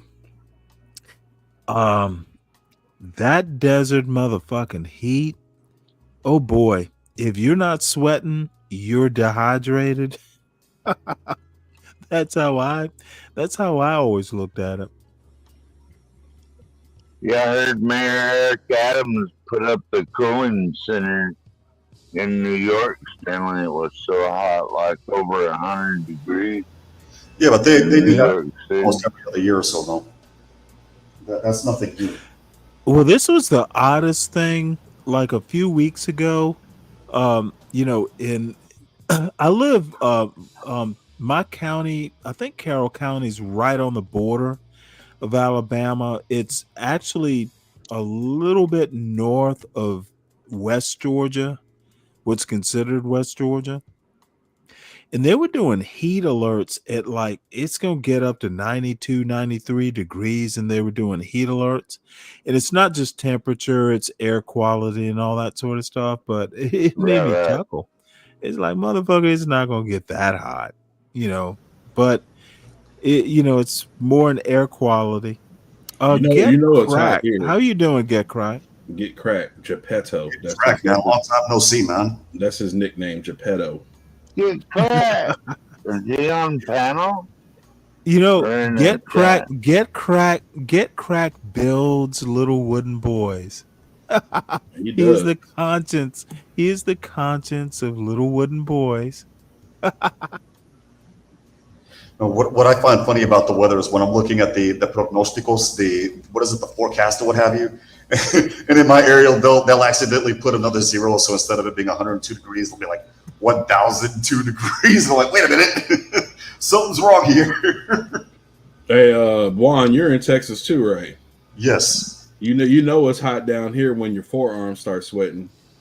No, worse, worse, man. Go out to El Paso, man, and it's that dry heat. You don't even know that it's hot until that, we call it golpe de calor, like that shit hits you, and then you're just walking, minding your business, and then the energy's just zapped right out of you. You can't move, you can't do nothing. Dude, I went, my wife's family lived in the Salt Lake City area. And now she grew up in Northern Virginia, and I'm from Savannah. So we were out there, and I kept telling her, look, if you're not sweating, you are dehydrated. You got to keep drinking. Even if you're not that thirsty, if you're not sweating, you are dehydrated. And oh my God, we got back to her aunt's place, and I thought we were going to have to go to the hospital. And we had gone to watch like one of her sister-in-law or some bullshit, like a football game, little league football game. Oh my God, I kept telling her. She scared me. Her skin got clammy, and it was like, I wanted to tell her I told you so much, but it just wasn't appropriate. That desert heat out in the West, you won't even know you're hot. It just hits you like you're just walking, minding your business. Yeah. And when it'll hit you, Juan? It'll hit you in the evening when it's not hot. Not exactly. That shit will fucking zap your ass. It got me. Boy, did it get me. No, when my forearms was where I'm at in South Texas, that's my clue to drink more water, because I already know if I don't do anything at that moment, give it about 2-3 hours, and that's what's going to stop. And the moment that happens, if I'm not careful, I'm a dead man, right? Yeah. I swear, if you're not sweating, you're dehydrated. I learned that in the fucking Persian Gulf. It's like, motherfucker, it'll zap your ass when you want to go out to downtown Abu Dhabi. Your ass won't be able to move.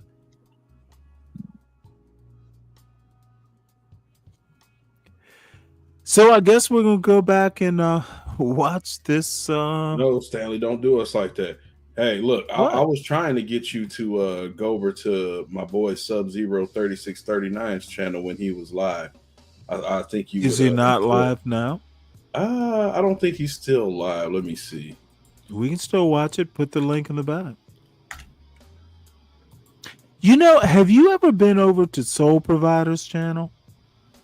Nope. This is the first time I'm hearing it. Dude, this motherfucker runs a civil panel of intelligent young black men. Now, you know what? One of these days I'm gonna go up there. I'll be older than these folks by like shit, I'm 60. I'll be 40 years older than they are, but they are I really enjoyed I've listened to his show a couple times.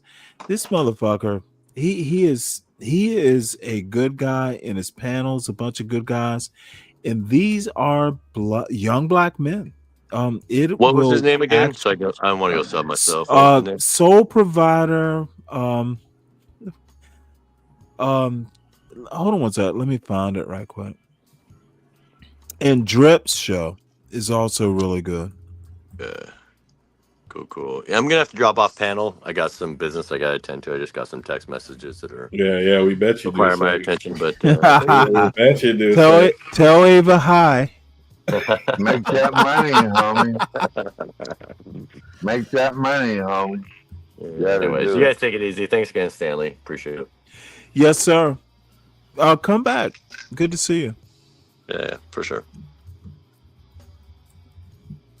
You would probably think of Sub-Zero as anti-black. You know what? I don't give a fuck. If you recommend it, sir, it's at least worth a watch. I thought he took his stream down that he did today because they just finished less than 20 minutes ago. Ava, oh my lord, the queen is here. God bless. God save the queen. God save our precious king, our wonderful queen. Ava, please hit the link and say hi at least. Speak of the devil, Stanley. No, you know what? That young lady is the future of America, and we need more like her. I will fawn over Ava. So fuck you all. Yeah, me too. Hey, if you think I'm simping, I am. Stanley, you simp over every woman. I remember just not too long ago. I don't. You was in talking to Gway, calling her Gway and all that. Shit. Gway. The two top simplers on this channel. The two top simplers on this channel. I think Gway is cute. The two top were 12th Man, because 12th Man and Virgo. I mean, he was just fawning all over Virgo. And Universal Jones. I have to call him out. Laptop Jones. Oh, damn. No, I'm just messing, man. I'm just kidding. Hey, he says he always gets people always take shots at him. Well, because he got I do every minute I get. Why do you not like motherfucker Universal? is shot? That Why motherfucker is shottable. Stanley? Hey, you know what? And the great part is he's a psychologist. He can psychoanalyze himself out of his own stupidity. Dude is a problem. Hey, in the words of George Floyd, he's not a bad guy. Oh no. I love Universal, but the problem is that you like a person is not absolution from criticism. So, I mean, what did he do for you to... I actually don't think he's that bright. What? No, I don't. Come on. Pretty successful for not being very bright. You know what? This is the white problem in America. If you make $1 billion, that means you're smart. Well, it means you're good at business. Doesn't mean you're bright. Doesn't mean... Look, being smart is not this. There are plenty of smart people who don't get rich. Wait, now I'm waiting for someone. I am waiting for someone who say, no, that can't be true, so I can fucking crush them. So Stanley, pull this comment up by Mick Gibbs. I'm trying to figure out where he thinks. Well, Ava, we're not talking about anything in particular, and I'm sorry it can't come up. I saw you in a bathing suit, but I didn't really watch it because I knew I would just get jealous that I wasn't there. And I'll just stop there. You did look cute, and God damn it, you know what? Being old is a problem. It's supposed to be a blessing, sir. Well, it is. If I'm. Look, if my wife were here, I'd be okay. I wouldn't even be on YouTube if my wife were here. I'd be busy. Oh, you would be, sir, huh? No, you know what? My wife was an interesting person. Look, we would be doing something else. We'd figure something out. It wouldn't be me lusting after Ava. And Ava, I mean that with all due respect. I'm not the creepy old man I'm sounding like right now. If you go ahead and move over to this video that you pulled up, Stanley, is this regarding that whites only And town? by the way, Ruby is cute too. Ava's just more. I don't know. There's something about Ava. I don't know what it is. Is this regarding that all white town that they want to set up in southern Missouri or northwestern? Oh, no, that's no. It's Arkansas. Yeah, the one we already did that story. Oh, okay. Well, because I saw the. We can redo it. I had some funny takes, and Deacon Dave was up here watching it.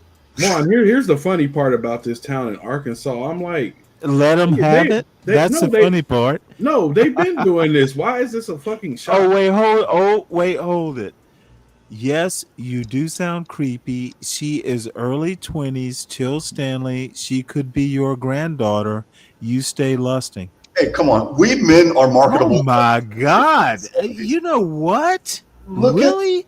I said I was kidding. I've known Ava for a while. You know what? Maybe you're right, AAE. No, Stanley, don't give him that type of. Look how old Rupert Murdoch was. No, it's not like that. I know it's not like that. That's why I'm saying it like that. It's like, come on, man. It's not that simple. Look, we're gonna shut this argument down right now. Okay, why did they never have problems when women do this shit? When these old hags get these because they never get to do that shit. Who? One of my greatest respects for Ava. Afterwards. Well, hold on. Let me tell you why they don't get to do that shit. 20-year-old men don't lust after 60-year-old women, for starters. we do have some women out there. See how easy that was? we don't, but we'll do it. My argument wasn't a good argument.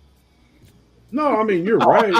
You're right about that, but don't act like it doesn't happen, for these homosexuals that need a place to stay. Oh, no. Time out. Remember, what was her name? Mary Kay Letourneau?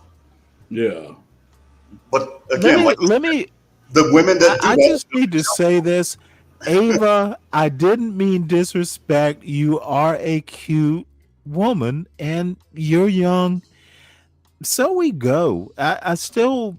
She kicked the dick we're okay. At a young you age. know what? I might be more attracted to Ava's brain and the way she analyzes culture and puts men in their place constantly. You don't fuck with Ava, unless she wants you. Look, Ava is a smart young lady. And AAE, she doesn't need you to defend her, by the way. You're not that bright either. She works out too, so she's pretty tough. I don't care about any of that. It's besides my point. Oh, shit. All I have to say is, AAE, are you jealous? Well, AAE, to be honest, I think Ava kind of low-key crushes on Stanley. I don't think you're stupid. I do not think you're stupid, Ponder. You need to understand that Ava and I kind of joke back and forth about it. Look, the woman is wonderful. Hey, is that Questions to Ponder? She's a good person. I didn't know that. No, Ava is awesome. any young man who actually proves worthy of having Ava. Now, Ava, you know what? I won't get into it, but dude, any young man who gets this woman, number one, they're gonna have to be smart. So I'm jealous. I have the brains. I don't have the age. Well, So Jeremy's pretty smart. yeah, okay. Well, to people like you, he might be. And I'll leave it at that. He's the one singing, but I remember when Jeremy first Okay, took this Ava out. motherfucker. Are you really gonna white-splain Jeremy right now? Yeah, because he Motherfucker, you wouldn't don't buy have her to a hot white-splain. dog. You do not have to white-splain this. Just let it go. He wouldn't even buy her a You hot know, dog on their I first don't. date. Yeah. I remember. I watched it. I watched it live, as a matter of fact. Yeah, we all did. We all did. I didn't. Yes, that is why it just doesn't need to be talked about. It wasn't. It's not apropos to the argument I'm attempting to make, which is, Ava, you are an awesome woman. Pump that iron, woman. She deserves a better man than someone that won't even buy her a hot I dog. don't care about any of that. Just let me be an old lech in peace.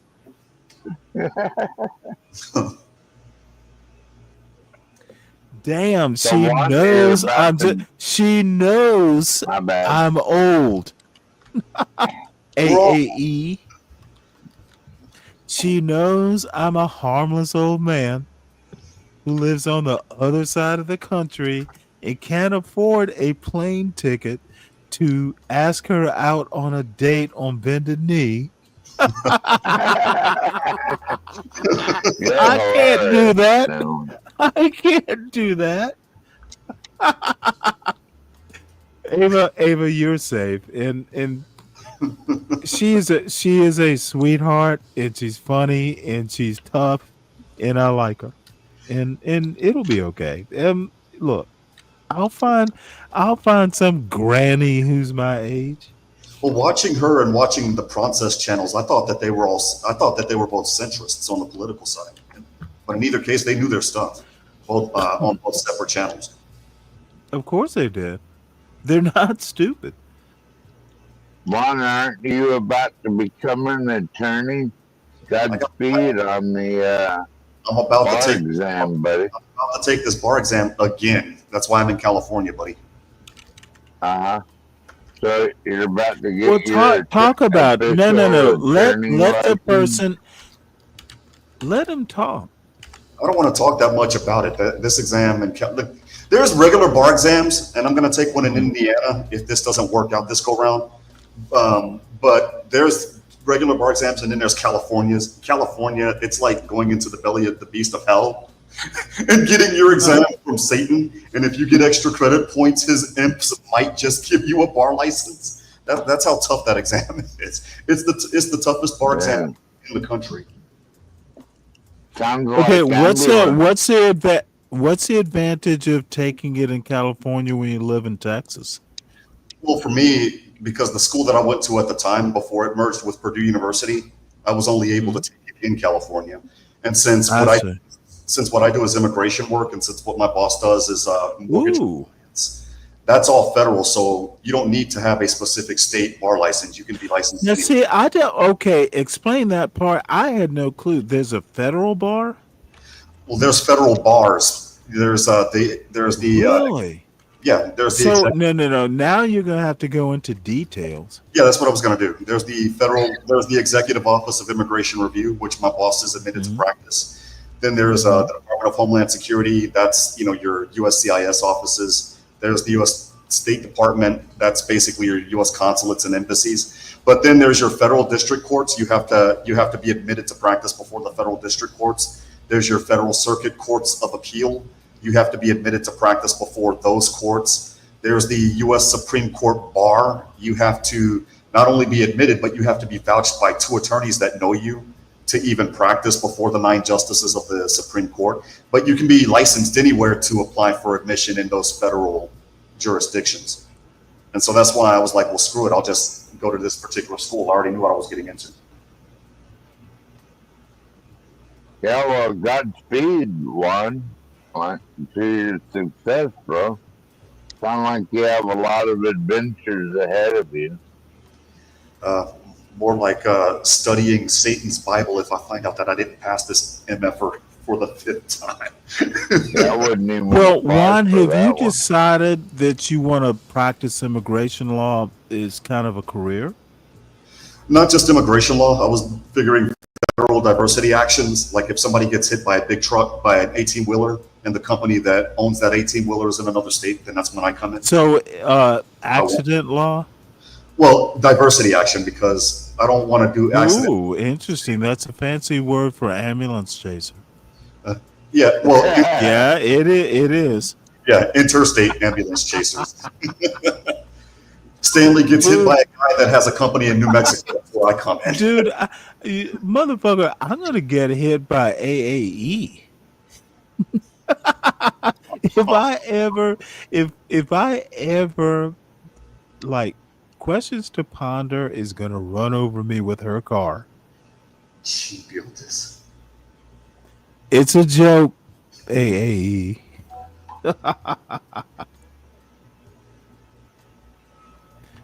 Look, she's Questions to Ponder. Hit the damn link. I actually like talking to you two. Actually, you know, Questions to Ponder. She is my newest fascination.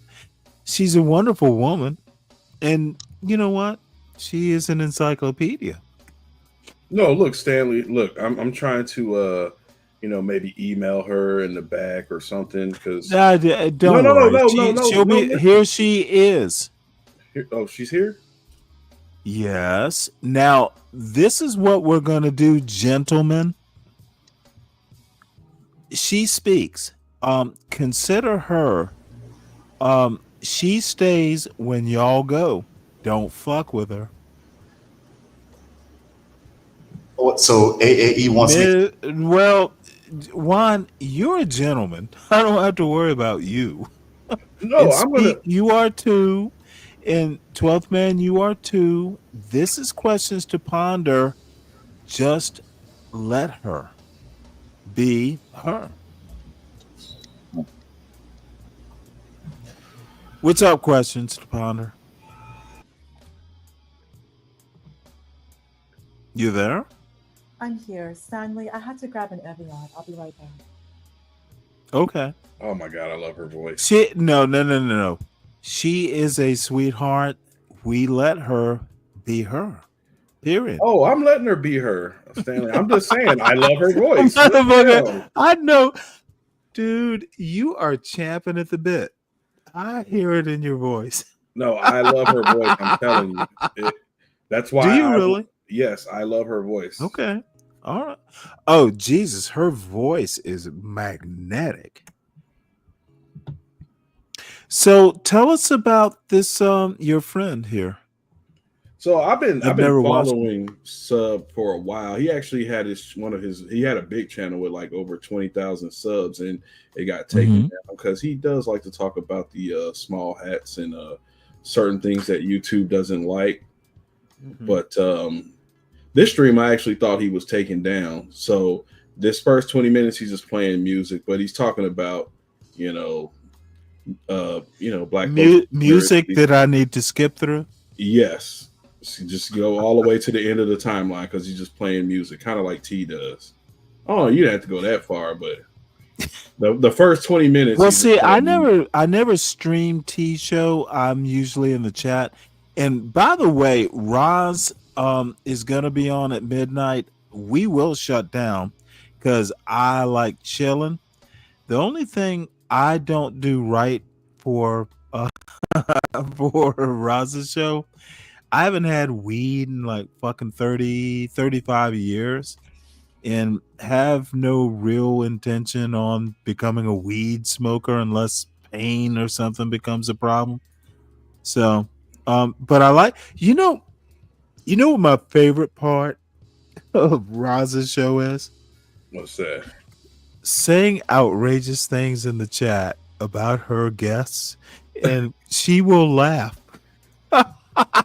Oh, dude, she is so cute when she laughs, and I see it in her eyes. Oh, I can't believe Stanley said that. And it's never curse words. I love, dude, she is so funny. And she is a darling woman as well. And what motherfuckers like, and no one on, I am talking about no one on this panel, but he knows who I'm talking about. Several others do. I adore women. You just, if you're a man, you like women. They're awesome. That's it. So questions, you back? Any questions? I'm here. Anyone have any questions? Your mic might be a bit low. I'll sit closer. Anyone? You might be on. You might. Are you on your phone? No, I'm on the MacBook. She sounds better now. I just moved the MacBook closer. That's probably too far. You sound much clearer.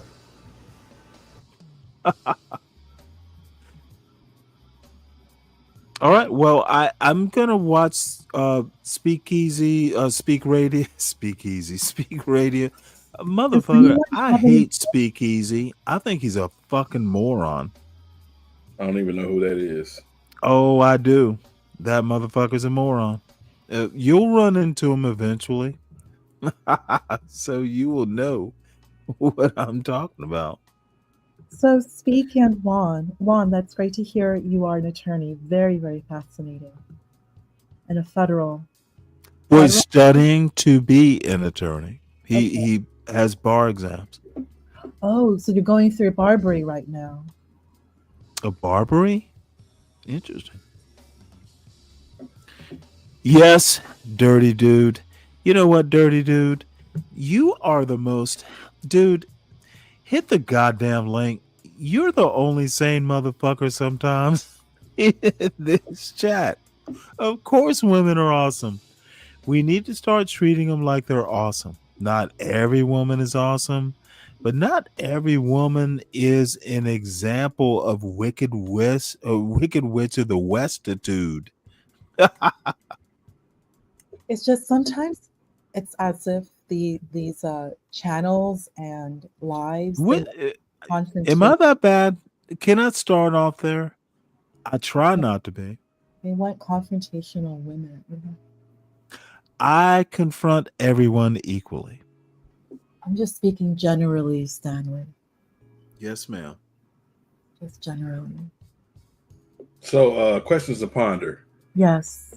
I have a question for you, and I'm so glad I can finally get to talk to you. You know, with that voice, you could read me bedtime stories, and it would totally put me out. Like in a good way. No. Just listen. Hear me out, Stanley. I'm not going to do anything. What if she's reading you your rights? I would be okay with that too. I would listen to every word. Motherfucker, spread them. Well, she wouldn't say it like that. Put your hands on the hood. It would be more sensual. But no, for real, questions to ponder. So I love your voice, and I'm working on something. Thank you. I would love to use your voice. If I can get an email or something, I can email about you. I don't want to be talking about that shit on YouTube. I appreciate that. Maybe that's something I should just do. I am exhausted. I do enjoy reading. You know, actually, I can hear that in your voice. Yeah, you sound tired. You know, we all go through ups and downs. And I do enjoy speaking specifically about my own background. Do I know your background? Well, sadly, like I mentioned to you, I do enjoy reading, but mainly the classics. Well, no, like where you grew up, that kind of background. No, just from my academic background. So I do enjoy reading what I studied. So more in line the classics, philosophy. What did you study? Let's start there. Like I mentioned to you, my background, what I studied in college, and I only have an undergrad. I'm very regular.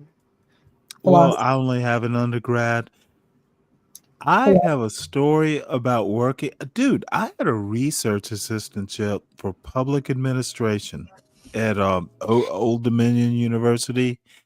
I took a class and, well, 2 or 3, and I'm like, this is the worst ship I've ever been on. I'm not it gave school. So there's nothing wrong with having an undergraduate degree. If you're smart, you'll figure it out, and Oh you yeah, have obviously. yeah. I think my big issue is like I've never found like a niche, and I probably should have gone to school in New York, but I like sunshine, and I like to work out and jog and be outside. But you can't really do that in New York. But in the South, you have plenty of sunshine and beautiful scenery and environment. But there is a very heavy anti-intellectualism here, and people. Whoa, there's an anti-intellectualism in all 50 states. But it's, Massachusetts might be the exception, but I think probably not. people get very like they see me and they hear me, and people get very angry because I don't. The look doesn't match the voice. Plus, with my background, people get very, Really yeah. So interesting. it's a very odd life I I have. would think that would be actually more an attraction. No, no. But then, So people wouldn't go, well, goddamn, let me know more but or what? tell me more. Well, I think with the internet is it's helpful, but I still have never found like a niche, like a group. I'm very much a. Dude, create your own niche. That's easier said than done, Stan. No, it's not. I'm 60. Okay, Create your own niche.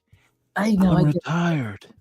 I'm just like, oh, like I think most You're people. still young. You'll figure it out. No, I know, Stanley. It's just, oh, I Don't just. be. Are you afraid? Now, let me also, because you are tired. I hear it in your voice, but dude, you don't know how Mhm. successful you're gonna be. It's gonna be crazy. God will. Stop the down, motherfucker. Create your. And I called you MF. I mean it respectfully. Create your own niche. You are who you are. No, I know, Stanley. Stop it. It's true. No, I'll look into it. Nate, the voice recording No, sound. I don't care what you look into. I'm not your advisor. People like you, look, you know what to do. You just don't know what to do. You don't know what you know. And I know that sounds so metaphysical, but I don't worry about you. You'll be fine. Well, thank you, Stanley. Now, you might have to start getting your rest more. You might have to stop talking to idiots like me. However, I have no doubts you'll be fine. You're smart. Look, what I else can I say? no, I just like okay, Stanley. I'll be honest with you. Like I am I'll be honest with you. I am a Black woman, which Oh, really? surprise to certain people.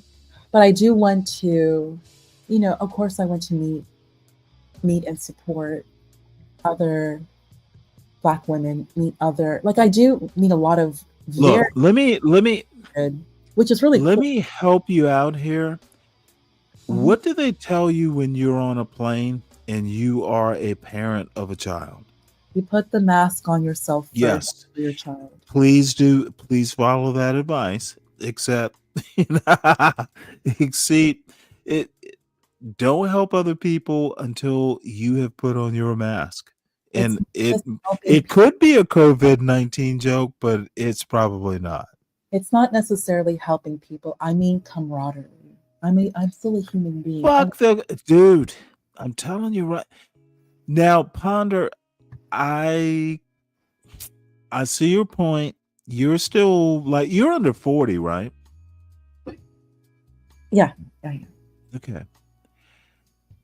I'm not sure I'm the right person to go there because you are, marriageable age, but it'll happen. I'm not worried about and that. I'll stop there because I might be out of my depth. No, you're right.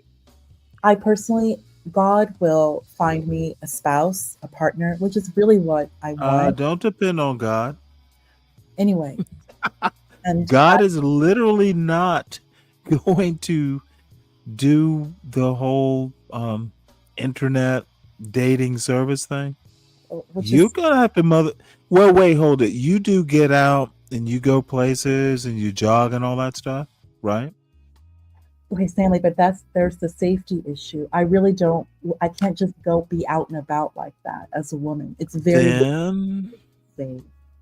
It's very unsafe. God damn it. I think don't do it at night. Do it in the middle of the day. You know what? Move to Savannah, Georgia. Everything is safe there. And no, I don't live in Savannah, Georgia, folks. I am from there. I go back and visit every, couple months or so. But the Northeast seems cool, and I like how California is cool too. It's just, California's a vibe. California's a vibe.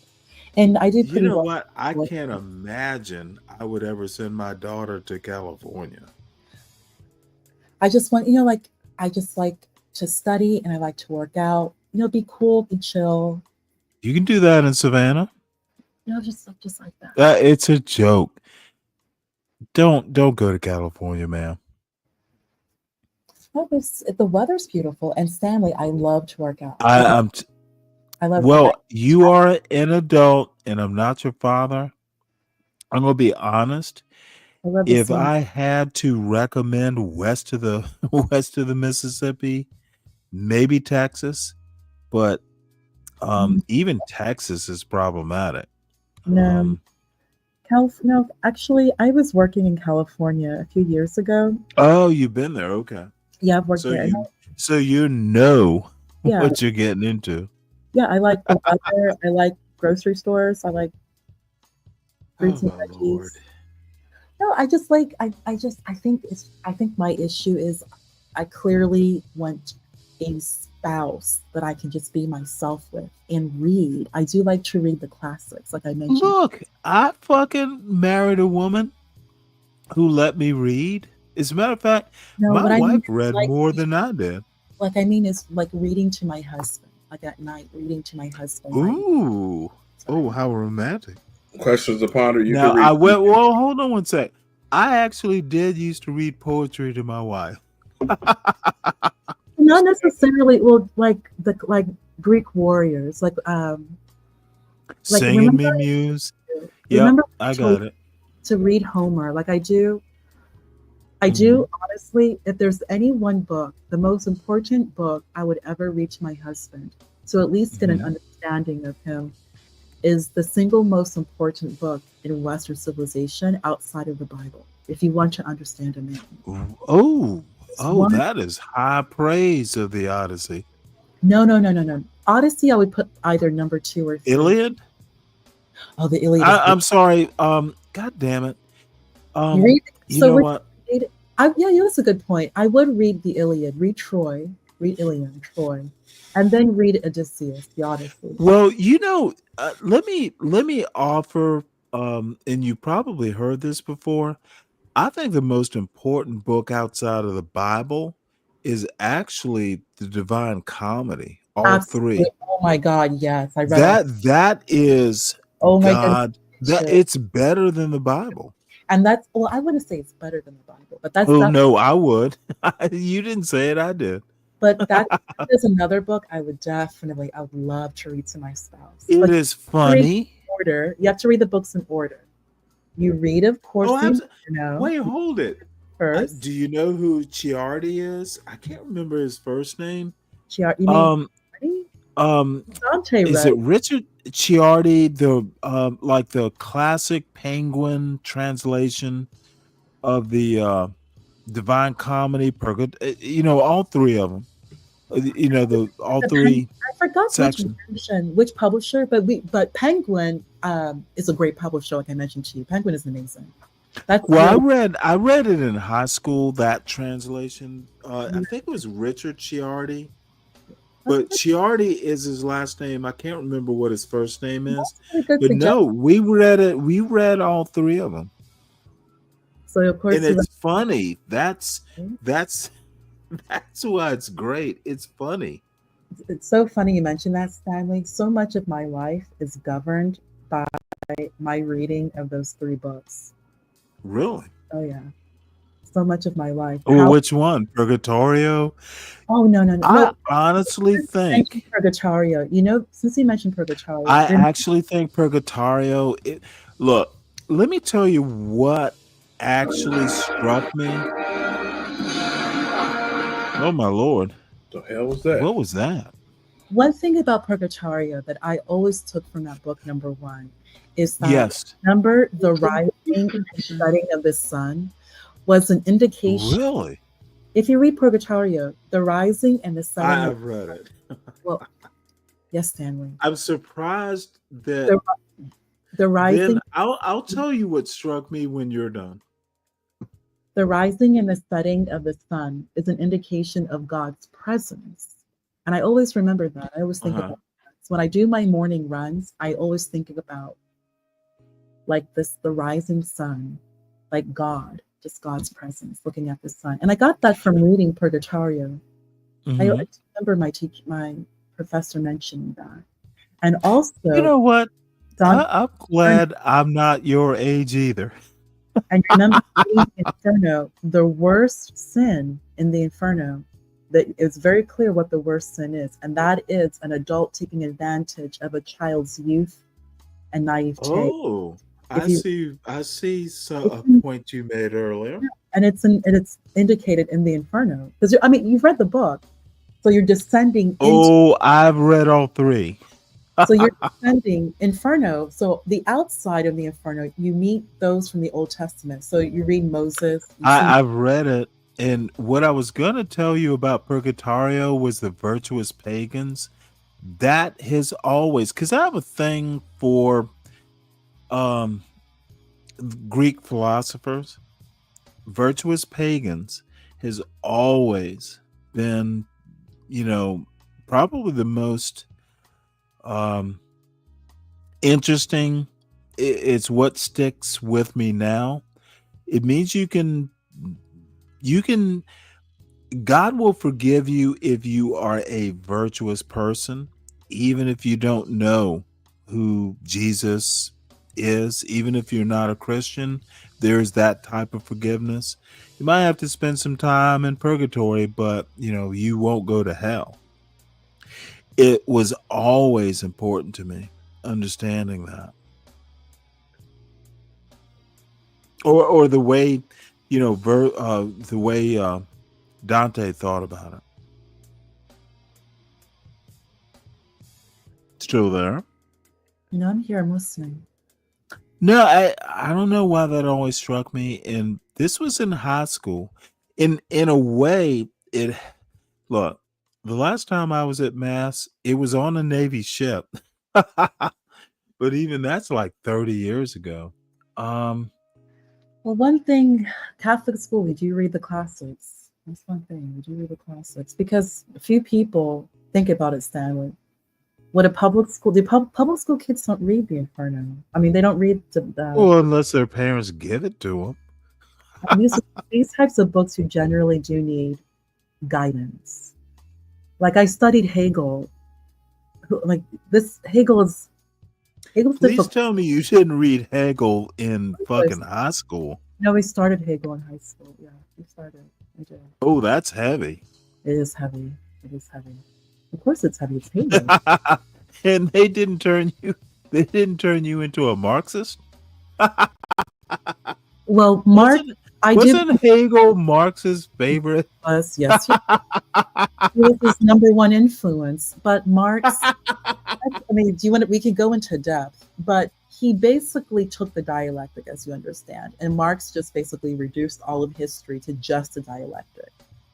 And I don't want to, quote unquote, bring up the small hats, but when you're thinking Marx, I don't do that because I have no problems with the small hats. As a matter of fact, problems with the small I hats. literally think, and let me make one editorial comment here. It's not bringing up problems. You do have to bring in some background to Marx. He does come from a family. Yeah. Okay. Well, I see where you're going. So he being the son of very, very respected and a German who have always had problems. Yes, and let's also be a little bit more specific. Both Hegel and Marx were both Prussian. Let's be even be more specific. So they were like I don't know that deep. You know more than I do on this topic. And I think it's like when you're studying these philosophers, it's really important to discuss the time period that they're writing in. When you're studying Nietzsche, when you're studying Hegel, when you're studying Marx. The time that the Jews took over Europe. Well, they always were the past one. But again, we could.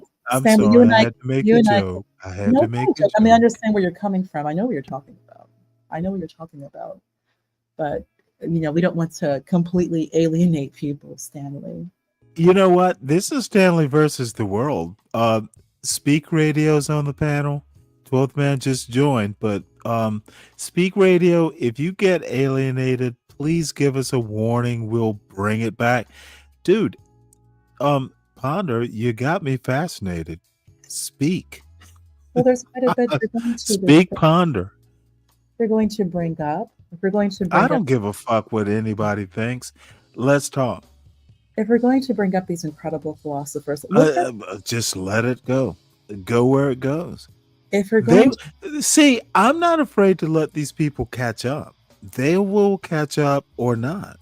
I don't give a fuck if they understand or care or get turned off. Let them go. So I am that. I am. Go ahead, Ponder. I am being a little peacocky here. When we're discussing these particular philosophers, and I think look at this motherfucker. Hegel. Giggle, Hegel. It's not Hegel is how I pronounce it. It's Hegel. Hegel. No, it's Hegel to this motherfucker, like Eric Booby. Hegel. He is always on me to pronounce words. He white-splains English. That's Eric's job. I don't know if you think about something, Stanley. With your background, and other people. I don't have a background. It's just a normal. Them Benedictines was mighty ghetto. Not many people. Oh, by the way, I also had Franciscan nuns who trained me in grade school. Okay, Stanley. Actually, I had to go. Oh. So you okay? So Juan, Speak Radio, very nice to. I was having fun. Chat with you. I have not had the easiest time. Are you mad at me? I just not have I guess I'm just trying to find a channel where it's just a little bit more focused on history, philosophy. This isn't focused enough? I just don't like the other. Understood. The other channels, I don't know if they're looking for content. It's just a bit much. And then let me ask you a question because I hate to see you go. And then I realized a lot of. I think the biggest thing I've learned, Stanley, is that there really, really is a difference between, not that it's good or bad, it's just there are categorical differences. There are those. Well, let me propose something to you. And it was me who asked you up here. We can always focus the show, but we kind of have to do it.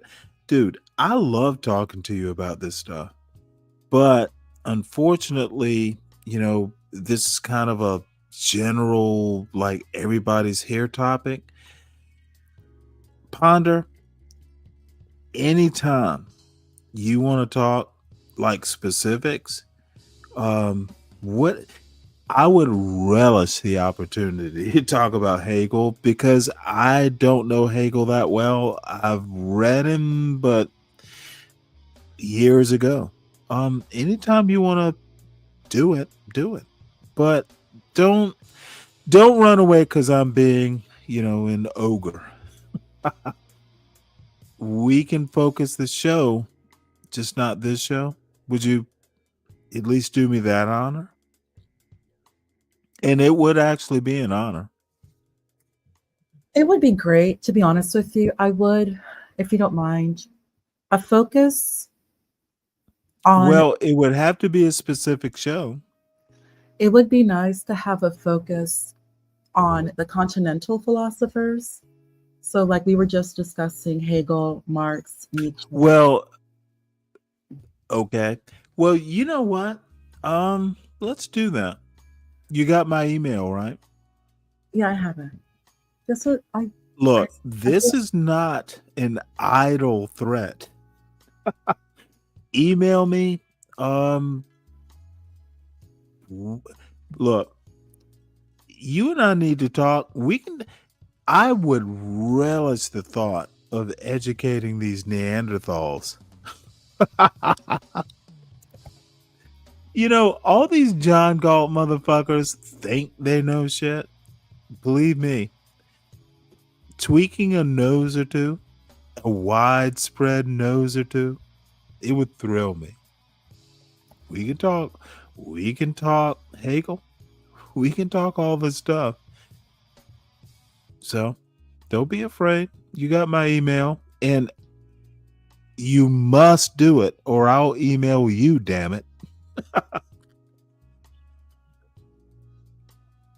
You don't think we can talk Hegel? I would love to talk Hegel. Don't think I won't.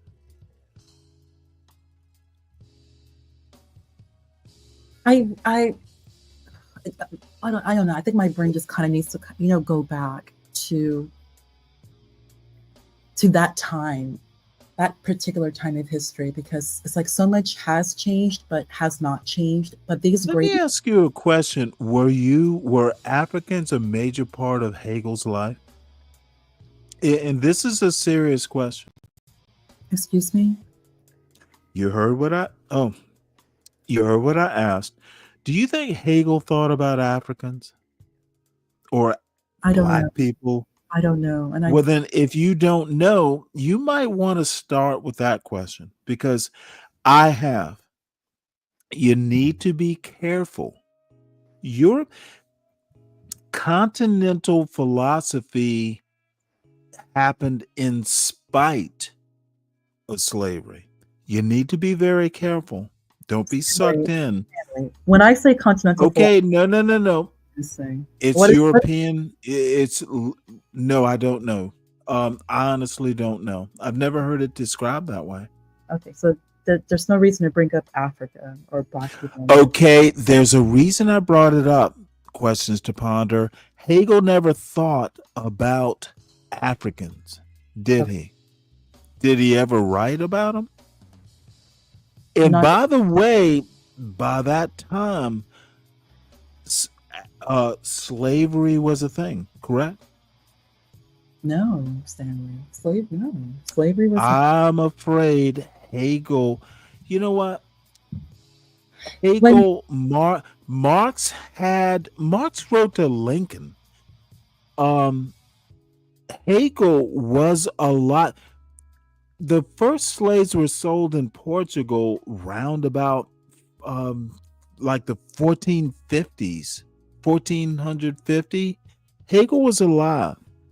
14, you 14. Need to no. You need to no. Let me finish, please. I'm sorry. What? Okay, Stanley. I'm sorry. Hegel never dealt with slavery. The the Scottish Enlightenment was pro-slavery, you need to understand that European philosophers were racists. The Enlightenment was inherently racist. Stop being fascinated. Stanley, you're really not familiar with Hegel at all. Like, okay, I am literally familiar with Hegel. You're not. See, I'm taking it a place you never thought about, and now you're nervous. Yeah, I'm nervous. Okay, I know way more about Hegel than you do. See, this is what happens when you dibble and dabble in shit and you don't know how to clean your shoes, folks. Hegel and Marx and Heidegger, who is quite some time later, these motherfuckers were part of European slavery. Y'all are. This is why this woman is confused. Because motherfucking humble presidents, because I know this shit and she doesn't. That's why she runs when I start asking her whether fucking Hegel gave a fuck about slavery. You need to look. You need to understand what you're doing, girly. It's European philosophy. Motherfucker, don't you talking? No, motherfucker, I will drop your goddamn ass. I don't even want to hear you. I will address you when necessary.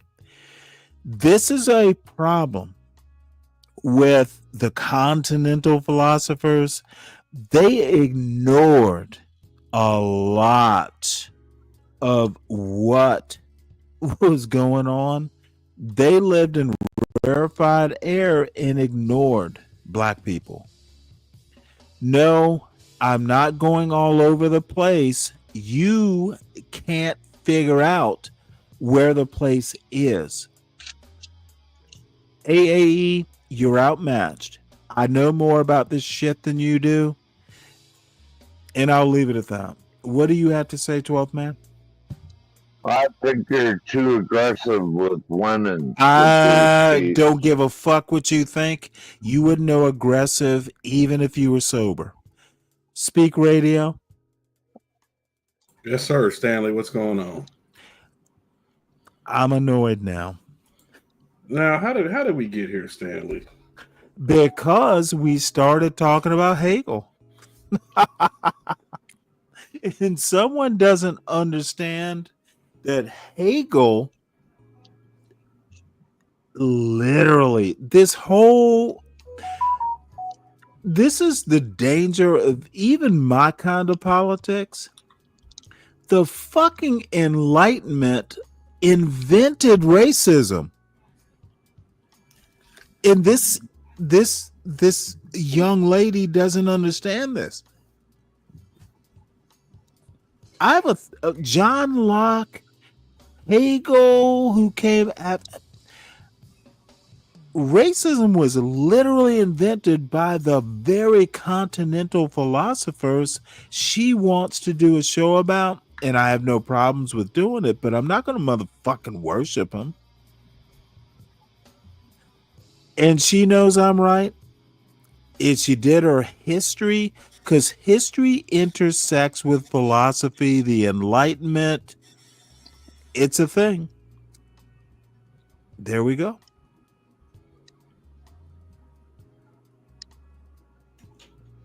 But look, Stanley, look, this could have been. What does that mean? This could have been like a good back and forth. You know, you didn't have to run questions. No. When you start not being able to answer questions about what continental philosophy is, let me help this silly woman out. Literally, the Enlightenment is the font of racism. It's literally where it started. It was literally the source of justifying it. and she wants to fucking worship people. Dante didn't invent racism. Hegel did. Hegel and Marx are part of the problems, and then we get to Heidegger and all these motherfucking continental philosophers. They are problematic. And we should do shows. AAE, I love you dearly. I think you're a great woman, but you need to level set your love for these people. You need to put them into perspective. That's really my desire. Could have been a good show. Speak Radio, I literally said, I don't do this for the content. I do it to level set dumb fucks who think that Hegel is the truth. They're wrong. Well, but Stanley, look, you can teach without going off on people. I am not a teacher. Look, she has been taught. No, Questions to Ponder is very learned. No, she's not. She's not a. Stop it, Stanley. No, I literally think she has been indoctrinated. There's a difference. If she really, it's hard to describe. If she really knew what she was talking about, she would understand that Marx, she wants to talk about Marx in the look. Let me break this down. If you say small hats, I think you're a goddamn moron. If you say small hats to me, it means you're a racist. So no, stop it. You must work from there. I think it's racist. You're too racist to even figure out how to say Jewish. Because what you might say, what may come of it, means you'll be canceled from a YouTube. Okay, motherfucker, I will put your dumb ass in the back in a heartbeat. Stay. I'm dead serious, 12th man. You don't even understand what's going on right now. If you say small hat to me, that's like a red flag. Because it means you're a racist. Yep, I said it. Don't tell me I don't understand what I'm talking about. I think you're a racist because you're too racist to say Jewish. Do you understand that part? Speak Radio. Yeah, so you're saying I'm racist then? You didn't say. Well, did you say small hat lately? Yeah, I said small hat earlier. I think I respect you enough to ask you to do better. Well, do it. No, listen, do better. How is asking you to do better disrespectful? It's not. I'm not saying it is, but check it out. That word is a very sensitive subject on YouTube. I don't give a motherfuck. I don't care how you use it, whether you're using it to describe them. Let me help you out here. I don't give a fuck. Say Jewish, not small hat. All right, Jewish small hats. No. No, I'm just kidding. Well, Google is owned by the Jews, so there's no denying reality. I don't even understand what this means. I ain't gonna lie, Stanley. You gradually drew me away from it. Is that a compliment? I don't think he's. I think he's basically just saying you kind of gave him a different perspective than the bullshit that. Look, I'm not God's gift to intellect, but I do.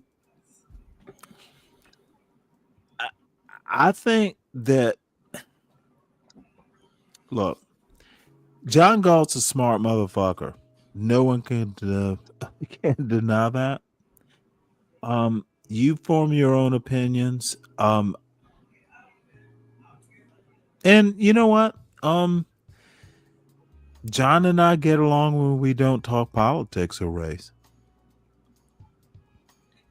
Yeah, look. By the way, John Strivez, that John Locke has an E at the end of it. Ellis Hobbs. Who the fuck is Ellis Hobbs? There, John Locke, the Locke has an E. Scottish Enlightenment, son. Dude, see, this is the other thing folks don't understand.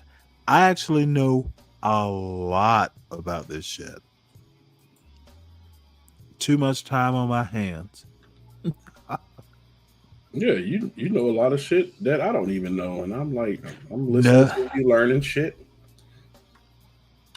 Stanley is the history master. Nope. Everyone knows Fuck it that. all. Fuck it all. I like a good joke. And quite honestly, I would be honored to go back and forth with this lovely woman. I think Questions to Ponder is her voice is like a siren song. The woman is wonderful, but she is young. Yeah, Stanley, while you were cock blocking me, I wanted to talk to her. And I fucked up. I understand. Look, you know, she can read The Odyssey to me anytime. That's one of my favorite stories. She can read Animal Farm to me. Oh my lord! Really? You can't read for yourself? I can read for myself, but hey, just like you don't like reading those goddamn articles and you let the AI voice play. Sometimes I don't want to read shit. Touche. Yeah, Audible. Yeah, I like Audible. They read a book. No, I don't do Audible because I'm too poor to afford it. No, you're not. Plus, by the way, the only way to actually read books is to read them. I have a visual thing.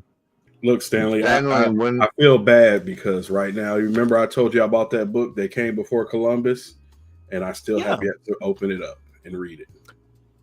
Look, you are busy.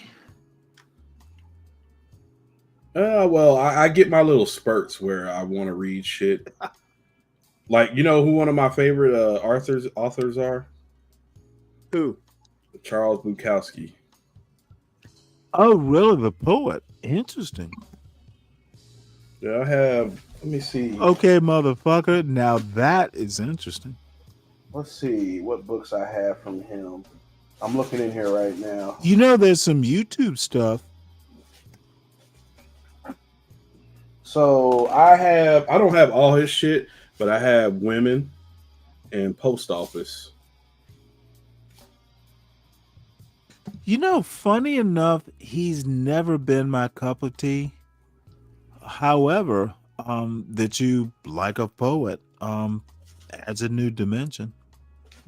Well, those two books, he's not really doing like poetry type stuff. I haven't read the books, but you like a poet and poetry. Yeah. Not a bad thing to like. Ham on Rye was another good one. Look at this motherfucker. Stanley doesn't even know what the Ringstrasse was. How can he be expected to appreciate Hegel? You know what? I won't call you the N-word. And it's not it's not nigga that I'm gonna call you. The N-word I'm thinking of is not nigga. Eric, do you spell your name with a C or a K, Eric? Look at this crazy motherfucker. Eric, I don't know what Ringstrasse. Yeah, this Eric, Eric's probably fucking with me. Yeah, is C or a K like cunt or a cunt? How do you get those mixed up? No, Eric's been a friend of, well, Eric's been around this show forever since it started. So C spelling is superior. Fuck you, bud. You know what? He's a smarter Maven, to be honest.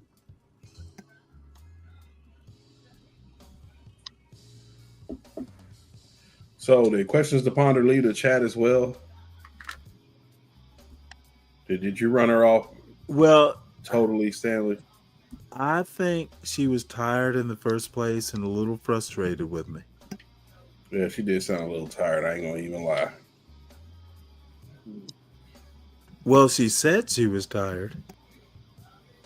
I could hear it in her voice. She said she was tired of being on panels like she did sound tired. I have to agree with that. Well, I am kind of concerned that she's not. I saw that CT Bob thing, and I kind of left that alone. You see Eric's comment.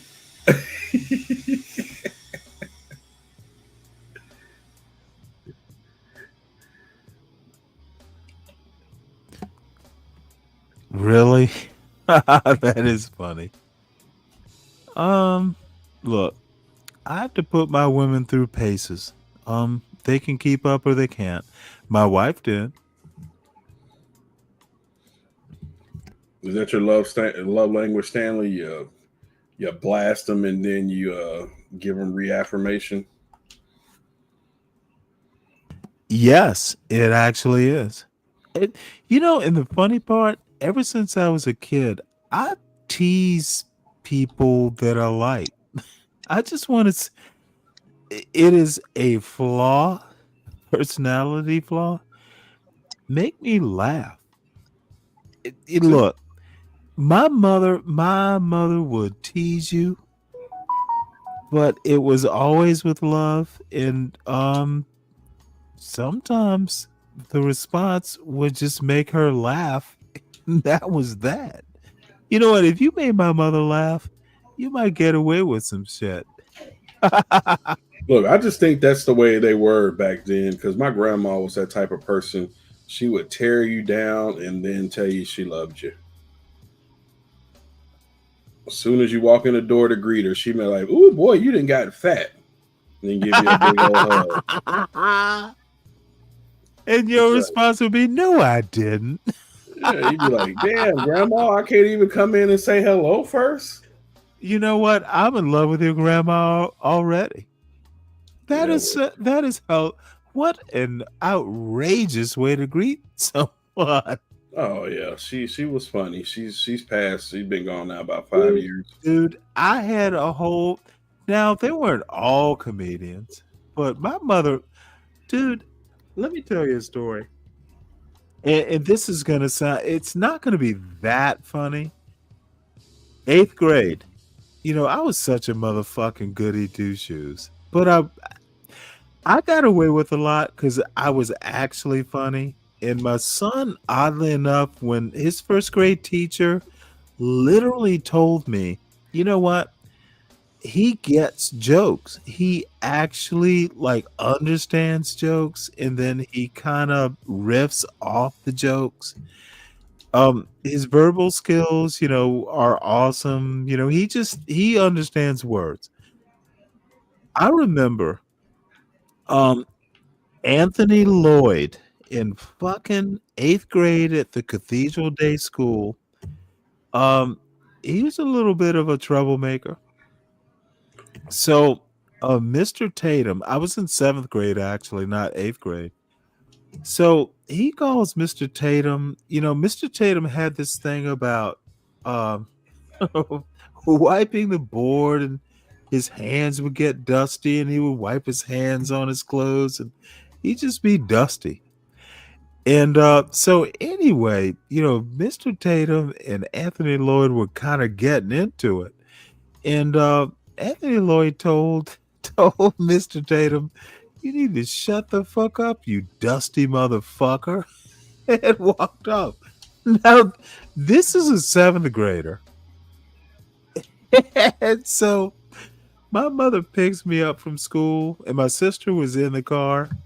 So I'm like, "Hey, Mama, guess what Anthony Lloyd called Mr. Tatum today? He called him a dusty motherfucker." And I never cursed around my parents. I went, "Oop."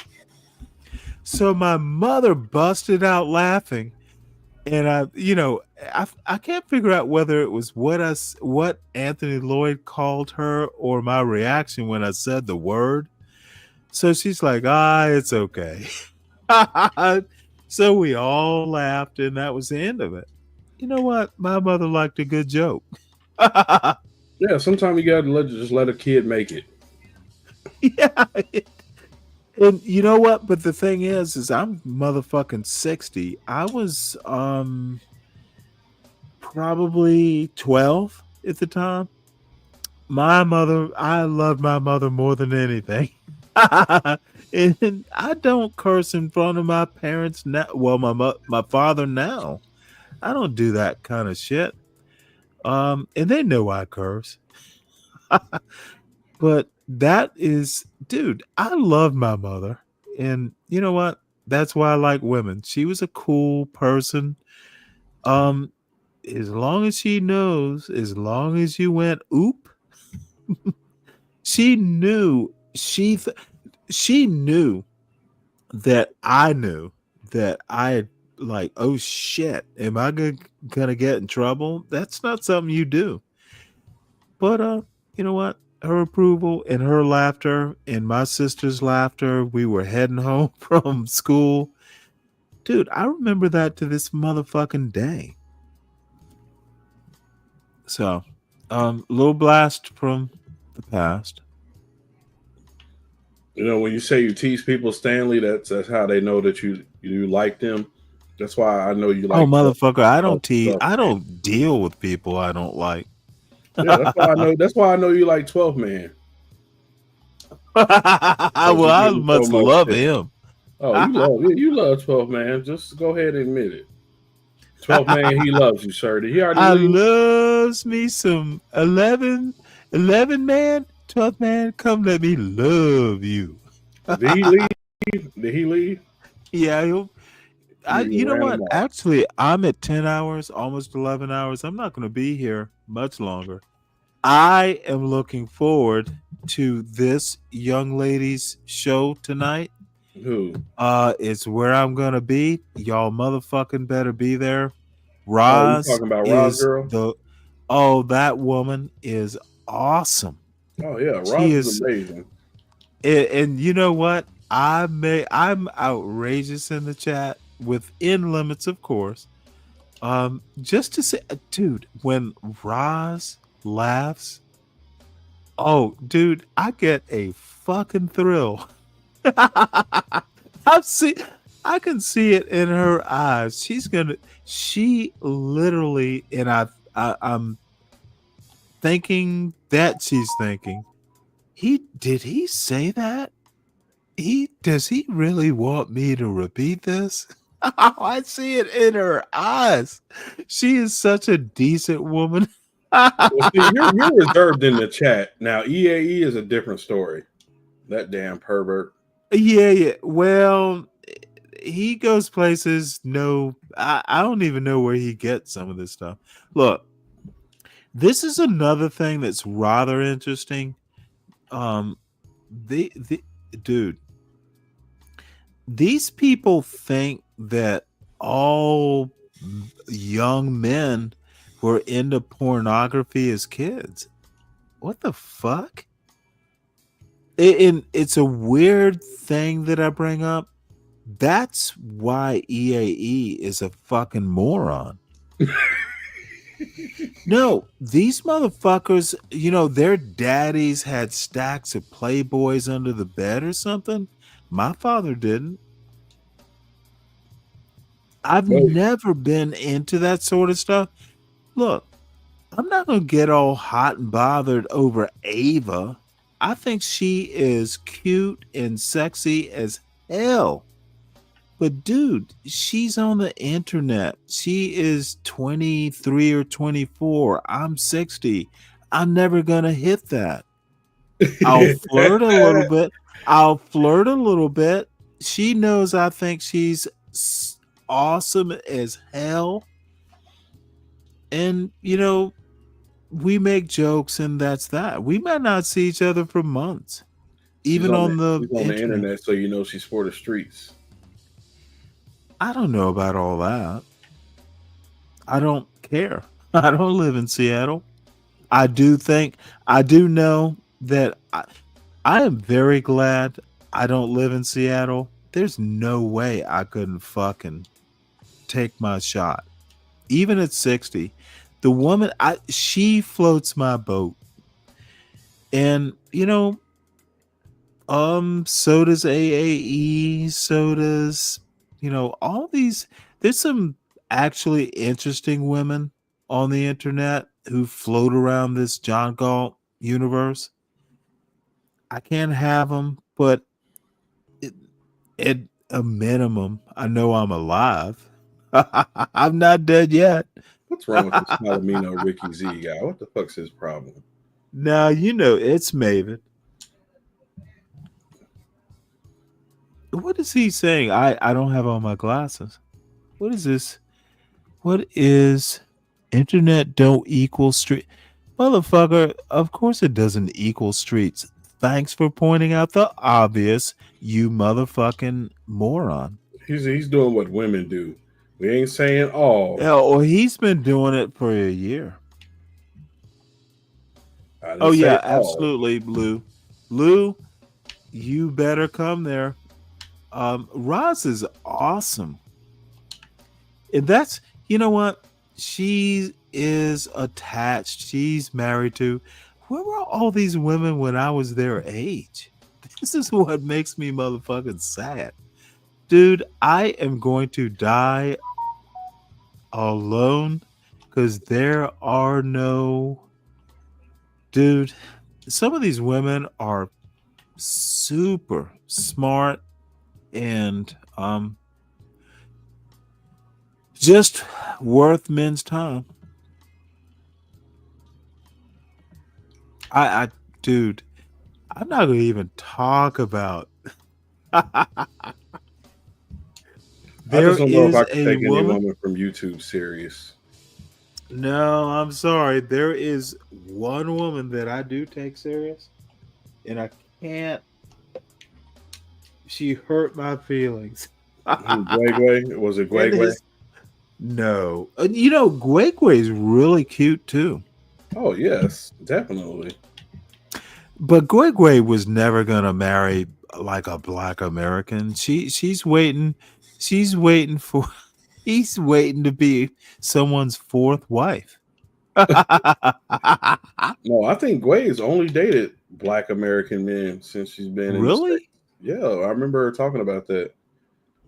Damn. You know what? I actually think, but here's the weird thing. I can't deal with that. Gwegwe has some shit in her past. There's a reason she's so bitter. I mean, Stanley, she did come from a war-torn country. Well, then America. That's the bitterness. Could be a little PTA. I am just there. Not. I'm just not a lion tamer. Yeah, could be a little bit something there, Stanley, if you come from a war-torn country. I don't care. What do you mean you don't care? I'm an American. I'm an American born way after the Civil War. I don't come from a war-torn country. Look, if I were 25, I would probably look. There's one thing. You can't make people over. The notion that you will marry someone and make them by your love into someone you can be with, whether you're a male fixing a female or vice versa, no, I don't think that works. It doesn't happen. If you're fucked up, you might have to spend your time alone. In marrying another fucked up person, that's not a solution. Marrying someone who's not fucked up, it wouldn't be Stanley. His name would not be Stanley Cross. I don't do that. Stanley, I think this zombie crackhead is scaring people. Let him scare him. Don't be the zombies. Don't be the zombie. Oh, Black Manta. That Oh, is so fuck. disrespectful.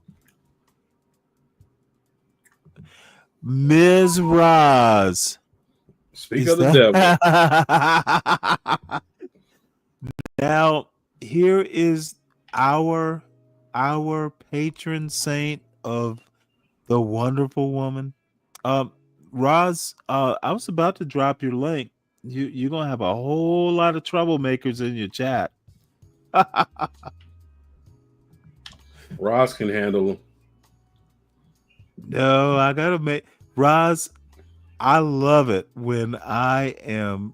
I'll just call myself naughty in your chat with the funny comments. I love seeing you. I've seen you read some of the shit I've written, and you're just like, I'm not reading that. It Roz makes ignores me. me in the comments, and I'm actually good in her chat. Oh, it makes me laugh when she's. It is so funny. Like I said, if she lets EAE make it, your chats are harmless, Stanley. Well, see, we need to rectify that. I need to Wait. make them. I need to make them a little bit more pointed.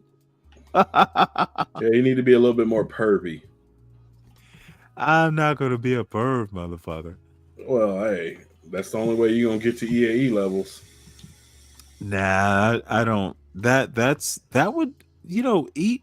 Look, you're a perv when you're 15.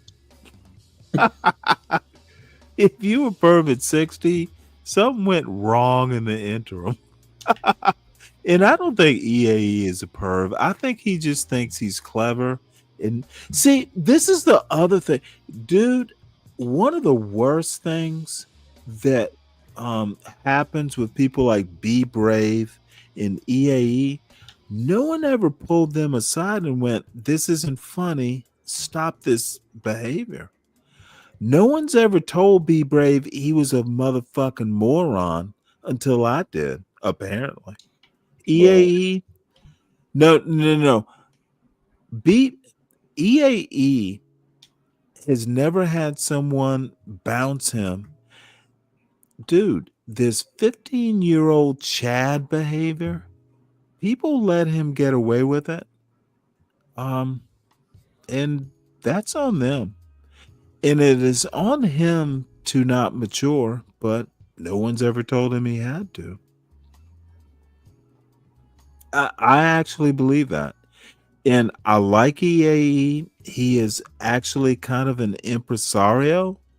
No one's ever told him to stop that fucking weird, I am an 80-year-old 14-year-old. Well, and someone needs to tell this little motherfucker who thinks he's a horse. He's a horse of, you know what? I might just motherfucking have to ban this dumb son of a bitch. He's becoming annoying. Stanley likes lying to himself like no one's hearing his bull S. No one's hearing. But he's here. Yeah, well, he's a John Galt hanger-on. And I could ban him from this show specifically, but John Galt might miss him. What's up, Lou? What up, man? Don't send the opposition away, man. That's what makes the show. What's the opposition? You talking about Palomino? I wouldn't call him opposition. I would call him a speed bump in the history of clarity of thought. He's not. He is a lot. He reminds me a lot of Be Brave. White people don't even give a fuck about him. I didn't know Palomino was. I didn't know he's white. I don't think he knows that he's white either. He thinks he's a horse. A pony. This motherfucker literally says that no stallion something about stallions and curly hair. And I know he thought it was a joke, but it was kind of telling. This motherfucker literally is not a man. He has to pretend to be a motherfucking palomino talking about stallions and curly hair. Look, my name is Stanley Cross. I use my real name for a reason. What the fuck are people gonna do? Palomino is a horse, a pretend stalking horse, riding horse, whatever horse he decides to be in my chat. He's a pussy, is what he is. He doesn't have the courage of his convictions. He is a failure of whiteness. That's what Palomino Ricky Z is. Damn. Oh, motherfucker, I can go farther. He is a failure of white privilege. White privilege pretty much was wasted on this motherfucking moron.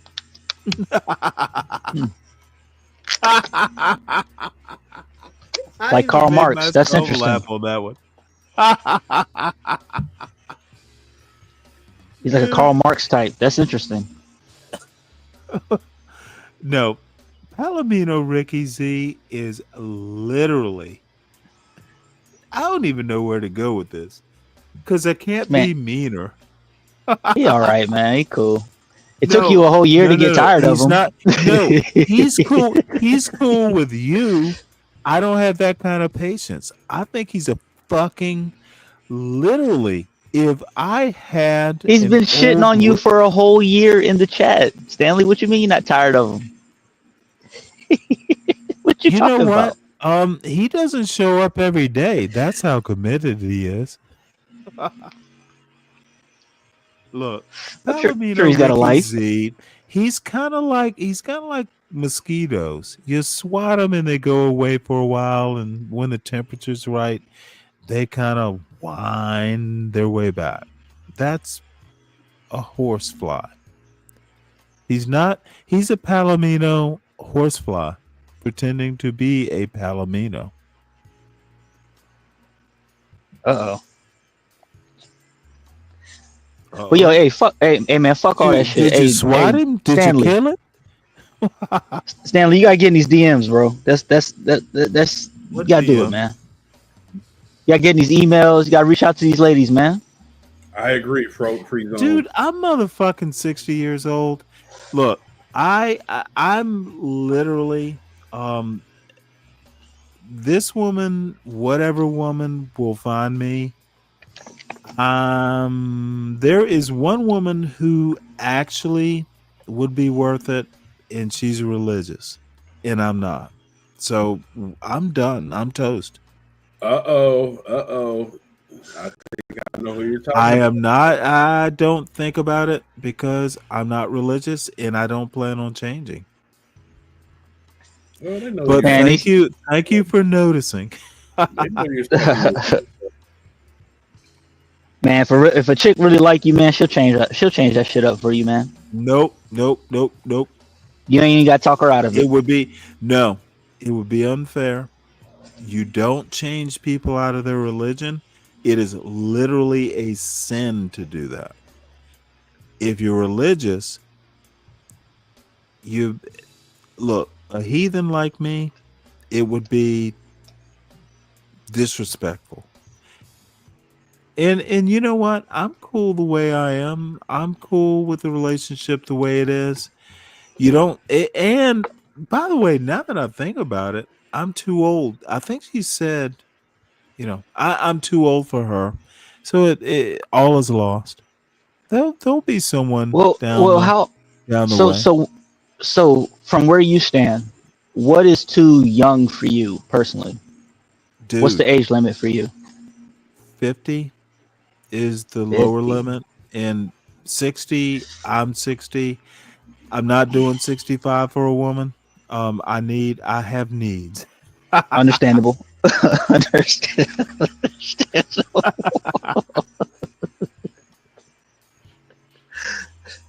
Oh no, you got some 50-year-old options out here, man. YouTube's a big place. The I'm world not. is a big place. There are plenty of 50-year-old women who are hot, and they'll look, dude. I met the love of my life. I might have to suffer the loneliness. Look, I mean, looking for love here's at the. 60. I didn't know you I'm ain't not gotta do looking that. for it. It'll have to find me. Look, here's the deal. My wife, she had every motherfucking thing. She liked to fuck. She had a PhD. She was funny as hell. She was a reader. Look, I got lucky. That's that. Hmm. You don't find them every day. I might have to. You don't find people like that. And this is kind of the weird thing about people getting upset that I married a white woman. I didn't marry her because she was white. I married her because she had a sense of humor. And she could tolerate. No, I understand the feeling. I understand the feeling. I married And mine for look, the same reason. you know what? Or I If I didn't marry have mine a for the you know what I mean. It wasn't a race yeah. based thing. It Well, wasn't the even a thing thought in my is mind. I honestly have never. I don't know that I'm over her. You're I not. And it's okay, Stanley. You're not.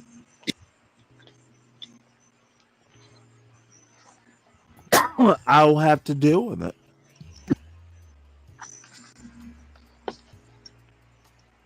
Like the fact that you're trying to find your it sounds like based on your options for women, like you're trying to find your wife again at 60. You're not over. No, It it's would not so require much like a that. shift of It's look, I love kind of flirting with Ava. Ava reminds me of my wife, believe it or not. I think in some ways Portia reminds me of my wife. Um, mm, put all of these people into one woman and I might be smitten. But I also understand that look, I was lucky. Um, and sometimes there's a have you ever heard of Mary Chapin Carpenter? I have. Go ahead.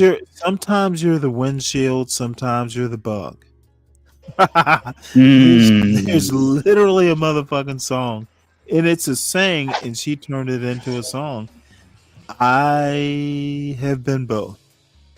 And I'm not going to if I find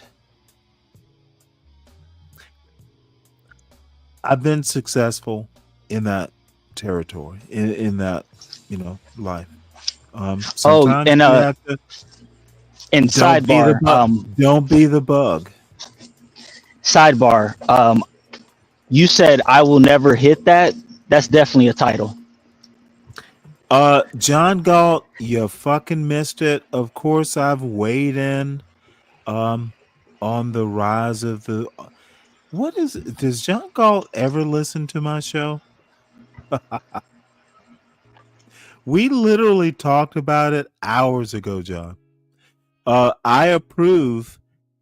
And we talked about you when we talked about that all white town, by the way. So yes, we weighed in, John.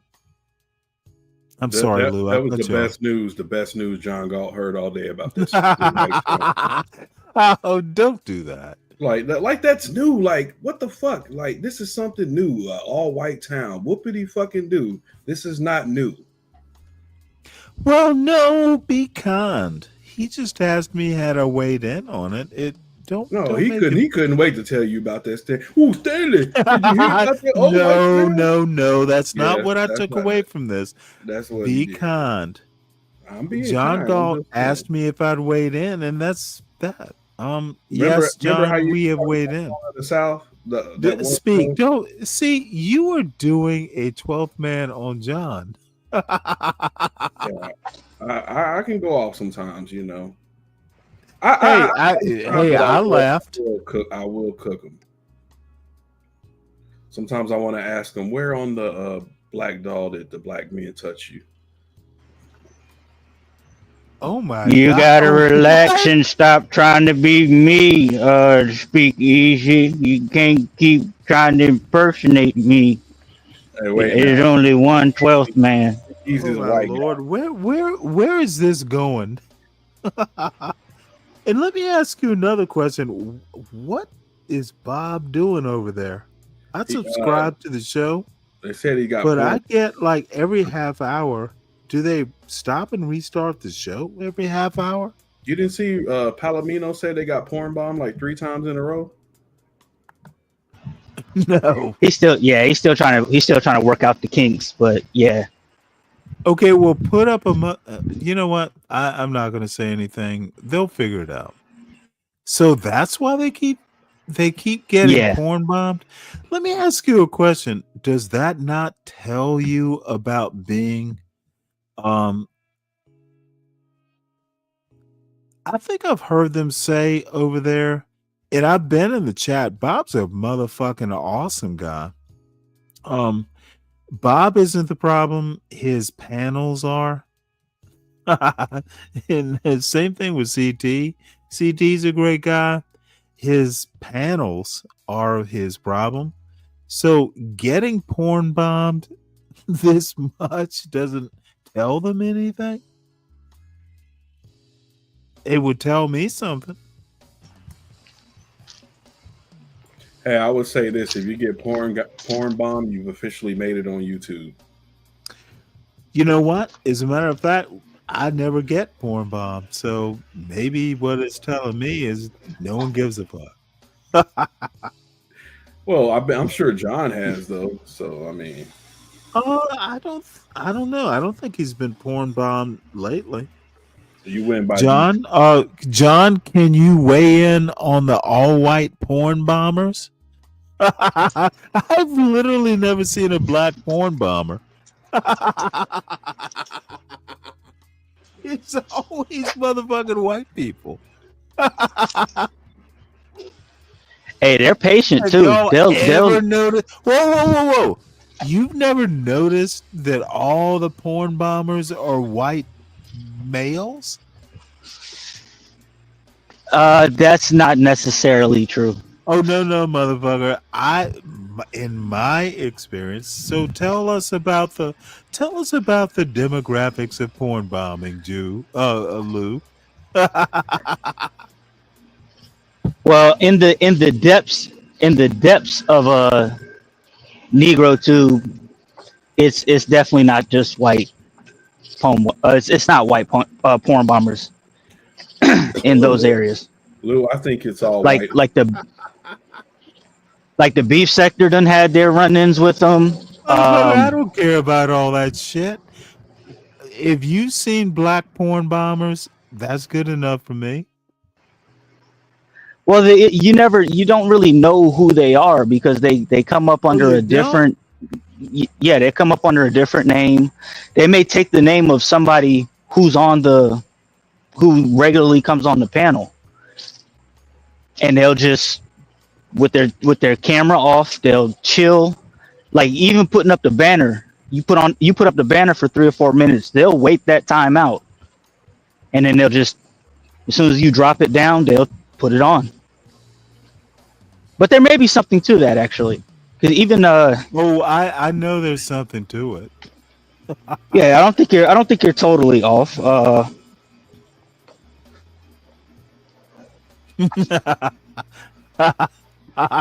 He said whites hold the corn. That's a title. That is a title. Slick Rick. That is a title right there. I would never hit that, and whites hold the corn. 2 great titles. Thank you, Slick Rick. That is hilarious. Let's see. Black Manta says, "Why P bombers always do they?" You know what? I think the P in Palomino Ricky Z is for porn. All porn bombers on the internet are Palomino Ricky Z. Who wants to explore that topic? Palomino bombers. That's kind of crazy. Palomino equals porn. And you know that little motherfucking pervert. I'm trying to I wonder what his 23andMe is like. Oh, don't do that, pervy. Pervy cross. Don't do that. Don't do that. Don't do that, pervy. Okay, I'll stop. I am wondering. He was talking about curly-haired horses. A black stallion and a what? Uh-oh. All right, let's see here. We are getting so far into this show. Thank God, Mr. Stanley lived longer. Oh my God, that is a show title. Oh, gotta do it. Thank God, Mr. Stanley lived longer than Mr. Hogan. Oh my God. Okay, we got three. We got three. That is good. Oh, Chris Reed. Score.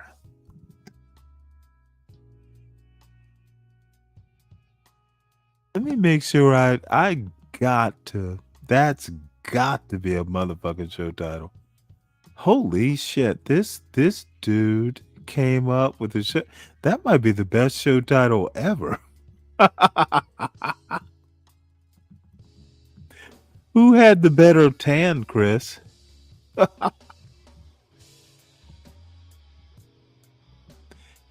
All right, well, I capture that.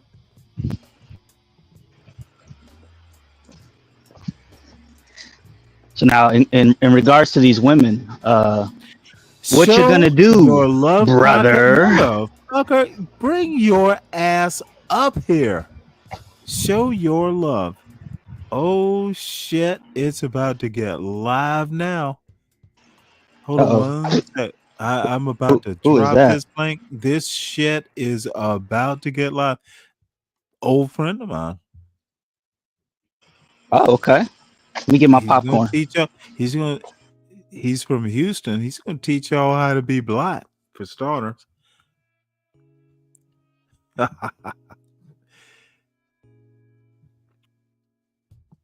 Popcorn. You won't be needing popcorn. Make t-shirts that say Stanomania. The Stanomaniacs. Yeah, that would be a weird cartoon. Hey, hold on one sec. Let me drop this link. Travis, hit the link, man. I would love to have you up here. Please do. Dropping the link now. Now, this motherfucker is a family man and a cool young man. He is awesome. So hopefully he'll come up.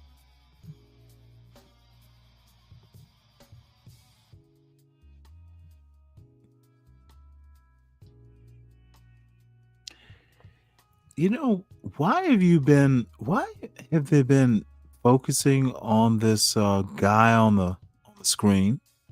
Are they scared or what? Problematic show title. Every show is a problematic show title, son. All right, well, let's watch a little bit of this. Travis, hit the link, man. I would love to have you up here at least for a couple minutes. Okay, I'm gonna watch this nigga. I'm about to fuck him up. He ain't got to say nothing to you. He ain't got to He ain't got to look at you. He don't even have to see you. I see you, so I'm already. Let me get ready.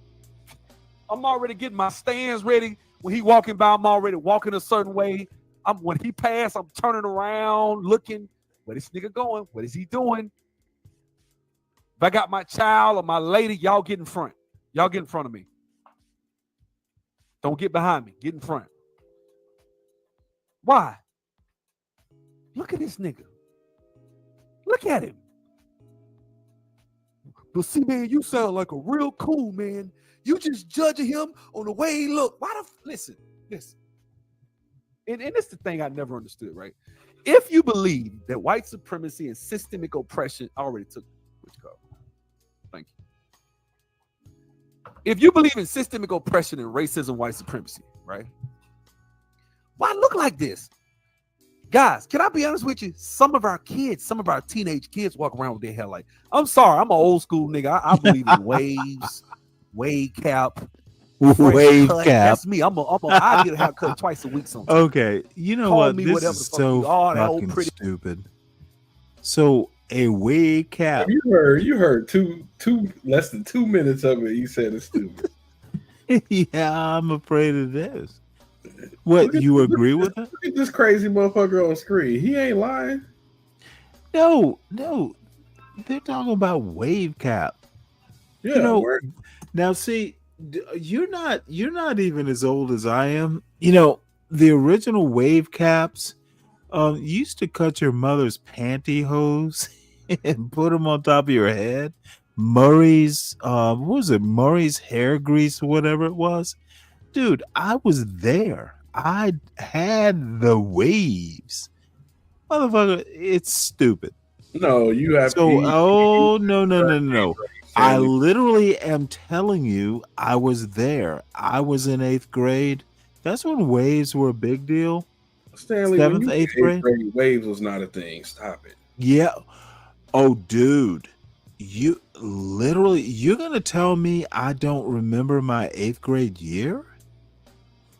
No, really? How disrespectful are you gonna be, young man? Whippersnapper. Yes, Casey in the Sunshine Band, motherfucking the Ohio players, motherfucker. I was there. Don't tell me waves weren't a thing, dude. No. Now you're gonna tell me my 8th grade, my 7th grade. Now you're telling me my childhood didn't exist. Speak Radio, you need to be extremely careful. Don't be disrespecting the old man. I was there. Stanley. Now waves were definitely popping in the 30s and 40s. Now you are literally telling me, dude, I went to Star Wars in 1977 in the theater. You're gonna tell me Star Wars didn't exist?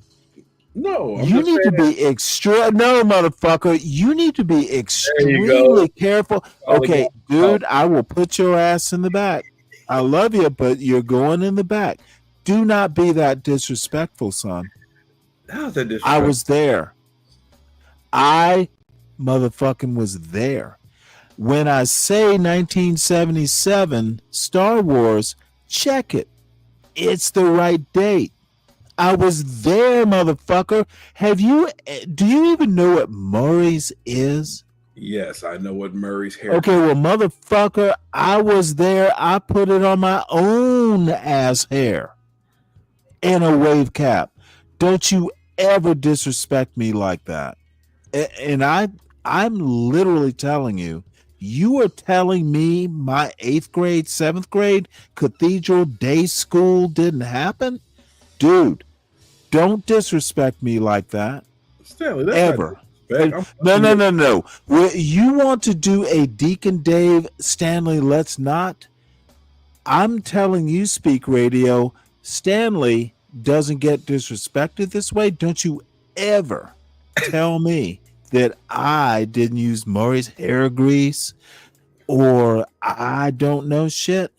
Dude, this is firsthand experience. And you're going to tell what the fuck?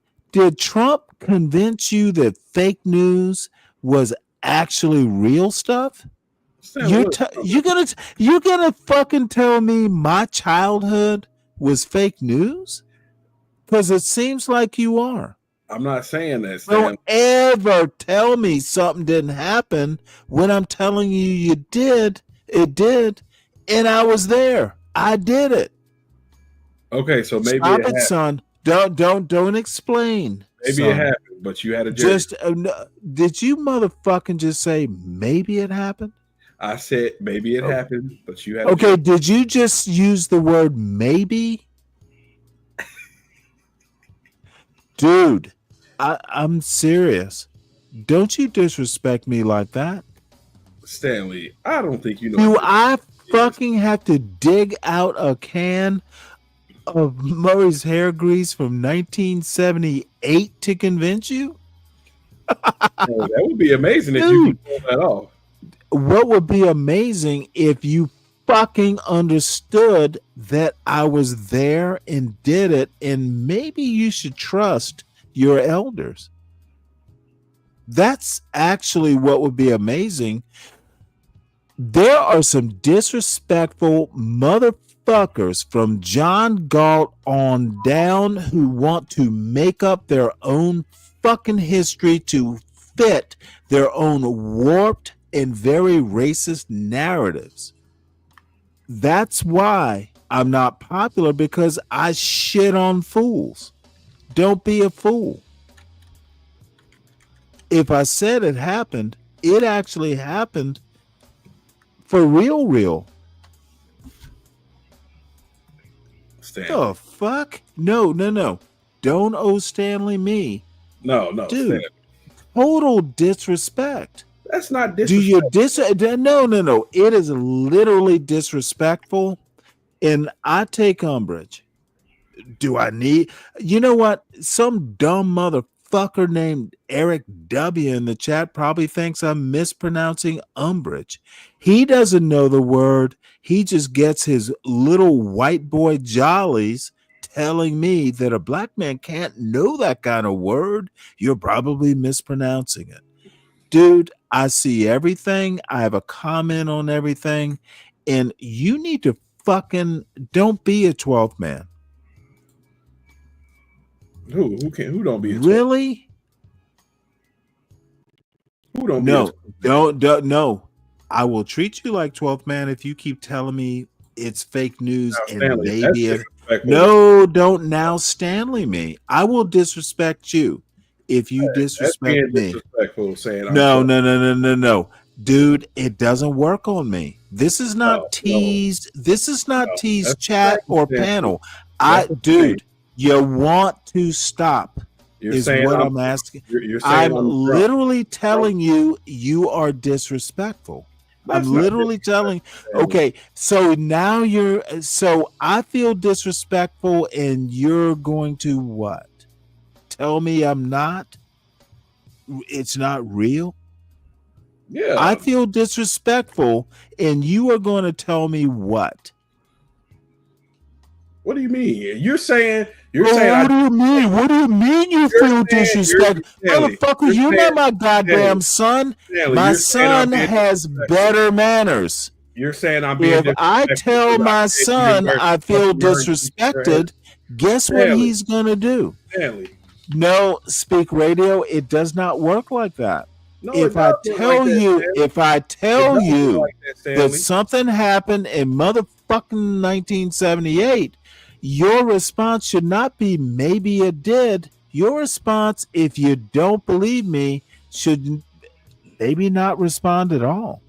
Am I having to teach you how to treat your elders? Stanley. Maybe that's what's wrong with niggas in the United States. They forgot how to treat their elders. They forgot. God damn it. They forgot. Don't do that shit, Stanley. Maybe. It's gonna get worse than this. It's gonna get worse. You yield. I will not. No, I'm not. You yield. I will not. Yield. Do not disrespect your elders, son. You, Stanley. Do not Don't do this shit, Stanley. Don't do it. Motherfucker, I do will. Don't Dude, don't do it, Stanley. disrespect me on my own Don't do it, goddamn Stanley. panel. Don't fucking do You're it, not Stanley. going to be able to fight back. Stanley. Stop Don't do it, Stanley. You disrespecting better your stop it. elders. Oh, you know It's what? done, son. I'm gonna be respectful and leave because I don't want to disrespect you on your That show. is the wisest decision you could possibly make. Shut up. Well, folks, that's the end of this show. let me drop Roz's link because this is bound to continue. You don't motherfucking disrespect your elders in front of your elders on an elders panel. Palomino, guess what I'm gonna do to your dumb ass? You can come back tomorrow. I'm tired of your disrespectful ass too. I put up with this sort of shit too much, and y'all are used to John Galt standards. I respect or expect. Let's see here. Let's see.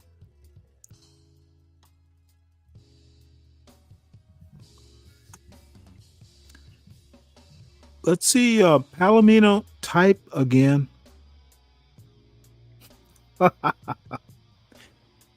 Shut, Stanley. You don't know disrespect, sir. I think I do know after this experience, Speak Radio. Bring your ass back up to this panel and stop being disrespectful. Okay, now this is true disrespect. This motherfucker with body dysmorphia, he's a human who thinks he's a horse. You're done, Palomino. You can ask John Galt, can you come back? Don't pile on when you shouldn't be. I think you did. I'm entitled to my feelings. Speak Radio.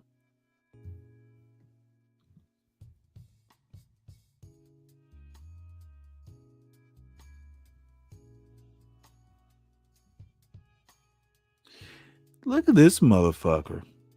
Don't be a gay.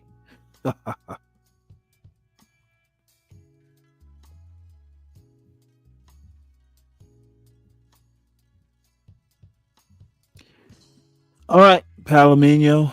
I won't be a gay. So there will be others who are disrespectful. Palomino, you are a particular problem. I've put up with it long enough. You might not come back. Okay, Speak Radio, I'll accept that. Probably the best we're gonna do tonight. So I'm gonna shut this down. Folks, don't when an old man tells you his his fucking memories, don't tell him he may be right. Speak Radio, were you even born in the 80s? Not sure you were.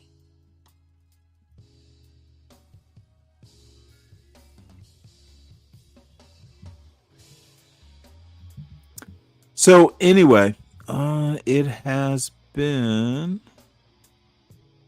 god damn. There are a couple people in here. Eric, what do you have to say? Will Foreman become the new home base for Stanley's iLogs? What is an iLog? What is an iLog?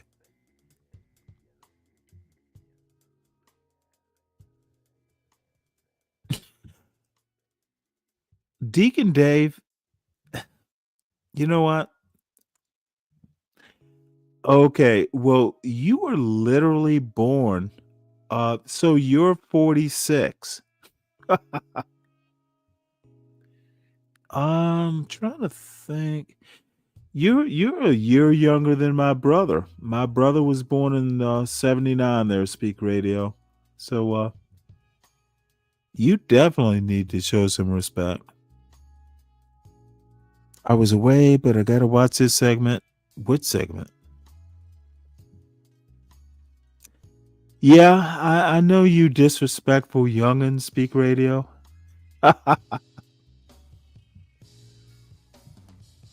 So you are my brother's age, roughly. And Deacon Dave, I guess you're roughly my brother's age. Explains a lot. Y'all didn't learn discipline.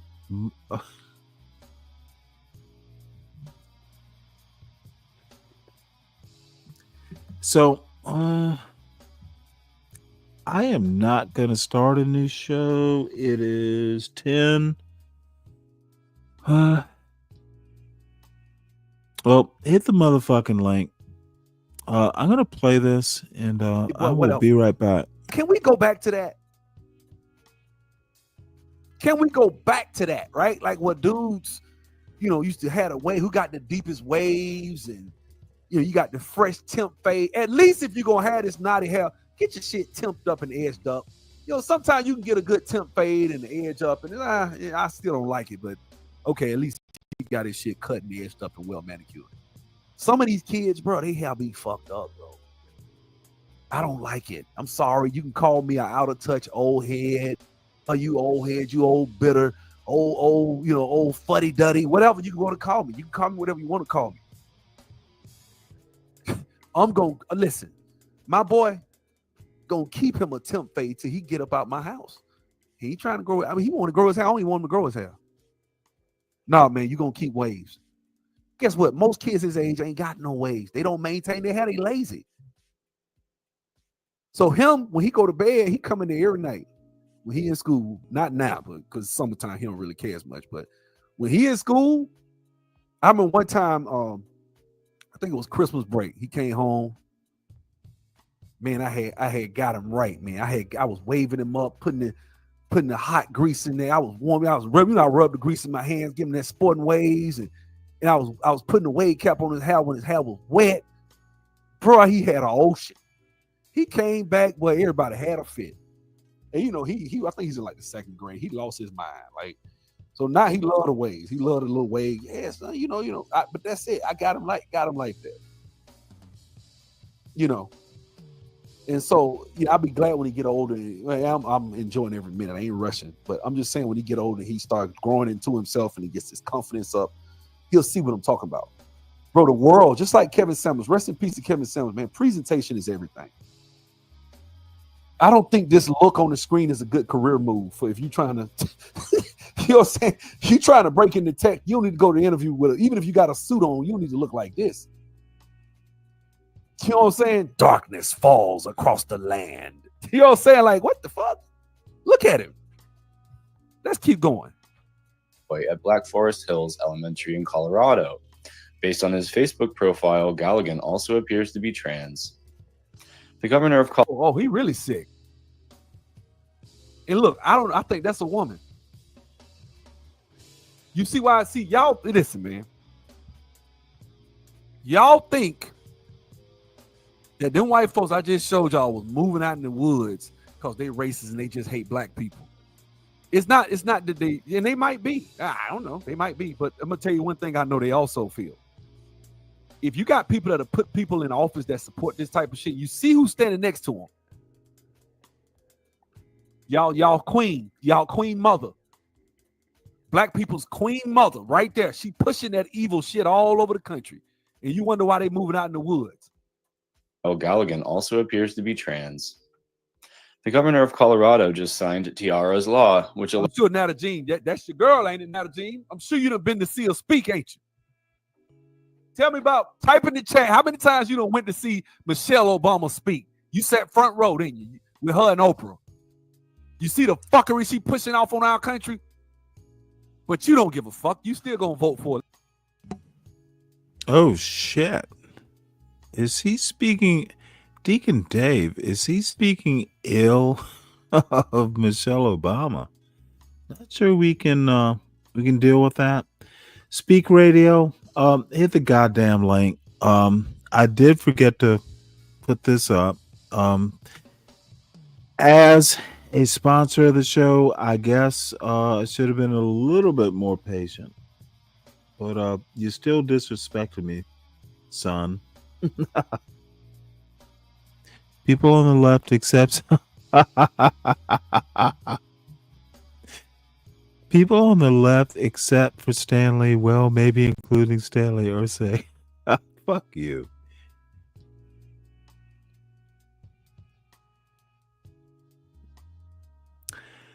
I guess I'll have to apologize to the sponsor of the show, but dude, you pushed me to my limit, speak. And I got one more motherfucking Guinness stout. And then I'm gonna make me a sandwich and wait. Dang, Jeremy getting free watch hours by multi-streaming. Yeah, so it goes.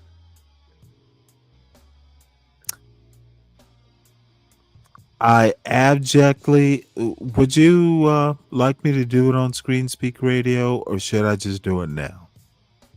See, this is where it's, let's see, no need to apologize. I think there's a need to apologize. I don't care if it is what it is. You are owed an apology. However, I still think you were disrespectful, but now that I know you are my brother's age, might understand it a bit. Gobbledygook, this is where the real stream is at. The Urban Landlord. Kick right. Have you subscribed to my channel?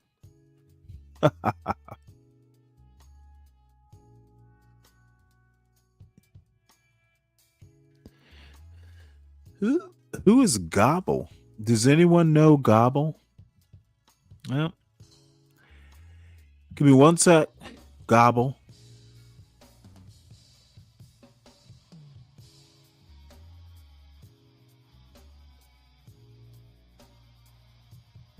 I am always slow with these sorts of things.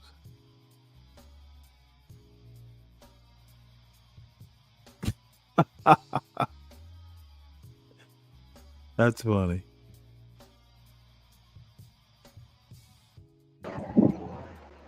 What's going on?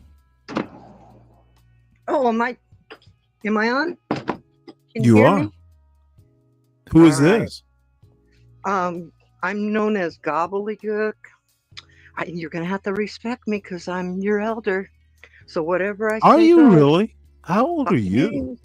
Older than you. Older than you. Are you older than 60? I don't remember no waves in 1978. Well, you're black? No, I'm not. And Okay, then you wouldn't know anything about waves. yeah, but I got the old Oh privilege no! now. Wait, here's how we're gonna level set. If you weren't black growing up in Savannah, Georgia in 1978, you honestly shouldn't even be talking on the topic because you just don't know, and that's fine. Well, it had to happen. Will I need to repeat this? I don't brook this kind of. If you're not a black woman who grew up in Savannah, Georgia, like my sister's a year younger, waves were a thing. If you didn't grow up in the South, did you grow up in the South? No, I think you were doing the Jerry curl. Don't tell me what you think I was doing. I honestly, no, I understand. I just wonder, come up. It doesn't work this way on my panel. It's called Stanley versus the World. Don't be the world. Don't be the world. Well, how can I if you don't know what you're talking about, that's okay too. That's bananas. How can it be Stanley versus the Okay, world? No. You know what? It works. Okay. Now let's get back to. No, I'm sorry, it doesn't work that way, ma'am. Your original premise is something about waves, and I asked you, what do you know about waves? You don't know. Can we start from that point? Well, we have to make do you know about waves, man? I don't do superfluous talk. Dave, do you know this woman? No, Stanley, but I'm trying to referee this thing. This is getting out of control real quick. Oh, you know what? I don't give a fuck if it's getting out of control. She might be the female 12th man. Are we talking about waves? Hair waves? Well, she's a white woman who is older than I am, and she didn't grow up in Savannah. She's not black. What the fuck? Why are we even talk? Why is she even talking about this stuff? Wave, she might be a surfer. I might be See, a what? Dave. I'm sorry. See, A Dave. surfer, You surfer. literally, Yeah. Dave. You are an apologist. Oh, you got to give her a chance. She didn't even say anything. No, I don't. No, which world did you grow up in? Where What's her you would name, by the imagine? way? Okay. A gobbledygook. Listen to me, I'm from the Dave. Southwest. Okay, see, this is where the Nice to shit meet gets out you. of control. I don't have to do shit. Stanley, you know. This is where you shine. We need to establish this fact, sir.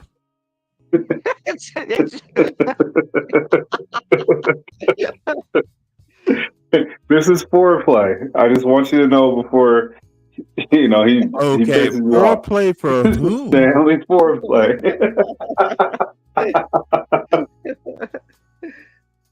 All right, as long as you know ma'am, that. where are y'all you two from? have fun. And how old are you? I'm going to be 63 in a couple of months. You're You're elder. not horribly old. Therefore, you owe her respect, Stanley. Yeah. I was I trying to come do in owe with her that, respect. but suddenly Except that when she respect went starts out the talking window about when he found out waves. the color of my skin, or thinks he knows the color of my Okay, skin. you I don't guess that quite supersedes understand everything. where I'm coming from on this. That's true. That's true. And What I if I need you knew to it was the do, excitement of the loan, I do, probably wouldn't have done it. what I I don't know need you, why it's such a please tender don't thing be a that people Karen must on this. remember You what are kind of being a hairstyle you had Karen. in 1977. Okay, you know what? You are a couple years older than me. Well, 3 years older than me in 1977. Are you even from the South? I'm Southwest. I'm in Southern California. Back at that Gotcha. time, I lived in Southern Arizona. Well, let me ask you a question. And this is, it would be an interesting thing to have your opinion on this. I don't think black people from Los Angeles, I have a weird thing about what the black community is. And you often hear black people in America talk about the community. I've talked to blacks, like hood motherfuckers and gang members, in that Los Angeles, California, San Diego universe, and I'm like, are you black? I've never heard of this. There is no community, black community. There are communities. There are, different communities. It's a lot more localized. So, that's my What's going point. on with this picture on the screen? Oh, that's Grace Thorpe. Oh, this is NSFW. Is it? You know what? This is Grace Thorpe. This is a show. This is a picture she That put is up. wow. You'll get sucked in. You'll get sucked into the world. It is wild. It is super wild. You know what? There's no pubic hair showing that we can see, so it's safe for work. You can damn near see through it. This is sick. I'm out of here. I'm gonna Let watch me from put it the to you this way: watch her from the father chat. probably took the picture. Oh my God. No, I'm dead serious. I will say she is an adult, at least. Like that part, I do know. The There is related part is the nothing that disturbing is part. unsafe for work. This And shit wild. she I'm still out of has a here, Stanley. YouTube show. Well, hold on one sec. I'll take it down. We trust. No, you don't we have to trust take it Gobbler. down. I gotta, do the thing. Oh, you're gonna leave me alone with this you're gonna savage? be my ally, Dave. Come on. No, I just remember God No, will do all of a sudden I foreplay. feel unsafe. Okay, Foreplay. thank you. I appreciate it. All right, So, where y'all are be you? good. Are you said you're from Arizona, right? No, Southern California. I lived in Oh, that's right. Southern I'm sorry. Arizona in the 70s. I was raised over Gotcha. there. Interesting. Let me take this down. Promise you won't porn bomb. Me? No, I promise. It's a joke. I think we've already I think we've already been porn bombed by this picture. And believe it or not, that is Grace Thorpe. This is actually a picture, and it's very probable that this is either her internet camera or her father took this picture.